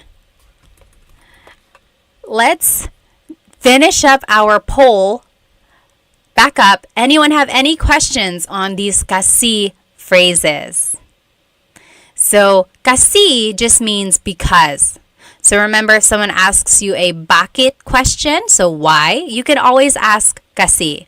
Bakit ka umiiyak? Why are you crying? Kasi masakit ang ulo ko because my head hurts. Or why, bakit ka galit? Why are you mad? Kasi dot dot dot. Kasi hindi ka nakikinig because you're not listening. Okay? So that's what kasi is. And then we were able to put together the gusto and ayaw ko phrases that we learned. Any questions about these things? Feel free to write them in the comments. Otherwise, I'm going to go ahead and pull up our bracket challenge here. If you are joining me on Instagram, jump onto YouTube because then you can join our poll, our contest here.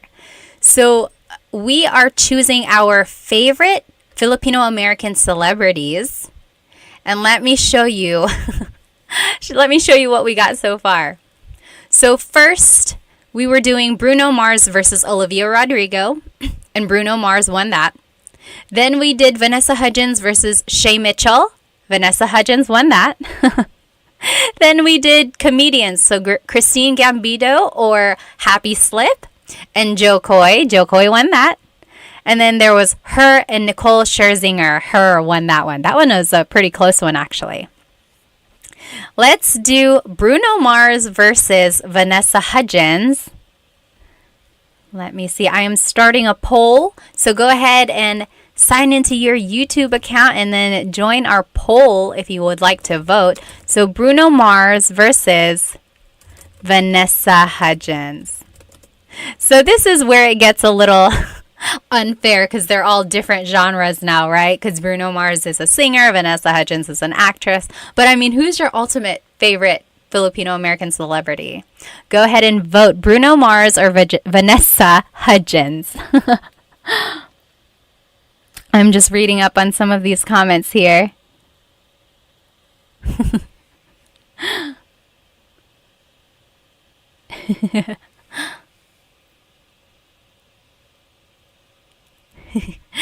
Kira said, gusto ko sa China, Korea, Japan, and Pilipinas kasi guys ang maganda. Or you could say kasi guwapo ang mga lalaki because the guys are handsome. Liza on Instagram is voting for Bruno Mars. Jump onto my YouTube so you can cast your vote in. So we are doing a live Tagalog lesson on my YouTube channel here. Actually, now we're not doing a live. We're not doing a lesson. We're actually just doing a contest to see who our favorite Filipino American celebrity is. And it's between Bruno Mars and Vanessa Hudgens right now. Take 10 seconds. Oh, I didn't know that. Sure said the lead guitar player from Metallica is Benoy. He's my fave. I didn't know that. Okay, 3, 2, 1. Bruno Mars. Bruno Mars is the winner. He is going to move forward. I didn't make my bracket right, but you get the idea. There it is. Next is Joe Coy versus Her. Who is your ultimate favorite Filipino celebrity? Filipino American celebrity. Favorites. Let's see. Joe Coy or Her. Oh, that's hard. I love Her. And I love Joe Coy. But you got to choose one. Only one. If you were going to be stuck on an island, who would you choose to be with? Elijah said, I wonder if some of these celebrities speak Tagalog. I know Christine and Joe Coy do. I don't know. Maybe they do, or maybe they can understand. Kirk Hammer is the guitarist. Oh, okay, Jed. Awesome. Bayani said, kind of unfair because Vanessa Hudgens didn't get a lot of opportunities in Hollywood. Yeah, you're right. She was more on like Disney and stuff. Although she has other movies too. Oh, on my Instagram, we have a lot of votes for her. Oh, wow. Even on YouTube. I'm actually kind of surprised. I thought Jokoi would win. So again, if you're joining me on Instagram, we are on YouTube doing a live Tagalog lesson. We are doing our bracket challenge. And we're choosing between Jokoi and her for our favorite Filipino-American celebrity. Okay. 5, 4, 3, 2, 1. And her is the winner. I really thought Jokoi was going to go pretty far in this. Her. Okay. Oh, this is going to be a close one. So this is for all the marbles. Bruno Mars versus her. Bruno Mars versus her. This is really hard. I don't even know if I could choose. Favorite. So Bruno Mars or her. Hello, hello. If you're just joining on Instagram, we are on YouTube and we are doing a poll. Oh, sure said, hindi ko kilala or hindi ko alam her. Her is a hip-hop, R&B pop singer. She plays the guitar. She is half Filipino. Yes, you should definitely check her out. She was on the Super Bowl with Usher this year. She's so talented. Oh, goodness, goodness. She's on a commercial. I think it's State Farm. Is it State Farm? No, Nationwide, I think. It's Nationwide. But she's so good. Brandon said, Tito Mars. He's just Tito now. Wow, Bruno Mars is winning. Let's see here. Take another 30 seconds to vote. In the meantime, I'm going to ask you, what are some things you want to learn in these lives? Go ahead and write it in the comments. What do you want to learn in our next live? I want to know so that I can make a lesson plan for us. Okay, 5, 4, 3, 2, 1. Bruno Mars is the ultimate favorite Filipino-American celebrity. Okay. I'm going to answer some of your questions here. So someone asked here on Instagram, how do you say this? How do you say this in Tagalog? Let me open up my screen again here for our friends on YouTube. Again, this is a live Tagalog lesson on YouTube. Feel free to join us here. Oh, I must have... Okay, so the question was, how do you say this in Tagalog? Oops, let me turn my screen back on. Oh, where is it? There it is. Oh, wrong. Anyway, if you want to say, how do you say this in Tagalog? It would be, ano ang blank sa Tagalog? Ano ang blank sa Tagalog? So, how do you say in Tagalog? So, someone asked that on my Instagram here. How do you say blank in Tagalog? It would be, ano ang blank sa Tagalog? That is a very good phrase to know, because if you're traveling in the Philippines, or even if you're just trying to learn more vocabulary, always ask this phrase. So I would say like, ano ang car sa Tagalog? Ano ang car sa Tagalog? Kotse. Kotse, right? So ano ang blank sa Tagalog? Or ano ang Ano ang dog sa Tagalog? Sa Tagalog, aso. So that is a good phrase to know if you just want to learn more vocabulary. Ano ang blank sa Tagalog? Yes. Let's see. What else? What else? Oh, someone asked, what is the difference between hindi ko alam and ewan ko? Hindi ko alam, ewan ko. Anyone know? What is the difference between hindi ko alam and ewan ko? Hindi ko alam and ewan ko both mean I don't know. That's all it means. And they're used interchangeably.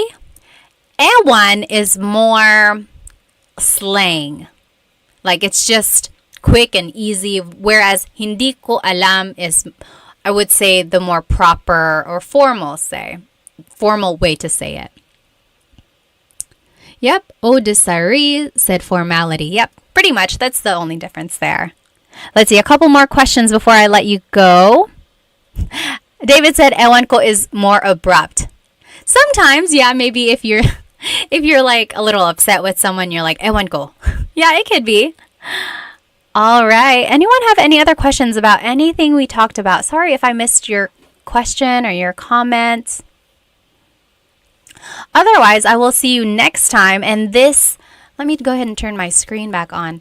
I will make sure that this recording is up on my YouTube channel. Hello. And it should be under the live tab. So if you weren't able to join us on YouTube, but you were here on Instagram, then you should be able to see the lesson recording there. Okay, well, I will let you guys go. I hope you have a good rest of the night, and I hope to see you next time. Paalam! Hello, everybody. Welcome to another live Tagalog lesson. Let me go ahead and start my Instagram as well. You know I like to do a couple different platforms. Hello, everybody. Welcome to another Tagalog Time live lesson. You are joining me on Instagram right now, but if you would like, you can jump onto my YouTube channel, but actually there isn't a presentation. Today, we're actually going to be doing something fun. We're going to be playing Tagalog bingo. I'm sorry, not bingo. Jeopardy, Tagalog Jeopardy. So I'll let everyone come in and we will get started by playing Tagalog Jeopardy. I'm so excited for this. In the meantime, go ahead and write where you are currently watching and your age and maybe a fun fact about yourself. Let me know if you need any audio changes or anything like that. My name is Pat. I'm 32. I'm currently here in North Carolina. It is 8:54 over here where I live. What time is it over there? Oh, it's backwards on the cam. Let me see if I can fix that. Hang on. I know there is a way to do it. I'm going to log off and log back on. Okay, hang on one sec. Wait, maybe I can do it from here. Oh, yes, I did it. Is that better? Can you see? Yes, that should be good, right? Okay, awesome. Okay, let me see where everyone is currently watching from. Oh, hi, Love and Lulu. Good to see you again. Oh, I like your dress too. Thank you. Let me see. Mick Buck is from Boston. Hello. Joe Markin is from Washington. It's Ash is from Texas. Hello. Callie is from South Carolina. Hello. Grace is from Canada. Subi is from Hawaii. Hello. Mr. QN is just said, ayos galing. Salamat. I'm in South Carolina, Callie said. And M. Daly is from San Diego. Hello. Fred is from Talisay, Cebu. That's so cool. Married to a lovely Filipina, Bumper says. Watching from Singapore, Aubrey says. Hello. And then Gully is from Chicago. Dilshan is from New Zealand. Rombaloon is from Quebec. Hello. Rob is from California. Mari is from Australia. All right, let me go ahead and just check from YouTube. Where is everyone watching tonight? Let's see. Crowfish said fun. Yes. Sure said Jeopardy. Yes. Oh, from New Mexico. Hello, hello. Amos is from Guam. Conan is from Texas. Kinamaro is from Pennsylvania. Robert from San Antonio. Vince from Santa Barbara. Hello, hello. Rolando from Vegas. Crowfish, 21 from Texas, currently 7:55. Awesome. Null is also from North Carolina. Hello, hello. Valentino from San Antonio. Yapo from Germany. Hello, hello. All right, let's go ahead and get started. So tonight there is no presentation, so you don't have to follow along on YouTube if you don't want to. We're actually going to be playing Tagalog Why do I keep saying bingo? Tagalog Jeopardy. Tagalog Jeopardy, all right? So here are the different headings or the different categories that you can choose from. So there's, where am I? Over here. Tagalog facts. Okay, Tagalog facts. Then there's nouns. It's hard to see in reverse here. Nouns.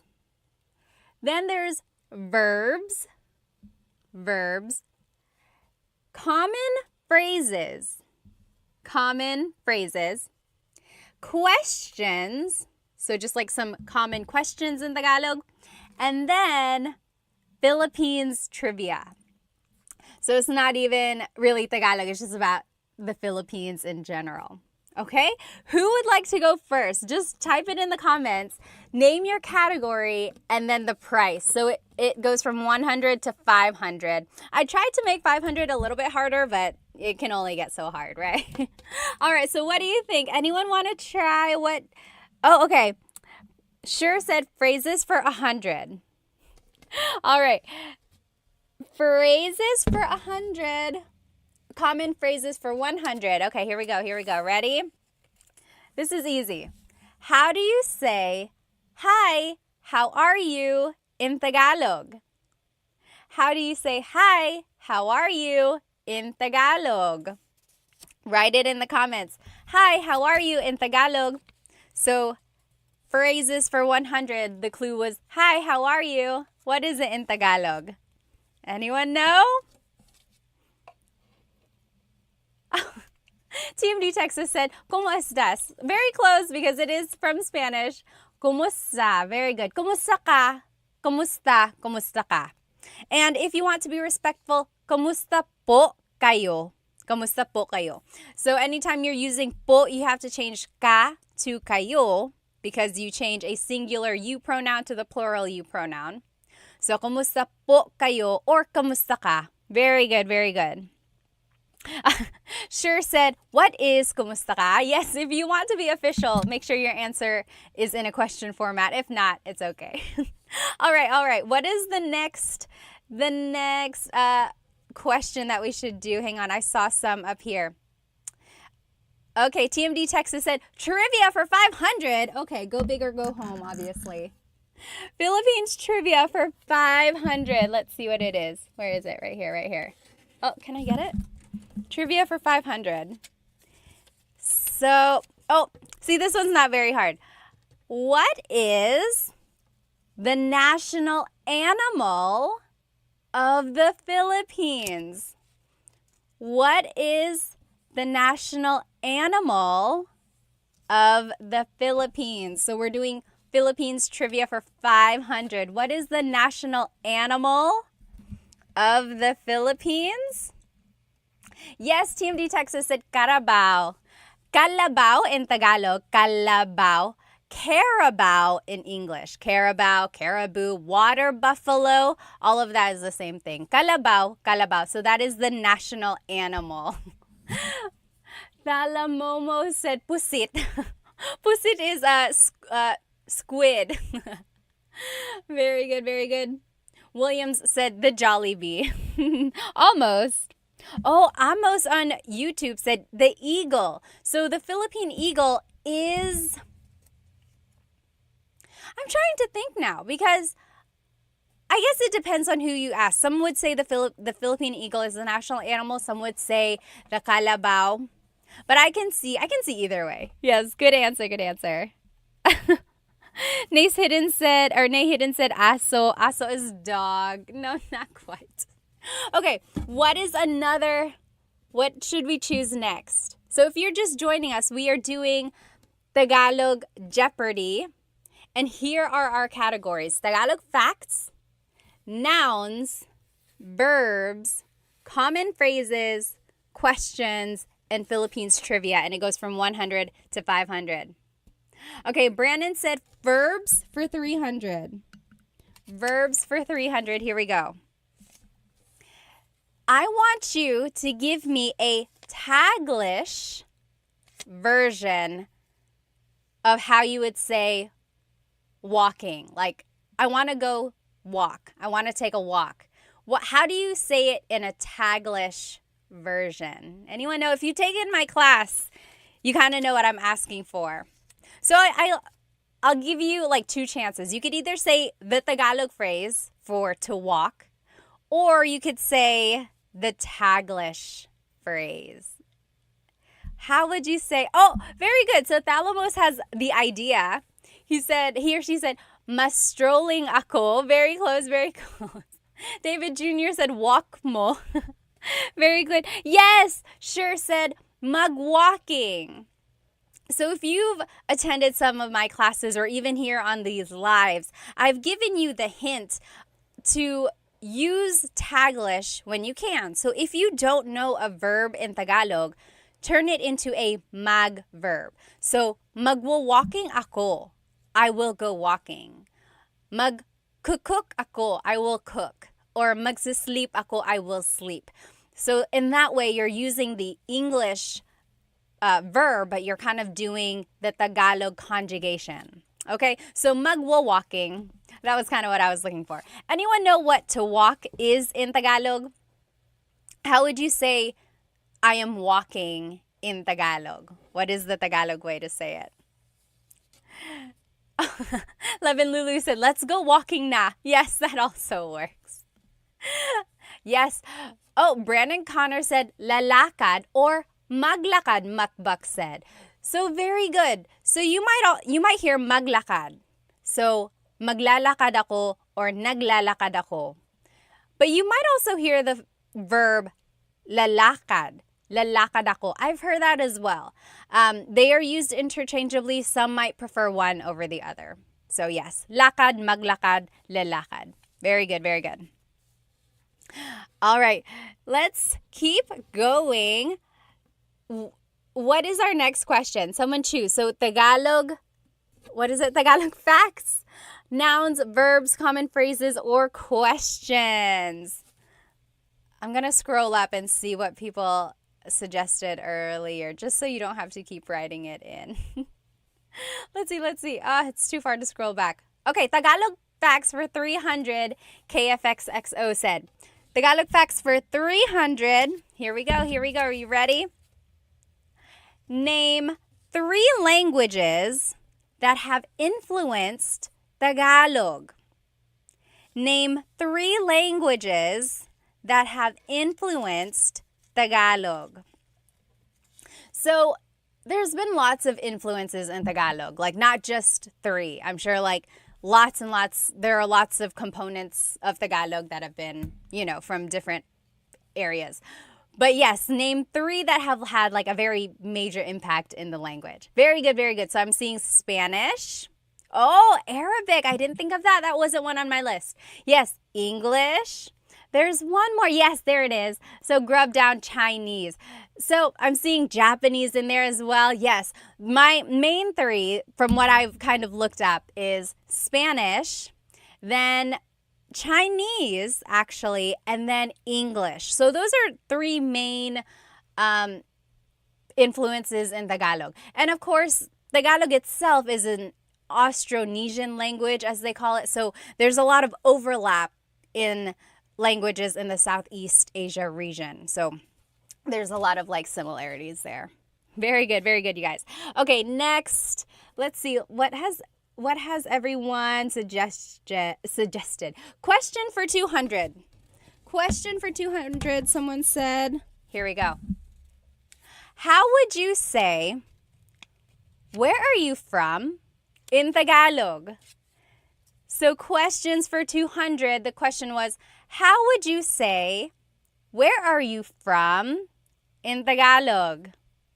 Where are you from? Yes, very good. Brandon Connor said, taga saan ka? Taga saan ka? So taga means from, saan means where, ka is referring to you. Taga saan ka?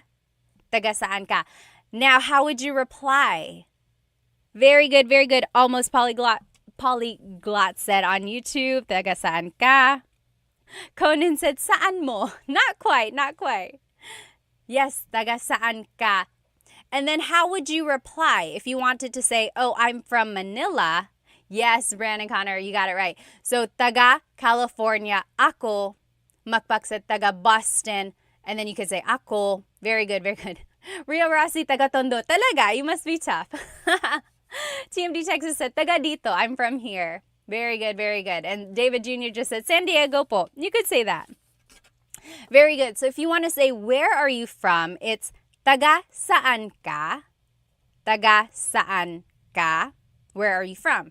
If you want to reply, it would be taga blank ako. So taga Manila ako, and so on. Okay, very good, very good. Someone suggested verbs for 100. Verbs for 100. Here we go. Easy peasy. How do you say to eat in Tagalog? How do you say to eat in Tagalog? What is to eat? Anyone? Anyone? What is to eat in Tagalog? To eat in Tagalog is kain. Kain, yes. Mari said kain na. Very good. Julia Chu, kumain. KFXXO said kaon. Kaon is actually Bisaya. I hear that a lot from my in-laws. Kaon. Very good, very good. Very close. Mukbak, kumain. Yes, very good. Everyone got it right. Kumain, kain. Yes. Kain, magkain. So, Sean said magkain. So, kain is actually not a mag verb. It's an verb, sometimes an in verb. So, yeah, you wouldn't really use mag with the word kain. But I see where you're coming from. All right, very good, very good. Okay, next, what is our next clue going to be? Let me see if I can scroll up and see what people have suggested. What should our next clue be? Okay, I see Philippine trivia for 200. Philippine trivia for 200. How many islands are in the Philippines? How many islands are in the Philippines, or how many make up the Philippines?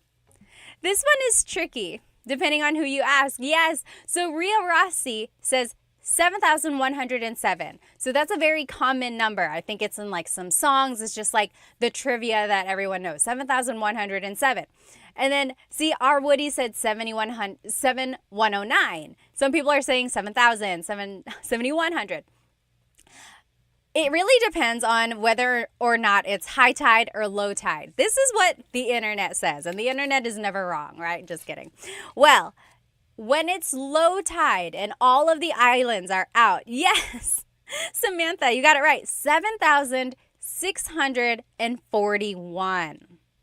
So when it's low tide and all of the possible islands are out, it's 7,641. But the common number that everyone knows is 7,101, right? So it kind of just depends. Just know that there's over 7,000. Crazy, right? Crazy, crazy. Okay. Sure said trick question. It was a trick question. If you got over 7,000, I'm going to call it right, correct. Okay, next, what should we... Oh no, I'm getting a phone call. We'll have to skip that one. Okay, what should our next question B.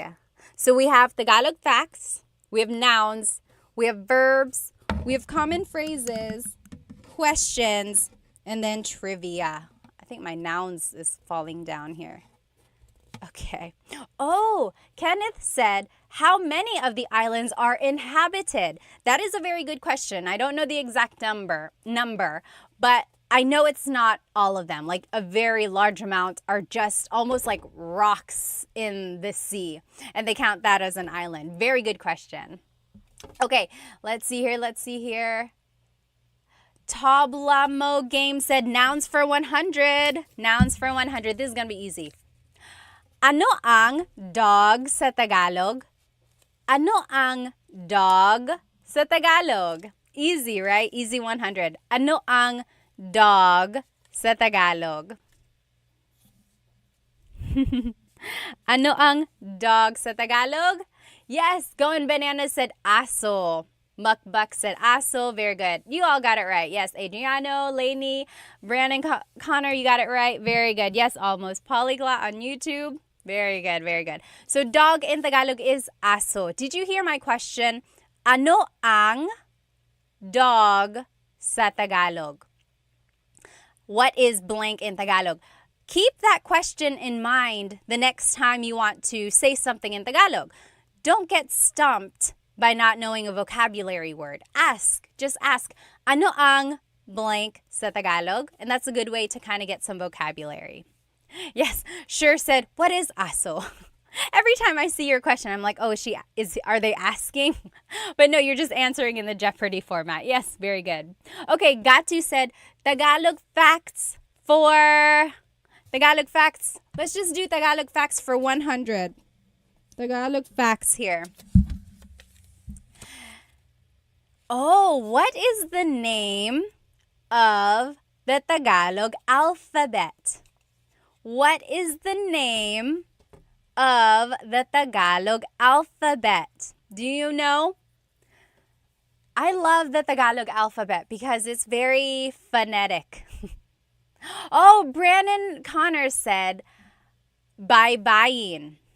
So there is a difference between baybayin and the Filipino or the Tagalog alphabet.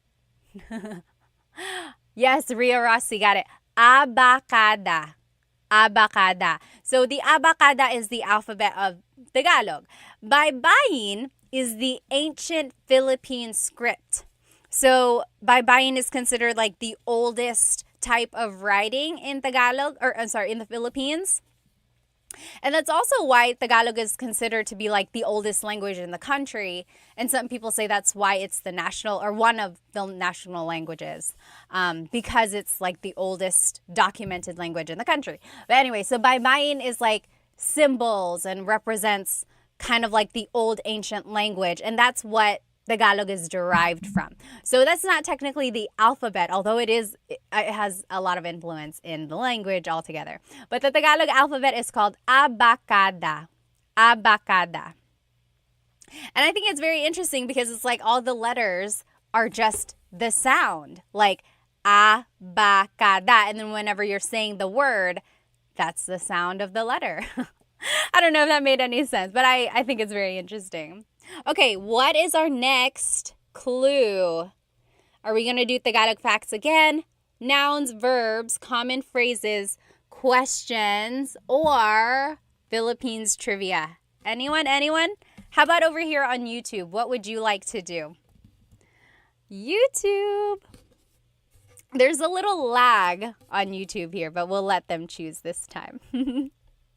Oh, noun for 100, Amos said. Okay, nouns for 200.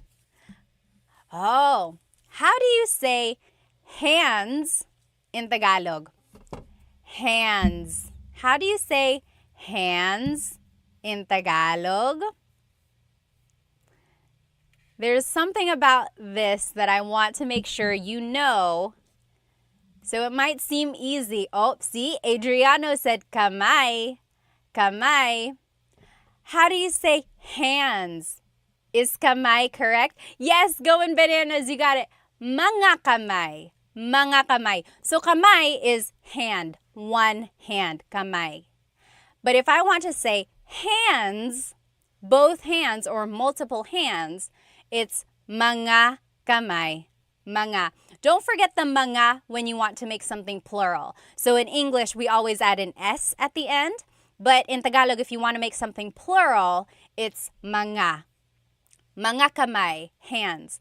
Mga aso, dogs. Mga babae, women. Okay? So mga was the thing I wanted you to get from that. Very good, everybody. Yes, sure got it. Yes, David, very good, very good. And just don't forget the mga. All right, next. All right, let's do, someone up here suggested, let us do common phrases for 200. Common phrases for 200 here. Common phrases, easy. How do you say thank you in Tagalog? How do you say thank you in Tagalog? Thank you in Tagalog is... Kaylin said, thank you for doing this. You are so awesome. Salamat, salamat. Thank you for spending some time with me tonight. Yes, Residue 1830 said, salamat. Yes, Samantha said, salamat po. Very good, very good. Ballroom, yes, you got it. Salamat. Yes, JR said, or JB said, salamat po. Yes, Conan, Gatu, you guys all got it. Matthew, Sean, everyone. Yes, sure. What is salamat? Yes, Mark, got to everyone. So you can say salamat, salamat. That means thank you. If you want to be respectful, it's salamat po, salamat po. You add po if you're speaking to someone older than you or to someone in authority. So priests, doctors, lawyers, police, anyone you want to be respectful to, you would add po. Now, if you want to say I'm very thankful or thank you very much, that would be maraming salamat po. Maraming salamat po. Okay? But you could just say salamat. That also means thank you. All right. McClaskey said, this is so fun. Thank you. Salamat, salamat din. Lavin Lulu said, salamat po. Salamat times 1,000, Matthew said. All right. Pick the next one. Should we do Tagalog facts, nouns, verbs, common phrases, questions, or Philippines trivia? What should we do? What should we do? JM said questions for 100. Let's do it. How do you say, what is your name in Tagalog? How would you say, what is your name in Tagalog? So we are doing questions for 100. How would you say, what is your name in Tagalog? What is your name in Tagalog would be? Yes. Urkaz said, anong pangalan mo? Anong pangalan mo? So anong is ano ang, what is. Pangalan is name, mo is referring to you. Ano ang pangalan mo? What is your name? Very good, very good. Almost got it. Ballroom, very good. You guys all got it. JB, Matthew, got to very close. Oh yes, I think you just got some words put together yet there. Yes, sure, you guys all got it. Ano ang pangalan mo? Now, how would you reply? How would you say, my name is blank? My name is blank. So if you wanted to reply, there are a couple different ways. I would say, ako si Pat. Ako si Pat. I am Pat. Now, if you are looking at like a Tagalog learning book, they would say, ang pangalan ko ay Pat. Ang pangalan ko ay Pat. So that is technically correct, but it's really formal. No one ever really speaks like that. Yes, very good. Macbag got it. Ang pangalan ko ay McKenna. So that is correct. It is absolutely correct. It's just not very natural.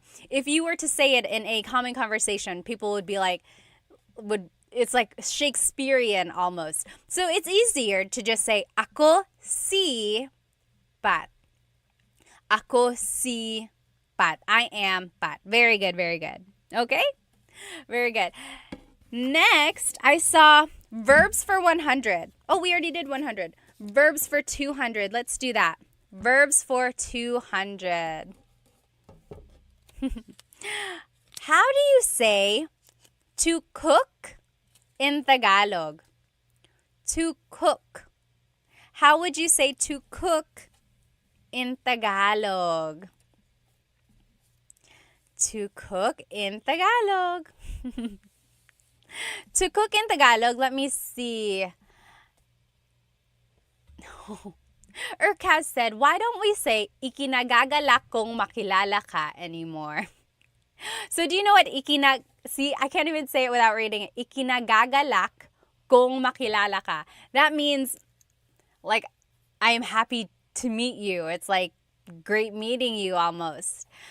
But I think because it's just so formal, maybe we don't say that. Very good. Yes, Mukbak said magluto. Travis on YouTube got it. Sean got to. Very good. So to cook in Tagalog is magluto. Magluto. If you wanted to say I am cooking, it's nagluluto ako. Nagluluto ako. To be specific, it would be nagluluto ako ng adobo. Nagluluto ako ng pansit. So, nang means some or a thing. Nagluluto ako ng blank. Okay? Very good. Next, what should we do? This verbs one is gonna fall off. So, we have Tagalog facts, nouns, verbs, common phrases, questions, or Philippines trivia. What should we do? Should we do Tagalog facts, nouns, verbs, common phrases, questions? Okay, we should do facts. McClaskey said. Let's do Tagalog facts for 200. Tagalog facts. Oh, what fraction of Tagalog comes from Spanish? So, like, what fraction of all the words in Tagalog have a Spanish origin? Is it like half of the words, 3/4 of the words? What do you think? How much of the Tagalog language comes from Spanish? What do you think? Oh, McClaskey said half. Oh, Urkaz said 30%. Mukbak said 3/4. So there is a lot of influence from Spanish in the Tagalog language. So according to my research, of course, the internet never lies. Just kidding. It's 1/3. 1/3 of Tagalog has Spanish origins. And it's interesting because different dialects, different languages in the Philippines have different amounts of Spanish in them. So my in-laws are from Cebu and they speak Bisaya. And there is a lot of Spanish words there. Like, there's a lot in Tagalog, but it's like there are some things that they would say that Tagalog they don't say. And it's just very, like, a lot more Spanish in what they're saying. All right.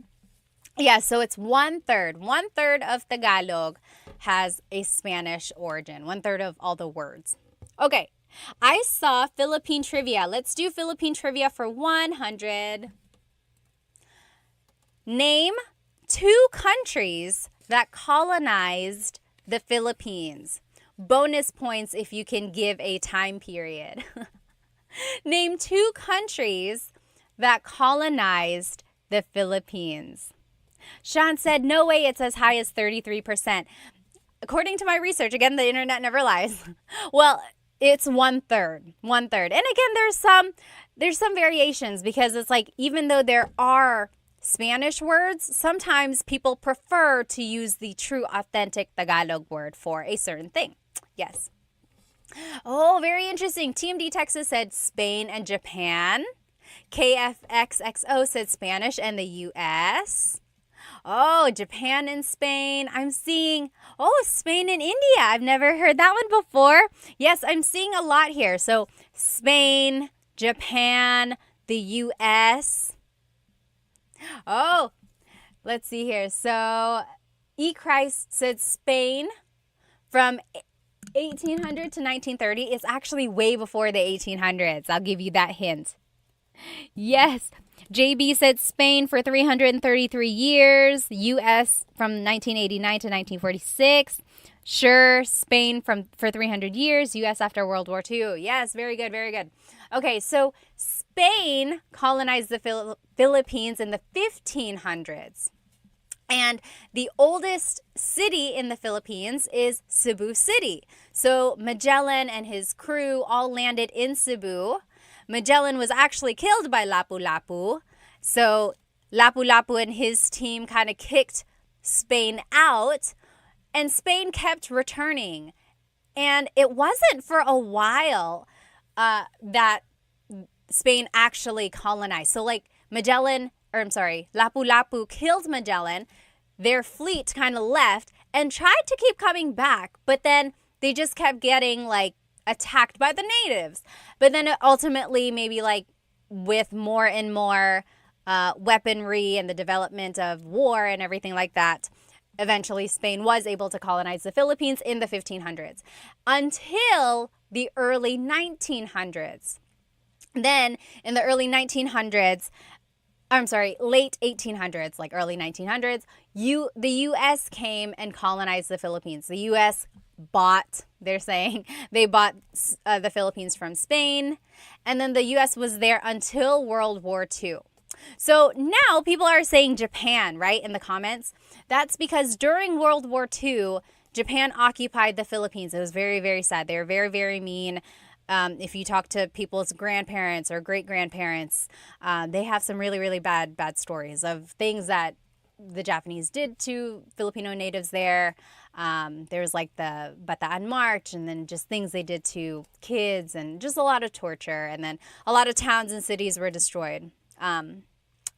So that's why Japan is being listed here. But technically, they didn't colonize. I don't think it's not really considered. Yes. McClaskey said Japan tried. They tried.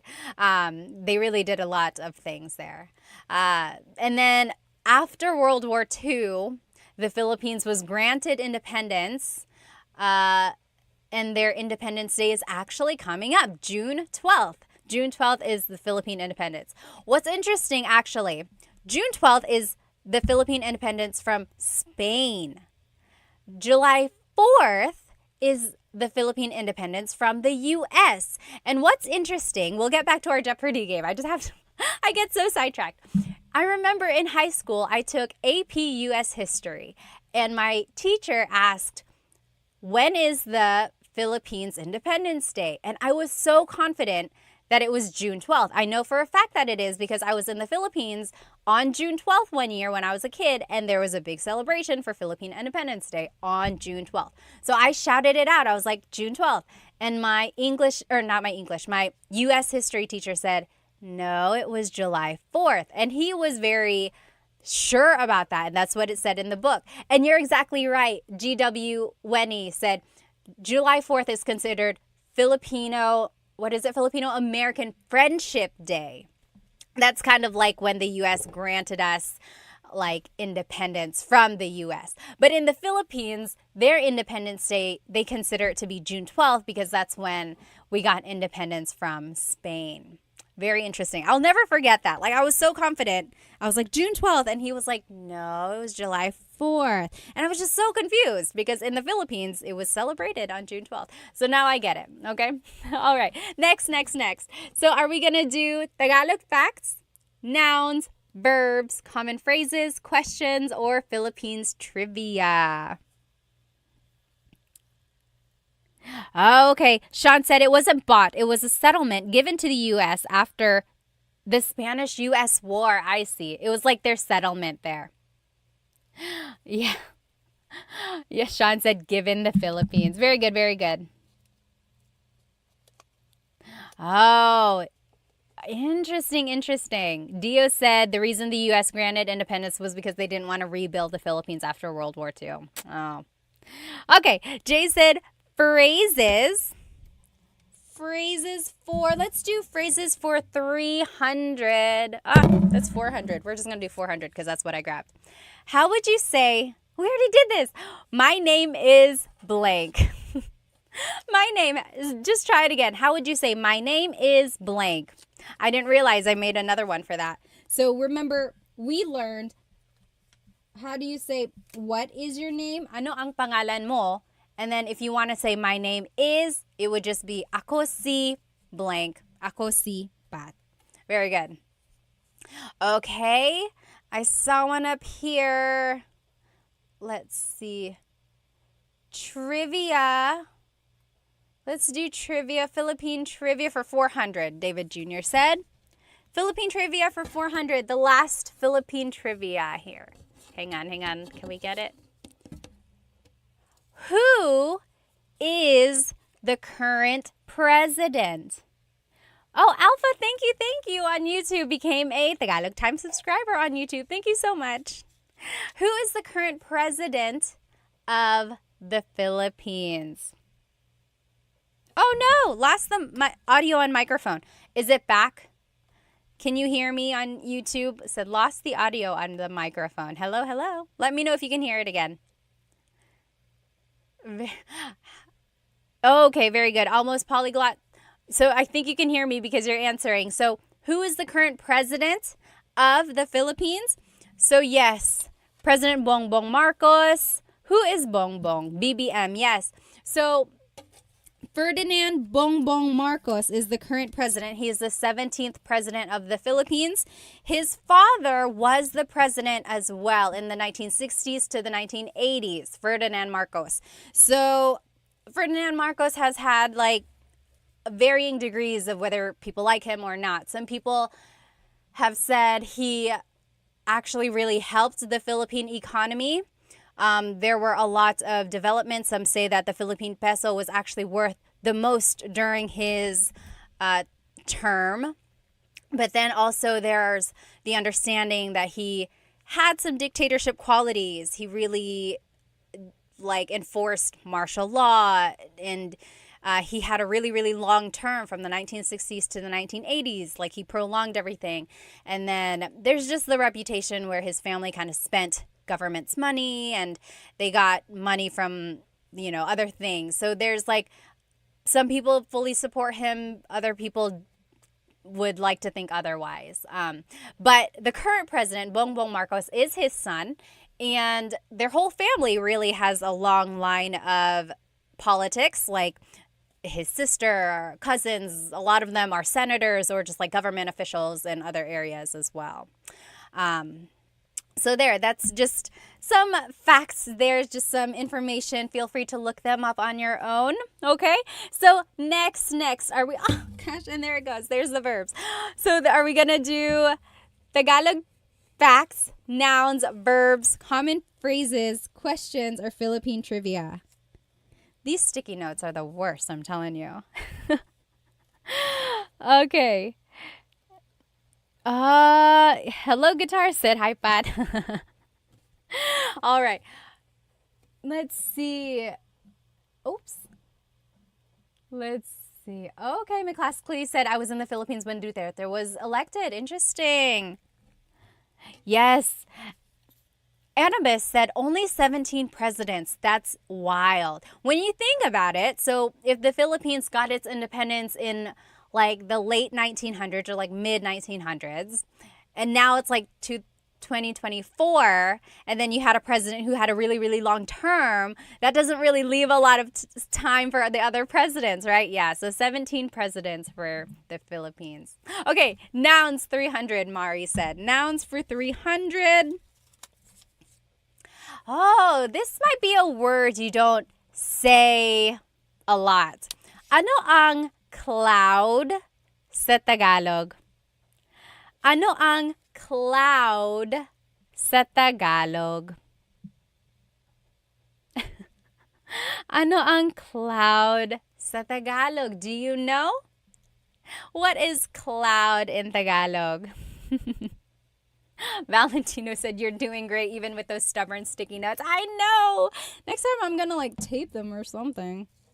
I wanted to do it virtual or on the computer, but then it was hard for me to figure out how to have my camera on and have it big enough to enjoy the actual game. You know what I mean? Oh, remind me to show you the back of this board. It's very interesting. Yes, very good, very good. McClaskey, Urkaz, you got it. Ulap. Ulap. Sure said mug cloud. So the mug prefix only works for verbs, unfortunately. Very good. Almost polyglot. Cloud is ulap. Ulap. Chibis Cheryl said, my husband is Filipino and doesn't even know. Cloud in Tagalog is ulap. Ulap. Yes. Again, it's one of those words you don't say a lot, like unless you have to or unless you like come across it. So ulap is cloud. Ulap. Ulap. All right. Next clue. Let's see where we at. Let's finish up Tagalog facts for 400. It's the last one in that category. Then we'll take off this sticky note. Ta-da! It's gone. Tagalog facts. I love this fact, you guys. I love this. Where did the name Tagalog come from? Where did the name Tagalog come from? Oh. Ray Patson said, has anyone used sticky notes, like used the method of putting sticky notes around your house for learning Tagalog, and has that work? So I love that trick as well. Like if you are trying to learn vocabulary words, just put sticky notes on things around your house. Okay. Yes, Christ, you got it. So anyone else know? Yes, Annabus got it. Ballroom. Very good. Yes. Jay, you got it. Yes, Annadelle. So my question was, where does Tagalog get its name? So back in the day when the Spaniards colonized the Philippines, they heard native Tagalog speakers talking near a river. And they were like, what is this language? Ilog in Tagalog is river. So the Spanish called it Taga-ilog, like the people living there, Taga-ilog, from the river. So like river dwellers. So then the people speaking it were considered Taga-ilog, and they just considered their language Tagalog. So it comes from the phrase Taga-ilog, from the river, and then it just kind of became the name of the language spoken there. Tagalog, Taga-ilog. Very good, very good. Oh, Jonathan said, try Kahoot for a Jeopardy game. Yeah, I'll try that. I know Kahoot, they use that in schools. Okay, very good. Now, all we have left are nouns, verbs, common phrases, questions. Oh, we're all out of Philippine trivia, so that's gone. Nouns, verbs, common phrases, and questions. What should we do? Let's do... Anyone? Sure said, what a great lesson. I know, right? I love trivia, and I love learning things. Okay, we're gonna do, anyone? Nouns, they are tough, McClaskey said. Okay, so if you joined me, you might hear some thunder. It's thundering hard now. So nouns for 400. Tell me 2 ways to say bed in Tagalog. 2 ways to say bed in Tagalog. So the past couple weeks I've been doing lives and like repeat lessons, and I did a lesson on vocabulary words about the house. Do you remember what the Tagalog word is for bed? Bed. And there are 2 words or 2 ways to say bed. Yes, Going Bananas said kama. Oh, there are 3 ways. So Christ said tulugan. Tulugan.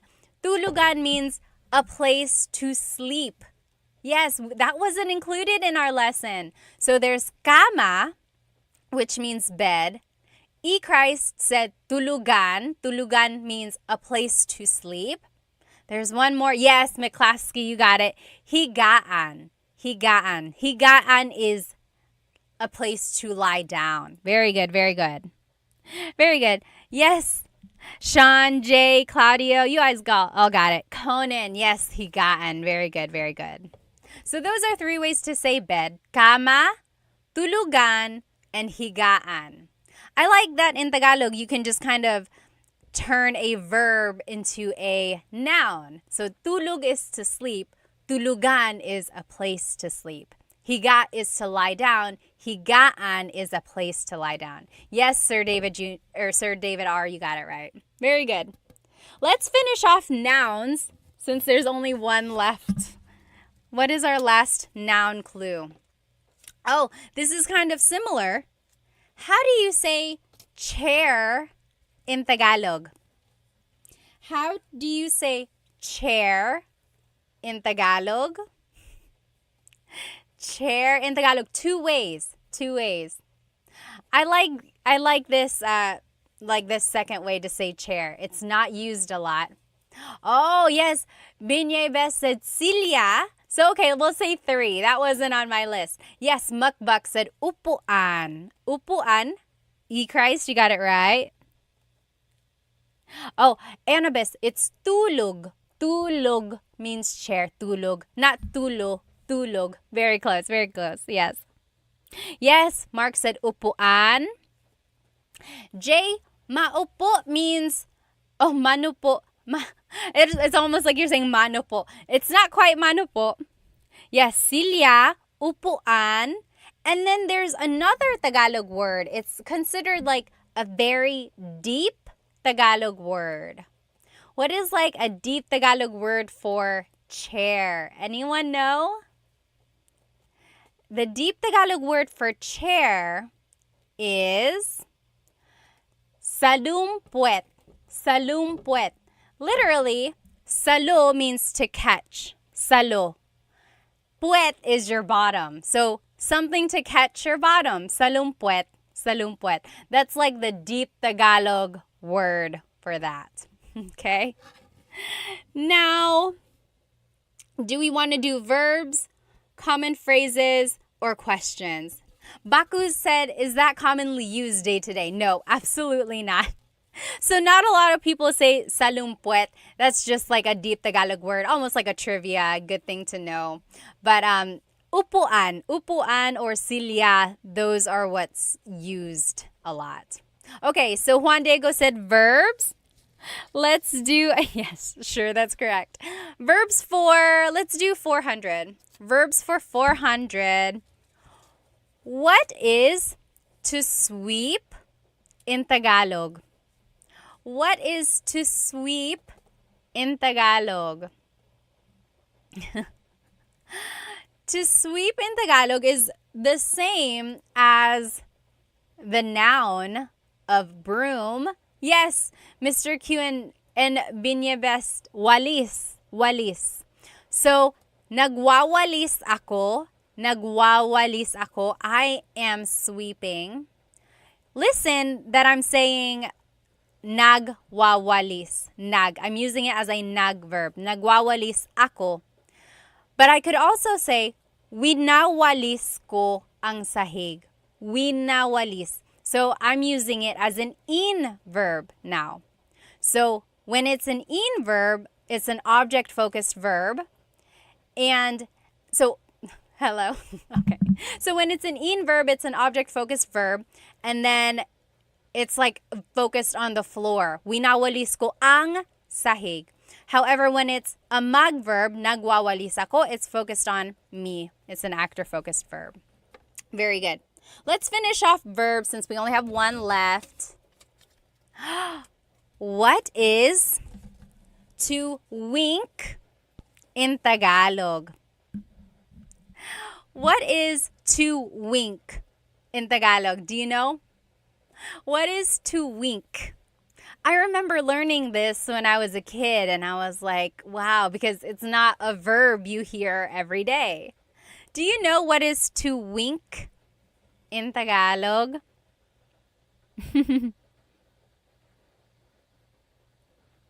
Sean said, why do Filipinos repeat words like walis walis? Sometimes I think it's just to emphasize that they are sweeping. But technically it's just walis. Yes, very good. Going Bananas said kindat. Kindat. Yes, very good. So, kindat Kindat, wink. Kindat.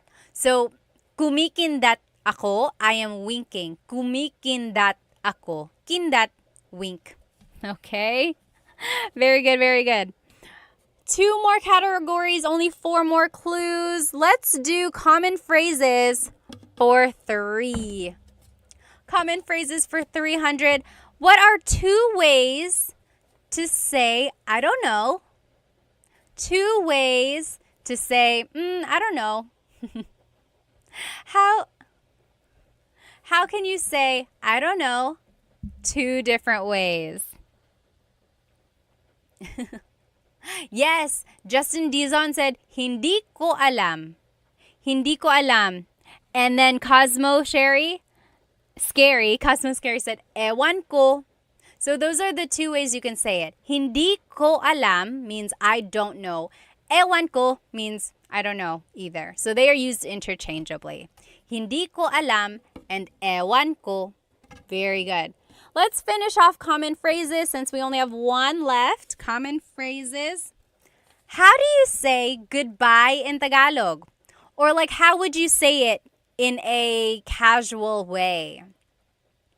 So you might hear me say it at the end of my videos, but that's actually not the common way to say goodbye. I just say it at the end of my videos just to kind of close my videos off. Yes, I know everyone is saying paalam, paalam because I say it. That is technically goodbye in Tagalog, but how would you say it like in a casual way? Yes, E-Cry said, kita kits, kita kits. Kita kits means like, see you later, see you soon. Yes, Micah said, ingat, ingat. Sir David, that's what I was looking for. Sige, sige. So, if someone is about to leave, yes, Annabis also said it. David on YouTube. So, a lot of people say, sige, ingat. Okay, take care. Sige. So, it's like, oh, sige, alis na ako. Okay, I'm leaving now. So, there's no real like goodbye. It's almost just like, oh, okay. See you later. Okay, so that's one thing to know there. Okay, we finished off common phrases. 2 more. Let's do questions for 400. How do you say, what are you doing? What are you doing? How do you say, what are you doing in Tagalog? Let's see. What in Tagalog is ano? Yes, Cosmo Scary said it on YouTube. Anong ginagawa mo? Very good. Justin Dizon got it. Anong ginagawa mo? Let's see here. A Amorous Rap Sing said, anong ginawa mo? That's past tense. Anong ginawa mo means, what did you do? Anong ginawa mo? But in the present tense, what are you doing? It's anong ginagawa mo. Okay? Anong ginagawa mo? And then the last clue of the night. Questions for 500. How do you say what happened in Tagalog? What happened in Tagalog? How would you say that? What happened in Tagalog? What happened in Tagalog is... I saw someone write it there. Oh. Sean, I'll answer your question in just a minute. Yes, very close, close, Micah. Yes, Abigail got it. Anong nangyari? Anong nangyari? What happened? Anong nangyari? Anong nangyari? What happened? Very good. Sean said, how do you say to a group of people, what are you doing? So if you're talking to more than one person, you wouldn't say, anong ginagawa mo? That's just one person. Anong ginagawa mo? What are you doing? But if you're asking a group of people, what are you all doing? It would be, anong ginagawa nyo? Anong ginagawa nyo? Nyo is the you plural. There we go. We finished it. We finished all of this. Do you want to see the back of this board? This is a little like wall decor. I don't really have space to put it behind me, so I haven't found a place to hang it up. But it is like a piece of wooden art with, does anyone know the name of this dance that's being depicted? This is considered the national dance of the Philippines. Anyone know? This is the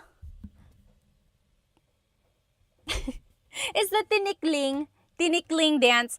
So you'll see the bamboo poles here, and people are dancing, and they're trying to dance between the poles. And sometimes it goes faster and faster, and you're trying not to get clicked. Yes, very good. You guys all know. Ballroom, Jay, Eric. Oh, yeah. Ballroom said, it says it on the thing. Tinikling. There it is. This is the tinikling dance. And they say the dance was influenced by the bird, the tickling bird. Tickling is like a very skinny bird, and it hops around. So they're mimicking the tinikling or the tickling bird in the tinikling dance. Very interesting, right? You know where I found this? I got this from a yard sale many, many years ago. I was just like looking around on this lady's table, and this was there for like 25 cents. I was like, am I seeing what I'm seeing? She was not Filipino, so I don't know where she got it from, but I couldn't believe that it was so cheap and it's still so nice. I just gotta find a place to put it. Maybe I'll put it behind me. All right, you guys, I gotta go. I hope you have a good rest of your night.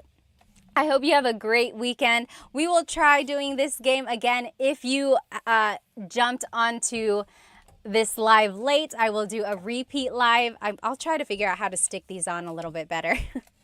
But otherwise, I hope you have a good rest of your day and night. Oh, Miss Date said, oh, nice, it was made for you. You're right, but you know, I wasn't even doing Tagalog time when I found it. It just happened to to show up. Oh my goodness. I will see you guys next time, okay?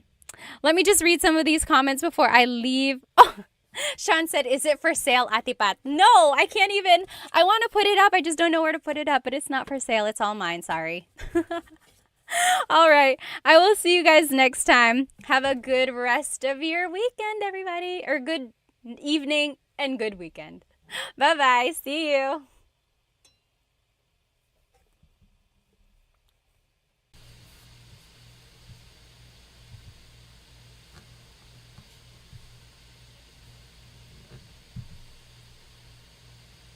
Okay, good. So we are going to go ahead and get started. So sorry for the delay. I have only gone live on Instagram, so I've never gone live on YouTube, but I wanted to give it a try because I know YouTube can make it horizontal versus when I go live on Instagram, it's always vertical. And I wanted to share my screen with you because I have so much information I want to share. And the way I used to do it was that it would just kind of display behind me and then I would cover it and everything. Let's just give everyone another minute to get on here. That's a good question. Why is the video quality 480 versus 1080? That is a very good question. Oh, I think it says on my end, it says the stream's current bit rate is lower than recommended. You know, I'll have to play around with it. Is it really bad, like the quality? Can you not see? Like if I were to show this, can you see it? Can you read it okay? Okay, it looks like it might be bad. Hang on one sec. So, okay, so some people are saying it's clear, it looks good, it's not bad. Okay.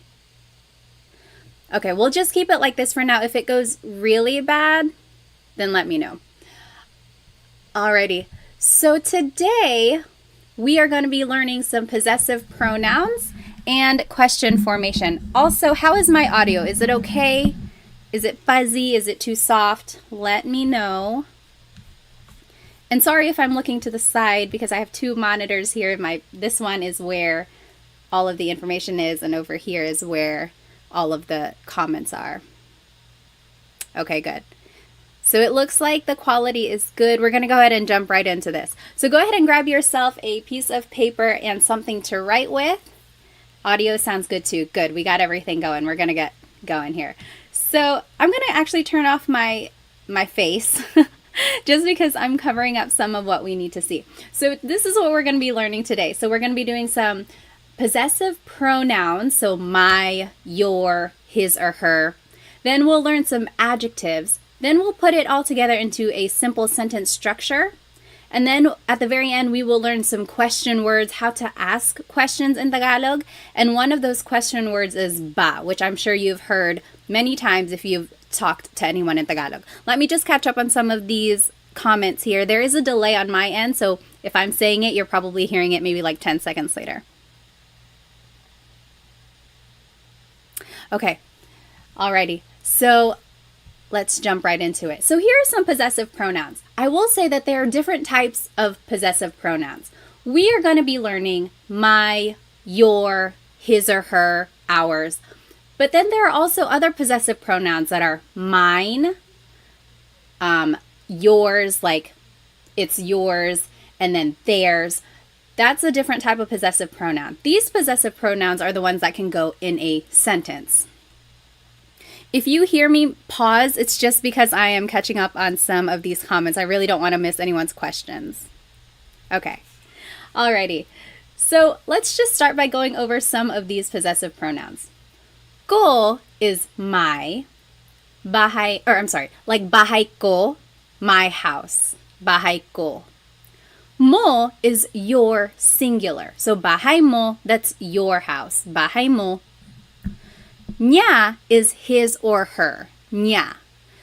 And as you can see, it's gender neutral. So this could be talking about a woman or a man. So bahay niya, it's his house or her house. You really have to listen to the context clues to determine who someone is talking about. And then natin is ours inclusive, namin is ours exclusive. So there are two different types of ours. Natin means you and me, all of us. We are all living in the same house. That's our house. Natin. Everyone is included, so that's inclusive. Namin is exclusive. So that's just like me and my husband, Chris. It's our house. Bahay namin. You're not included. I'm just telling you about it. Bahay namin. So that's exclusive because you're not included. Then there's ninyo and nyo, which is your plural. So maybe you all as a class, you all live in one house. Bahay nyo. That's your house, all of you. And then there's nila, their house. So over there, that's their house. Bahay nila. Okay, so those are the different types of possessive pronouns. And in order to make a sentence, usually we're using it to describe something. So it's like, my house is red. Pula ang bahay ko. So here are just some adjectives. We will start with colors. Colors in Tagalog is mga kulay. Pula is red. Kahel is orange. Dilaw is yellow. Verde is green. Azul is blue. Lila is purple. Puti is white. Itim is black. Abo is gray. Rosas is pink. Ginto is gold. Kayumangi is brown. So those are just some different colors. And now let's see how we can put everything together in order to make a sentence. So this is the general sentence structure. So the adjective goes first. Then it's the word ang, which means is or are. Then it's the object. Then it's the possessive pronoun. So if we were going to do this together, can you still see it when I minimize it like that? Or not minimize, make it smaller. So let's take a look at the first one. His pants are blue. The adjective blue in Tagalog is azul. So, azul. And then it's the word ang. Then it's the object. Pants, in Tagalog, I gave you a hint. Pantalon. And then it's the possessive pronoun his. Let's take a look back here. Niya. Azul ang pantalon niya. So all we did was plug in the vocabulary that we know into this sentence structure formula. And in order to make something plural, technically it should be mga pantalon, but in common conversation, it's just pantalon. Azul ang pantalon niya. His pants are black. So go ahead and you try number 2 and 3. And we will go over it in just a minute. How would you say their car is black and my house is green and white? Remember, all you have to do is plug in the vocabulary you know into this formula, and then we will check it in the end.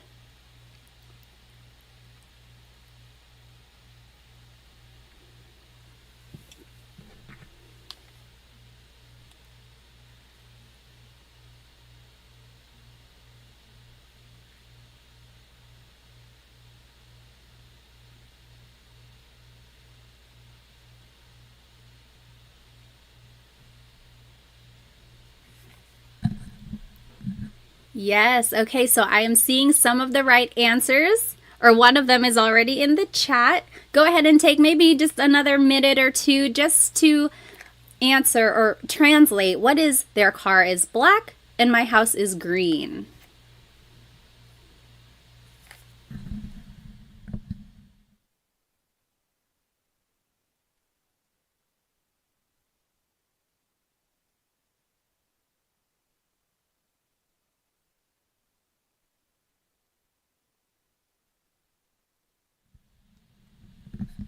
Alrighty, so number 2, their car is black.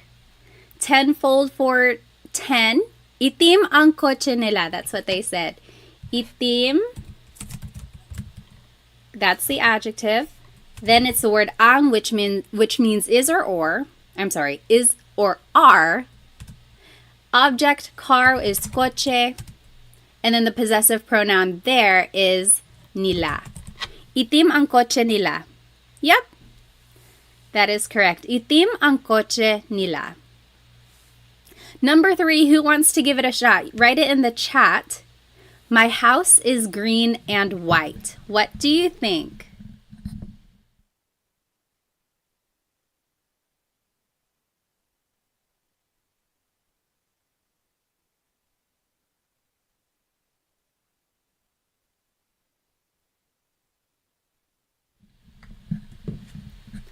Oh, I see some good answers in the chat here. So let's see. Nellify, Chelsea G, Daniel, Maximilian. Yep, I'm seeing it all right. So green, verde, and in Tagalog is at. At. Verde at, puti is white.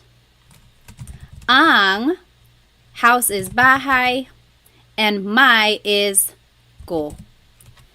Verde at puti ang bahay ko. Very good. Yes, you're getting it all right. So a question up here by Tim. Very good question. When learning, how do you pronounce the words phonetically? It's quite overwhelming seeing the words, and I'm taken aback. I completely understand that. Just from having learned a second language in high school, sometimes the pronunciation is the most intimidating part. You don't want to sound like too much like a beginner. It can get embarrassing. I totally understand. The good thing about Tagalog is that when you're reading it, just sound out every word or every sound and letter that you see. There are not very many silent letters. Everything is kind of how it's spelled. So I would say focus on the vowels. This is a whole lesson on itself, but let's just go over how vowels sound. I will actually go ahead and make a new slide for this. So the letter A is more like an ah sound, ah, ah.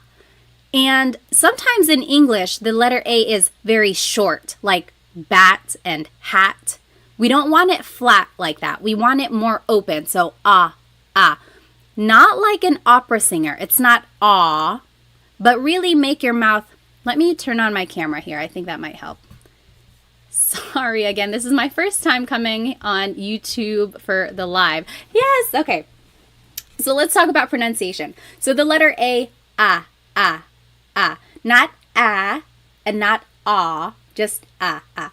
So let's practice saying salamat, salamat, salamat. It's not salamat and it's not salamat. It's really just like in the middle. It's flat. Salamat. Okay? So that's the letter A. Then the letter E is the same as in English. Eskwelahan. Then the letter I is an E sound. E. Isda, fish, or isa, one. E. Sometimes in English, the letter I has a very short I sound, like big or dig. We don't want that sound. We want an E sound. So that's the letter I. Then the letter O is O. Not aw, but more like an O. Sometimes I think of it like having a ball in your mouth. Your tongue gets kind of pushed back and down a little bit, and the inside of your mouth is open and wide. So O, like opo, opo. It's not opo, it's opo. That's the letter O. And then letter U is an U sound, U. So ulan, upuan, rain and chair, u. Not like under or umbrella. The letter U in Tagalog has an u sound. So when you're practicing pronunciation, I would say focus more on the vowels first, and then consonants will come later, and then usually the stress goes on the second syllable. But all of that will come the more you practice Tagalog. Let's get back to our lesson. Very, very good question though. Let me just catch up on some of these comments here. Let's see. So again, we just learned the possessive pronouns. We learned some adjectives, and then we learned how to put everything together into a sentence. Yes, so Ben said, I heard Filipino only has one pronunciation for each vowel. For the most part, yes, all the vowels have a short sound. It's not like A can sound like 8. A always sounds like ah. Yep. I love your earrings. Thank you. They're from Sunkissed Pinay. I wear them all the time. Okay. Alrighty. So let's move on. So we just learned the possessive pronouns. Now we're just going to do some more practice. Over here in the top left corner are the possessive pronouns we just learned. So ko, mo, niya, natin, namin, ninyo, nyo, and nila. Those are the possessive pronouns. Then at the bottom left corner are the colors we just learned. And then in the middle are some vocabulary words that you might use in these examples. So aso is dog. Aso. Pusa, cat. Pusa. Coche, car. Coche. Bahay, house. Bahay. Damit, clothes. Damit. Buhok, hair. Buhok. And then top right corner are just some more adjectives. So masakit means something hurts. Hurts. Masakit. Sira, broken. Sira. Nawawala, missing. Nawawala. Masaya, happy. Masaya.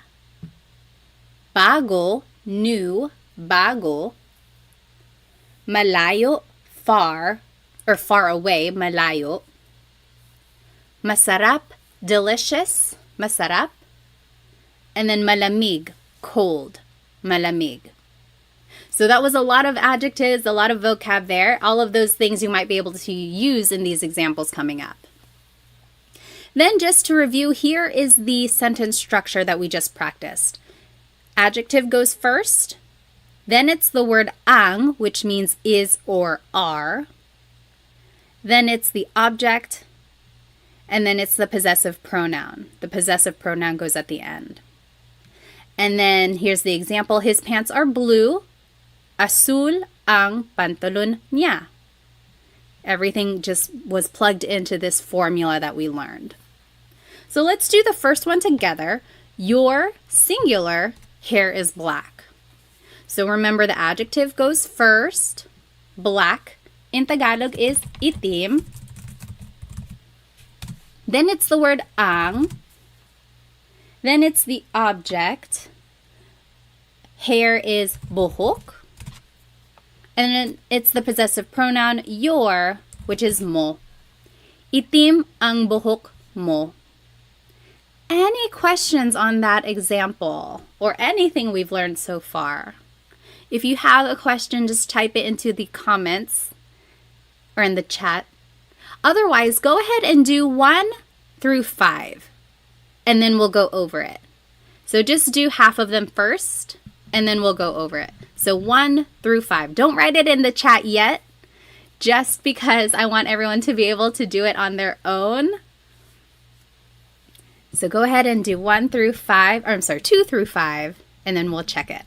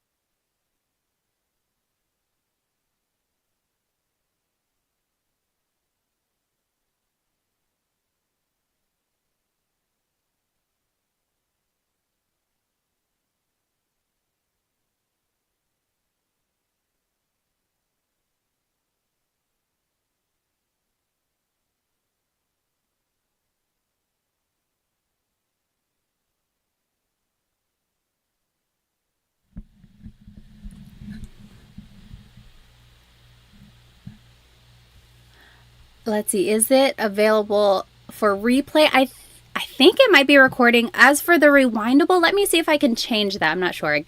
Oh, okay. I think I just need to enable this. Okay, I enabled DVR. We'll see if that helps. If you are just joining us, we are doing these examples.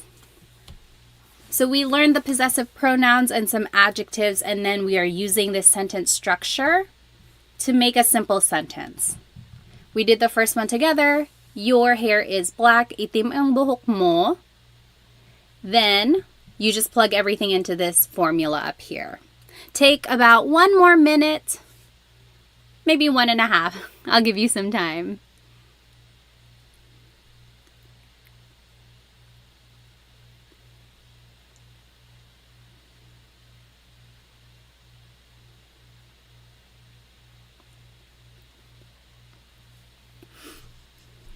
Oh, that is a very good question, Chelsea G.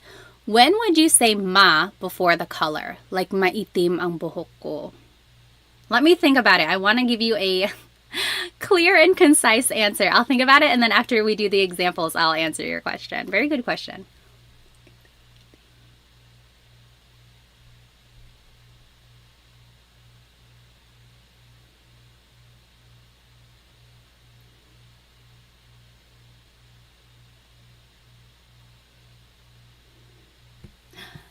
Okay, we'll go ahead and start with number 2. My head hurts. Head is ulo. Oh, Angel, missing in Tagalog in the top right corner, nawawala. Nawawala, missing. Okay, so number 2, you go ahead and write it in the chat. My head hurts. What do you think that is in Tagalog? My head hurts. Whoops, sorry.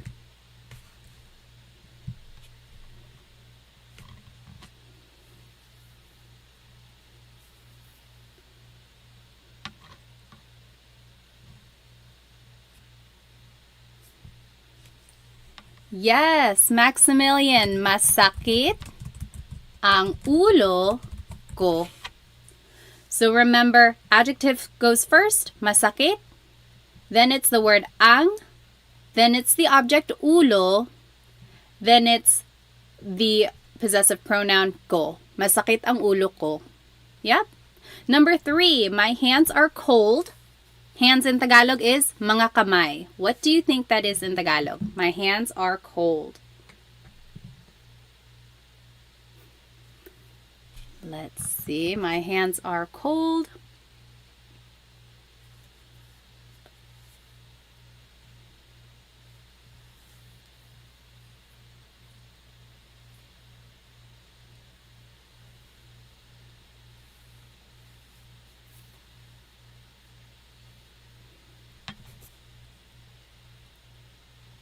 Let's see, the adjective cold is malamig. Yes, Bev.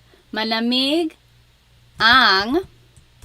Oh, very close, Bev. Malamig ang mga kamay ko. So malamig is the adjective. Then it's the word ang. Ang means is or are. So my hands are cold. Mga kamay is hands. And then ko is my. Mga is equivalent to adding an S to the end of a word. That's how you make something plural. Mga kamay. Very good. Number 4, our inclusive car is broken. Broken in Tagalog is sira.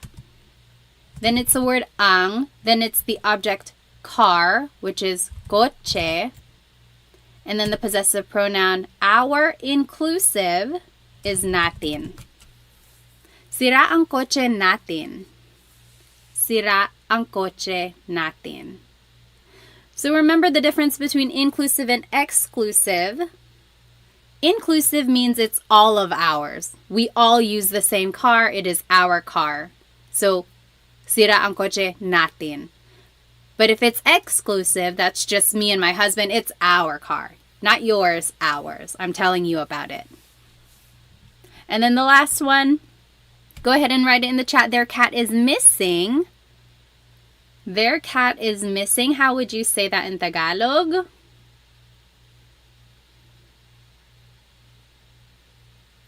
Yes. Dean got it. Nawawala. Nawawala, that means missing. Ang pusa nila. Nawawala ang pusa nila. Their cat is missing.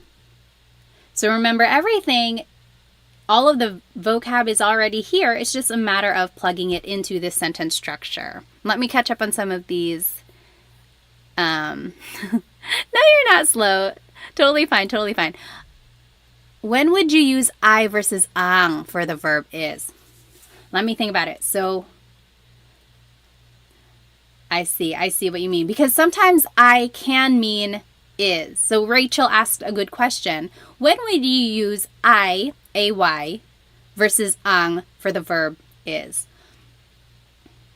I want to say I is more like an adverb. So it's more related to a verb versus ang, which is more related to an adjective. If I can think of a good I example, I'll write it in the chat or I'll mention it, but I can't think of one right now. For the most part, in these cases, ang is more fitting. And I think it is because like the adjective is going first. It's just the sentence structure in this case. Very good question. If I can think of an example when I is used, I'll bring it up. Back to the question for, let's see, when would you say ma in front of an adjective? So Chelsea G said, maitim ang buhok ko. That also means my hair is black. However, I would say in that case, maitim is like saying my hair is kind of black. My hair is kind of black. Versus like when you say itim ang buhok ko, my hair is black. So the ma prefix in that case is kind of making it not unsure, but it's like not as certain for some reason. That's how I've always heard it that way. But usually, yes, a lot of adjectives start with the ma prefix. Itim is one of those where it does not. Or like for colors, when you add the ma prefix, it's almost like you're just kind of describing it, but it's not exactly that. I don't know if that's making any sense at all. But it's one of those things where it's like, it's almost right. And if you said it in Tagalog, no one's going to be like, oh my gosh, they don't know what they're talking about. But it's just more correct to use itim without the ma. Very good question. Let's go ahead and finish up these examples. So 6 through 9. And go ahead and write the answers in the chat so that we can go over it a little bit quicker. I will make it a little bit bigger so that we can see it better. Okay, go ahead and take maybe 3 minutes. Just do 6 through 9 and then we'll go over it.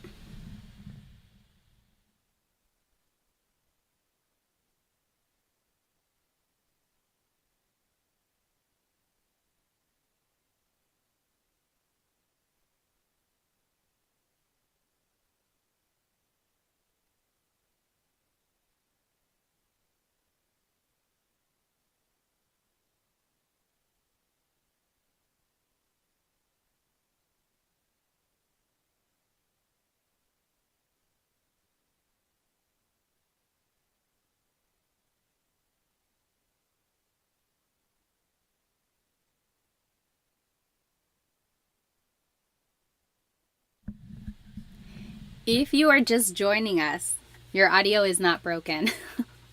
We are all trying to answer number 6, 7, 8, and 9. Oh, sorry. Your audio is not broken. Anyway, yes, we are all trying to answer or translate these phrases, and then we're going over it. I'll give you about maybe 1 more minute.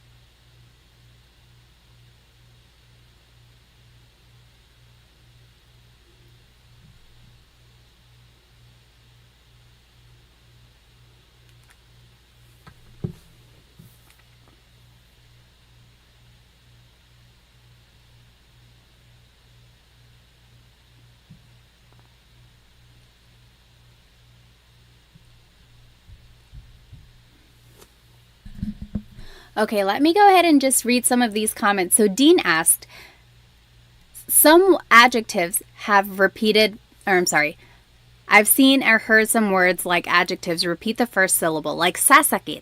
Yes. I can think of a phrase like sasakit ang ulo mo. Don't watch too much TV because sasakit ang ulo mo. That means your head will hurt. So it's almost like a verb in that case. Sasakit, it will hurt. Or mawawala. Don't hold your phone over the river. Mawawala yan. It will go missing or you'll lose it. Mawawala.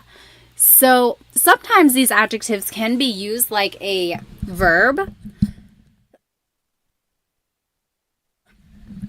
And that's usually when there is a repeated first syllable. Very good question there. Let's see. Number 6.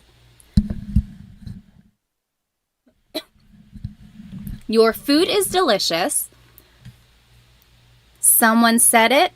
Masarap ang pagkain ninyo. Oopsie.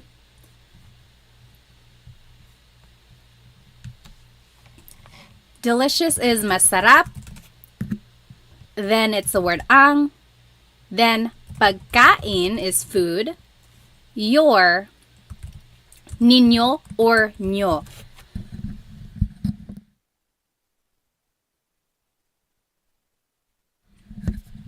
And yes, Kevin asked a good question. Is there a difference between niño and ño? Or would you use them for different scenarios? Actually, ño is just the shorter form. It's like slang almost. I added it because I hear ño a lot more than niño. So if you hear ño, just know that it's the same as niño. But they are exactly the same. Very good question. Next, his clothes are new. What do you think that is? Yes, Angel. Bago ang damit niya. So again, you could add mga, because to make something plural, you have to add mga.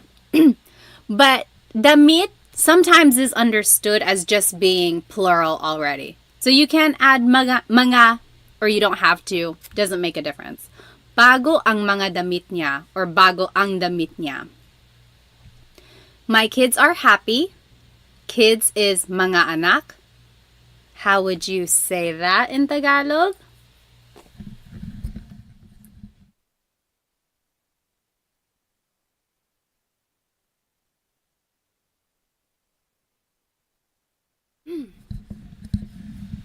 Yes, masaya ang mga anak ko.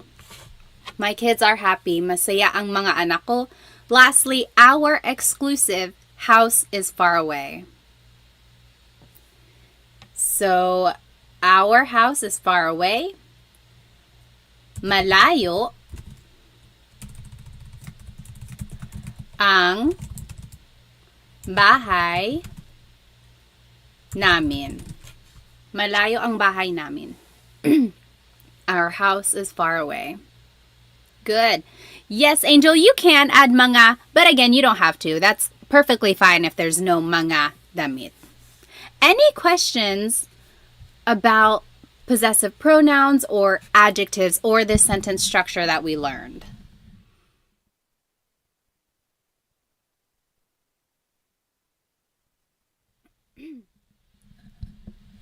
Okay. If you think of a question, feel free to write it in the chat. Otherwise, I want to try this poll here. They say you can do a poll. Hang on.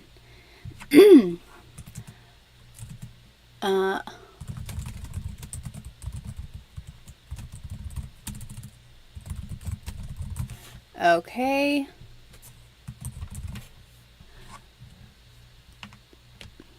There was a question, what is broken in Tagalog? Sira. Sira, up here in the top right corner, sira. We are going to do this quick poll. Oops.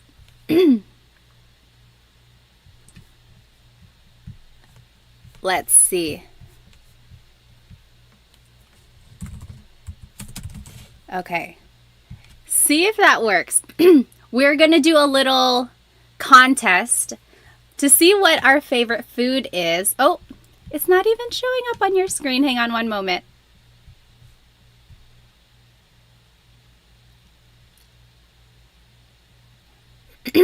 Okay, there we go.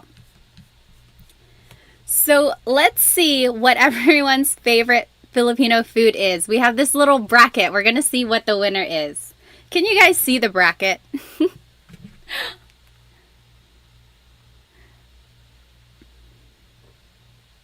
Okay. Oh, I see. It's very small. Well, you get the idea. I won't make it too big. Let's take about 30 seconds. Put your vote in. What is your favorite?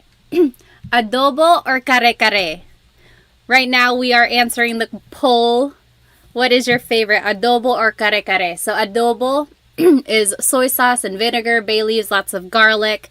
Usually it's chicken, but it can really be anything. Pork adobo or squid, even green beans.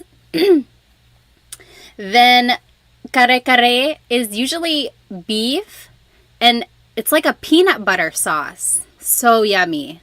I would actually choose kare-kare. Sometimes I have too much adobo. It's like my go-to. It's so quick. Okay, let's see. What is the winner? It looks like adobo is the winner. Okay, adobo is gonna move forward. Sorry, kare-kare.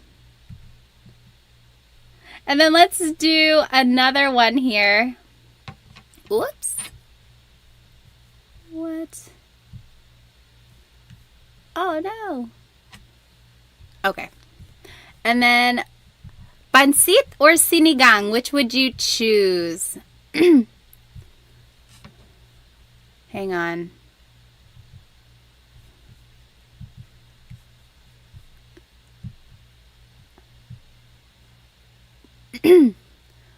Let's see.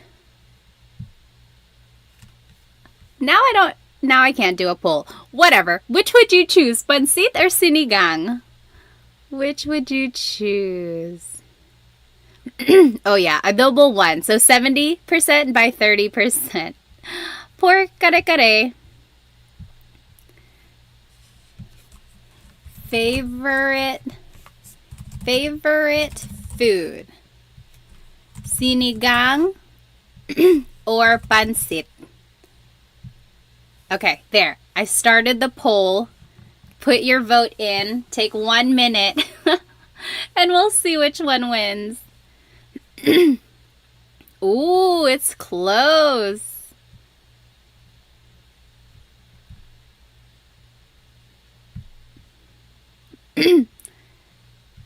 Pansit, again, is like adobo to me. I feel like I have it so much. Or just like at any Filipino farm. Oh my gosh, it's 50-50. Oh no, Pansit is winning. Everyone get their votes in. Sinigang or Pansit? It's very close. No, it's 50%. What are we going to do? Is there anyone who did not vote? Oh my gosh. Let's see how many people are watching right now versus how many people have not voted. Come on, get your vote in. It's so close. Okay, there are 57 of you and there are only 34 votes. Put your vote in. Pansit or sinigang? It is 50-50. We don't have a winner. Why is it nilaga on there? Well, there's still more choices. Oh, I see. On the bracket. Oh my goodness. There's no winner. Pansit. Okay, unfortunately, Pansit is the winner because we have to end the poll. Pansit is moving forward. Poor sinigang. Okay. Let's go back to our studying here. We'll finish up our contest in just a minute. Let me get back to the screen. This one. Okay. Now let's jump into question words. I asked what people were interested in learning. A lot of people said they want to learn more conversational Tagalog. And what is more conversational than questions? It's very good to start any sort of conversation with a question, like how is your day or what are you doing? So these are some good question words to know. Ano means what. Sino means who. Saan means where. Kailan means when. Paano means how. Bakit means why. And there's no particular reason why bakit is this lighter color. I think it just happened to be like that. So for any of these question words, you can say them by themselves. Like if someone said something and you didn't hear it, you can say ano. Just say it by itself. Ano. Or if someone is calling, or someone was like, hey, someone called you. And then you're like, who? Sino? Who? So you can say these question words by themselves. But if you wanted to expand on your question, there are certain prepositions or other types of words, sometimes an article, that has to go after the question before you continue on with the question. So for the word ano, usually it's ano ang blank. What is blank? Ano ang sabi mo? What did you say? Ano ang sabi mo? Another example, ano ang blank sa Tagalog? What is blank in Tagalog? So this is a good question to know. Ano ang wallet sa Tagalog? What is wallet in Tagalog? Or ano ang Cell phone sa Tagalog. What is cell phone in Tagalog? Both of those. Wallet in Tagalog is usually just said in English. Another question. Ano ang pangalan mo? What is your name? Ano ang pangalan mo? Next, the word sino, who, also uses ang. Sino ang blank? Sino ang kumakanta? Who is singing? Sino ang kumakanta? Also, sino yun? Who is that? Sino yun? So sometimes you can just use a demonstrative pronoun, this or that. Sino yun? Sino ito? Who is this? Next, saan and nasaan.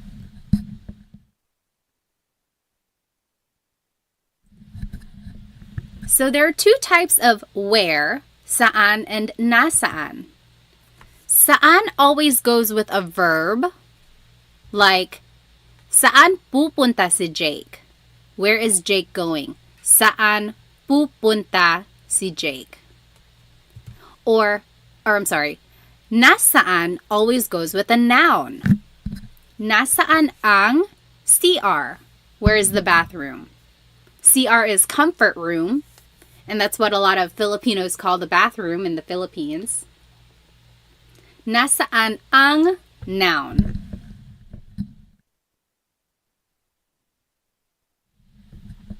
And a good way to remember that are nasaan and noun both start with the letter N, so that's kind of helpful. Then the word kailan, when. You might hear some people say kailan. Sounds like an E, but it's technically spelled with an AI. Kailan ang blank. Kailan ang exam mo? When is your exam? Kailan ang exam mo? Next, the word how is paano. Paano mo or paano niya, paano siya. So usually a pronoun comes after paano. How did you do something? How did she do something? So those are just, it kind of goes with the question, how, and then pronoun follows. Then, paano mo ginagawa yun? That's an example. So, paano mo ginawa yun? How did you do that? And lastly, the word why is bakit. Bakit mo, bakit niya, bakit siya. Again, pronouns usually follow the word bakit. Any questions about these questions before we do some practice?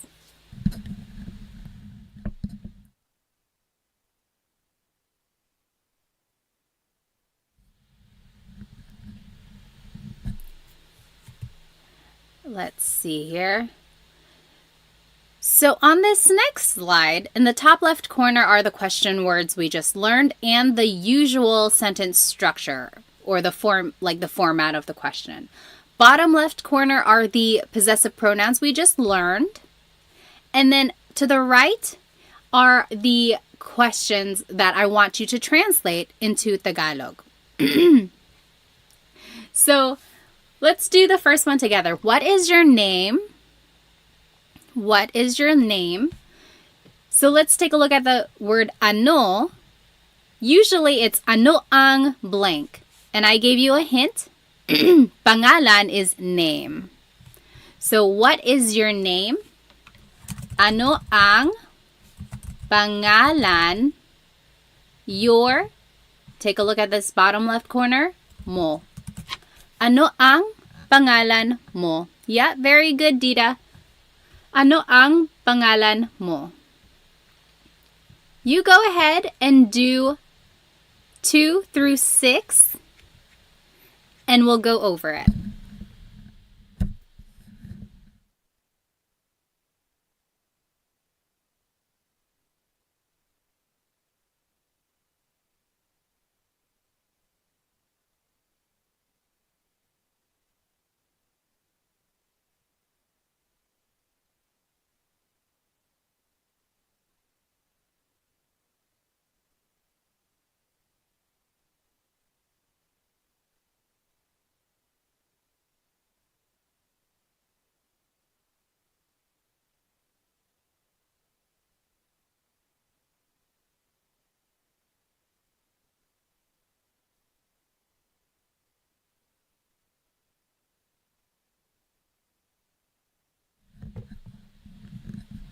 If you are just joining us, we are translating these questions on the right side into Tagalog.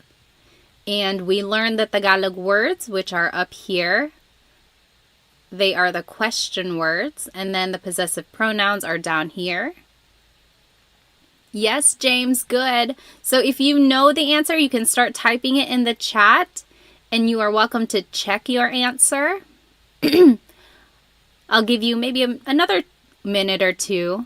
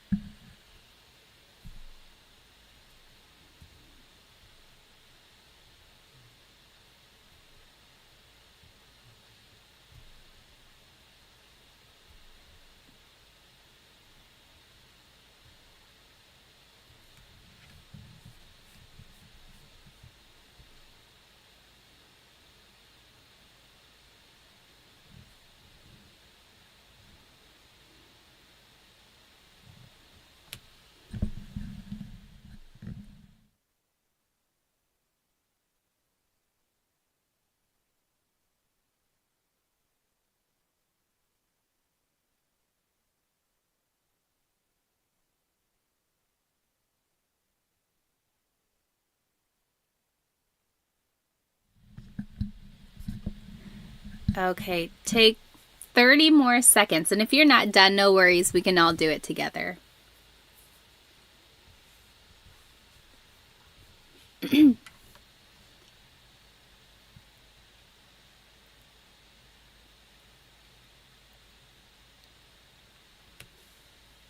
Okay, number 2, where is Alex going to sleep? Where is Alex going to sleep? So let's take a look at the word where. So we have to choose, is it saan or nasaan? So since it's matutulog, that's a verb.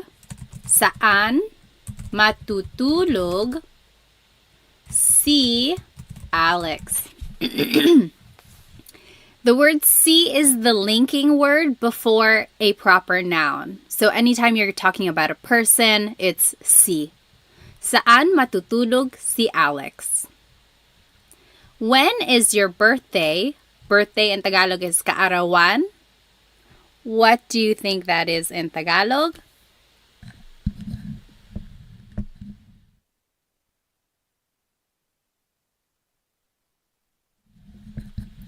Yes, James. Kailan ang kaarawan mo? Kailan ang kaarawan mo?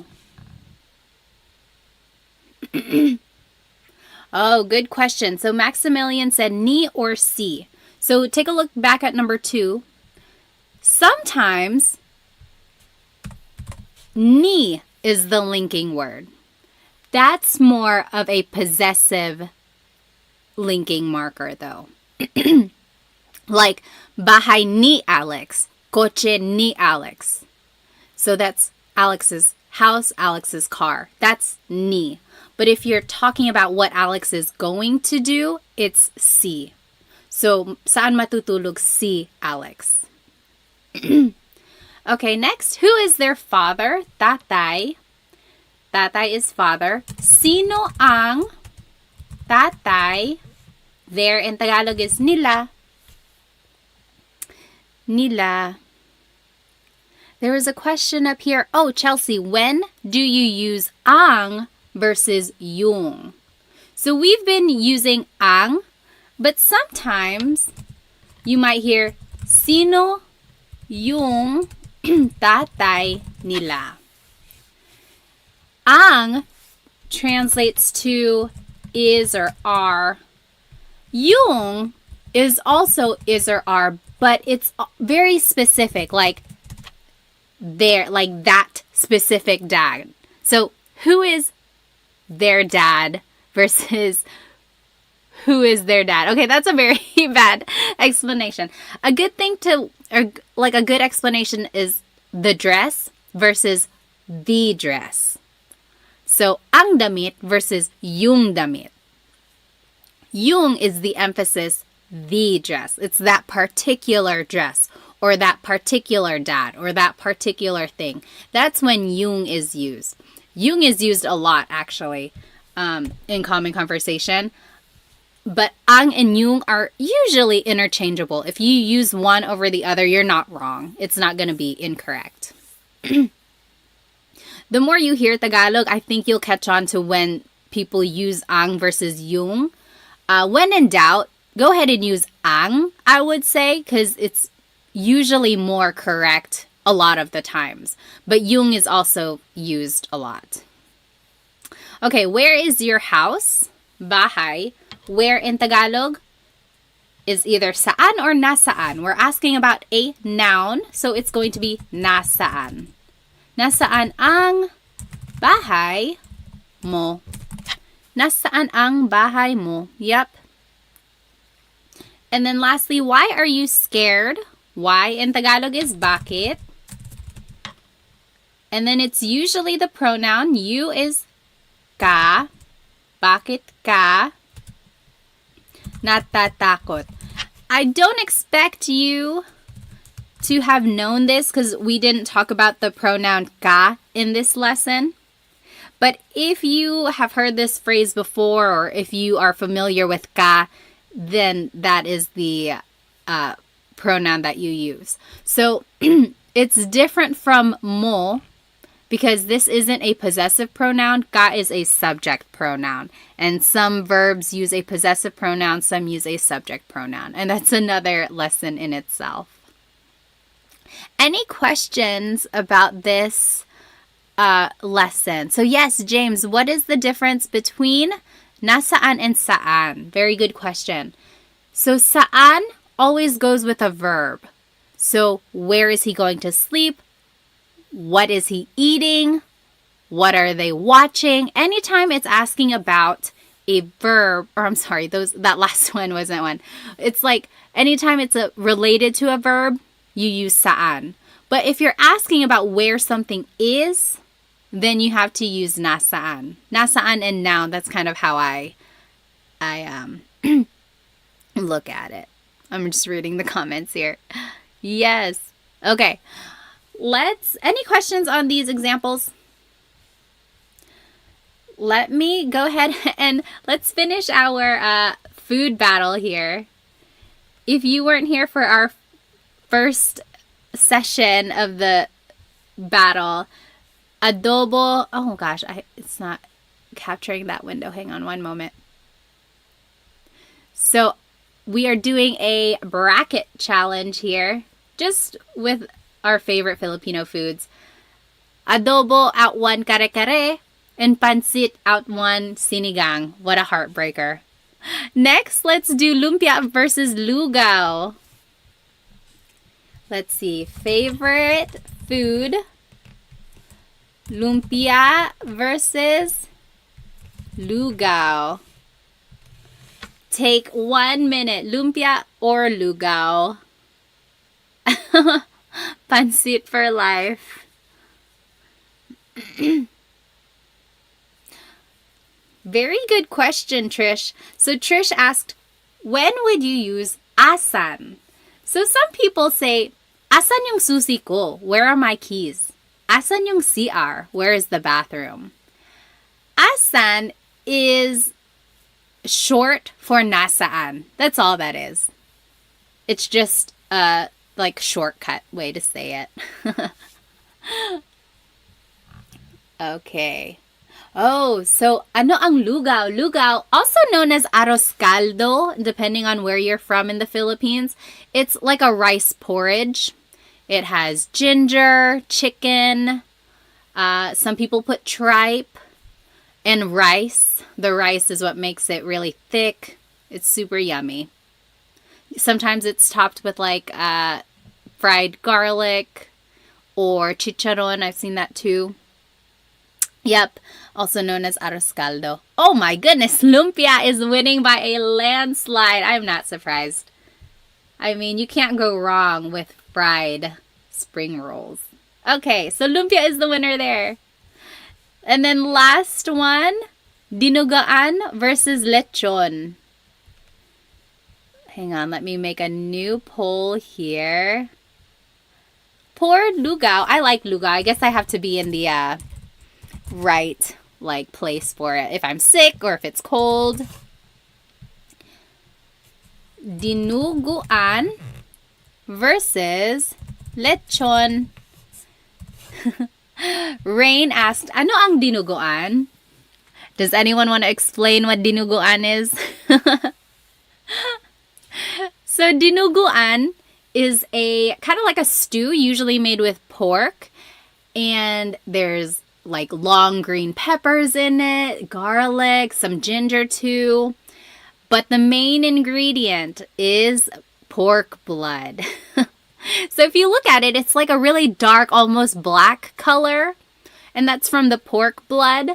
And a lot of people will joke and say, oh, it's just chocolate meat. It's a chocolate soup. But it's not chocolate. It's dinuguan. But it's very good. Don't knock it till you try it, I would say. Let's see who's winning. Oh, lechon. Lechon. You can't go wrong with lechon either, especially when the skin is so crispy. Lechon. Okay. Yeah, chocolate meat.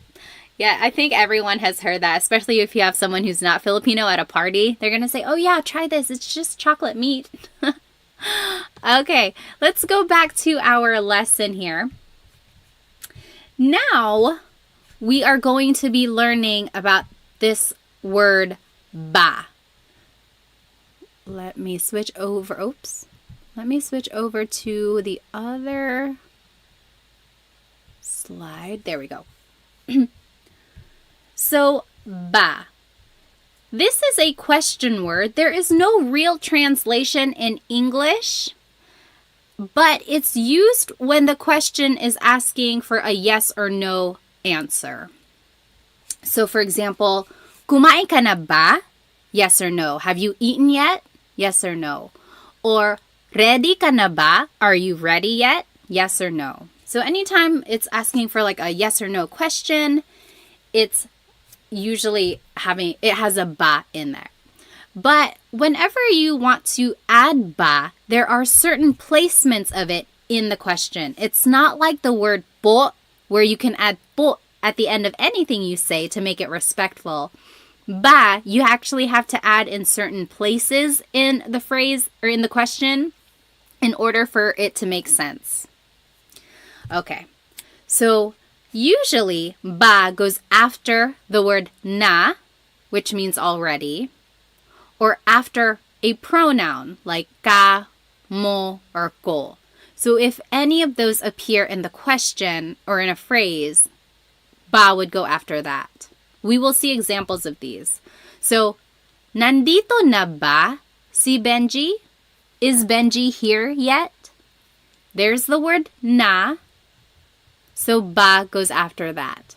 Remember, if na appears in the phrase, that's where ba would go. Or, bumili ka ba ng bigas? Did you buy rice? Bumili ka ba ng bigas? There's the pronoun ka. Remember, it was in the rule. Ba goes after a pronoun. Bumili ka ba ng bigas? Did you buy rice? I want to point out that if you take out ba in any of these questions, then it's just a statement. Nandito na si Benji. Benji is here. Nandito na si Benji. Or, bumili ka ng bigas. Go buy rice. Or, you bought rice. Bumili ka ng bigas. So, when you take out the word ba, then it's just a statement. As soon as you add the word ba, it turns it into a question. I think that's so interesting. One small word has such a big impact on its meaning. And here's just another example. Nakapunta ka na ba sa Pilipinas? This is showing that if there's a pronoun and the word na, ba would go after both of those. So remember in the rule it said if na and a pronoun are in a phrase, ba would go after that. So if both of them are in a phrase, then ba goes after both of them. Nakapunta ka na ba sa Pilipinas? Have you been to the Philippines yet? All right, so that's rule number 1. Next, ba goes after an adjective or a noun. For example, Kotse ba yan ni Sarah? Is that Sarah's car? So there's the noun kotse. Ba is after that. Mabait ba si Tito Boy? Is Tito Boy nice? Mabait is an adjective meaning nice. Ba goes after that. So it goes after an adjective or a noun. Okay? And then ba goes after a verb. Naligo ba yung mga bata?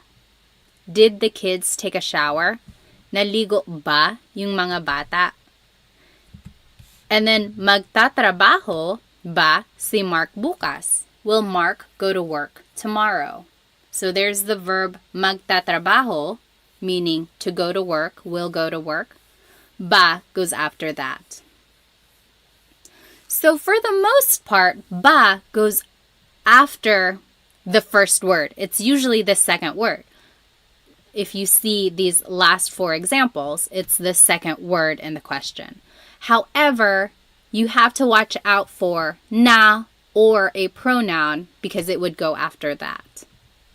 Let's take a look at some examples. I think it will kind of put everything in make it more sense. So turn these into a question. The first one, kumain ka ng almusal. You ate breakfast. Kumain ka ng almusal. Let's do that one together.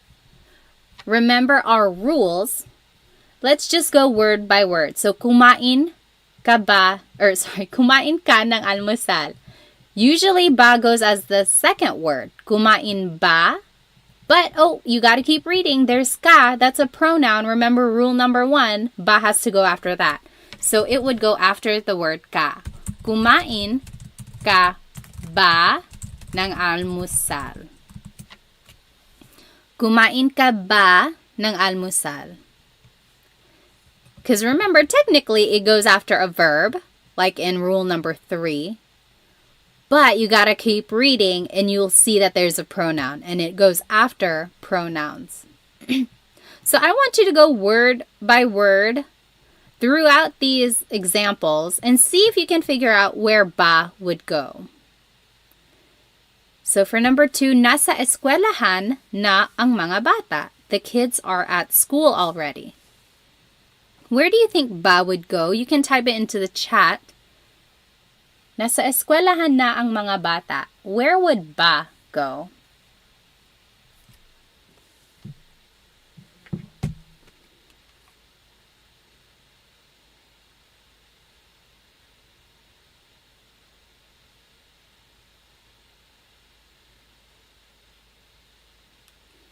Yes.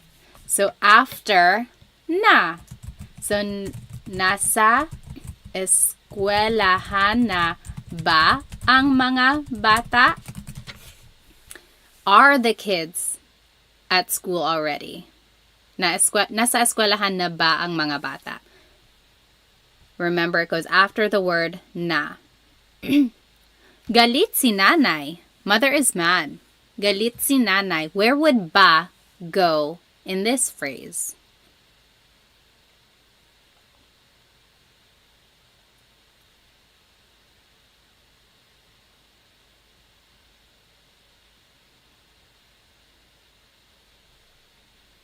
Galit si nanay. Mother is mad. Where would ba go?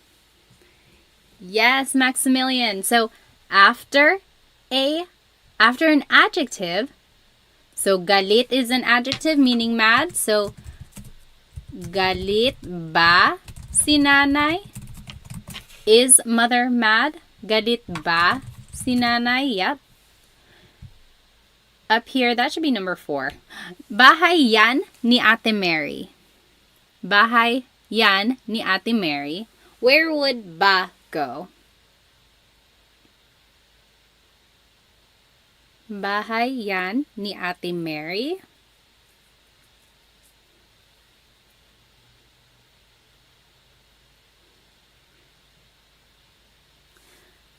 Remember, it goes after a noun. So, bahay, ba, yan, ni Ate Mary. Yeah, very good. Number 4, aso mo yan. That is your dog. Aso mo yan. Where would ba go there?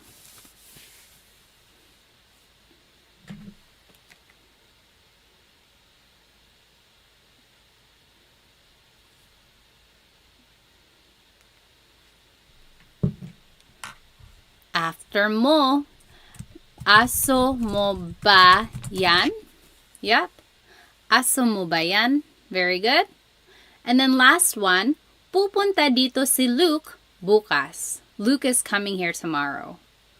Pupunta dito si Luke bukas. Where would ba go?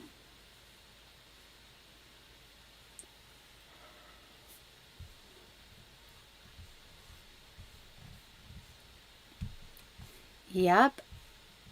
After pupunta. So, pupunta ba dito si Luke bukas. So, after a verb, that was rule number 3. Pupunta ba dito si Luke bukas. Any questions about ba placement? Usually, it's the second word in the question. You just have to watch out for na or any pronouns because ba would go after that. All right. Last thing here before I let you go. This last slide is an interesting activity because so far I've been having you translate things from English to Tagalog. But now I want you to translate things from Tagalog to English. So here are some common questions in Tagalog. I want to see what you think they mean. For the most part, you could probably figure it out, but towards the end, they're a little bit trickier. So jot it down. What do you think? Anong oras na?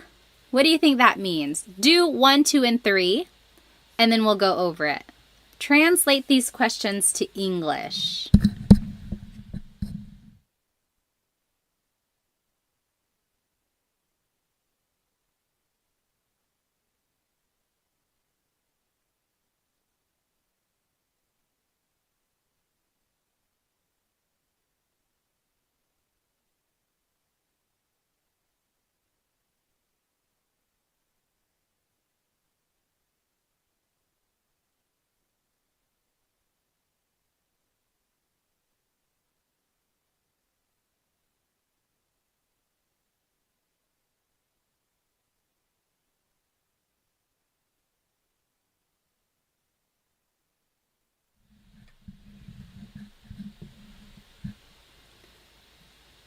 Okay. Let's go ahead and do 1, 2, and 3. Anong oras na? Oras means time. What time is it? Yep. What time is it? Saan ka? Yep, John got it. Where are you? Saan ka? Number 3, anong sabi mo? Sabi means to say. Anong sabi mo? Yep, Jimmy got it. What did you say? Let's do the rest together. Sino ka? Sino ka? John got it. Sino ka? Who are you? Remember, sino means who. Saan ka pupunta? Saan ka pupunta? What do you think? Oh, good question. So Max said, why did you add ng to ano? Technically, this is ano ang sabi mo. And then you put it together and it's anong. That's all that is. Saan ka pupunta? Where are you going? Yes, Chelsea G, where are you going? Number 6, kailan ka uuwi? Uwi means to go home. Kailan ka uuwi? John got it. Good. John got them all. When are you going home? This one is interesting because it can mean when are you going home or when are you coming home. So if you're at a party and you're giving your friend a ride, you could say, oh, kailan ka uuwi? Can I ride home with you? When are you going home? Can I get a ride?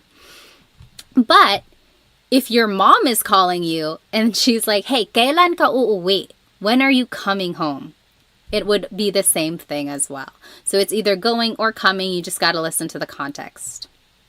Sino ang kasama mo? Kasama means to be with. Tony got it. Who are you with? Sino ang kasama mo? Number 8, bakit ka umiiyak? Umiiyak means crying. Yes, Dita, why are you crying? And bakit ganito? These last two are tricky. Bakit ganito? So bakit means why. Ganito means like this. So it's technically asking like, oh, why is it like this? Why is it happening? Why is it happening? Why is it like this? So it's like, oh no, I got a flat tire. Bakit ganito? It's more rhetorical. And then number 10, paano na ngayon? Paano means how. Na means already. Or like an emphasis sometimes. And then ngayon means now. So it doesn't translate directly, but it means like, what am I going to do now? What now? So these last two are just rhetorical. They're not like literal. So if you hear anyone say these last two, that's just what they mean. Bakit ganito? Paano na ngayon? Those are things that you say when things go wrong. You're like, oh no, why is this happening? What now? Alrighty. So those are the questions that you might hear in Tagalog. And then now you know how to use ba. You know some question words as well. Let's see, does anyone have any questions before we finish our food contest? Any questions about anything we learned today? We learned so much. Hopefully you can use some of these questions the next time you are talking to someone. Let's go back to this last contest here. Let's see. Okay, final poll of the night. Oh wait, am I missing? Oh, no. Now we got to do adobo versus pancit. Wait, how is that going to work? I think I'm missing like a step. But anyway, favorite food. So adobo versus pancit. What is it? What do you think? Adobo versus pancit. Take 1 minute. Which is your favorite? If you just joined us, welcome. We learned some possessive pronouns and we learned some sentence structures to make some conversational phrases using adjectives. Then we learned some question words and how to use ba in a question, and then we finished off with some common Tagalog questions. I'm pretty sure this video is going to be on my page afterwards. You're welcome to watch it again. There's lots of examples that you can do. Right now we are doing a favorite Filipino food bracket. So go ahead and get your vote in. We are doing adobo versus pancit. What do you think? Take 10 more seconds. All right.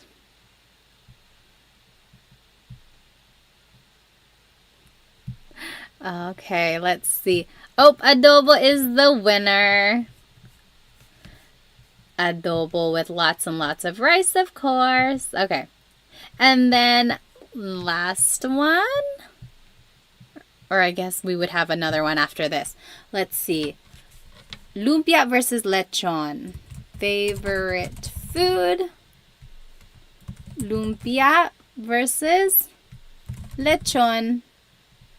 Oh, that's a hard one. They're both crispy and yummy. Which would you choose? Lumpia versus lechon. Let's see. Lumpia versus lechon. Those are both very popular party foods too.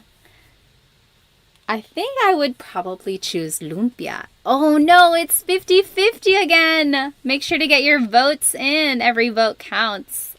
Oh, lechon is winning. Let's see. Get your vote in. Lumpia versus lechon. 10, 9, 8, 7, 6, 5, 4, 3, 2, 1. It is a tie. Oh, lechon won. Oh no, now lumpia won. Okay, 3, 2, 1. And oh, lechon won. Lechon is the winner. And then last one. Now it's between lechon and adobo. Who is going to be the winner here? Lechon or adobo? Adobo has been a crowd favorite tonight. Adobo versus lechon. 1 minute. I'm going to set a timer. Adobo versus lechon. Hang on. The minute is starting now. Get your vote in. Amy said adobo will totally win. Oh, I don't know. Lechon is winning right now. Make sure you get your vote in. Adobo versus lechon. If you're just joining, no, this is not a Tagalog lesson. We just finished our lesson. Now we are just figuring out the ultimate favorite Filipino food. You have 30 seconds to vote. Get your vote in. Every vote counts. This is for the championship. Adobo versus lechon. Who's it gonna be? Oh no!